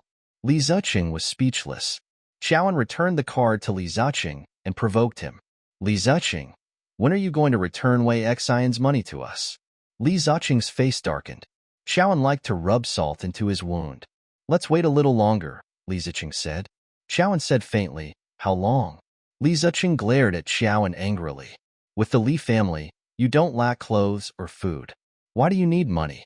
Li Ziqing, Wei Xian doesn't intend to return this money, right? Xiaoan was in low spirits and spoke lazily without any strength. I didn't ask her return it, Li Ziqing said righteously. She sold the house and had nowhere to go. Why did you have to go for the kill? Xiaoan didn't make a fuss. She just looked at the green grass in the garden quietly. Although the grass was young, it stood proudly in the wind and rain. Xiaoan seemed to see herself in the tenacity and stubbornness of the grass. Li Ziqing sized her up guiltily. Seeing that she had no temper at all, he was secretly happy. It seemed that he had really thought too highly of her previously. She had no power or influence in the capital. If she wanted to file a lawsuit, she had to have connections. Instead, Xiaoan picked up her phone and texted her lawyer best friend, Loco. Su Wei Xian. I'll forward all the evidence to your email later. Loco texted back. You've finally decided to confront them. After Xiaoan sent the message, she looked at Li Ziqing disdainfully. Li Ziqing's gaze shifted to her phone. Realizing that there was something wrong with Xiaoan's gaze, Li Ziqing inexplicably panicked. "Who are you texting?" "Loco." Li Ziqing's smug face instantly turned pale. Xiaoan was lively and popular. Her classmates from elementary school to university still maintained close and friendly ties. This led to her having many good friends and friends from all walks of life. Li Ziqing remembered that Loco was a lawyer. The phone was locked. He couldn't open it. He questioned her angrily. "Are you going to sue Wei Xian?" Xiaoan said. "I gave her a chance. She didn't cherish it." "Are you serious?" Li Ziqing flew into a rage out of humiliation. Xiaoan reminded her, "Keep your voice down. Don't wake Grandpa up." Li Ziqing was furious. Just as the two of them were about to draw their swords, Li Xiaoran and Lu Imo suddenly returned. Lu Imo held Li Xiaoran's arm affectionately, while Li Xiaoran carried a few boxes of gifts. The two of them chatted and laughed. They seemed to be very close. Xiaoan saw Li Xiaoran from the corner of his eye and almost immediately stood up. She turned around and left in a panic. Her steps were a little messy, and no one knew that her heart was in turmoil. If she could turn back time, she really wished that she had never met them or provoked any man in the Li family, be it Li Xiaoran or Li Ziqing, because all of them were her tribulations. Li Xiaoran narrowed his eyes slightly when he saw Xiaoan leave in a panic. The emotions in his eyes were unknown. Lu Imo teased Li Ziqing. "Ziqing, did you and Xiaoan quarrel again? Xiaoan doesn't look too good." Li Ziqing said gloomily, "She doesn't treat me well every day." Li Xiaoran said with a dark expression, "She's pregnant. You have to be more understanding of her." Lu Imo pulled Li Xiaoran into the hall. When the old man and old lady heard that Lu Imo was here, they personally went out to welcome her. Lu Imo was also a sweet talker. When she saw the old man and old lady, she affectionately called them Dad and Mom. She even gave the old man and old lady the gift box she had carefully prepared. The old man and the old lady were overjoyed. In their eyes, it was already good enough that Li Xiaoran could find a girlfriend. They did not expect her to be the daughter of the director of Jinghang Hospital. The pharmaceutical group and the hospital had been closely related since a long time ago. If the Li family could be listed in the Jinghang Hospital, they would not have to worry about business in the future. This was also the reason why Old Master and Old Madam thought highly of Lu Imo. The old lady was afraid that Lu Imo would be bored, so she instructed the maid, "Go get Zayan and Xiaoan to accompany the guests." When the maid came to get Xiaoan, she was standing by the window in a daze. "Young madam, Miss Lu Imo is here. Madam wants you to accompany her." Xiaoan was surprised. The old lady had never cared about the matters in the family. She only ate vegetarian and chanted Buddhist scriptures in the ancestral hall. However, she was so attentive to Lu Imo. This was really strange. Since the old lady had already spoken, there was no reason for her to refuse. Xiaoan was like a warrior who had never returned. Her face was solemn as she walked forward slowly. When she arrived at the lobby, she realized that the ladies and cousins were all there. It was obvious how much the Li family valued Lu Imo. They were chatting happily and no one noticed Xiaoan, so she quietly chose a corner seat and sat down. At this moment, Lu Imo said excitedly, "Dad, Mom, my dad said that if Senior marries me, our betrothal gift will definitely not disappoint you. The dowry is 100 million in cash. Jinghang Hospital can also be handed over to Xiaoran to manage." Third Madam, who was greedy for money, immediately said sourly, "Yo, Xiaoran, you're really lucky to have a good wife and save 10 years of hard work. Unlike my Ziqing, who has poor taste and married a poor person. Not only is it not helpful to him at all, but he also has to fork out money to support his family."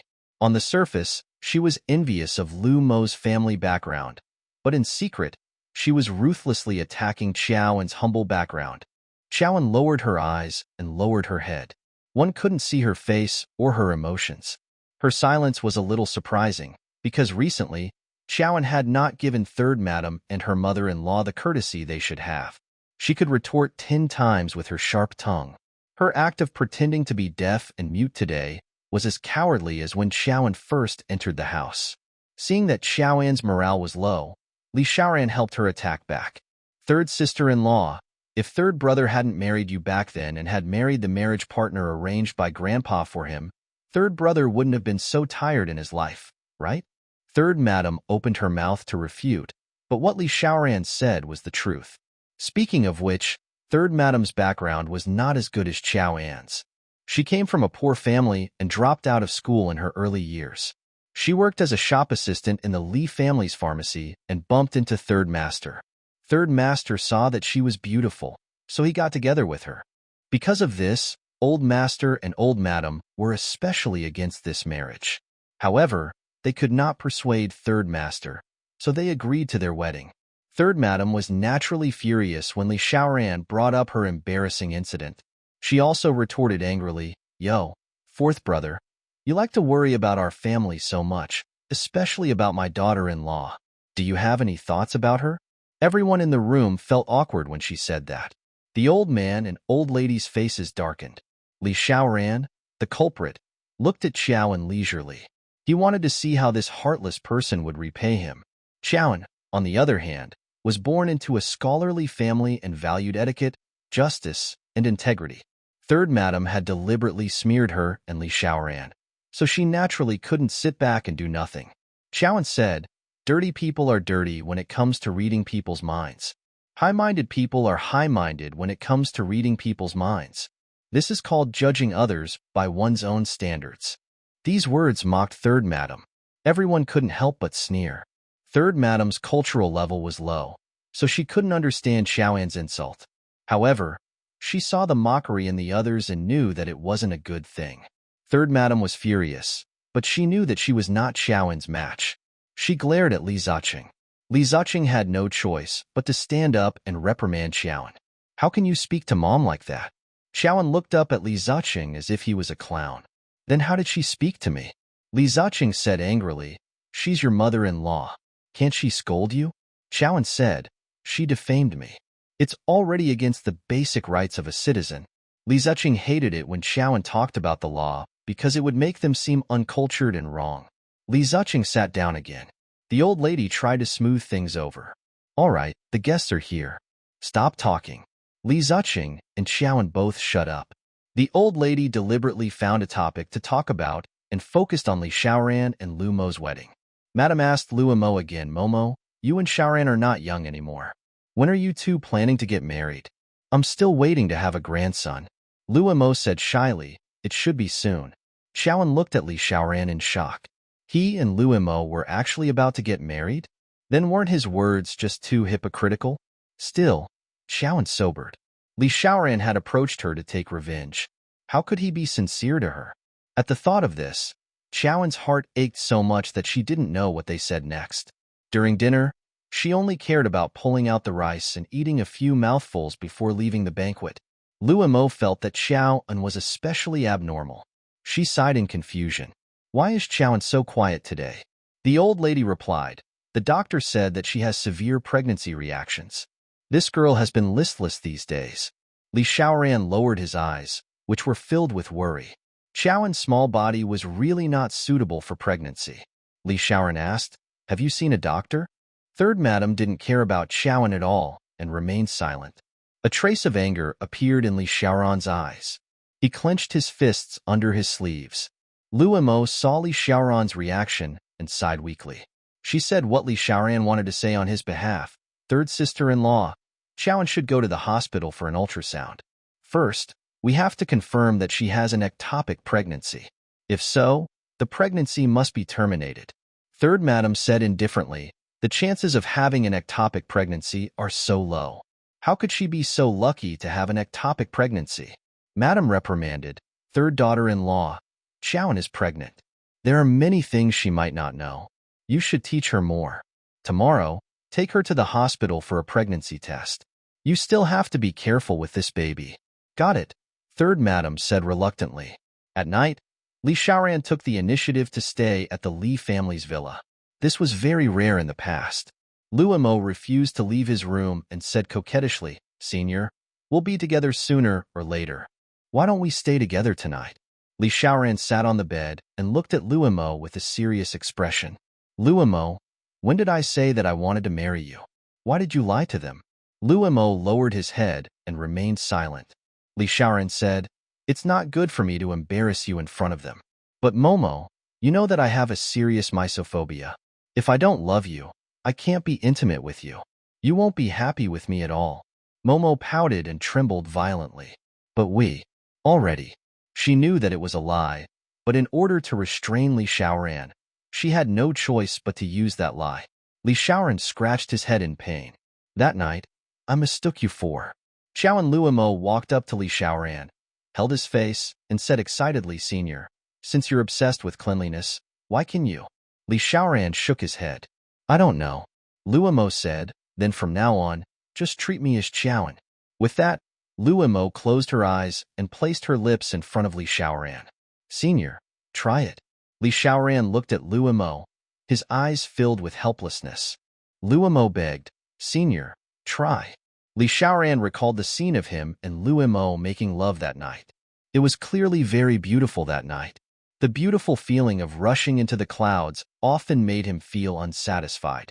Li Xiaoran closed his eyes and forced himself to kiss Luomo. How was she inferior to Xiaoan? Why would Senior rather have that second-hand item than her? Luomo left Li Xiaoran's room in tears. Li Xiaoran was afraid that Luomo would do something stupid, so he could only chase after her. At midnight, Xiaoan was still asleep when a quick knock on the door woke her. She got up sleepily and opened it. Luomo stood in front of Xiao and with a dark expression, her eyes still teary. Luomo, why are you looking for me? Xiaoan asked in surprise. Yes. Luomo nodded. Xiaoan let her in. Come in and talk. Luomo sat on the small sofa in the living room, staring at Xiaoan's gloomy face. Xiaoan, do you still love Thunderbolt Blade? Luomo went straight to the point. Xiaoan was pouring water for Luomo. Hearing her words, her hands trembled slightly. He told you about us?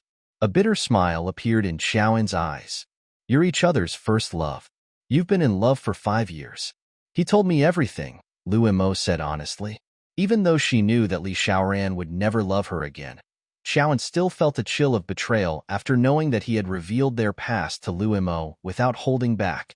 The coldness spread from her heart to her fingertips, making the water in her teacup sway gently. She quickly placed the teacup on the table and took a deep breath before gathering her courage. We were only chatting online at that time. I was still a child at that time and couldn't withstand his sweet coaxing, so I agreed to be his girlfriend. How could that count?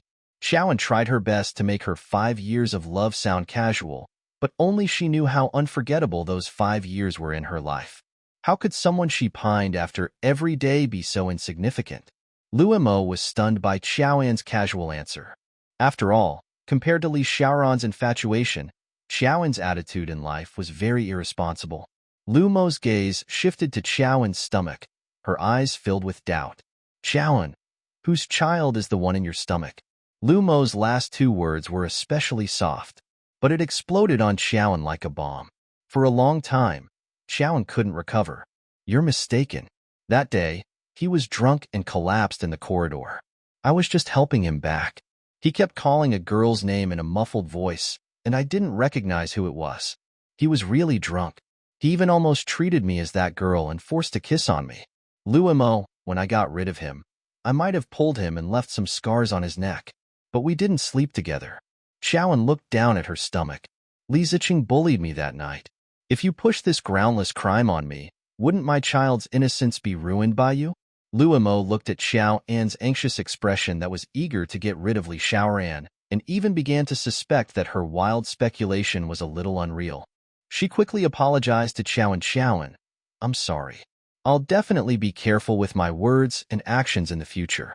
She warned Xiaoan sternly, however, to prevent others from gossiping. Xiaoan, keep your mouth shut about what happened that night.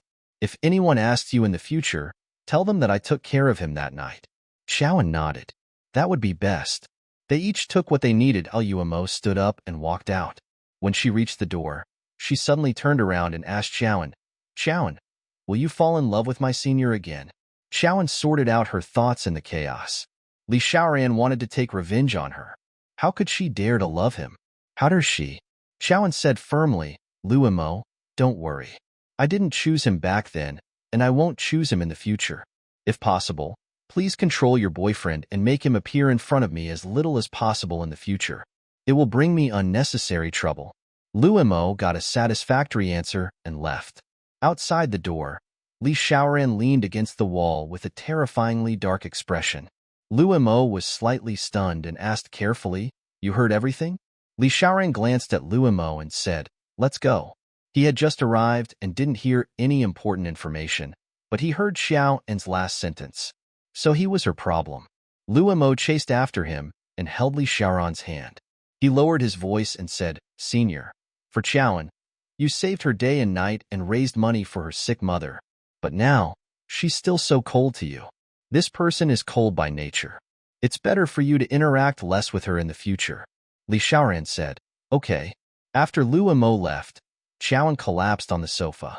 Her hand covered her stomach, her eyes filled with worry. She originally thought that she and Li Xiaoran had done it secretly that night, but she did not expect Lu Mo to already suspect her. This child was evidence that she had an affair with her uncle. It was a stain on her life. Could she still have it? Although, she was also a victim. That night, Xiaoan had insomnia.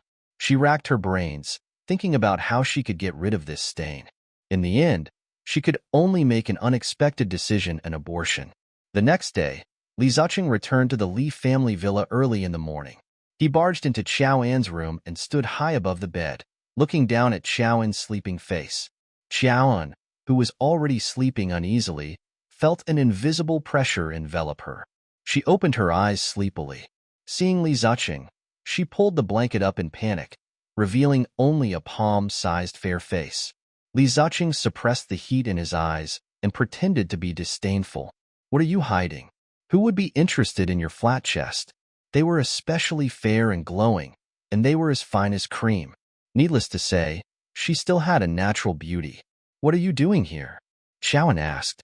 Li Zucheng said impatiently, "My mother called and asked me to bring you to the hospital for a pregnancy test today." Pregnancy test? Xiaoan was a little surprised. Her mother-in-law actually took the initiative to care about her. The sun had really risen from the west. One who is unaccountably solicitous is hiding evil intentions. Li Zucheng, does your mother have an unspeakable secret? Xiaoan suddenly realized. Li Zucheng glared at her. What bad intentions can my mother have? She just doesn't want to be criticized for being mean and vicious to a pregnant woman like you. Seriously, you have nothing to do all day and don't even know how to go to the hospital for a pregnancy test. Li Zucheng's impatience overflowed. Xiaoan said calmly, "Li Zucheng, I can go myself.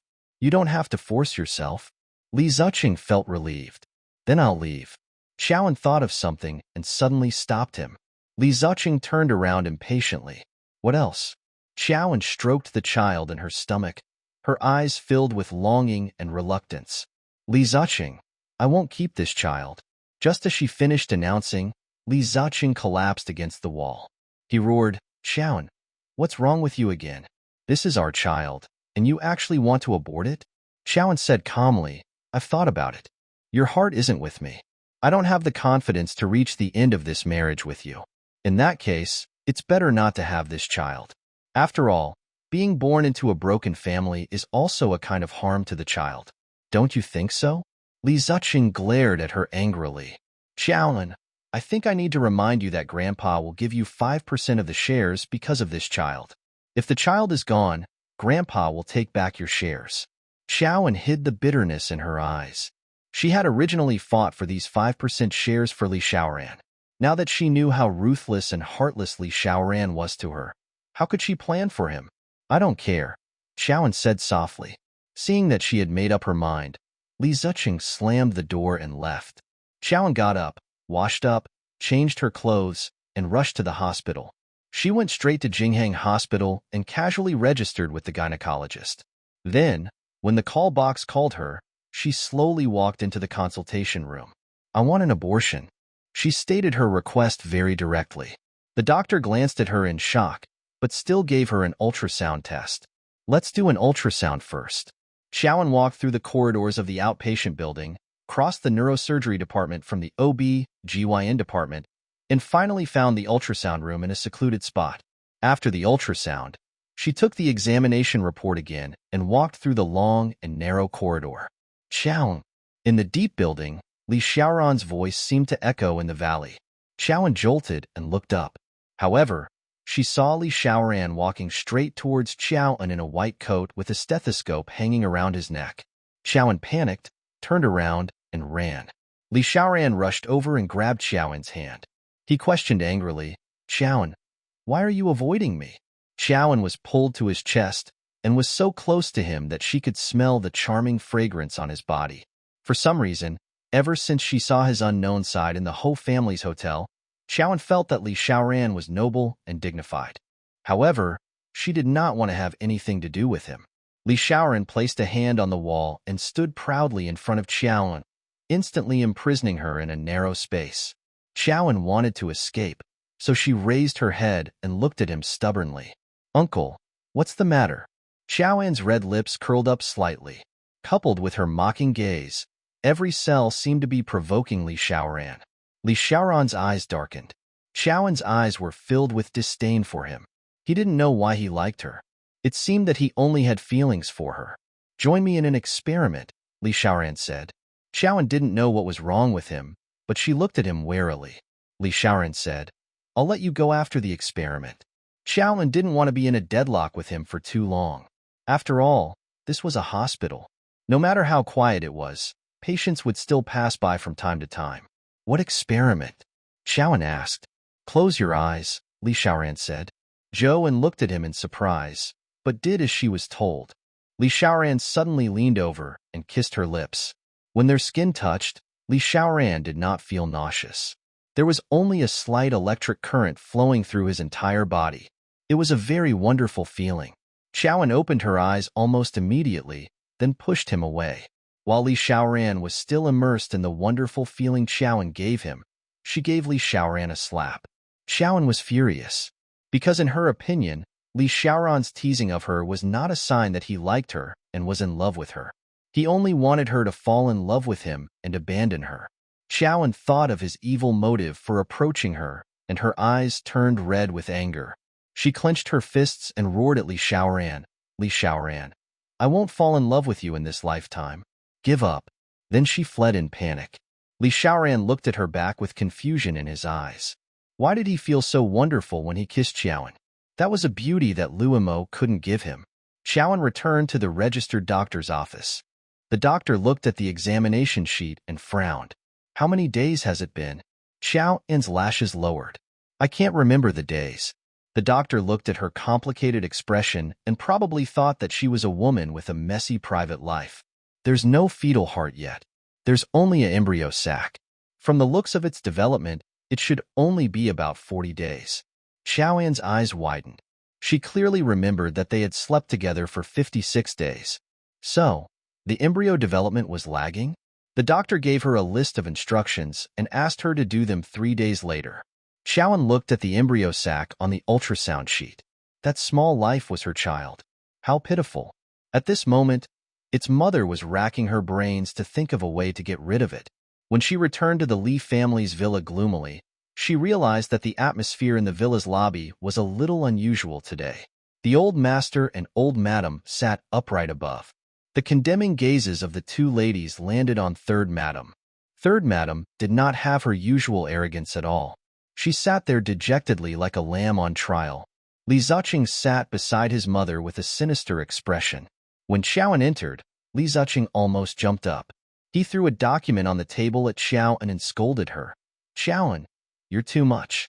You actually want to go to court with me. Are you trying to embarrass our Li family?" Qiaoan read the document clearly. It turned out to be a case sent by the court to let the client, Li Ziqing, go to trial for Wei Xin's debt. Qiaoan's lips curled up slightly. He didn't expect Loco to be so efficient. Qiaoan looked at Li Ziqing innocently and said, "How am I overboard?" Li Ziqing exploded. "Didn't I say it before? Give Wei Xin more time. Why are you pushing her so hard?" Qiaoan smiled. "Why? Are you feeling sorry for her?" Li Ziqing was in the wrong and instantly fell silent. Qiaoan sat on the sofa tiredly and threw the abortion sheet on the coffee table. Then, she said helplessly, "Li Ziqing, we're husband and wife."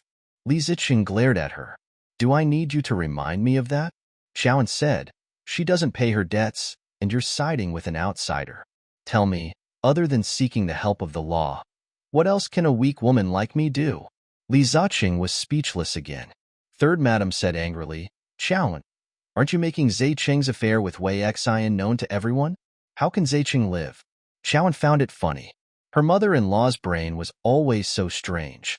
Why did she think that she have to be as good to him as ever after her son had betrayed her and hurt her? Qiaowen said, he doesn't even want his reputation. Why should I defend him? Third Madam was furious. Qiaowen, he's your husband. If his reputation is ruined, do you think you'll have a good life? Let me tell you, husband and wife are birds of the same feather. If you ruin him, no one will earn money for you to support your family. Your life will only worsen. Qiaowen said leisurely, Mom, don't worry about my future. When your son earned money, he didn't bring a single cent home. He raised a family outside. I'm thinking that such a man is useless to the family. Why should I keep him? I might as well get a divorce. Third Madam choked on Qiaowen's reply. In the end, she said sarcastically, divorce? Don't make it sound so nice. When the time comes, you'll only kneel in front of my son and beg him not to abandon you. A woman like you who has been married, jumped off a building, who would want you? Furthermore, your family is poor and weak. Third Madam's personal attack triggered Qiaowen. Qiaowen said firmly, since you think that I, Qiaowen, am not worthy of being your son's wife, I'll divorce him after this lawsuit. Third Madam didn't expect Qiaowen to really divorce her son. She felt that her outstanding son should be the one initiating the divorce. Now that Qiaowen had taken the lead, she felt especially embarrassed. She said angrily, Qiaowen, if you want a divorce, my son should be the one to propose it first. Qiaowen rolled her eyes at her. Was there a difference? Third Madam immediately thought about how to protect Li Ziqing's assets and how to let Qiaowen leave with nothing. Since you've already decided to get a divorce, it's none of your business if Wei Xian doesn't return the money. Don't force her to return the money. Hurry up and withdraw the lawsuit tomorrow. Qiaowen criticized, you're illiterate, but don't be stupid. Mom, you better hire someone to interpret the civil code for you later. Don't make a fool of yourself next time. Third Madam choked and blushed. Don't forget, that money was earned by my Ziqing. It has nothing to do with you. Qiaowen patiently explained to her the definition of common assets in the marriage. Mom, during the marriage, the salary, bonus, and labor remuneration obtained by either husband and wife, the profits from production, management, and investment, the benefits of intellectual property rights, the inheritance or inheritance of assets are all common assets. In principle, when you divorce, you should distribute them equally. Third Madam's face turned pale. Qiaowen poured cold water on her again. Oh, right. Your son cheated and transferred assets. He is the wrongful party. The law has the right to not divide or divide his assets. Third Madam's body trembled. The old man was silent for a long time. Then, he said to Qiaowen with a very serious expression, Anan, it's wrong for Li Ziqing to transfer his assets to Wei Xian. However, you can't sue them. This will ruin Ziqing's future. Remove the lawsuit, and I'll give you a guarantee today. Our Li family will definitely stand on your side and urge Wei Xian to return the money as soon as possible. Third Madam and Li Ziqing heaved a sigh of relief. They believed that Qiaowen would definitely listen to Old Master's advice. After all, no one in the family dared to resist Old Master. But they were wrong. Qiaowen was too stubborn. It was a stubbornness that could compel her to sacrifice her life to protect the truth in her eyes. Qiaowen said very calmly, Grandpa, I'm sorry. I can't obey. Was this denying Old Master's suggestion? Everyone was stunned. How dared Qiaowen disobey Old Master's orders? Li Ziqing scolded Qiaowen in exasperation. Qiaowen, how can you disobey Grandpa's orders? Qiaowen threw the abortion appointment slip on the table. When Li Ziqing saw the abortion appointment slip, he immediately shivered. After all, he had a share in the child. Qiaowen, are you really going to abort the child? Li Ziqing asked with a trembling voice. The teacup in the old man's hand fell to the ground. He looked at Qiaowen in shock, only to see tears flickering in the corners of Qiaowen's eyes. Qiaowen said firmly, our relationship has already broken down. It's very unfortunate for a child to be born into such a shattered family. So after thinking about it, I still think it's better not to give birth to this child. Without the bond of a child, we can continue to fight the lawsuit we should fight and divorce. I, Qiaowen, We'll never compromise. The old man's face instantly turned pale. He stood up shakily and said excitedly, Xiaoan, are you threatening us? The old man's voice was filled with anger. Xiaoan said, Grandpa, I've always respected you because I think you're impartial. But today, you've disappointed me. In order to protect your unfilial grandson, you actually asked me to give up legal means to protect my own interests. Let me ask you, Grandpa, without the protection of the law, can you give me justice? The old man was speechless. His old face was gloomy, and it was obvious that he was unhappy. Li Ziqing roared, Xiaoan, who allowed you to speak to Grandpa like this? Xiaoan then said to the old man, Grandpa, I'm grateful for your love for me. However, your grandson and I don't see eye to eye and are destined to part ways. I'm not blessed with Grandpa's long-term love, so I will remember our time together forever. Goodbye. After saying that, Xiaoan bowed deeply to the old man. Then, she went into the house to pack her luggage and left without looking back. The old man was shocked by Xiaoan's firmness. Among all his children and grandchildren, none of them were as hot-blooded as Xiaoan.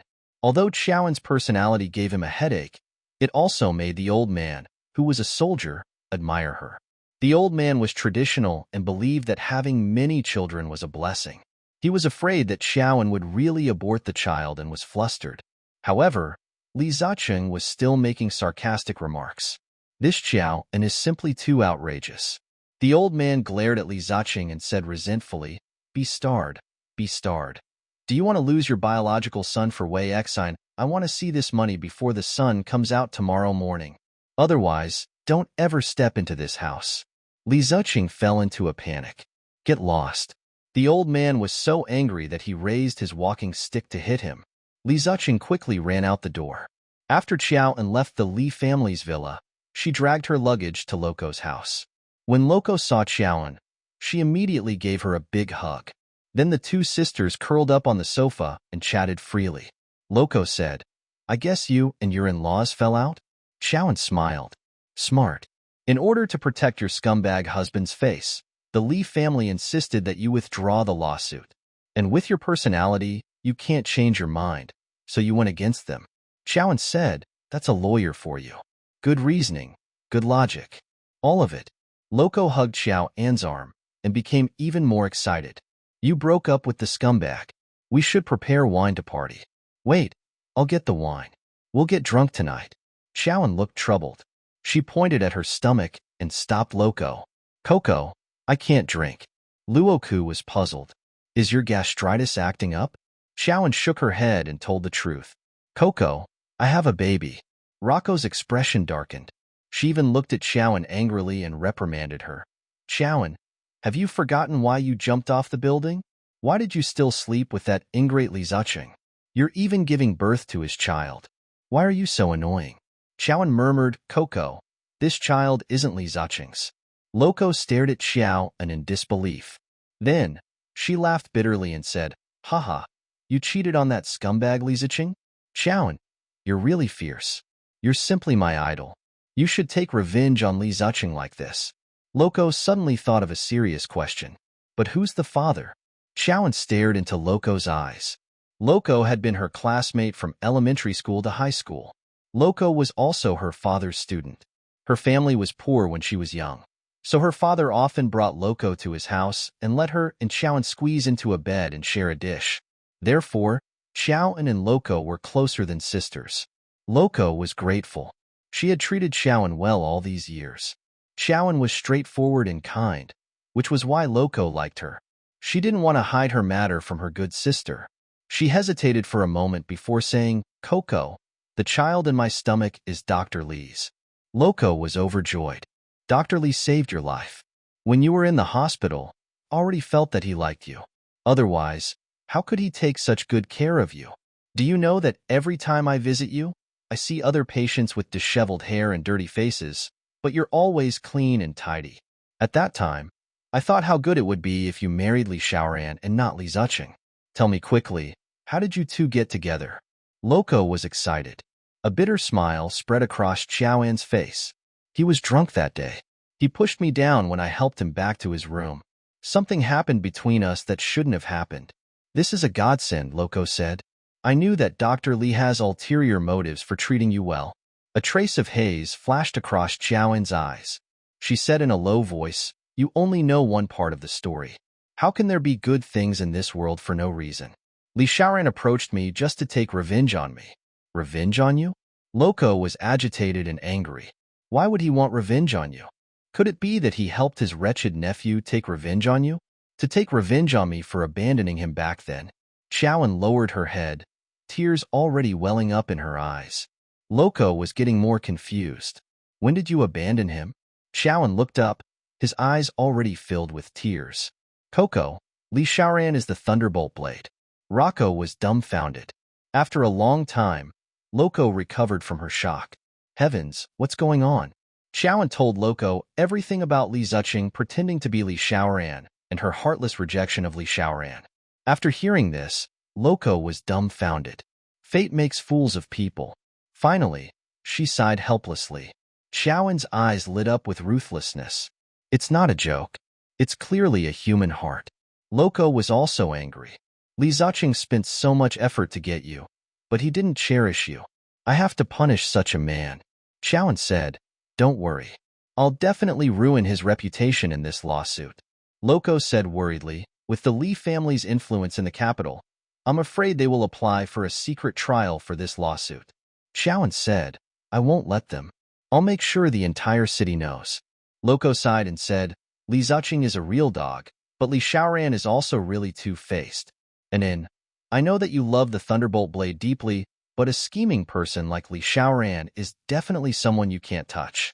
It's better for you to keep a distance from him. Xiaoan's expression darkened as she nodded. Don't worry, I just crawled out of the dog den. I won't fall into the wolf den again. Loco's gaze landed on Xiaoan's stomach, and her eyes revealed a trace of pity. You can't have this child. Not to mention that your body is weak and it's not suitable for you to get pregnant. Just his identity involves the two most difficult men in the Li family. If you stay, you won't be able to live in peace for the rest of your life. There was a hint of longing in Xiaoan's eyes. I know. At night, before Xiaoan went to bed, she changed the signature of all the social platforms to prepare to go to court with 3 parties. Although I'm alone, justice is with me, and I'm not afraid of wind and rain. This signature was very rich in content. Analyzing it, it contained several points. First, Xiaoan was prepared to fight a lawsuit with a mistress, hinting that her husband had an affair. Secondly, the Li family protected the scumbags and mistresses. Xiaoan and the Li family had already fallen out, but the weak Xiaoan vowed to resist until the end for justice. A stone caused 1,000 ripples. Instantly, Xiaoan's social media platform exploded. News spread like wildfire. The wealthy Li family was in a divorce. A certain young master of the Li family had an affair, and his first wife sued his mistress. Old Master Li's close friends called to comfort him. Only then did the old man hear the news. He was so angry that his heart almost stopped. He found Li Zuching overnight and scolded him. Beast, other than getting into trouble, what else can you do? Why did you have to argue with your wife? Hurry up and send the money way Xinos Xiaoan. You have to appease Xiaoan and get her to take down the post. If you continue to hang it like this, I'm afraid everyone will know. Search VIP novel /C0M on Google. Li Zuching lowered his head and said timidly, Grandpa, Wei Xian used the money. She won't be able to gather so much in a short time. How much? Old Master Li asked. 120 million, Li Zuching whispered. When Old Master Li heard this, he was so angry that he grabbed the ashtray and threw it at Li Zuching. He scolded, Beast, you really know how to squander. She's a woman with no status. You actually spent so much money on her. No wonder Xiaoan is upset. Any woman would put up a fight. Li Zuching knelt in front of the old man, too guilty to speak. The old man was tired of scolding. He knew that Li Zuching did not have so much cash flow to compensate for this loophole. He could only bear with the pain and take out this sum from his small savings to deal with the emergency. Butler, transfer 120 million to this prodigal child. Read more on VJP novel C0M. Yes, my lord. Old Master Li ordered Li Zuching with a dark expression. Take the money and quickly coax Xiaoan back. If something happens to my great-grandson, I'll have it out with you. With this huge sum of money, Li Ziqing immediately felt that the mountain on his back had finally been lifted. He swore to old Master Li, "Grandpa, don't worry. I'll definitely bring Xiaoan back. I'll bring your great-grandson back too." When Li Ziqing had the money, he immediately called Xiaoan. When Xiaoan saw his call, she rejected the call without hesitation. Li Ziqing's face darkened. No woman had ever treated him so coldly. He sent Xiaoan a message angrily. "Wei Xian has already returned the money to us. Where are you? I'll bring you home." Xiaoan was stunned when she saw the message. Wei Xian had actually raised so much money in such a short time? It was Loco who reminded her. "I'm afraid this money wasn't taken out of Wei Xian's pocket. It was given to Li Ziqing by the Li family." Xiaoan was stunned. She felt inexplicably stifled. How could she prevent Wei Xian, that immoral BTCH, from escaping the law in the end? Xiaoan said gloomily, "This money is not a small sum. Although the Li family is not short of money, they don't have much cash flow. I'm afraid the Li family is helping him with everything they have." Loco said, "You don't understand. They're only letting you take a look at this huge sum of money for the time being. In the future, they will definitely choose to put it in Li Ziqing's bank card. When the time comes, Li Ziqing will use it for the company's expenses. You won't have the right to interfere with the flow of this sum of money." Xiaoan's fingers tapped rhythmically on her thigh, and a wise smile appeared on her fair face. "What if I turn this huge sum of money into my personal assets? For a woman to dress up for you, it meant that she still cared about you." Li Ziqing walked up to Xiaoan and leisurely sized her up. He teased, "If you had worn this earlier, you might have been able to capture my heart." Xiaoan rolled her eyes at him and sneered. "Li Ziqing, don't flatter yourself. I didn't dress up for you. Coco and I are going to a class gathering later." Li Ziqing thought of how his gorgeous wife would be invited to dance with many men and felt inexplicably unhappy. "You're not allowed to go." Xiaoan said, "It's none of your business." Li Ziqing said, "We haven't gotten a divorce yet." "Xiaoan, are you so eager to find someone else?" Xiaoan looked at the exasperated Li Ziqing and sneered. "Li Ziqing, you're wrong. I'm not looking for a scapegoat. I can't wait to cuckold you and let you have a taste of being cuckolded." "How dare you?" Xiaoan chuckled. "Li Ziqing, why wouldn't I dare to do what you dare to do?" Li Ziqing was furious. After a long time, he remembered his bank card. Li Ziqing took out his bank card and handed it to Xiaoan angrily. 120 million, not a cent less. Accept this money and immediately withdraw the lawsuit." Xiaoan took the card and smiled. "I received the money. Don't worry, I'll withdraw the lawsuit tomorrow." Li Ziqing heaved a sigh of relief when he heard that Xiaoan was going to withdraw the lawsuit. "When are you coming home?" Li Ziqing finally remembered the mission his grandfather had given him. "I won't be going home for the time being. I'll stay at Loco's for a few days. I'll go back when I'm tired of playing," Xiaoan said. Li Ziqing didn't care if Xiaoan returned home, so he didn't argue with her. He turned around and left. After Li Ziqing left, Loco assigned Xiao and a senior insurer overnight. The insurance agent had taken the most complete insurance measures for her and the child in her stomach for Xiao and's 120 million. After it ended, in order to prevent any accidents, Loco repeatedly instructed the insurance agent, Sister Huang, make the insurance effective as soon as possible. "No problem," Huang said. After the insurance, Xiaoan still had a few million in cash. However, she was prepared to use this money to return it to Li Xiaoran. Xiaoan did not want to see Li Xiaoran, but she was a person who could distinguish between gratitude and grudges. Li Xiaoran's kindness and redemption was a favor she could never forget. Before he took revenge on her and caused her substantial harm, she should still repay him. The next day, Xiaoan arrived at Li Xiaoran's rented apartment early. When she arrived at Li Xiaoran's residence, it was only 7:40. Xiaoan curled up at the door and hesitated if she should knock. After all, it was still a little early for ordinary people. Xiaoan was afraid of disturbing Li Xiaoran's beautiful dream. However, the temperature in the morning was cold. When Xiaoan left the Li family villa, she didn't bring many suitable clothes. Now, she was wearing Loco's dress. The low temperature made her sneeze. She raised her hand and knocked on the door. Soon, lazy footsteps came from the house. For some reason, Xiaoan became nervous. The door opened, and Li Xiaoran entered Xiaoan's vision. With his bare and thin upper body, his six-pack was faintly discernible. His muscles were perfect. "Is it nice?" Li Xiaoran's unruly voice sounded. Xiaoan's ears instantly turned red, but she glared at him angrily. "Why are you selling meat so early in the morning?" Li Xiaoran's gaze landed on her V-neck singlet dress. The blue dress accentuated her fair skin. Perhaps it was because of her pregnancy that her originally skinny body had become plump. Even her cleavage was especially alluring. Li Xiaoran licked his lips and narrowed his eyes as he looked at her cleavage. He teased, "What about you?" Xiaoan was speechless. "Don't be narcissistic. I'm not wearing it for you to see. I came to find you to pay you back." Li Xiaoran frowned. "Return the money." How could they be so distant? Li Xiaoran turned around silently. "Come in." As soon as he walked away, a cool breeze blew. Xiaoan was so cold that she sneezed again. Li Xiaoran walked straight into the bedroom and put on comfortable home clothes. Then, he brought out a sleeping robe and walked to Xiaoan to wrap the wide clothes around her. "You're pregnant. You can't just be elegant and not be warm," Li Xiaoran said. Xiaoan was instantly petrified. The nightgown seemed to have his unique, elegant fragrance.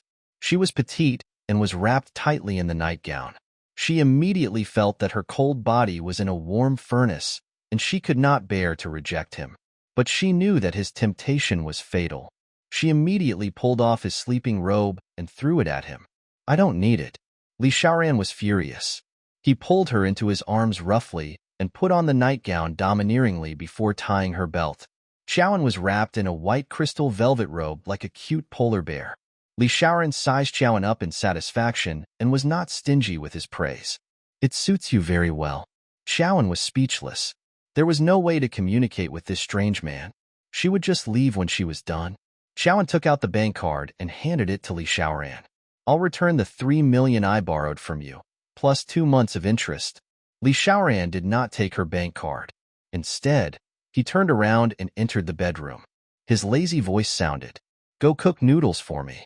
Xiaoan's almond-shaped eyes widened. "Why should I cook you noodles? Who asked you to disturb my sleep?" Xiaoan was speechless. Li Xiaoran suddenly turned around and smiled evilly at Xiaoan. "In my dream, I was eating my little wife. The moment you came, I woke up. If you don't cook noodles for me, then be my little wife." "Shameless," Xiaoan spat. "I'll take your card after you make breakfast for me," Li Xiaoran said. Xiaoan only wanted to transfer the money to him smoothly and no longer owe him anything. Helpless, Xiaoan went to the kitchen. She opened the refrigerator and took out eggs and noodles. After the noodles were cooked, Xiaoan brought them to the dining table. She called out, "Dr. Li." But Li Xiaoran did not respond. Xiaoan glanced at the noodles in her bowl. If he didn't eat them now, they would turn into a softball. Xiaoan went to his bedroom and knocked. "Dr. Li." No one responded. The huge villa was so quiet that one could hear a pin drop. Xiaoan called out a few times, but Li Xiaoran did not respond. At this moment, the alert Xiaoan realized that something was wrong. She suddenly pushed open the door. The long and narrow bedroom porch blocked her vision. She took a few steps in and then felt awkward. Xiaoan swallowed, so embarrassed that she couldn't react for a moment. Li Xiaoran walked up to her and said shamelessly, "Xiaoan, admit it. Are you attracted to my figure?" He shook his head, causing his wet hair to splash water onto Xiaoan's face. Xiaoan woke with a start and turned to run. The water droplets on the ground were wet. In her hurry, she slipped and fell. Li Xiaoran remembered that she was pregnant and quickly reached out to hug her. In the end, he became a human rug and lay under her. She turned over and Li Xiaoran hugged her. This posture was as ambiguous as it could be. "Let go of me." Xiaoan was furious. Li Xiaoran said shamelessly, "You don't like this position?" Li Xiaoran turned around and placed her on the ground. At the same time, he pulled open her pajamas. "This posture." Xiaoan blushed intensely. Li Xiaoran's body pressed against her, and her thin dress quickly became wet. Xiaoan broke down and screamed. Only then did Li Xiaoran stop his prank and pull her up. Xiaoan looked at the wet part of her dress. It really made one fantasize. "Then," she said angrily, "I placed the bank card on the table for you. The password is 6 6s. The noodles are ready for you. I'm leaving." Then she left in a huff. Li Xiaoran smiled. 6 sixes? Was this meant to wish him safety and success? A smile appeared on her face. Xiaoan left Li Xiaoran's villa, her heart in a mess. She knew that Li Xiaoran was flirting with her to take revenge on her, but why was she not disgusted by his touch at all? She must be crazy. She had to get away from this scourge. It was better not to see him in the future. Li Zuching originally thought that feud between Xiao and Wei Xin would stop after the old man paid for the loophole in his assets. He could finally live comfortably for a few days. Unexpectedly, the first and second families started to make a fuss. They went straight to third madam and said bluntly, "Third sister, old master's money didn't come from the sky. You can't take advantage of him. In our opinion, just treat this money as a loan from old master to Zuching. If you have money, you have to return this money to old master."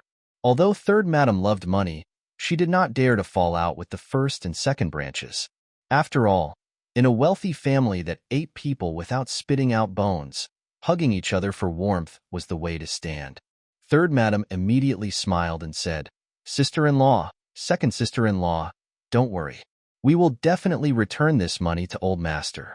However, as you know, old master has recently stopped Zuching's work, so his income has seriously decreased. When he has money, he will definitely return it to old master immediately." First madam and second madam left in relief after receiving third madam's guarantee. If third madam wanted to return this huge sum of 120 million, her heart and lungs would ache. She spoke to Li Zuching angrily, "Son, you have to quickly think of a way to get back the money you gave Xiaoan. Let me tell you, your aunt and second aunt came to look for me today. They said that this money can't be taken by our third branch for no reason. Even if it's a loan from old master, you have to return it to old master when you have money." Li Zuching's face turned green with anger. He said angrily, "He can spend his however he wants. What can they do? I think they're just jealous." Third madam said, "Even if you're in the right, what's the use? You're fired now. If you want to return to the board of directors, you have to beg your eldest uncle and second uncle. Since you have a favor to ask, you can't fall out with them." Li Zuching was so angry that he punched the table. "But the money has just been given to Xiaoan. How can we get it back so quickly?" Li Zuching said. Third madam actively gave Li Zuching an idea. "Zuching, you have to get the money back quickly. If that girl embezzled that money, we will suffer a huge loss." Li Zuching comforted his mother. "Mom, just keep it to yourself. Xiaoan is just a girl from a remote village. How would she know how to transfer assets? Besides, that money is Xiaoan and my shared property. I'll keep it for her for the time being. I'll slowly think of a way to get it back." Li Zuching's dream was quickly shattered. This was because his bank quickly sent out a transfer notification. The assets of 120 million were all transferred out. Li Zuching's handsome face turned pale. Third madam saw that her son's expression was not right and knew that something big must have happened. She quickly asked Li Zuching nervously, "What's wrong?"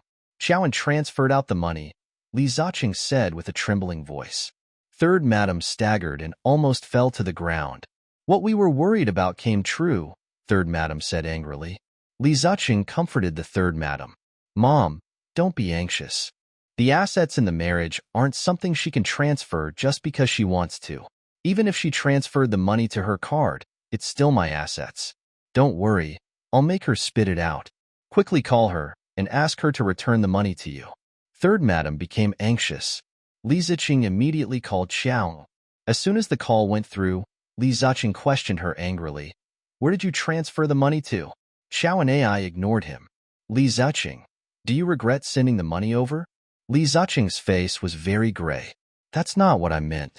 I'm just curious where you transferred the money to?" Li Zuching asked guiltily. 116 million. I bought insurance and wealth supplies. The remaining few million paid off the foreign debt my mother borrowed for her treatment." When Li Zuching heard about the insurance products, his heart skipped a beat. As a CEO who had been dealing with assets for a long time, he knew better than anyone that most of the products in the insurance were personal assets. "Why did you spend so much money on insurance?" He was instantly furious and roared into the microphone. "Xiaoan, do you think you're a priceless antique? Are you worthy of spending so much money on insurance? Are you crazy?" Xiaoan held the phone away from her ear and listened to him scold her for a long time. Only when his aura weakened did Xiaoan pick it up again. Li Ziqing, I'm not an antique, but my current value is much higher than most antiques. It's all thanks to you that my value soared. Li Ziqing was speechless. He almost choked on Xiaoan's words. Withdraw them, he snarled. Xiaoan chuckled as if she had heard a fantasy. Do you know why I bought insurance? Xiaoan continued to stab him in the heart.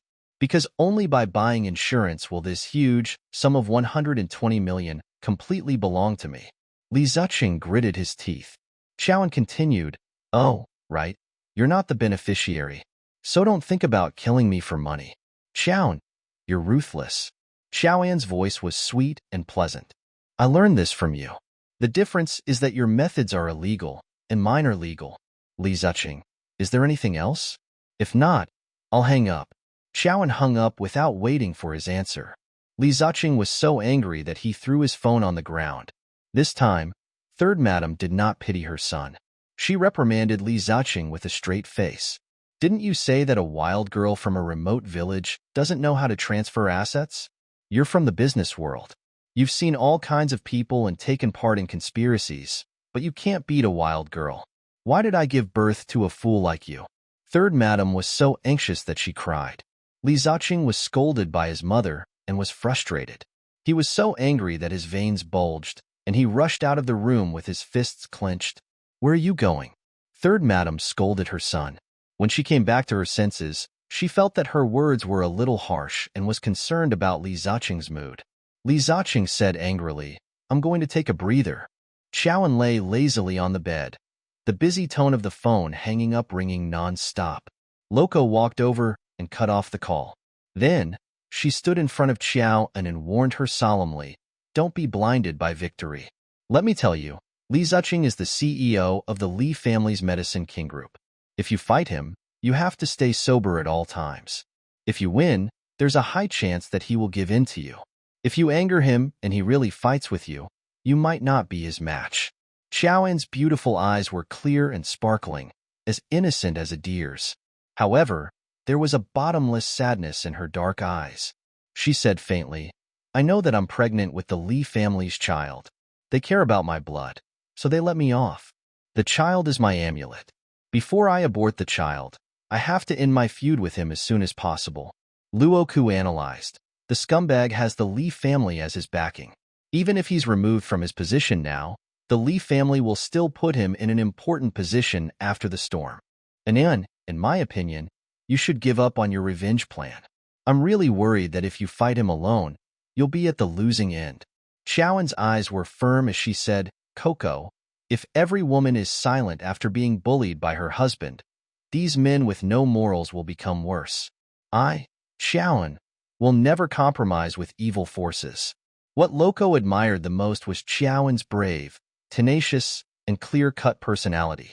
Many times, her deep-rooted sense of justice and courage were stimulated by Xiaoan. Loco said, Xiaoan, you're right. We shouldn't compromise with the evil forces. Don't worry, I'll always support you. Loco was interested. Then have you thought of a way to take revenge on that adulterous couple? Xiaoan rubbed her eyebrows and said in confusion, Some time ago, I was focused on forcing the mistress to return my assets. I didn't expect them to go through thick and thin together, and their relationship became even firmer. Loco immediately took out a pile of case files from the study. I have many divorce cases here that are classic cases of a beautiful, strong, and miserable original couple like you. Compared to these, you're simply weak. I think these are appropriate references for you. Xiaoan excitedly opened the case files and studied them one by one. Loco lectured from the side. In divorce cases, the law emphasizes on equal distribution. The resources of the losing party are not as good as you think. If you want Li Ziqing and Wei Xian to leave with nothing, let me tell you, it will be very difficult. Because the evidence of asset transfer in your hands is only the tip of the iceberg for Li Ziqing. Xiaoan was furious when she heard this. She recalled how Li Ziqing had given her to the kidnappers without hesitation and even angered her beloved mother to death with Wei Xian. Every time Xiaoan thought of Li Ziqing's unforgivable mistake, hatred would surge in her heart. If she could not make Li Ziqing pay a heavy price, she would not be human. Loco looked at Xiaoan seriously and guessed what Xiaoan was thinking. Luoku said, Xiaoan, don't be too desperate. Although we can't let him leave with nothing, we have a way to ruin his reputation. To a successful public figure, losing his reputation might be worse than leaving with nothing. Xiaoan thought for a moment and said, but cheating is only a moral stain. To Li Ziqing, such a stain is easily cleared. Loco leaned forward and reminded Xiaoan, cheating and bigamy, these two definitions are very close. As long as you get evidence that Li Ziqing and Wei Xian have been living together for a long time, or that they are husband and wife, I think I can definitely brand his adultery with the shame of bigamy. At that time, he will either be detained or go to jail for less than 2 years. Xiaoan was enlightened. I know what to do. Loco smiled and said, you're promising. Xiaoan's eyes were filled with determination. A plan to take revenge on the scumbag, and the woman was already brewing in her mind. Xiaoan called Wei Xian and asked her out to meet her. Wei Xian was extremely impatient on the other end of the phone. Xiaoan, what else can you want from me? Xiaoan's voice filtered out all the sharpness. Wei Xian, I've thought about it. My relationship with Li Ziqing has broken down, and there's no cure. I've decided to return Li Ziqing to you. Wei Xian dressed up formally and happily went to the appointment. Xiaoan asked Wei Xian to meet her in the bar. The bar was especially cold during work on Mondays. Such an atmosphere was suitable for her and Wei Xian to talk about things. Today, Xiaoan was different from her usual bare-faced look. Not only was she wearing exquisite makeup, but she was also wearing an attractive outfit. She was wearing a straw green tight-knit shirt and a white skirt. Her earrings and necklace complemented her light green clothes, making her look very flirtatious. Not long after, Wei Xian arrived. Compared to Xiaoan's elegant makeup, the traces of her makeup were too obvious. However, she had an aura. Holding her limited edition handbag, she swaggered over to Xiaoan and sat down. Wei Xian deliberately placed her handbag under Xiaoan's eye. Xiaoan, you should have known better. I told you long ago that Brother Ziqing doesn't love you. Xiaoan looked at the bag that was worth hundreds of thousands and felt her heart ache. She knew that Li Ziqing had given Wei Xian countless gifts in the past 2 years. The assets she had ordered Wei Xian to return were paid for by the old man. Wei Xian did not lose anything, which made Xiaoan especially angry. But he doesn't love you either. Xiaoan picked up her juice and took a sip. Wei Xian sneered as if she had heard a fantasy. How do you know that Brother Ziqing doesn't love me? Xiaoan, you're too stupid. So you don't know how much Brother Ziqing loves me. Wei Xian couldn't hide her pride. Her smile was blinding. It was as if Xiaoan, who was sitting in front of her, was a clown who wanted to make her smile. Xiaoan was indeed stupid in the past. She only knew that Li Ziqing and Wei Xian were close because they had business dealings. Only now did she know that the two of them were living a married life behind her back. But she wasn't stupid anymore. She knew how much Li Ziqing valued Wei Xian. Other than giving her the status of Mrs. Li, he gave her all the treatment of a legitimate wife. Xiaoan curled her lips and smiled. Miss Wei, to tell you the truth, I want to divorce Li Ziqing. Li Ziqing agreed to the divorce in front of you, but when he begged me behind your back, he didn't agree to the divorce. Wei Xian stared. You lied to me. Brother Ziqing dreamed of divorcing you. He despised you for being as motionless as a salted fish in bed and for not being gentle. He hates you so much. How could he beg you not to divorce? Xiaoan gritted her teeth. She did not expect Li Ziqing to backstab her so viciously. She squeezed out a few tears. Her pale and thin face looked even more weak and helpless.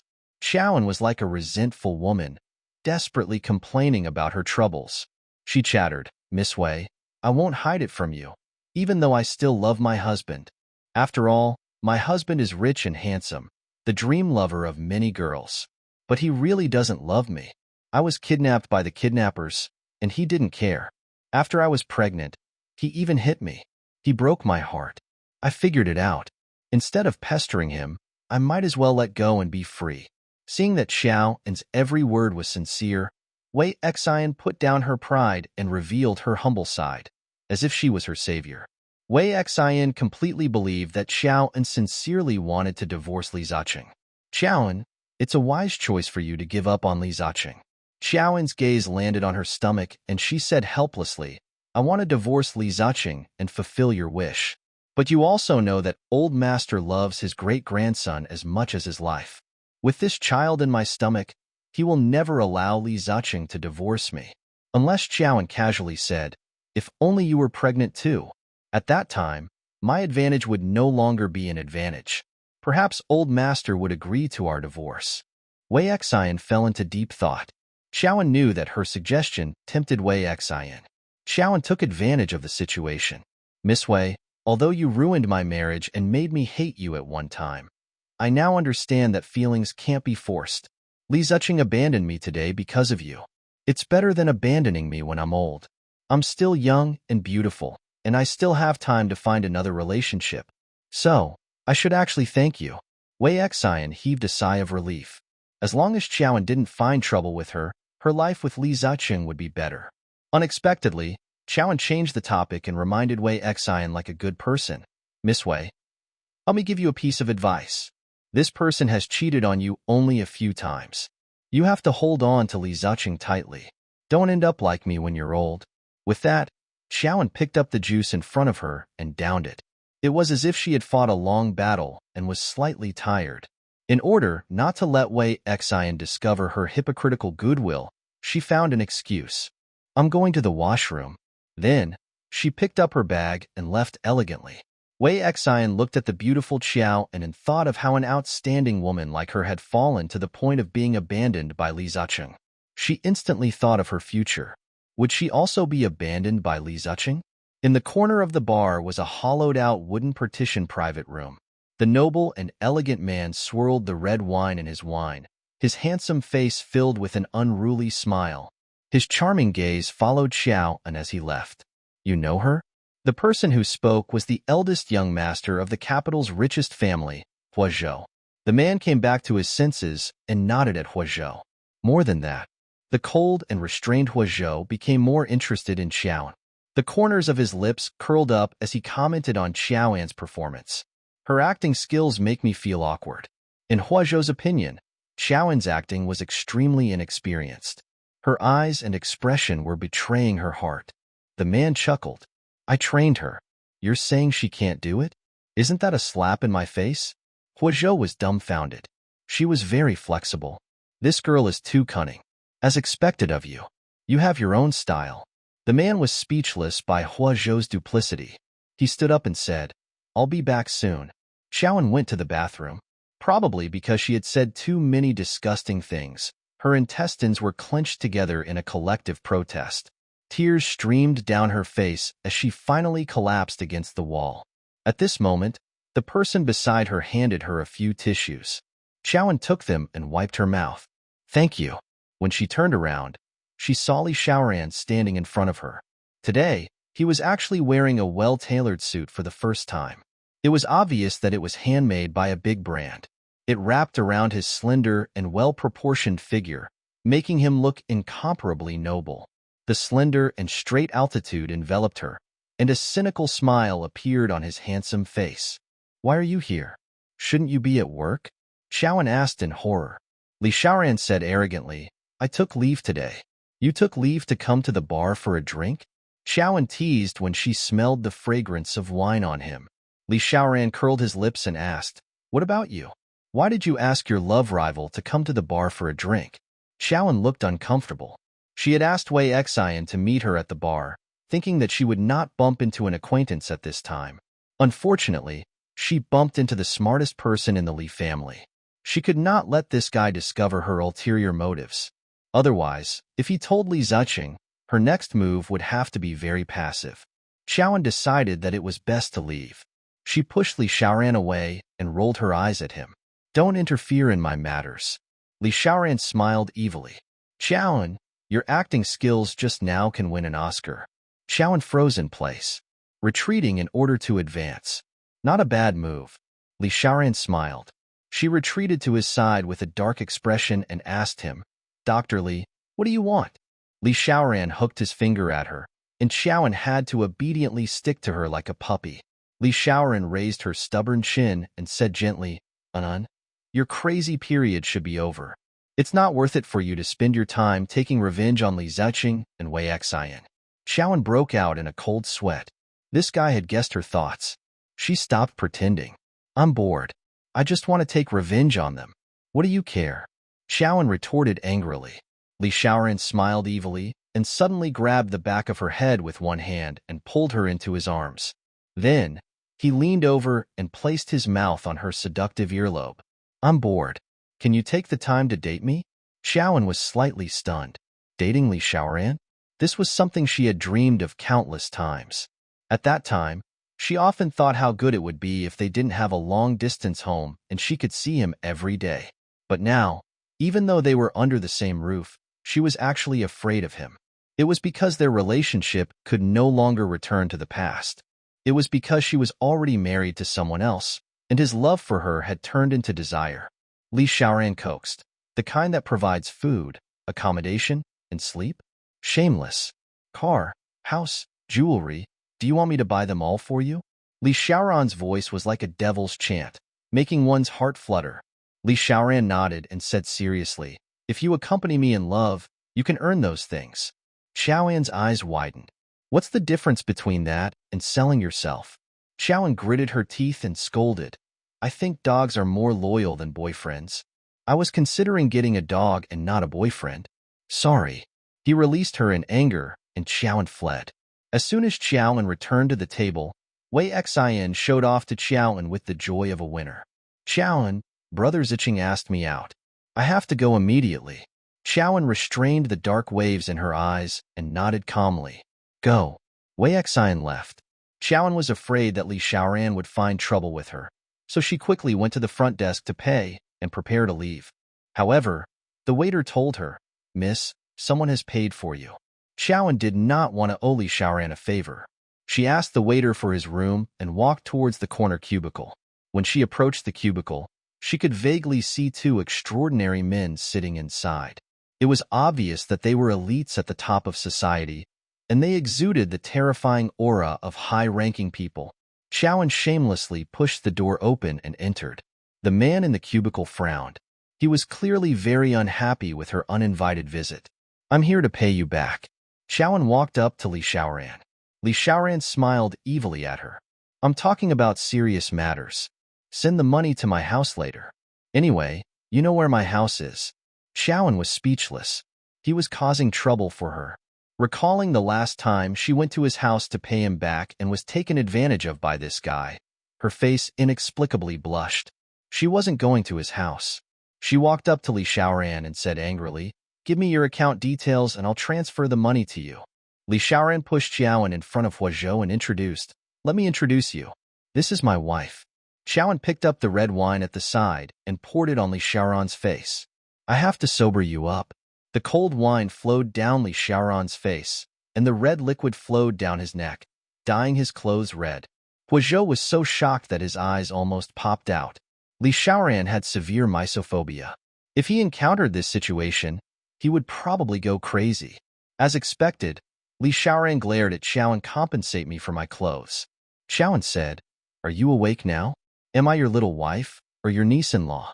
$520 for the clothes. Compensate me, Li Xiaoran said angrily. Huazhou's handsome face twitched. Li Xiaoran's way of picking up girls simply refreshed his worldview. It turned out that the biggest obstacle in Li Xiaoran's pursuit of love was not that Li Xiaoran did not know how to pick up girls, but that the other party was an ice-cold girl. Xiaoan picked up his phone and transferred $748 to Li Xiaoran without a word. Then, she raised his phone and said to Li Xiaoran, I'll compensate you. The excess is my reward to you. Huazhou was speechless. $748. Go to Hades. Sister Qiao was too smart.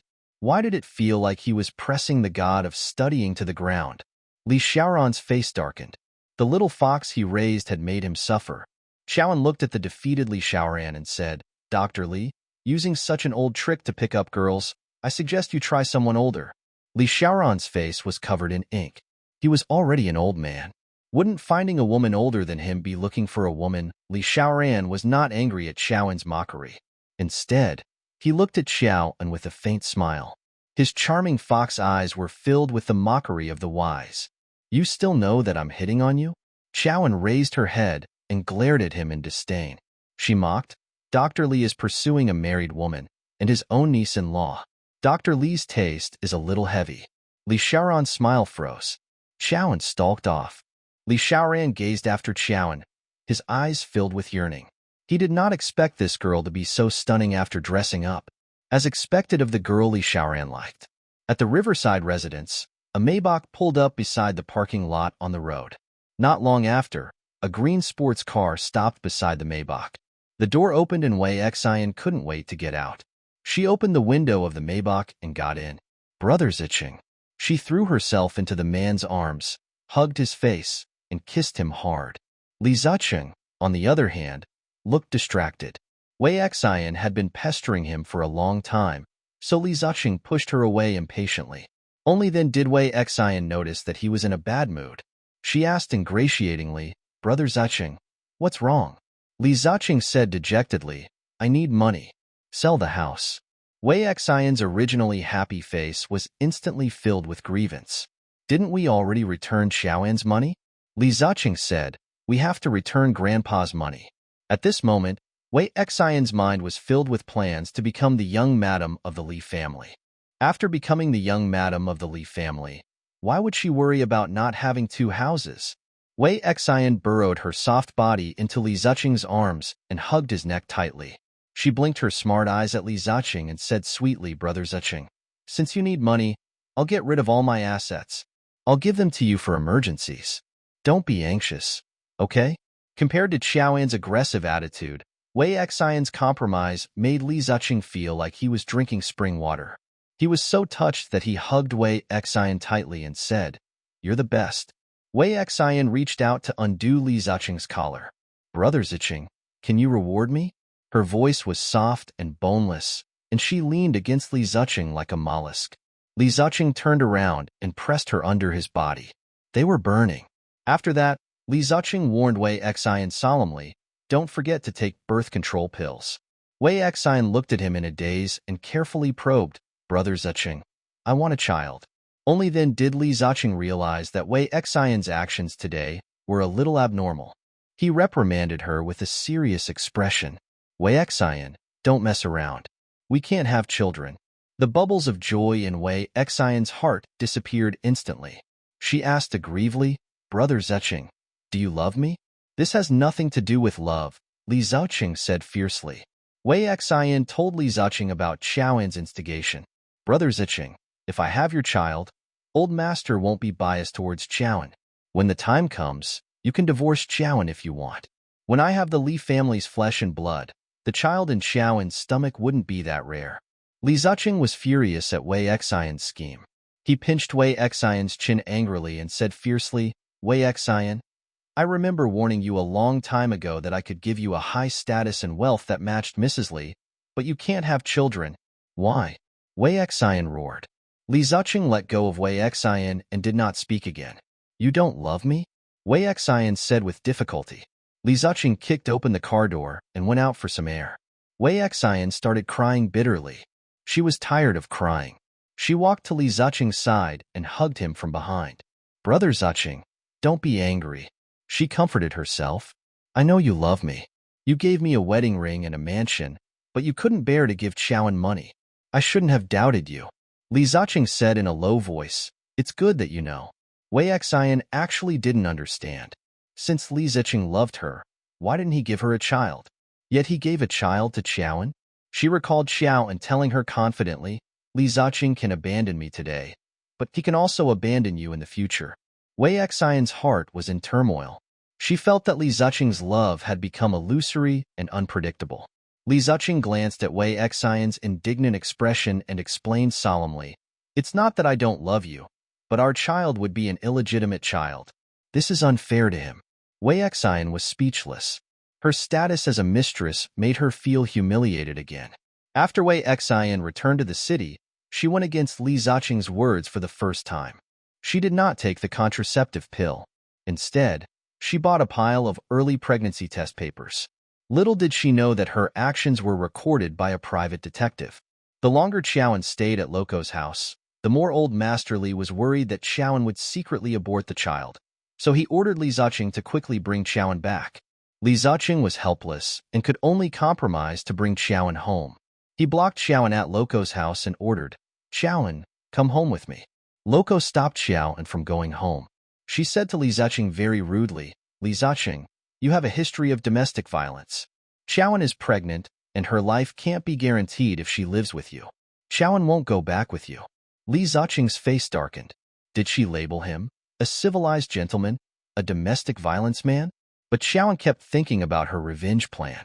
As the saying went, know yourself and know your enemy. She was willing to risk her life for revenge.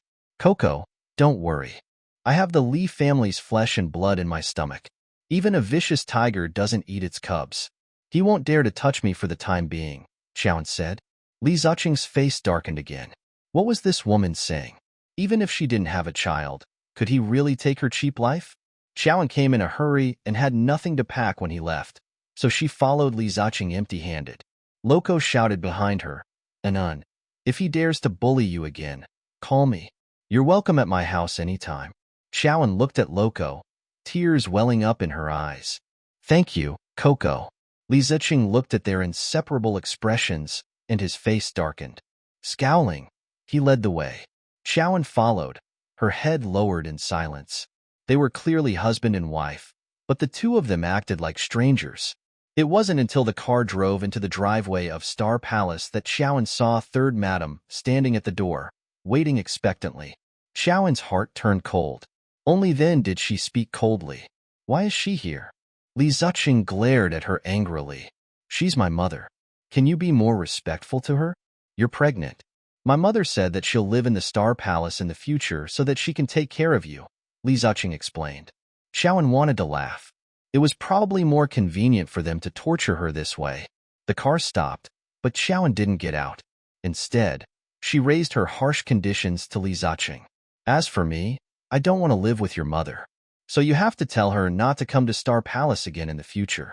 Otherwise, you'll hurt my pregnancy if you quarrel with me. Li Ziqing gritted his teeth. Xiaoan, you're too much. That's my mother. Can't she come to her son's house? Besides, she came to Star Palace to take care of you, a pregnant woman. Don't be ungrateful. Xiaoan rolled his eyes at him. Xiaoan said unhurriedly, all right, then I'll pick my father up later. After all, I'm still counting on my father to take care of me after I get pregnant. Li Xin stared at Xiao and in disbelief. Li Ziqing had indirectly caused Mother Qiao's death. From then on, his relationship with his father-in-law had plummeted. When Father Qiao saw Li Ziqing, he couldn't wait to kill him. When Li Ziqing saw Father Qiao, he was terrified. How could he dare to live under the same roof as him? Xiaoan, you're too much, Li Ziqing said angrily. Xiaoan said, Li Ziqing, is there a rule in the marriage law stating that a mother-in-law can stay at her son's house but a father-in-law can't stay at a daughter's house? What double standards you have? With that, Xiaoan opened the car door and got out. Li Ziqing smoked a cigarette in the car before getting out. Xiaoan swaggered past Third Madam and entered the house without a word. In the past, Third Madam hated Xiaoan's servile attitude towards her the most. No matter how she scolded her, she was like a boneless pug, always respectful and smiling at her. However, the current Third Madam inexplicably missed the soft and even-tempered Xiaoan, unlike the current Xiaoan, whose heart was cold. Stop, Third Madam shouted at Xiao, and Xiaoan stopped moving and didn't look back. She just stood there quietly, waiting for her to attack. Third Madam walked over shamelessly. Speaking of which, Third Madam was weak against the strong. Xiaoan, I'm your mother-in-law. You should at least greet me when you see me, right? Xiaoan said perfunctorily, Oh, hello, mother-in-law. Third Madam was speechless. Forget it. Since you're so unwilling, why force yourself? From today onwards, I'm going to stay at the Star Palace. I hope you can respect me as your mother-in-law. Third Madam chattered on and set the rules. Xiaoan gave Li Ziqing a meaningful look and bade farewell to Third Madam. Mother-in-law, I'm a little tired. If you have anything to say, get your son to talk to me. With that, Xiaoan left. Third Madam choked. She was so angry that her eyes rolled back. That's rude, Third Madam said in exasperation. Li Ziqing walked up to his mother with an ugly expression. Third Madam looked at Li Ziqing.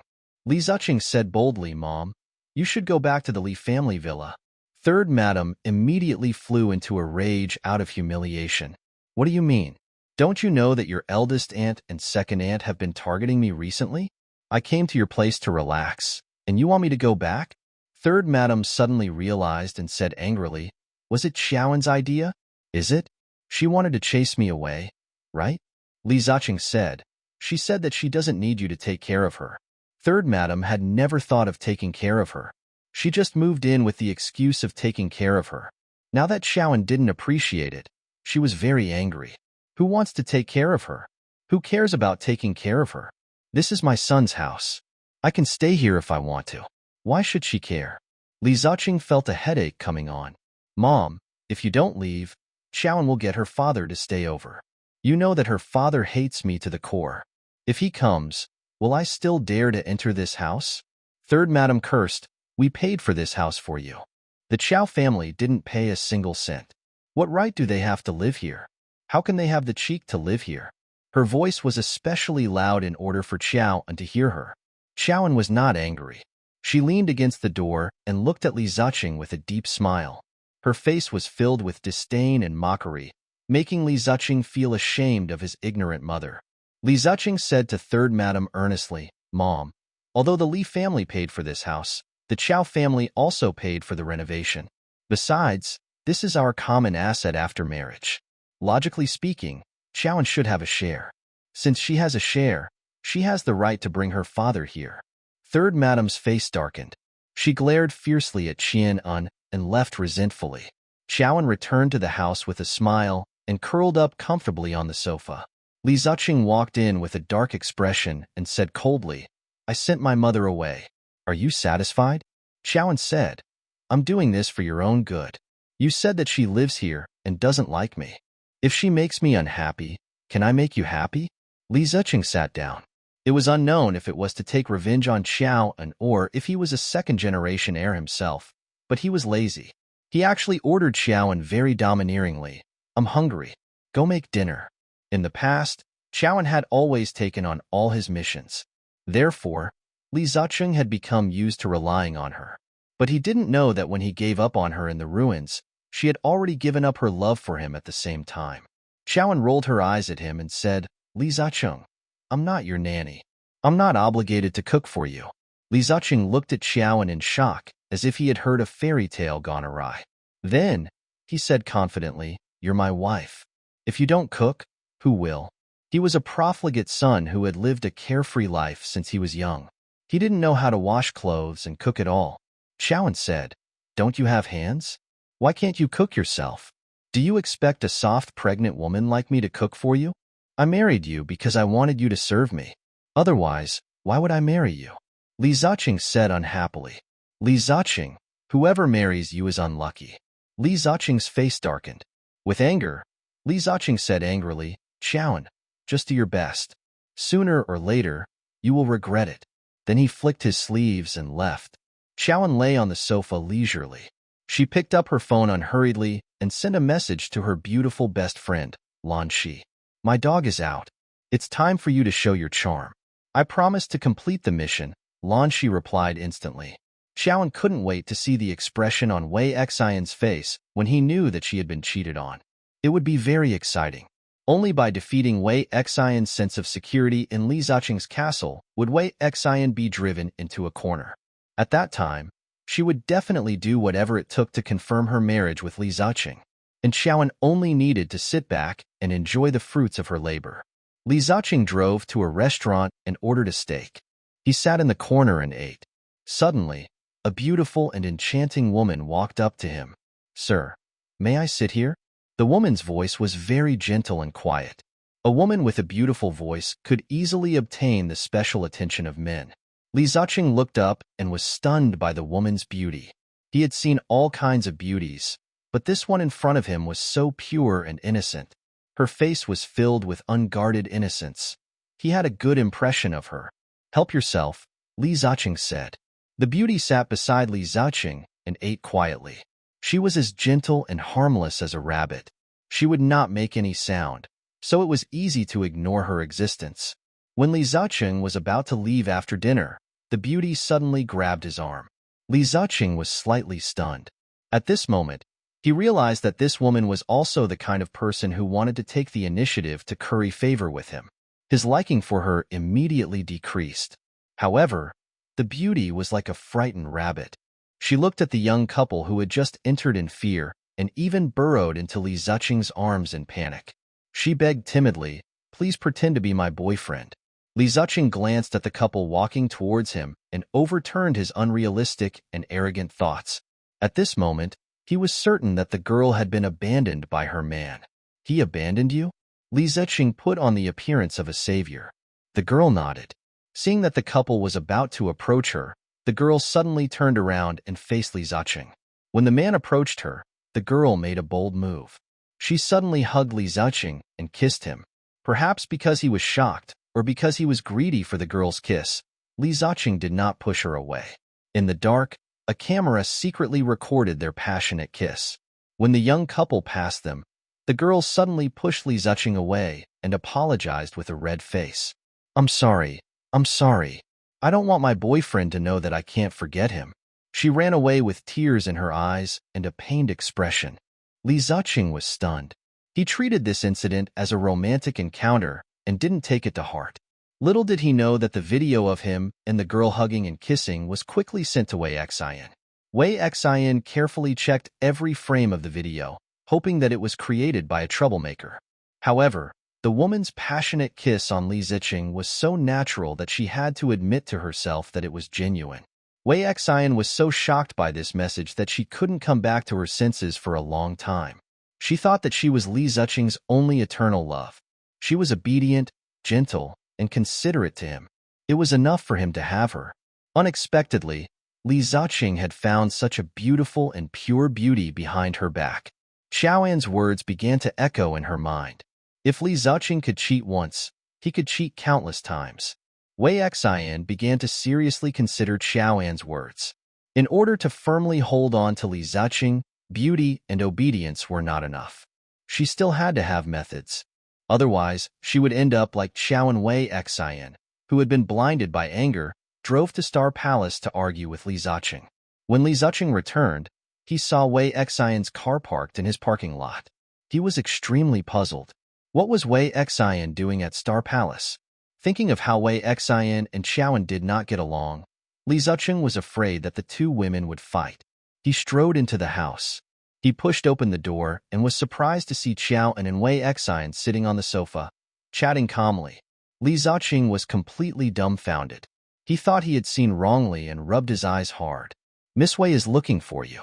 You two can have a good chat." Xiaoan stood up peacefully, as if Wei Xian was just a friend who came to visit her. She put on a polite smile and walked into her bedroom. Li Ziqing was shocked by Xiaoan's magnanimity. He even suspected that Xiaoan had been possessed. She actually didn't make a fuss in front of Wei Xian. Compared to Xiaoan's peaceful demeanor, Wei Xian's expression was very ugly. She opened the video and threw it to Li Ziqing. She questioned angrily, "Brother Ziqing, you have to explain to me what exactly is going on." Li Ziqing glanced at his phone. On the phone screen was the scene of him hugging and kissing the girl at the restaurant. Li Ziqing's expression darkened. Why did the video of him kissing that girl appear on Wei Xian's phone? He held his phone angrily and questioned Wei Xian. "How dare you secretly record my video?"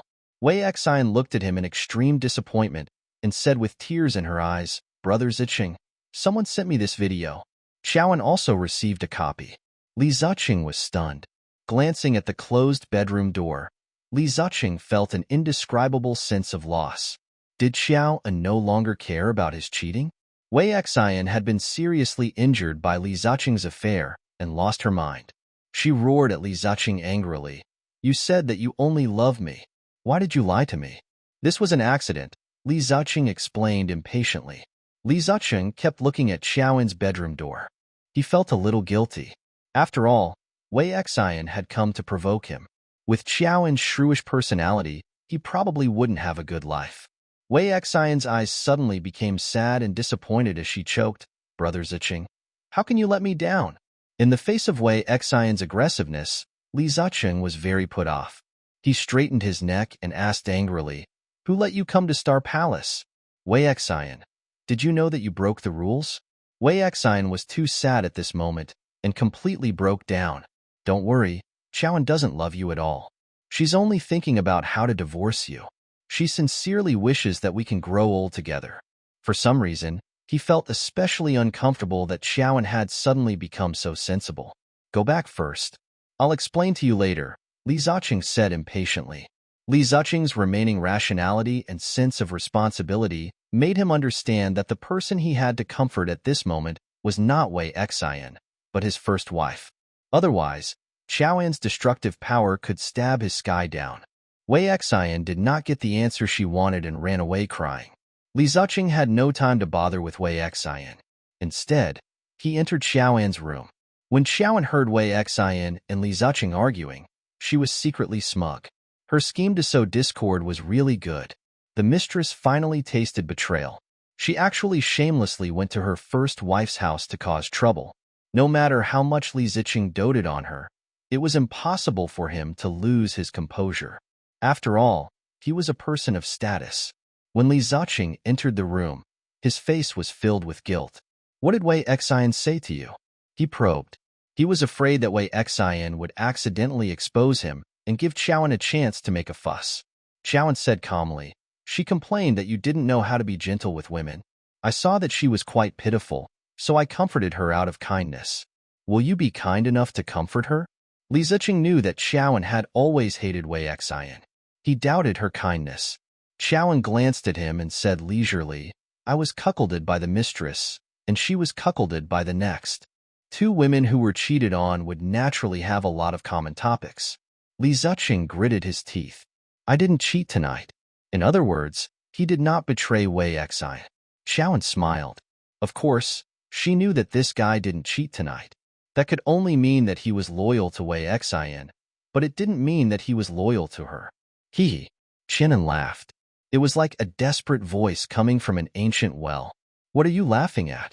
Li Ziqing, do you dare to swear in front of God that there is nothing between you and Wei Xian? Li Ziqing was dumbfounded. He came back to his senses. He was only concerned about clearing his name tonight, but he had forgotten that he had secretly cheated on Xiao and with Wei Xian. In the end, he lowered his head and accepted reality. Yes, I admit that Wei Xian and I have let you down. But Chowan, I promised to live a good life with you. You didn't cherish it. Once a person threw their honor to the ground, they would become the most despicable and invincible person. Li Ziqing's shame was fleeting. He became self-righteous and said, Chowan, you're also responsible for our relationship today. Who asked you to be disloyal to love? The person you love in your heart isn't me. It would have been fine if he hadn't mentioned this.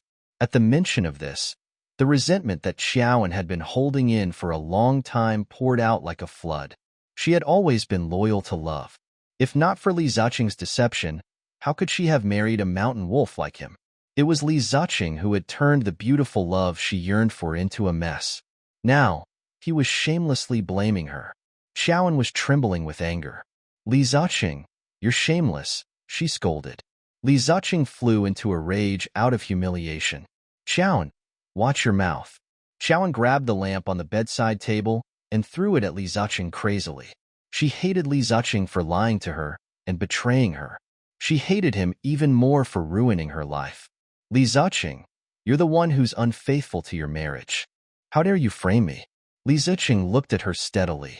He had only said a few words to her, but she was already so angry. Qianan, you're crazy, aren't you? He wanted to grab her hand, but her lamp was thrown over and hit him. Li Ziqing was in pain. He looked at Chowan angrily, but Chowan picked up the remains of the lamp unwillingly. The broken glass cover was only left with sharp edges. Like a warrior, Chowan looked at Li Ziqing angrily. Li Ziqing, who is the person I love? Do you have the guts to say it? Li Ziqing was speechless. He had pretended to date Chowan on behalf of his uncle and snatched his uncle's girlfriend. If word got out, he would be too ashamed to face the world. More importantly, he was afraid that his uncle would make things difficult for him when he found out the truth. Chowan, stop. Li Ziqing saw that Chowan was risking everything to die with him, and he became timid. Chowan's eyes reddened. Li Ziqing, how have I treated you for the past 2 years? Ask yourself. What about you? You slept with other women behind my back. You didn't fulfill your husband's duty for 2 years and made me a living widow." The more Xiaoan spoke, the angrier she became. She raised the lamp angrily and threw it at Li Ziqing. The glass shards pierced Li Ziqing's hand. Li Ziqing gritted his teeth in anger. Just as he angrily snatched the base of the lamp and was about to take revenge on Xiaoan, he realized that Xiaoan's palm was covered in blood. When she held the fragment of the lamp and threw it at him, her hand had actually been pierced by the sharp edges, but she couldn't feel any pain at all because her heart hurt even more. Li Ziqing was dumbfounded. He didn't dare to tangle with the agitated Xiaoan. He was afraid that Xiaoan would do something irrational. He cursed as he walked out. "Xiaoan, you're crazy. You're crazy." Xiaoan fell to the ground and wailed. She didn't know why she was crying. It was all her doing. She was probably sad that her love was so dirty. Li Ziqing was driving aimlessly, but for some reason, he arrived at his uncle's house. Moreover, he knocked on Li Xiaoran's door. "Hello, Li Ziqing. Why are you looking for me so late at night?" Li Xiaoran looked at his nephew impatiently. Li Ziqing's voice was low and depressed. "My hand is injured. Help me bandage it." "Li Ziqing, go to the hospital if you're injured." "I'm not your private doctor," Li Xiaoran said angrily. "You know that if I go to the hospital to bandage my wound, it will cause a commotion in the media. Bandage it for me, and I'll give you medical fees." Li Ziqing was used to being arrogant to Li Xiaoran. "Li Ziqing, you're not worthy of inviting me to be your personal doctor," Li Xiaoran said coldly. Li Ziqing glared at him. "Are you looking down on me?" Li Xiaoran said calmly. "You're looking down on me." Li Ziqing. Did this guy mean that he was not worthy of treating him? "Bandage my wound. I'll give you $100,000. Li Ziqing felt that there was nothing that money could not solve. "I'll give you $1 million. Get out of my house quickly." Li Xiaoran rolled her eyes at him. Li Ziqing sneered and looked at Li Xiaoran in disdain. "A poor doctor like you has $1 million?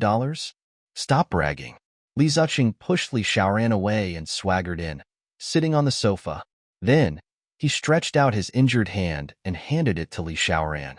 He said bluntly, "Uncle, stop finding excuses. Hurry up and bandage my wound." He picked up her phone and transferred the money to Li Xiaoran. Li Xiaoran's gaze landed on the wound on the back of his hand. The wound was of different depths and was 3 to 4 centimeters long. It was obvious that it had been deliberately cut. Li Xiaoran narrowed his eyes and asked warily, "Did you fight with someone?" "No, it was accidentally scratched by a cat." Li Ziqing didn't want his uncle to know about his fight with Xiaoan. After all, a good man didn't fight with women. Although he was injured more seriously, it seemed like he was in the wrong. Li Xiaoran said, "Then go to the hospital for a tetanus shot." Li Ziqing rolled his eyes at him speechlessly and could only tell the truth. "I fought with Xiao," and Li Xiaoran's face was livid. He picked up a fly swatter and slapped it on Li Ziqing's head. "Rascal, a good man doesn't fight with women. Are you still a man?" Li Ziqing covered his head and cried out aggrievedly, "I didn't hit her. She hit me." Li Xiaoran threw the fly swatter on the coffee table and then looked at Li Ziqing with a smile, gloating. "Why did she hit you?" How could Li Ziqing dare to tell the truth? Li Xiaoran grabbed the fly swatter again and threatened Li Ziqing. "Are you going to tell me or not?" Li Ziqing said gloomily, "She found out that I cheated on her."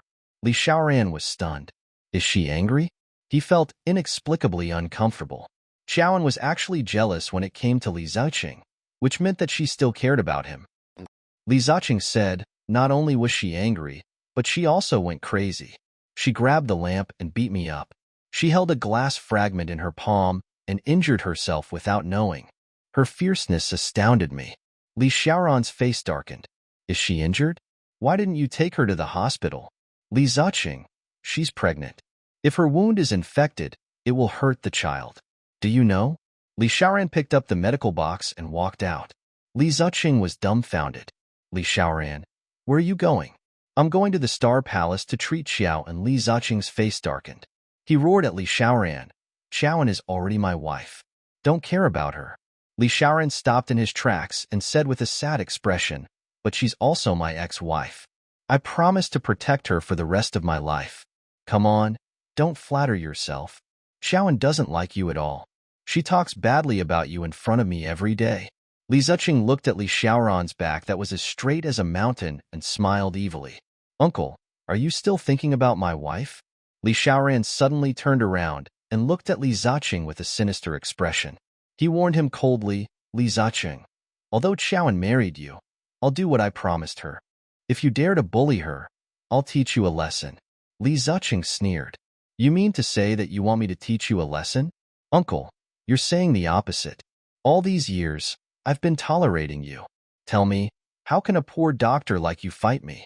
A sense of superiority that only high-ranking people had appeared on Li Xiaoran's handsome and innocent face. That smile was clearly as bright as spring when hundreds of flowers bloomed, but it made Li Ziqing feel inexplicably uncomfortable. Li Ziqing, feel free to try. Li Ziqing was stunned by Li Xiaoran's breathtaking aura. With that, Li Xiaoran left. Li Ziqing was so angry that he punched the coffee table. At Star Palace, Qiaoan's phone rang urgently. She picked it up and answered directly. The door? Had she heard right? Could Li Xiaoran have come to her house? Sure enough, in the next moment, Li Xiaoran's voice sounded from outside the door. Qiaoan, I'm at your door. Open it for me. Qiaoan was confused. What was this guy doing at her house? But she still ran to open the door. Li Xiaoran held the first aid kit elegantly and looked at Qiaoan calmly. Li Ziqing gave me $100,000 to treat your injuries. Qiaoan was stunned. Would Li Ziqing be so kind? Qiaoan muttered to herself. Compared to Li Ziqing's gentlemanly demeanor, did she seem very rough when she beat him up just now? Don't misunderstand. He's not doing this for your own good. He's just thinking about the child in your stomach. Realization dawned on Qiao. That was his style. Qiao didn't want to appreciate it, let alone owe these two rascals a favor. She decisively refused. No need. My injuries are fine. Li Xiaoran walked past her and swaggered in as if he was entering his own house. Come here. He sat on the sofa and opened his emergency box. He placed the disinfectant, iodophor, cotton swabs, tweezers, and other tools in turn. Qiaoan looked at him gloomily. Don't you understand human language? I don't want you to bandage me. Li Xiaoran looked up at Qiaoan and chuckled. I'm taking someone's money to solve their problem. Not wanting to be in a stalemate with him, Qiaoan reluctantly walked over and spread her hands on the coffee table. Her hand had been roughly treated. The gauze was thick, and blood was still seeping out. At first glance, it looked like a red fat pig trotter. Li Xiaoran looked at the shocking redness and his eyes darkened. Something pierced his heart. This girl was the most fearless person he had ever met. She had clearly told him when they were online that she was very afraid of pain. She was afraid of injections and blood, but in the blink of an eye, she had become thick-skinned and fearless. Li Xiaoran gently helped her remove the gauze and teased her about the ugly wound. Qiaoan, your hand looks very appetizing. Qiaoan glared at him. Li Xiaoran added, like braised pork trotters. Qiaoan was speechless. Although she didn't want to admit that she was not bandaged well, to be honest, the red gauze did look like braised pork trotters. The gauze was removed, revealing a wound on her body. Blood was still seeping out.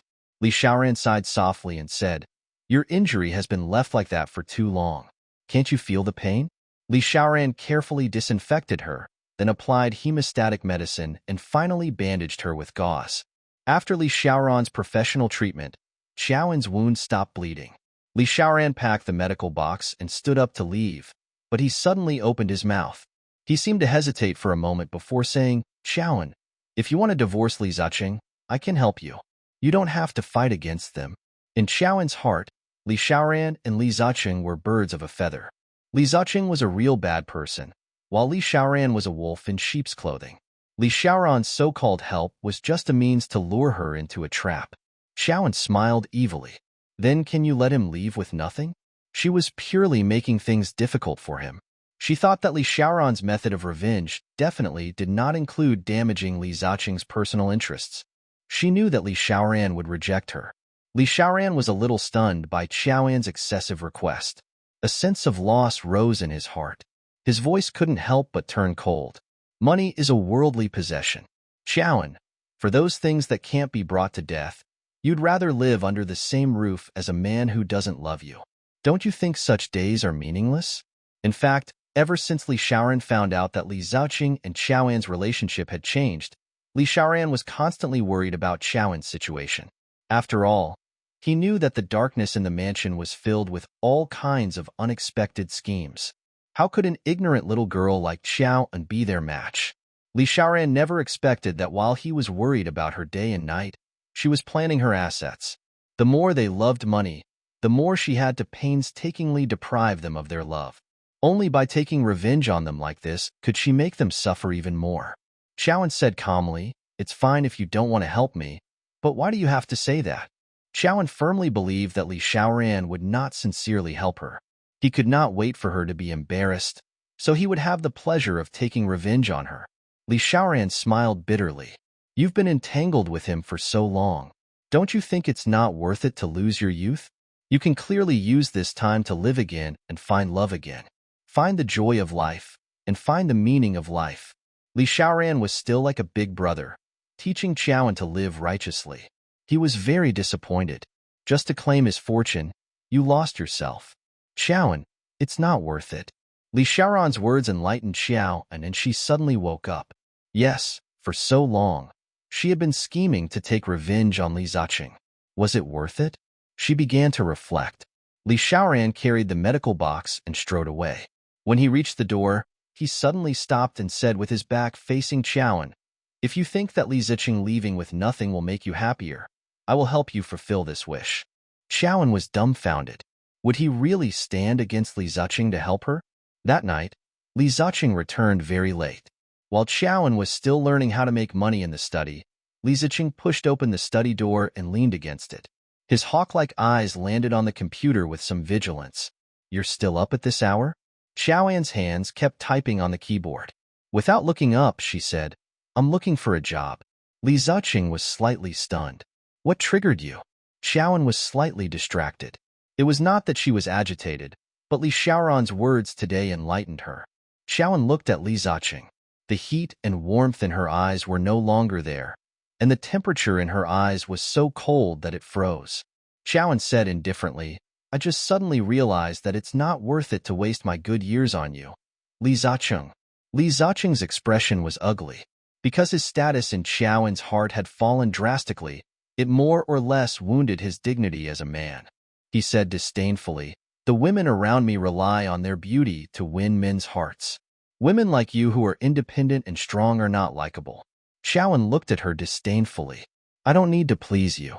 Li Zhaoqing glanced at Xiaoan's resume. The salary and position requirements were similar to that of a university student who had just graduated. Instantly, Li Zhaoqing was unhappy. Li Zhaoqing felt that it was very embarrassing for his wife to go out and find a low-paying job. He said unhappily, "Isn't finding such a low-level job embarrassing me?" Xiaoan looked at him speechlessly and deliberately teased.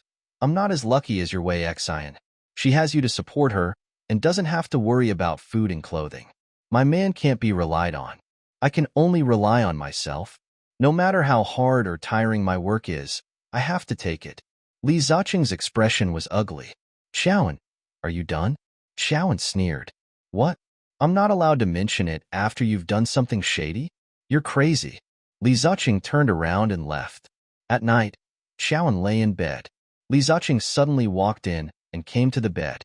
His slender body cast a shadow in front of Xiaoan, alarmed. Xiaoan sat up. "What do you want?" She was on guard. Li Zhaoqing suddenly crawled under the blanket.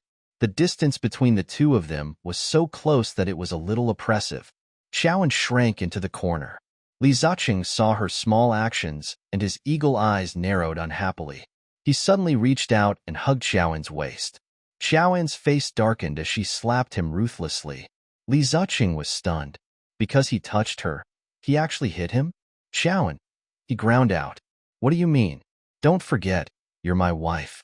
With that, he took another step closer to Xiaoan. Xiaoan said angrily, "Li Zhaoqing, I find you dirty." When had Li Zhaoqing ever suffered such an insult? After all the women outside had taken the initiative to pounce on him. This was the first time he had been despised by a woman, and by his wife at that. Li Zhaoqing's face darkened. Li Zhaoqing was enraged by Xiaoan. The more she despised him and refused to let him touch her, the more it stimulated his desire to conquer. He suddenly pounced on her like a crazy lion, hugging her like he was kissing her. Xiaoan hated Li Ziqing from the bottom of her heart. She hated him touching her. The touch of his skin made her feel nauseous. He touched his head and saw the blood on his hand. He was furious. Xiaoan, you're courting death. He grabbed Xiaoan's hair and slammed her head against the headboard. Xiaoan took the opportunity to grab the fruit knife on the fruit plate and waved it at him crazily. He roared ruthlessly, Li Ziqing, if you want to die, we'll die together. Anyway, I, Xiaoan, have been completely destroyed by you in this life. I don't have the mood to live. Come on. Xiaoan was like a mad bull. Li Ziqing let go and jumped off the bed in a panic. Xiaoan held the fruit knife in both hands and stared with bloodshot eyes. A terrible bump appeared on her forehead. Li Ziqing covered his head with his hand and looked at Xiaoan, who had lost her mind. He said fiercely, Xiaoan, you're crazy.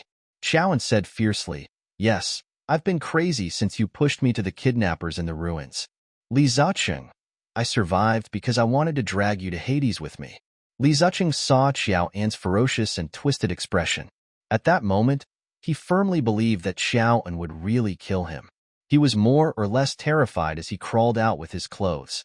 Li Ziqing called Third Madam and told her that he had been injured by Xiaoan. Third Madam shouted crazily on the phone, Xiaoan hit you. Don't you know how to hit her back? Can a man like you take advantage of her? Li Ziqing said angrily, now is not the time to talk about this. Get me a doctor immediately. Get a doctor? Son, is your injury serious? Third Madam was worried to death. Li Ziqing said, if you don't get a doctor, your son will die. Third Madam was so frightened that she almost fainted. She was a gossipy person to begin with, so it didn't take long for her to report Li Ziqing's injury to Old Master.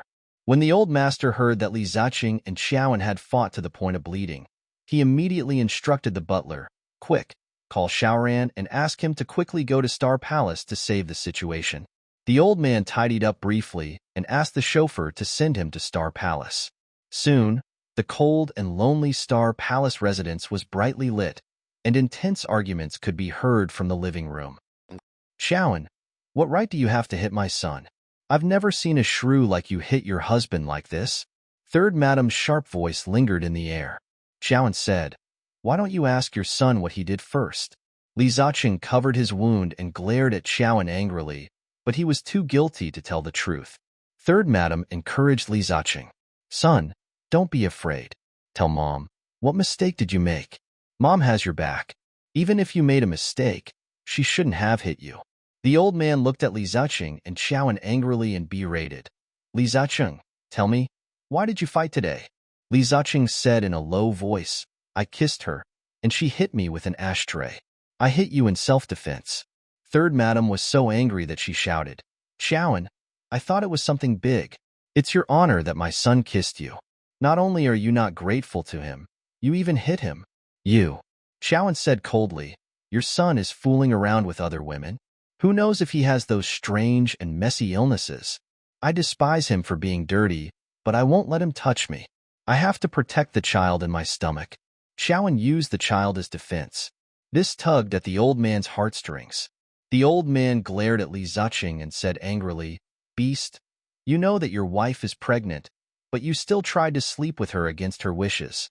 Third Madam helped Li Ziqing. Dad, they're husband and wife. Isn't it normal for husband and wife to get intimate with each other? Ziqing is a normal man.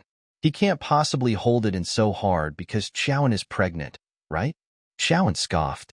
Your son has options outside. He won't suffocate.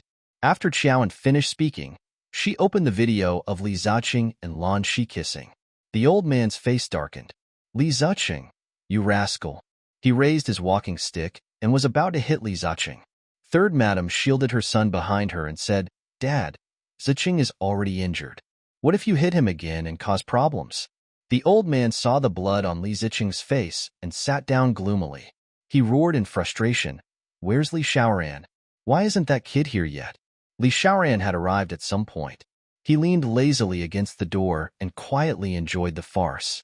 When the old man mentioned his name, Li Xiaoran walked in elegantly and said reluctantly, I'm not your private doctor. Why should I be at your beck and call? Old Master Li rolled his eyes at him. Your nephew is injured.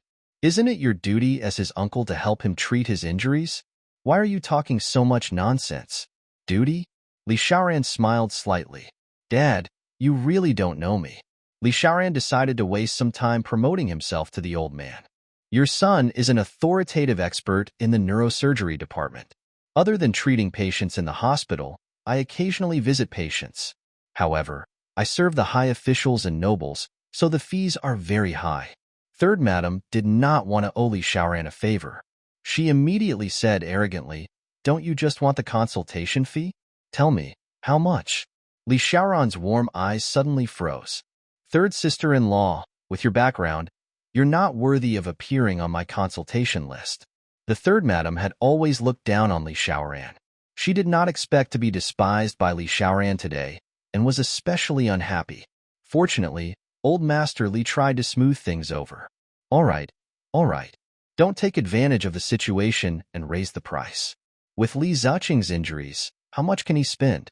Third madam echoed, that's right. Li Xiaoran sneered and walked past the bleeding Li Ziqing to Qiao, and third madam was dumbfounded. Fourth brother, we asked you to come here to treat your nephew? Why are you trying to treat Qiao? She's not injured? Li Xiaoran reached out and lifted the fringe on Qiao's forehead, revealing the bloody swell. Third madam jumped in shock. Li Xiaoran looked at third madam disdainfully. Third sister-in-law, Li Ziqing is your son and Qiao is your daughter-in-law. They both address you as mom. You only see your son's superficial wounds and don't see your daughter-in-law's injuries. Third sister-in-law is so biased. Your daughter-in-law's really unlucky. Third madam was furious. You talk too much. Li Xiaoran said, I'm just speaking up for justice. Third madam was speechless. Li Xiaoran reached out and poked the blood bump on Qiao's forehead. Qiao gritted her teeth in pain and glared at him. She pushed his hand away angrily and said, I don't need you to treat me. She hated the Li family's descendants. Li Xiaoran said, Are you trying to be brave again? Then, without waiting for Qiao's permission, he sat in front of her and carefully applied the medicine. How many is this? Qiao turned away, wanting to ignore him. Qiao, answer me.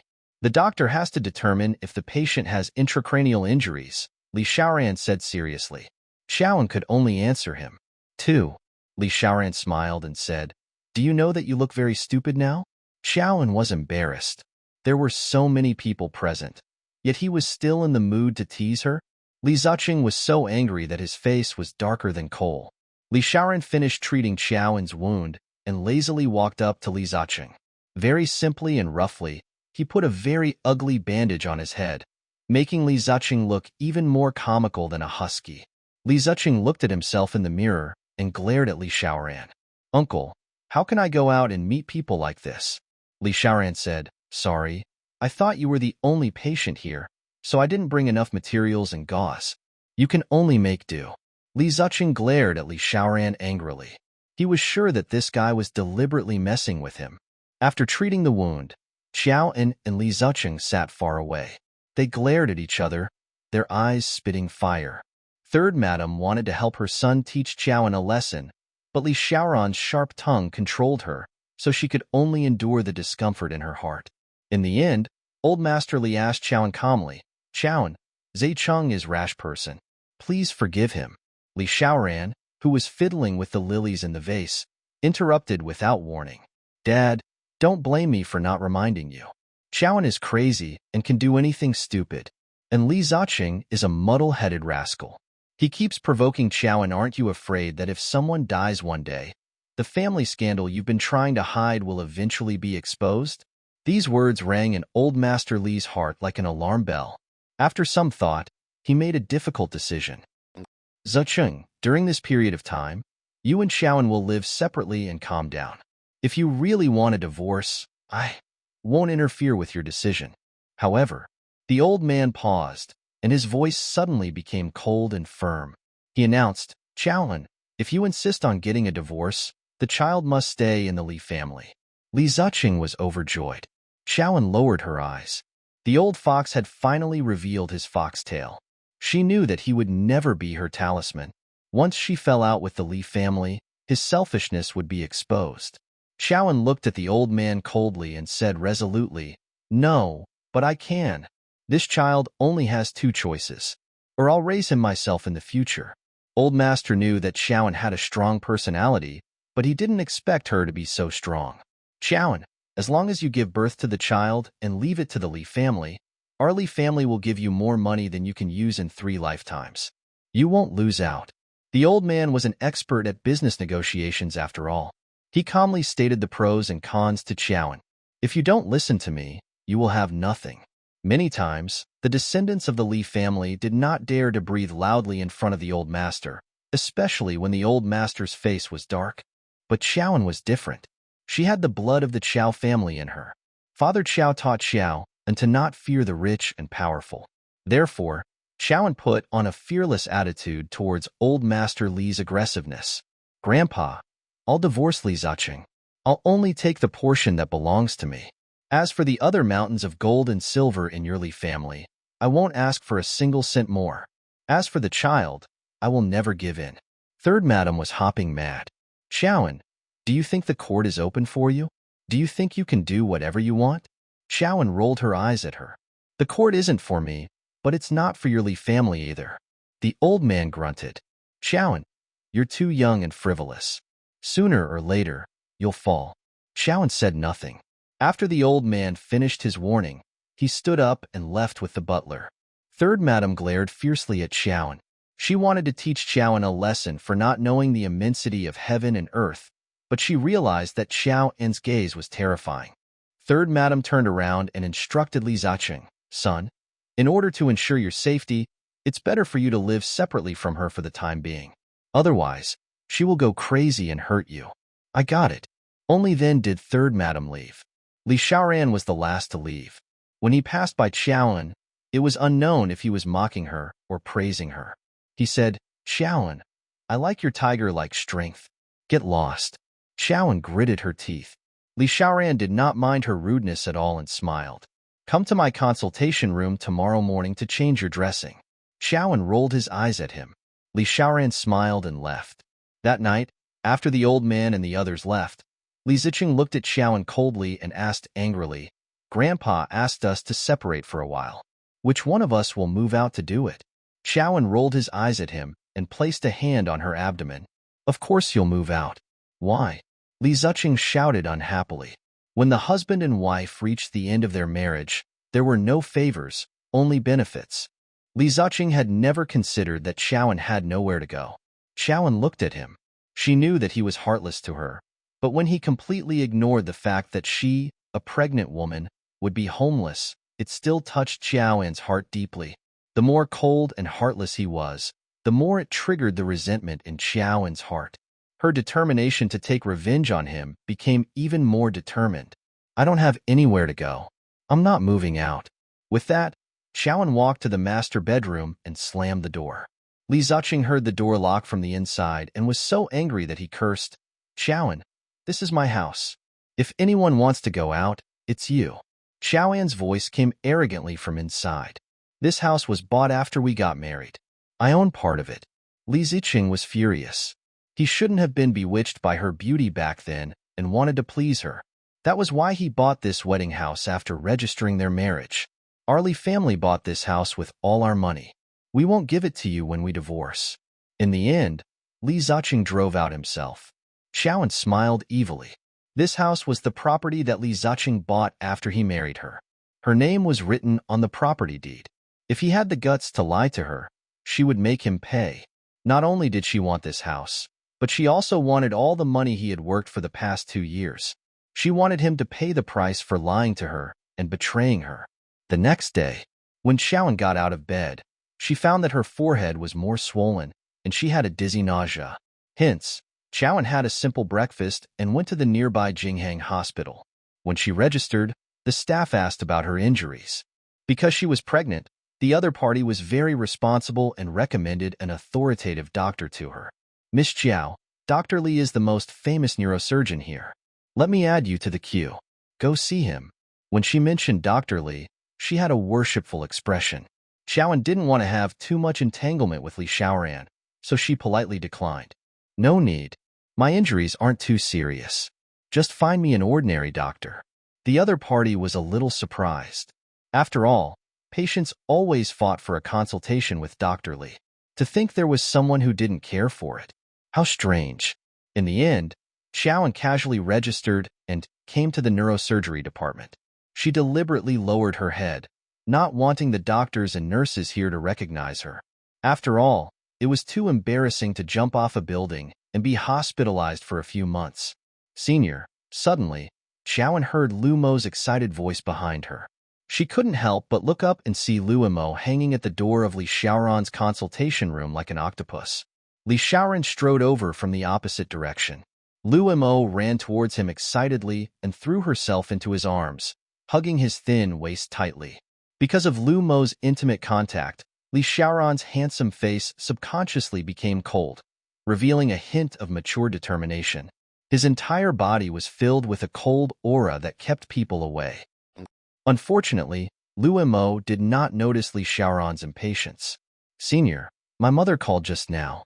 She said that she's flying over to visit us today. She also said that she wants us to get married early. Li Xiaoran pushed her away with a look of resistance. Momo, I am not mentally prepared to see my future in-laws. Senior, I've already told my mother that we've already slept together. My mother was very angry when she heard that.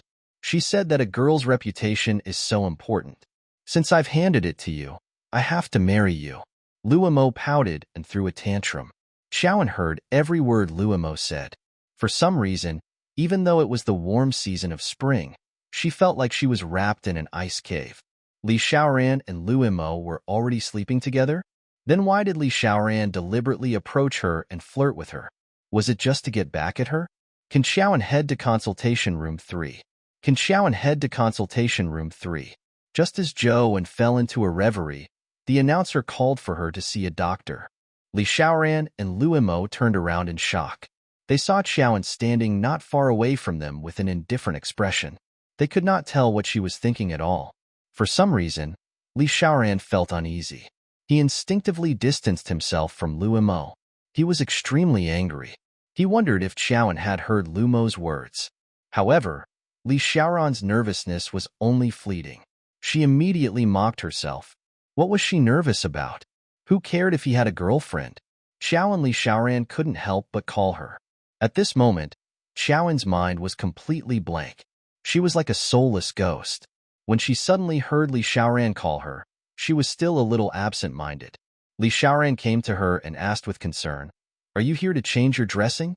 Why didn't you get on cue for a consultation with me?" Xiaoan only looked at him indifferently, and replied indifferently, "Dr. Li's schedule has ended." Li Xiaoran said, "Come here. I'll change your dressing."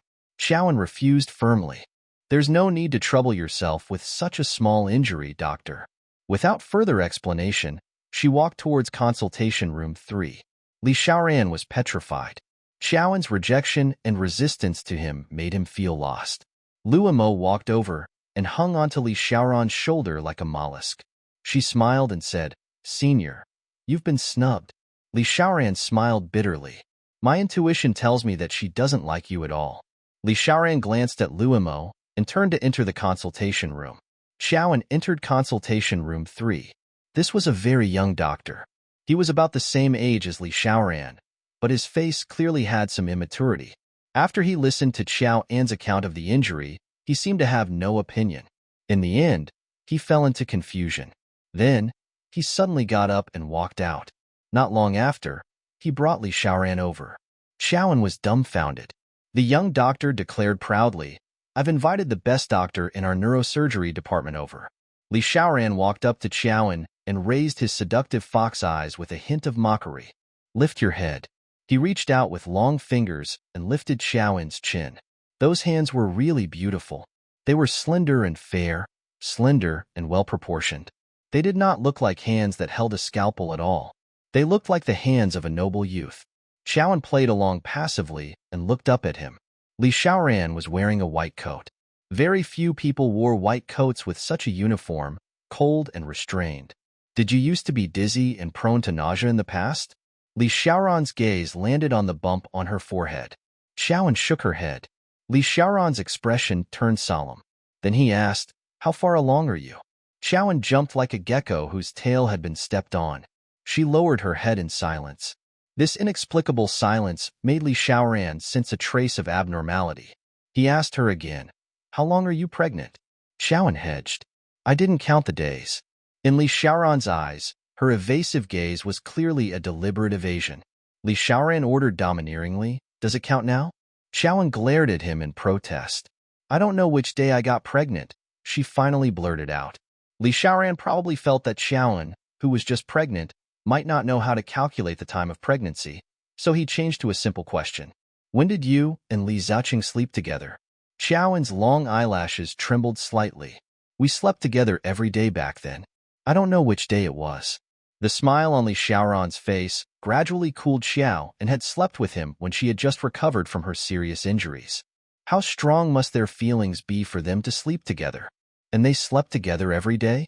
Wasn't she afraid that the wound would open? Li Xiaoran said mischievously, "If you don't want to have a miscarriage, don't sleep together in the early stages of pregnancy." His voice was filled with a hint of hostility that he did not notice. Xiaoran nodded. In view of the patient's unwillingness to cooperate, Li Xiaoran helplessly instructed Xiaoan's attending physician, "Give her a checkup report." Xiaoan held the MRI report and walked dejectedly towards the photo lab. Li Xiaoran returned to his consultation room and quickly sank into the atmosphere of work. He listened attentively to the patient's family's narration. "Doctor, my father has been having a nosebleed recently. He even has a sudden headache and his speech is getting more and more blurry. What exactly is going on?" In the past, when Li Xiaoran worked, his entire body emitted a godly aura and he was patiently and caring in his consultation. However, today, facing a serious patient suspected to be in the early stages of cerebral apoplexy, Li Xiaoran only instructed indifferently, "Admit him to the hospital immediately." The patient's family could not accept such a result. "Doctor, is it serious? Can't he take medicine?" Li Xiaoran decisively announced, "The patient is suspected to be in the early stages of cerebral apoplexy. He has to be hospitalized for standard treatment." Facing this cold and quiet doctor, the patient could only swallow his doubts. Li Xiaoran gave the patient a hospitalization certificate. After the patient left, Li Xiaoran got off work. She stood up trembling and felt dizzy again. She put one hand on the wall and inched forward. Li Xiaoran stuffed his hands into the pockets of his white coat and walked over coolly to stand in front of her. He asked her arrogantly like a savior, "Do you need help?" Xiaoran glanced at him indifferently and rejected him firmly. "No need." Li Xiaoran did not know why Xiaoran had been cold to him recently. In his opinion, she was a heartless ingrate. "Xiaoran, did I offend you in any way?" Li Xiaoran blurted out. Xiaoran narrowed her eyes and looked at Li Xiaoran as if she was looking at a clown.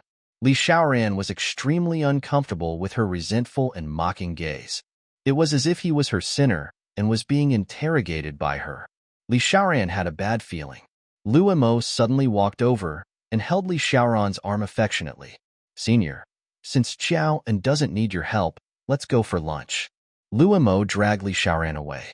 As soon as he was gone, Xiaoran collapsed against the wall. She did not know how she left the hospital that day. When she returned home, she covered herself with the blanket and slept for the entire afternoon. When she woke up, Xiaoran realized that there were more than 10 missed calls from Li Xiaoran. Perhaps because she did not answer, Li Xiaoran sent her a message. "You heartless girl." Xiaoran looked at the pink message and for some reason, tears flowed out of his eyes.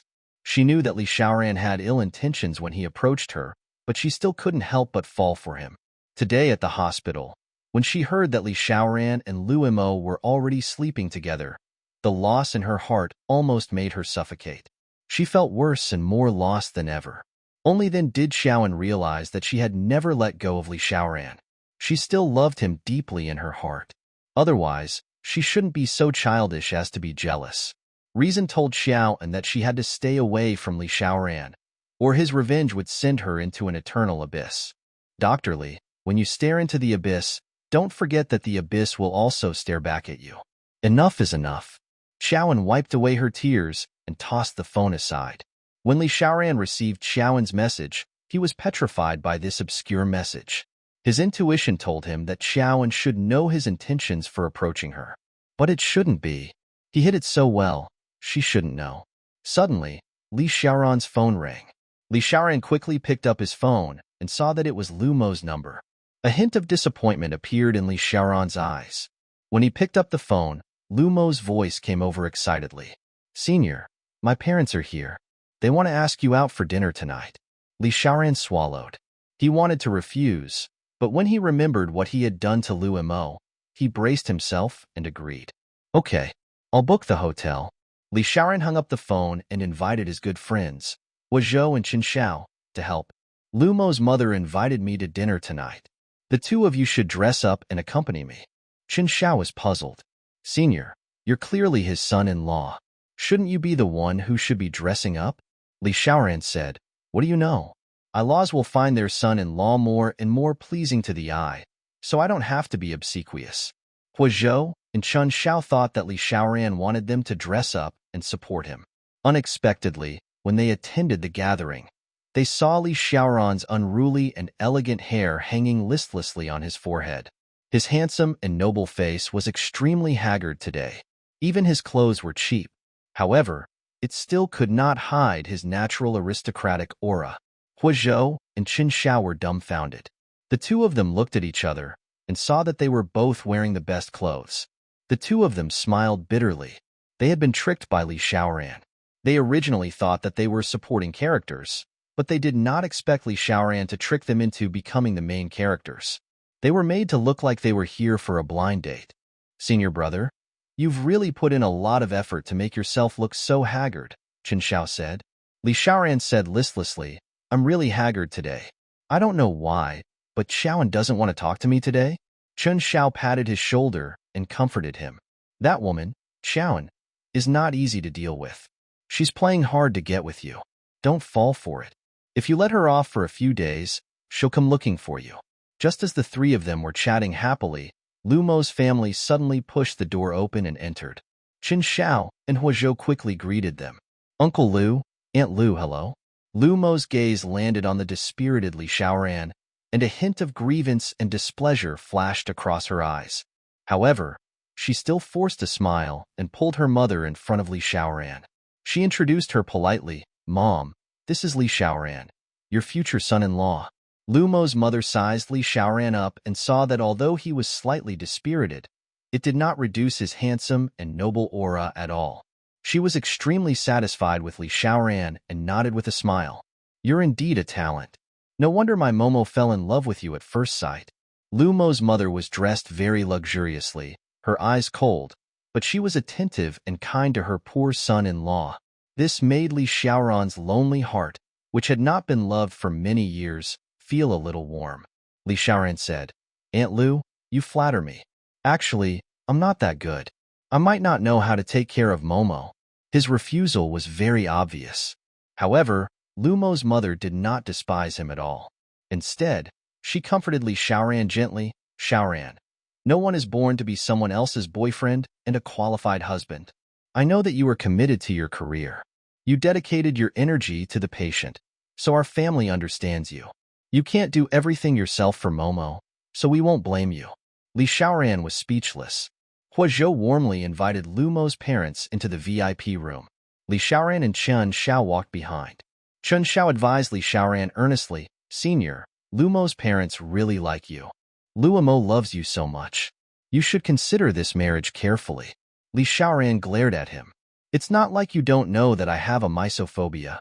If I don't like her, I can't be intimate with her." "Oh my, you're a doctor but you can't cure such a small illness." Qin Xiao pushed Li Xiaoran into the private room. After they sat down, Li Xiaoran composed herself and stood up apologetically. He bowed to Lu Mo's parents and apologized. "I'm sorry, Uncle Lu, Auntie Lu. I have to explain this to you. Actually, Momo and I were caught in a misunderstanding. That day, I drank and Momo ran to my room. I mistook her for the girl I liked.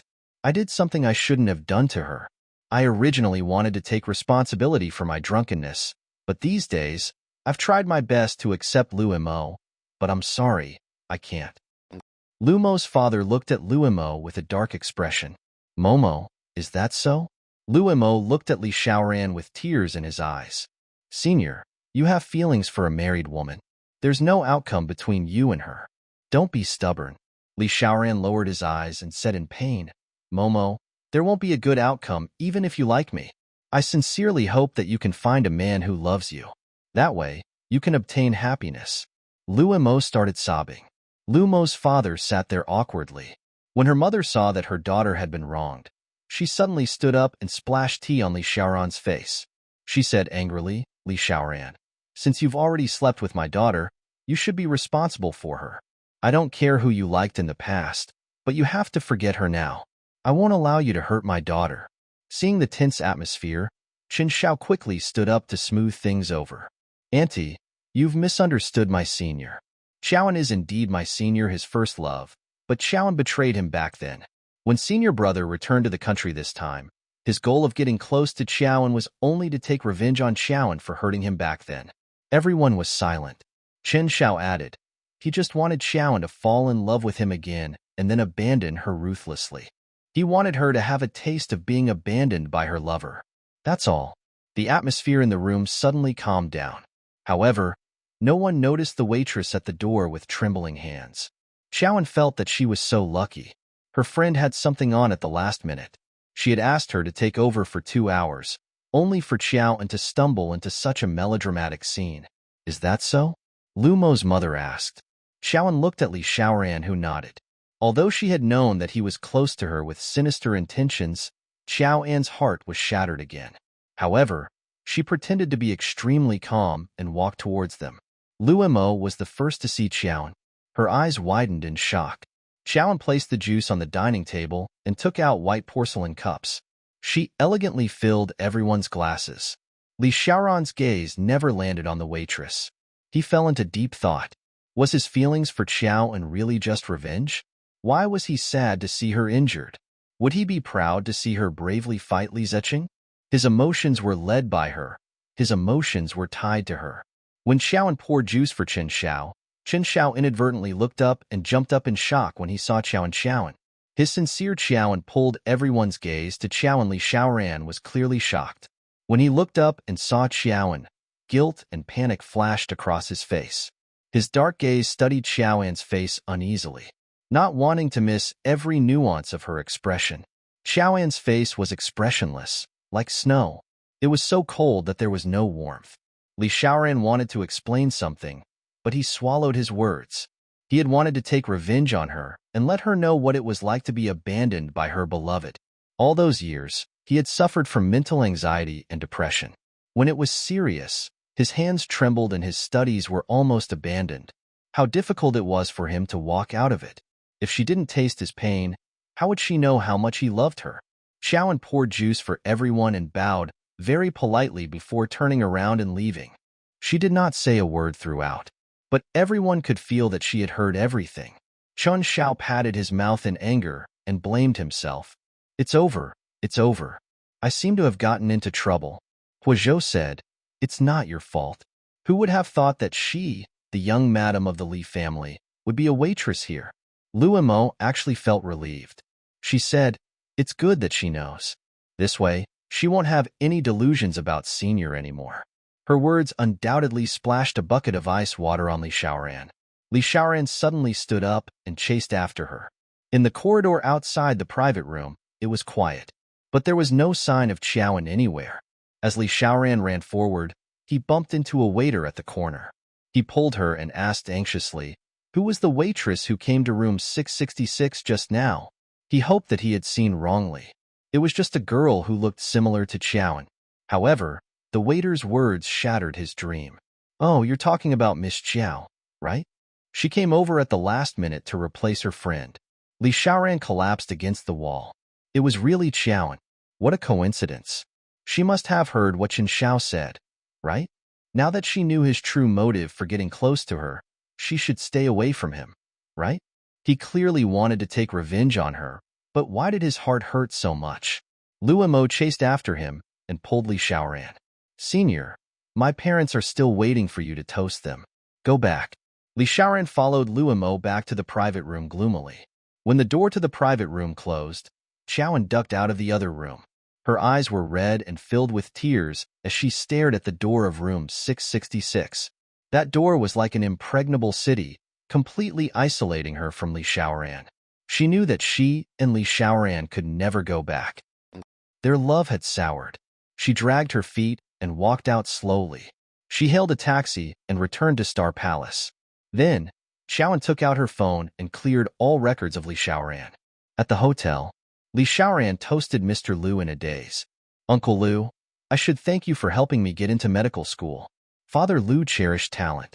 He had always admired Li Xiaoran's outstanding talent. Facing a genius student like Li Xiaoran, he especially cherished him. Xiaoran, you know that I've always admired you. If you can be my son-in-law, Jingheng Hospital will have a successor. Luomo was shy. Her father was marrying her off with Jingheng Hospital as the dowry. She was certain Li Xiaoran should not be able to resist such temptation. Li Xiaoran picked up the wine and said, I thank uncle for your kindness. Then, he raised the wine glass and drank it in one gulp. As for whether he wanted to be her son-in-law or accept such a generous gift, it did not seem to be within Li Xiaoran's consideration. After drinking a few glasses of wine, Li Xiaoran's gait clearly became unstable, and his handsome face turned red. It was obvious that he was drunk. Huozhou snatched Li Xiaoran's wine glass and said, Xiaoran, you can't drink anymore. I'll drink the rest of the wine for you. Li Xiaoran said drunkenly, It's rare for uncle to come over. I'm in a good mood, so let me toast him a few more times. Li Xiaoran picked up the wine and skipped the toast in the end. He only drank glass after glass of strong wine. Huozhou tugged at Chen Xiao and said in a low voice, Xiaoran's mood isn't right. Don't let him drink it. Chen Xiao was confused. Senior was clearly acting towards Qiaoan. Why did he feel that Senior's acting was too good? In the end, Li Xiaoran fell drunk on the table. Lu Mo's face twisted. Li Xiaoran had really lost his composure in front of her parents. However, Mr. and Mrs. Liu were very open-minded, especially Mr. Liu, who cherished talents and tolerated all the shortcomings of Li Xiaoran's lifestyle. He reminded Lu Mo, Xiaoran is hurt by love. He hasn't gotten over his previous relationship. Momo, if you really like him, you have to care more about Xiaoran and be more tolerant. I think that although Xiaoran is infatuated, he's also usually sober. He knows what kind of girl is worthy of his care for the rest of his life. Dad believes in you that you will definitely guard him well. With her father's encouragement, Luomo became even more energetic. She said firmly to her father, Dad, don't worry. I will definitely be able to woo Senior. Not only did Father Liu not blame Li Xiaoran for losing his composure, but he also kept reminding Chen Xiao and Huozhou, please send Xiaoran home safely. After Lu Mo's family left, Huozhou and Chen Xiao sent Li Xiaoran home. Li Xiaoran slept soundly. When he woke up, it was already noon the next day. Just as he opened his sleepy and charming fox eyes, he saw two handsome faces looking at him with envy. Huozhou crossed his arms and said, Xiaoran, how much virtue did you accumulate in your previous life to meet such a magnanimous father-in-law in this life? Chen Xiao chimed in jealously, you said all that in front of Lu Mo's parents, and you showed an affectionate and regretful look to your ex-girlfriend. If it were any other parents-in-law, they would have beaten you up long ago. But not only was Lu Mo's father not angry, he even rushed to give Jingheng Hospital to you. Why didn't such a good thing happen to me? In Huozhou and Chen Zhao's words, Li Xiaoran recalled everything that happened yesterday. Yesterday, Chen Xiao said that he approached Qiaoan to take revenge on her. Qiaoan happened to hear that. Qiaoan wasn't even angry, as if she'd known this outcome all along. She was so calm. She didn't even hit or scold him. With her unyielding personality, how could she tolerate his revenge? Li Xiaoran picked up his phone excitedly and immediately called Qiaoan. However, the phone notification said, sorry, the number you dialed is unavailable. Li Xiaoran widened his eyes. Huozhou reminded Li Xiaoran awkwardly, the other party seems to have blacklisted you. How did you know? Li Xiaoran was a little unwilling. Because I often do this kind of thing, Huozhou explained. Li Xiaoran's expression turned ugly. Unwilling to give up, he searched for Qiaoan's account on the social media app. When he sent her a message, he was intercepted. You're not in her friend list. Li Xiaoran was dumbfounded. At this moment, he realized that it was not that Qiaoan was not angry, but that she had not lost her composure in front of him. He didn't feel the pleasure of taking revenge on Qiaoan. Instead, he felt as if his world had turned gray and boring. Chen Xiao peeled an apple and handed it to Li Xiaoran.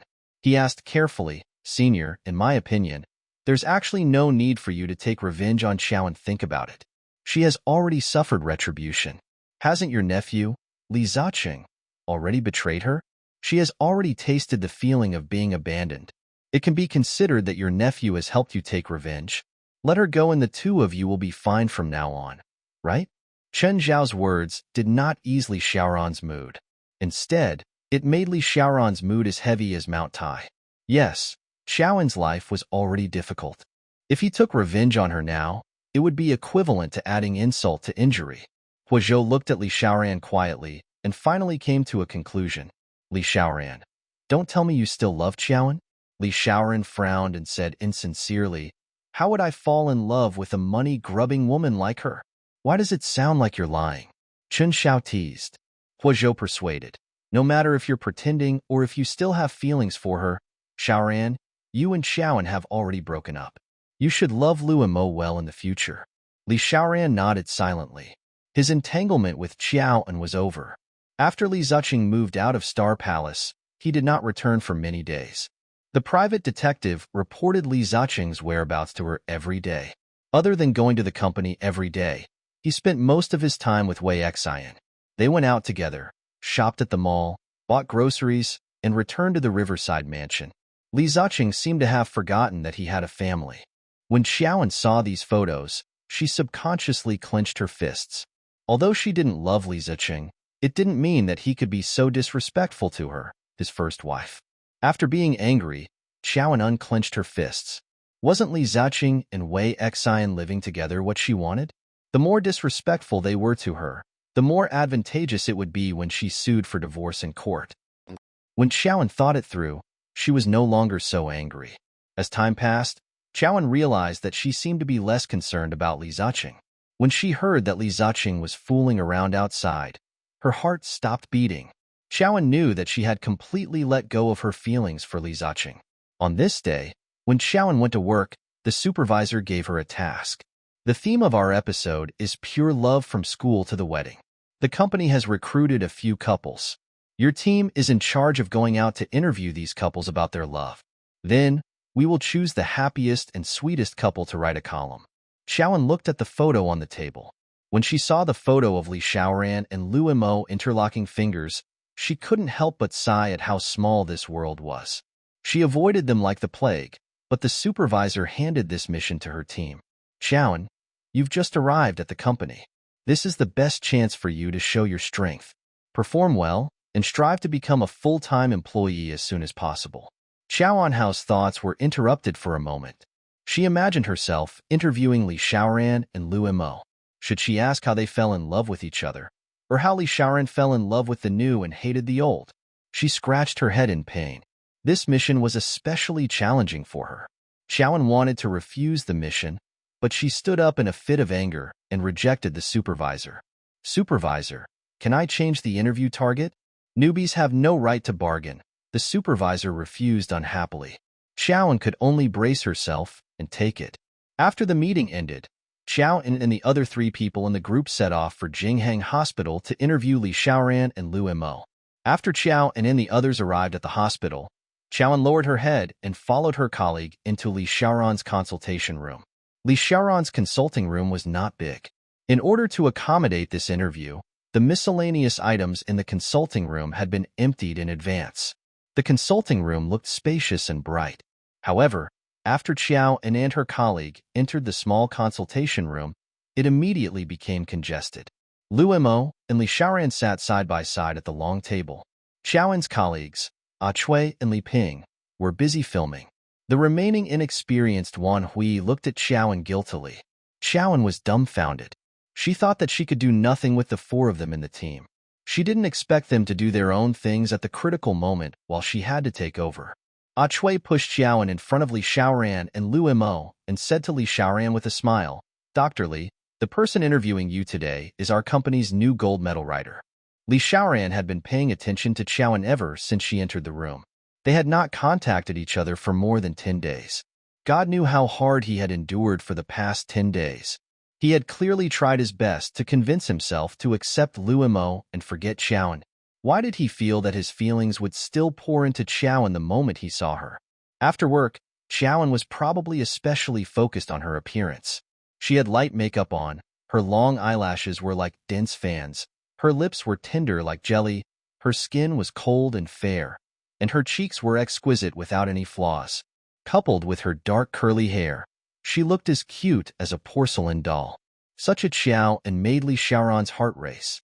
Chowan, so you are the one who is interviewing us? Lu Mo's tone was filled with disappointment. Chowan was distant and cold, as if she was facing two strangers she had never met. Miss Lu, Mr. Li, my question won't be tricky, so please relax. Li Xiaoran could feel the estrangement between her and him from the way she addressed him, and his heart ached inexplicably. He had imagined 1,000 endings for him and Chowan, but none of them were like this. They were strangers. Let's begin. Li Xiaoran's voice was a little hoarse. Chowan asked, may I ask what was the situation when the two of you first met? Lu Mo said excitedly, when I first met Senior, he was saving someone. I thought that this guy was so good looking. If only he could become my boyfriend. Chowan saw the starlight in Lu Mo's eyes. It was the infatuation and longing for love, just like how she had loved the Thunderbolt blade back then. Congratulations on getting your wish. Chowan gave her blessings. Her tone was as calm as water, and no one could sense her emotions. Li Xiaoran was very unhappy because of Chowan's congratulations. Chowan made a long story short. May I ask how the two of you got together? An unnatural expression flashed across Lu Mo's eyes. She looked at Li Xiaoran nervously. Fortunately, Li Xiaoran asked for her opinion in a gentlemanly way. Can you tell me? Lu Mo refused. Senior, I don't wish to say it. She looked shy as she held her burning face in her hands. Li Xiaoran thought that she was shy and smiled without saying anything. Chowan caught Lu Mo's unnatural expression and wondered, what's there to hide? When are you two planning to get married? Lu Mo said, we've already met the parents of both parties. The parents of both parties have given their blessings for our marriage. I think our wedding date should be close. When Chowan heard that their wedding date is drawing near, she felt a dense pain in her heart. It was time for her love for Li Xiaoran to end. Chowan stood up and said a few dry blessings before ending the pointless interview. Her colleagues stared at her in disbelief. That's it? Chowan looked at them adorably. What else? Li Ping stuffed the camera into Chowan's hands. Forget it. You film it, and I'll do the interview. Chowan, go buy a drink for Dr. Li and Dr. Lu. Chowan accepted it readily. Okay. Walking quickly out of the neurosurgery building, Chowan let out a long breath. This place represented nightmares to her. When she jumped down from the ruined building, she actually didn't want to die. It was just that when Li Ziqing left her to the kidnappers, she was too afraid that the kidnappers would hurt her, so she jumped down in order to protect her innocence. That incident had always been a disgrace to her. She seemed to have been branded with the symbol of cowardice. This wasn't the brave and optimistic Chowan at all. Chowan didn't want to go back and face Li Xiaoran and Lu Mo, so she wandered outside for a long time. In the end, she bought 2 cups of milk tea and returned to Jinghang Hospital. When she returned, Li Xiaoran and Lu Mo were already gone. Her colleague complained to her, Chowan, why are you so slow? Dr. Li and Dr. Lu have left. Chowan secretly heaved a sigh of relief. It was better not to face them. The next day, the interview with Li Xiaoran and Lu Mo was released. When Chowan saw the article, she was so severely hurt that she couldn't breathe. The title was The Love Journey Between Li Xiaoran and His Assistant, one of the 10 youngest outstanding figures in the neurosurgery department. The interview started with Li Xiaoran's career and focused on Li Xiaoran's treatment of the girl who fell off the building as the representative story. It praised his exquisite medical skills and his care for the patient. While not she wasn't named, all the descriptions of the incident matched Chowan's fall. At this moment, Ah Chui was hugging Chowan excitedly and chattering about the details of yesterday's interview. So you're Dr. Li's patient. I'm so envious and jealous of you. Dr. Li actually took care of you personally for more than 2 months. You're really blessed. Only then did Chowan realize that the interviewee had even revealed her name. However, the writer had deliberately hidden her name to save unnecessary trouble. Chowan's disappointment in Li Xiaoran was like ice entering every cell in her body. He actually stepped on her sore spot to climb up the ladder for his worthless fame and fortune. The supervisor called for a meeting and praised the article medical lovers. He even said that Li Xiaoran was especially famous in the medical world. After this article was published, it would definitely break the record. Xiaoan imagined the story of her jumping off a building. At that moment, her heart was filled with snow. In the evening, when her colleagues left, their gazes at her were filled with sympathy. Cui had already told the rest of the company the truth that Xiaoan was the main character in the story. He had such a terrible father and such an irresponsible mother. He definitely wouldn't want to come to this world. With that thought in mind, Xiaoan grabbed the bottle and poured it into her mouth. A slender and beautiful hand suddenly reached over and snatched her wine bottle. Xiaoan looked angrily at the man who had suddenly appeared in front of him, a dark viciousness surging in her eyes. "You're really haunting me." Li Xiaoran's expression was a little unnatural. All the encounters were man-made. Ever since he found out that he had hurt Xiaoan, he had been uneasy all day. "Xiaoan, you're pregnant. Drinking is not good for the child," Li Xiaoran said. Xiaoan's face was ferocious. She pretended to hate this child and said angrily, "This child has a beast for father. With such poor genes, I don't think he deserves to come to this world. So don't worry, I'll abort him sooner or later." Li Xiaoran's eyes were filled with suspicion. "Do you hate Li Ziqing that much? Since you hate him, you shouldn't have slept with him in the first place. Xiaoan, the child is innocent. You're the child's mother. You have an obligation to protect your child." Xiaoan roared at him with red eyes. "I hate his father. How can I be good to him? What did Li Ziqing do to make you unhappy again? His father could only be Li Ziqing, if only in name." Xiaoan pushed past him and staggered outside. Li Xiaoran caught up to her and held her hand. "Anin, I have something to tell you." Xiaoan struggled to pull his hand out of his palm, then looked at him with disgust and disdain. "What are you trying to say?" "Anin, I won't take revenge on you. So, don't worry that I'll hurt you." The usually iron-toothed person was so nervous that he stuttered. Xiaoan sneered. "Li Xiaoran, is this also one of your plans to take revenge on me? You really went through a lot of trouble to make me fall in love with you." Xiaoan poked his heart.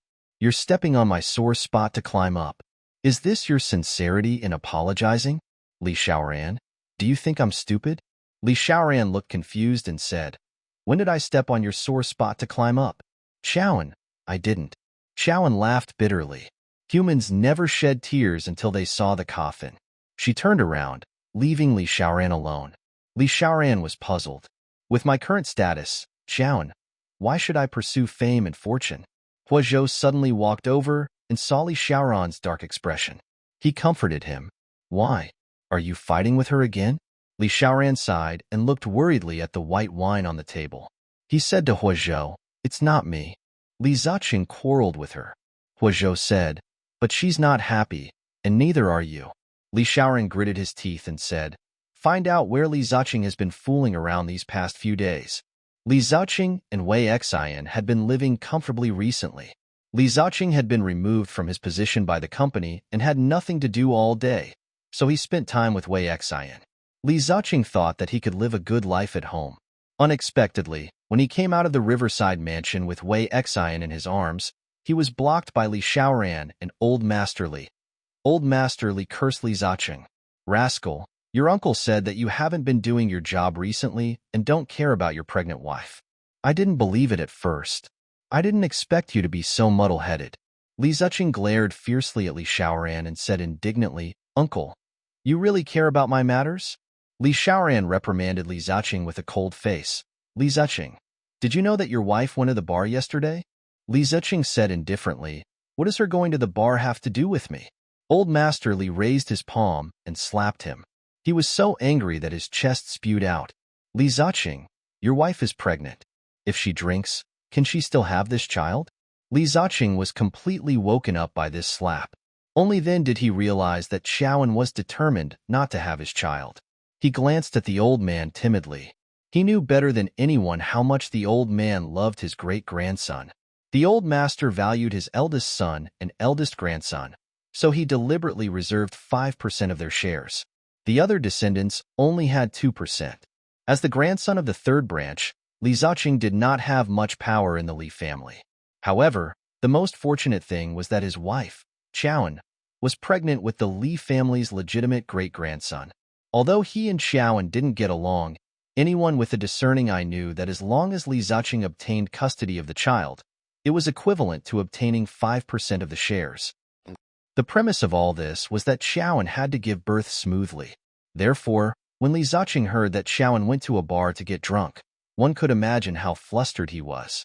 "Grandpa, I'll go home immediately and take good care of Qiaowen. I don't think I'll let her do such a stupid thing again," Li Ziqing promised the old man cautiously. Ever since Wei Xin was criticized by old Master Li, she could not raise her head in front of him. She stood at the side silently. However, Li Xiaoran did not seem to intend to let her off. He knocked on old Master Li's ear and said, "Grandpa, if Li Ziqing doesn't cut ties with his mistress, I'm afraid Qiaowen will never be happy." Old Master Li looked at Wei Xin with hatred and disdain. Miss Wei is from a famous family, but she is willing to degrade herself. She is willing to be my Ziqing's mistress. If word gets out, your father will be embarrassed, right? Wei Xin gritted her teeth, her eyes red. "Grandpa, you've misunderstood me. I was with Brother Ziqing with Qiaowen's personal approval." As soon as she said this, old Master Li, who had been on the battlefield and seen countless people, was instantly petrified. Li Xiaoran was also stunned and shocked. How could a woman like Qiaowen, who couldn't tolerate infidelity, allow Li Ziqing to raise a mistress openly?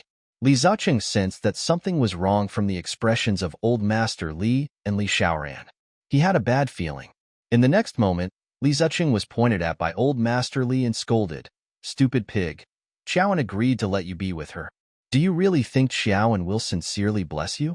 At this moment, Qiaowen probably has the intention to divorce you. She can't wait for you to cheat on her so that when the divorce happens, she can use your mistake to scheme against you until you have nothing." After Li Ziqing and Wei Xin were enlightened by the old man, their backs were covered in cold sweat. Li Ziqing gritted his teeth and said, "Qiaowen, I didn't expect you to be such a scheming woman." Li Xiaoran curled his lips and said, "Li Ziqing, you're too stupid." Li Ziqing glared at Li Xiaoran unhappily. The old man reminded Li Ziqing, from Qiaowen's recent behavior, she was drunk and had the intention of having an abortion. She allowed you to have an affair and had the intention of suing for a divorce. You've hidden your tracks well recently.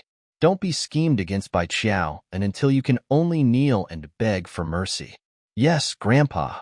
Li Ziqing wiped the cold sweat on his forehead. When the old man left, he sighed repeatedly. Why did I end up with such a useless, stupid pig for a grandson? When Li Ziqing heard the old man's words, his handsome face was very embarrassed. After the old man warned Li Ziqing immediately cut off contact with Wei Xin. "It's best if we don't contact each other for the time being. Otherwise, Qiaowen will have something on us." Wei Xin said disapprovingly, "Brother Ziqing, Grandpa must be making a mountain out of a molehill. Qiaowen just saw the reality and took the initiative to give up on her marriage to you. How can she be as scary as Grandpa says?" Li Ziqing said, "Grandpa is an influential figure in the business world. He was able to establish Li Kong Corporation. I believe that with his experience and judgment, he won't be wrong about Qiaowen Wei Xin. It's better to be safe than sorry. We're just separated for the time being. Let's talk about it after Qiaowen gives birth and I get custody of the child." Wei Xin nodded sadly. "All right." Li Ziqing returned to Star Palace that night. Qiaowen saw Li Ziqing and was very disappointed. "Why are you back?" she asked. Her words were cold. Li Ziqing fell onto the sofa listlessly. He glanced at Qiaowen and said resentfully, "I heard that you went to the bar to drink?" Qiaowen was stunned. It was said that good things never left the house, but bad things spread far and wide. Li Xiaoran's mouth was really big. She just did not understand. Li Xiaoran had never had any relationship with the third branch. Why did he interfere in this matter? Qiaowen's eyes turned cold. "Your uncle has a big mouth." Li Ziqing had to agree. "Isn't that so?" He told Old Master, causing Old Master to reprimand me. Thinking of the old man's reminder, Li Ziqing probed Qiaowen. "You don't want this child?" Qiaowen rubbed her belly, her eyes turning dark. "Yes, you're right." Li Ziqing became agitated. "Why are you so heartless? It's still a life." Qiaowen sneered. Li Ziqing, your hypocrisy disgusts me. If you really love this child, how could you have cheated on me with another woman when I was pregnant? You abused me during my pregnancy. How can you have the face to be the child's father? Li Ziqing, I've already given up the 5% shares. Therefore, I don't need this child anymore. Embarrassment flashed across Li Ziqing's face. Xiaoan originally wanted to use the child to help Li Xiaoran fight for the 5% shares. However, now that she knew that Li Xiaoran had painstakingly taken revenge on her, she did not want to plan for Li Xiaoran anymore. She did not need the 5% shares. After Xiaoan finished speaking, she couldn't be bothered with Li Ziqing. Instead, she entered the guest room and locked the bedroom door. She didn't come out again that night. Li Ziqing looked at the closed door. Xiaoan was guarding against him like a thief, which made him very angry. He deeply felt that his marriage with Xiaoan had come to an end, and he was also calculating how he could end this marriage decently. The next day, when Li Ziqing woke up, Xiaoan had already gone to work. There were signs of cooking in the kitchen. Xiaoan had only made her breakfast. The leftovers were still on the table. It was a green dish of oats. When Li Ziqing saw the faint green color, a sign of cuckoldry, he seemed to see Xiaoan's eyes filled with mockery. He was so angry that he threw the plate and vegetables into the trash can. He finally believed that Xiaoan was a worthy opponent. Even if she didn't do anything, she always had a way to arouse Li Ziqing's anger until he had a heart attack. Just like this dish. Wasn't it secretly mocking him for cheating on her? When Xiaoan arrived at the company, she realized that there was already a new issue on the desk. The cover was a photo of Li Xiaoran and Luo Mo sitting side by side for an interview. Luo Mo smiled like a flower. Li Xiaoran had a deep and handsome face. Xiaoan didn't even have the courage to look at the title on the cover. She picked up the journal and threw it into the drawer. Her heart was like a huge rock sinking into the sea, causing huge waves. Tears welled up in Xiaoan's eyes, and her heart ached. How Li Xiaoran could let her down like this? She studied hard for him and got into the best university in the country just to be worthy of her? She came all the way to the capital for him, but he didn't protect her well in the end and pushed her to the scumbag. In the end, he still blamed her for being treacherous and wanted to take revenge for her disloyalty. Now, he still wanted to step on her face to climb up the ladder to success. Was he forcing her to hate him? Jinghang Hospital. Li Xiaoran was in a daze today, so when he performed the craniotomy on the patient, he paused at the last needle. If it were any other doctor, it would be normal for them to stay in this unimportant place for a short period of time. However, Li Xiaoran was a popular doctor who had been conferred the title of Divine Knife. He had always been smooth in front of major surgeries. Moreover, when Luo Mo looked at Li Xiaoran, she realized that his eyes were a little unfocused. Senior. Luo Mo called him twice before Li Xiaoran came back to his senses. Realizing that he had broken down during the surgery, Li Xiaoran broke out in cold sweat. How could he have made such a fatal mistake? Li Xiaoran hurriedly ended the surgery, took off his antibacterial suit, and left the operating theater. After returning to the lounge, Li Xiaoran sneezed a few times. Luo Mo laughed at him. Senior, someone must be thinking about you. Li Xiaoran was slightly stunned. Who else in this world could think of him? The Li family would not miss him. Old Master Li had always treated him coldly. In the past, his mother would have missed him. As long as he had a headache or fever, she would call him anxiously every time as if she had telepathy. She would only heave a sigh of relief after confirming that he was not sick or ill. Li Xiaoran found it strange. It was common for blood relatives to have telepathy, but his and Xiaoan's telepathy was so precise that it was difficult to grasp. But now that Xiaoan hated him, how could she possibly miss him? At this moment, he saw the magazine on the table from the corner of his eye.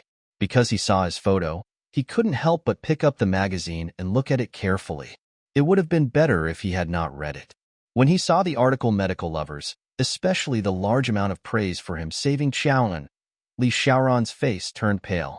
At this moment, he finally understood why Xiaoan had accused him with red eyes that day and stepped on her pain to climb up for fame and fortune. It must be because of this article.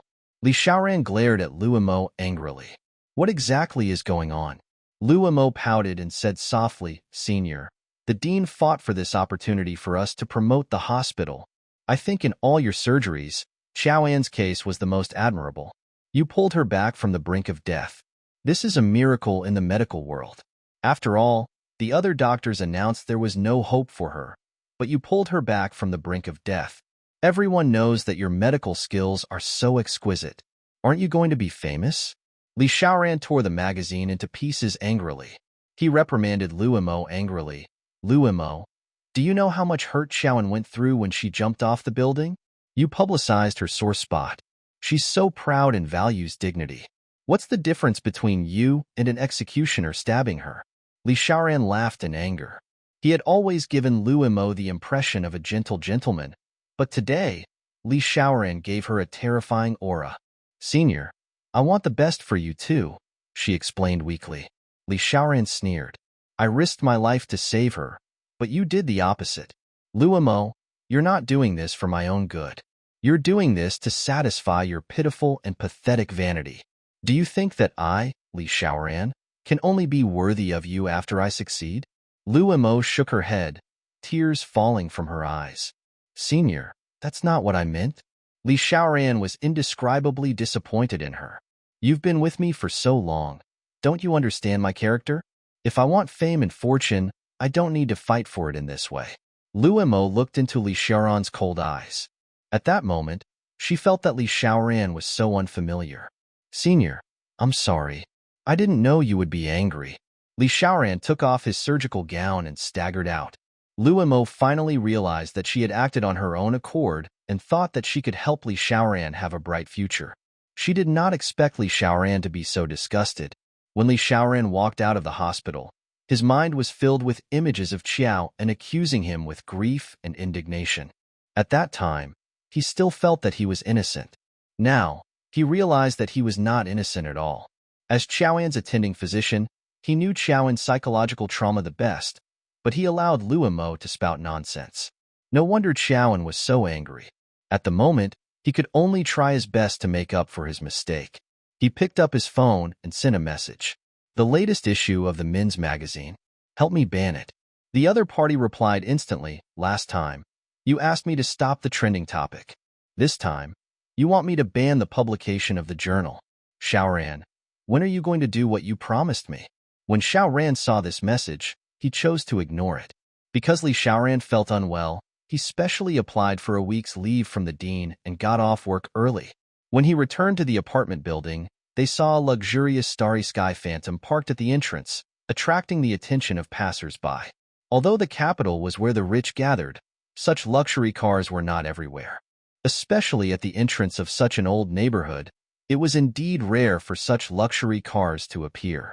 When Li Xiaoran saw the license plate number, he had a rough idea who the owner was. He wanted to turn around and leave, but a young man walked out of the car. He was dressed in a suit and leather shoes. Xiaoran. Huazhou strode forward and grabbed Li Xiaoran, afraid that he would run away. Li Xiaoran followed Huazhou into the car reluctantly. In the passenger seat of the car sat a handsome and easygoing old man with white hair. Seeing Li Xiaoran, he snorted and said angrily, Why? Did I embarrass you? Are you that unwilling to see me? Li Xiaoran lowered his face and did not speak. He had only met this old man once. Just because he looked like the old man when he was young, this old man insisted on acknowledging him. He said that Li Xiaoran was his grandson. But the old man's daughter was called Hua Xinru, and his mother was called Hu Xinyo. They were clearly two different people. Xiaoran, why aren't you willing to acknowledge me? The old man looked at Li Xiaoran aggrievedly. No one would have thought that this amiable old man was the richest man in the capital, Huaguangshan. Li Xiaoran said helplessly, Old Master Hua, there are many similar creatures in this world. Someone said that my eyes are like a fox's. I can't go to a fox to acknowledge my family, right? The old man was very angry. Brat, there's evidence that you're my grandson. I've investigated. My daughter, Xinru, became your father's mistress 30 years ago. She probably felt that it was disgraceful, so she changed her name. This is a photo of my daughter. I'm sure you'll find her familiar. Old Master Hua carefully took out a plastic photo from his wallet and handed it to Li Xiaoran. Li Xiaoran was stunned when he saw the bright girl in the photo. Although his mother had left him for many, many years, He would never forget how she had hugged him with tears in her eyes and said something to him before she died. At that time, her mother had been subjected to too much helplessness and sadness. Those desperate eyes were deeply imprinted in Li Xiaoran's mind. Li Xiaoran finally believed that he was the grandson of the Hua family. Old Master Hua sighed and cut to the chase. Xiaoran, Grandpa is old and his body is getting weaker by the day. You also know that Grandpa has no children and only has 2 daughters. Xinping gave birth to Huazhou and Xinru gave birth to you. Our Hua family can be said to have few people. Grandpa really hopes that you can go home and acknowledge your ancestors so that I can hand over the Hua family's business to the 2 of you. Li Xiaoran looked resistant. Just leave it to Huazhou. I'm not cut out for business. Unexpectedly, Huazhou also protested, Xiaoran, don't drag me down with you. Old Master Hua snorted and said in disappointment, other people's children and grandchildren are fighting to inherit their ancestors' businesses, but my 2 precious grandchildren are unwilling to inherit my legacy. Are you trying to anger me to death? Li Xiaoran looked at Huazhou slyly and said, didn't you say that we should repay kindness? At the mention of saving his life, Huazhou was speechless. When he was in university, Huazhou had a habit of sleepwalking. One night, he actually woke up in the middle of the night and fell from the 2nd floor. He was unconscious at that time. At that time, Li Xiaoran had just transferred to medical school and had yet to move into a dormitory, so he still lived with the business school students at night. That night, he suddenly heard someone screaming and shouting, so he immediately grabbed the first aid kit and rushed downstairs. He stopped the bleeding in time and fixed the stent on Huazhou. Later, the ambulance came and pulled Huazhou away. The doctor told Huazhou that he was injured in a fatal spot. Fortunately, the wound was professionally treated in time. Otherwise, the consequences would be unimaginable. From then on, Huazhou worshipped Li Xiaoran as a god. He even said that Li Xiaoran was his second parent. Who would have thought that these good friends were cousins? Li Xiaoran was silent for a moment. He suddenly pulled out his hair, picked it up with a tissue, and handed it to the old man. The old man said angrily, what do you mean? Do you want me to do a paternity test? Xiaoran, let me tell you, you look exactly like me when I was young. I'm sure you're my grandson and don't need a paternity test. Li Xiaoran said, the Li family has done too many disgraceful things. I can't guarantee that I'm my mother's biological son. You'd better do a genetic test. Master Hua pursed his lips in displeasure. Li Xiaoran warned old Master Hua in advance. If the test results are out and I'm really your grandson, I'll say the ugly truth first. I don't want the Hua family's company. The old man was so angry that his heart ached. He held his chest and asked Huazhou, what does he mean? Does he despise the Hua family? Huazhou glanced at Li Xiaoran. In view of the friendship between the 2 of them, Huazhou spoke up for Li Xiaoran. Grandpa, you don't know. Other than being a doctor at Jinghang Hospital, Xiaoran actually has another identity. He's the founder of the Angel Group. Old Master Hua was surprised. Angel Group? Isn't it the new research and development company that developed neurotransmitters? That's right. Huazhou smiled. Old Master Hua couldn't stop smiling. Ayaya, Xiaoran, you're amazing. You're really Grandpa's pride. Since your company has only been established for a short time, you must be short of money, right? If you need money, Grandpa will immediately support you. You can have as much as you want. Li Xiaoran was at a loss because of old Master Hua's unprincipled love. In the end, he said weakly, if your Hua family has any difficulties, tell me. My angel group can help you. Old Master Hua was speechless. Your angel group has only been established for 3 to 4 years. How can it compare to our Hua group's business empire? Mr. Hua, if there's nothing else, can I leave? Li Xiaoran finally sent old Master Hua away. When old Master Hua left, he was very happy. Huazhou asked for his opinion. Grandpa, about the magazine. Old Master Hua said without thinking, your cousin is benevolent. I believe what he wants to do will never harm others for his own benefit. Just do it. Huazhou personally came forward and took back all the latest editions of the magazine and forbade the company from continuing to publish them. After the magazine agency received the ban order from the headquarters of Haiyu Company, they found it unbelievable. There must be a lot of resistance for their company to ban their best-selling publication. Where did the resistance come from? At work, her colleague, Ah Chui, asked Chowan secretly. Chowan, tell me honestly, did you do something behind our backs? Is that why the headquarters banned us from publishing this journal? Chowan was actually even more confused.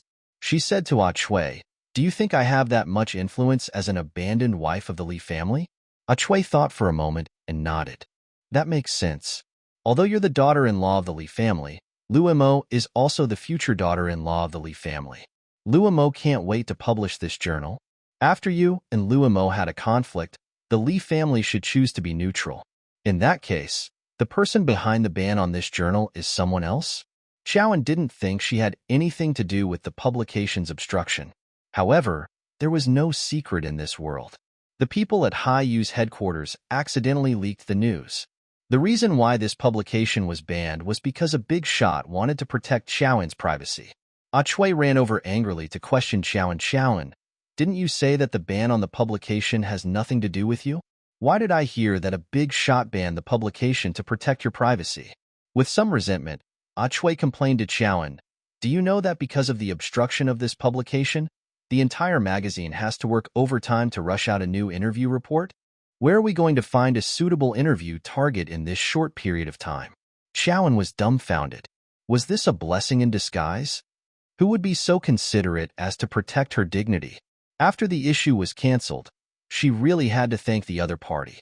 Seeing that she really didn't know, Chui shook her head and sighed. Sigh, forget it. Let's work overtime for another edition. As the journal was about to be taken back, Chowan took out the magazine from the drawer. Thinking that this journal had the possibility of being out of print, she couldn't help but flip through the article about the medical couple. In the report, the entire process of Li Xiaoran saving her was recorded in detail. Through the words, Chowan seemed to see Li Xiaoran trying his best to save her when he came to the ruins that day. In fact, at that time, the other doctors had already announced her death. It was Li Xiaoran who did not believe that she would die. The report described a miracle. Li Xiaoran relied on his preliminary observation to confirm that she was not dead. He roared crazily at the scene. She won't die. She's not dead.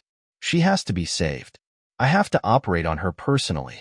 Not only do I want her to stand up, I want her to recover. Back then, many doctors dissuaded him. Dr. Li, she no longer has a heartbeat. If you save her, this will be the only failure in your surgery history. The dean was even more against Li Xiaoran. Xiaoran, the injured died on the operating table. It's easy for there to be a medical dispute. However, Li Xiaoran had pushed her onto the operating table despite everyone's objections. After 6 days and 6 nights of surgery, Li Xiaoran had forcefully saved her from death. She lay on the operating table for 6 days. Li Xiaoran relied on a drip of nutrient solution to last 6 days and accompany her through the tribulation. He did everything that a nurse should do. Chowan looked at Li Xiaoran's photo on the cover page. When he operated on her, his eyes were almost completely focused. For some reason, Chowan seemed to see the gentle protection in Li Xiaoran's eyes. She suddenly closed the magazine, and her broken heart seemed to have returned to beating. A strange emotion surged in her heart. Did Li Xiaoran love her? Did he hate her? She could not tell. If it was love, why was he able to accept Luo happily and threaten to take revenge on her? If it was hatred, why did he not commit himself to this revenge? In the evening, when Chowan got off work, she was surprised to find Li Xiaoran's car parked at the entrance of her company. When Li Xiaoran saw Chowan, he immediately got out of the car and grabbed her hand roughly. Chowan, come with me. Chowan did not know what to do with Li Xiaoran. She felt that staying away from him was the wisest choice. Let go of me. She struggled. Li Xiaoran said shamelessly, Chowan, are you sure you want to create a scene here? If you're not afraid of being seen by your colleagues, I don't mind talking to you slowly here. Chowan was afraid that her colleagues would see her relationship with Li Xiaoran, so she was pulled into the car by Li Xiaoran.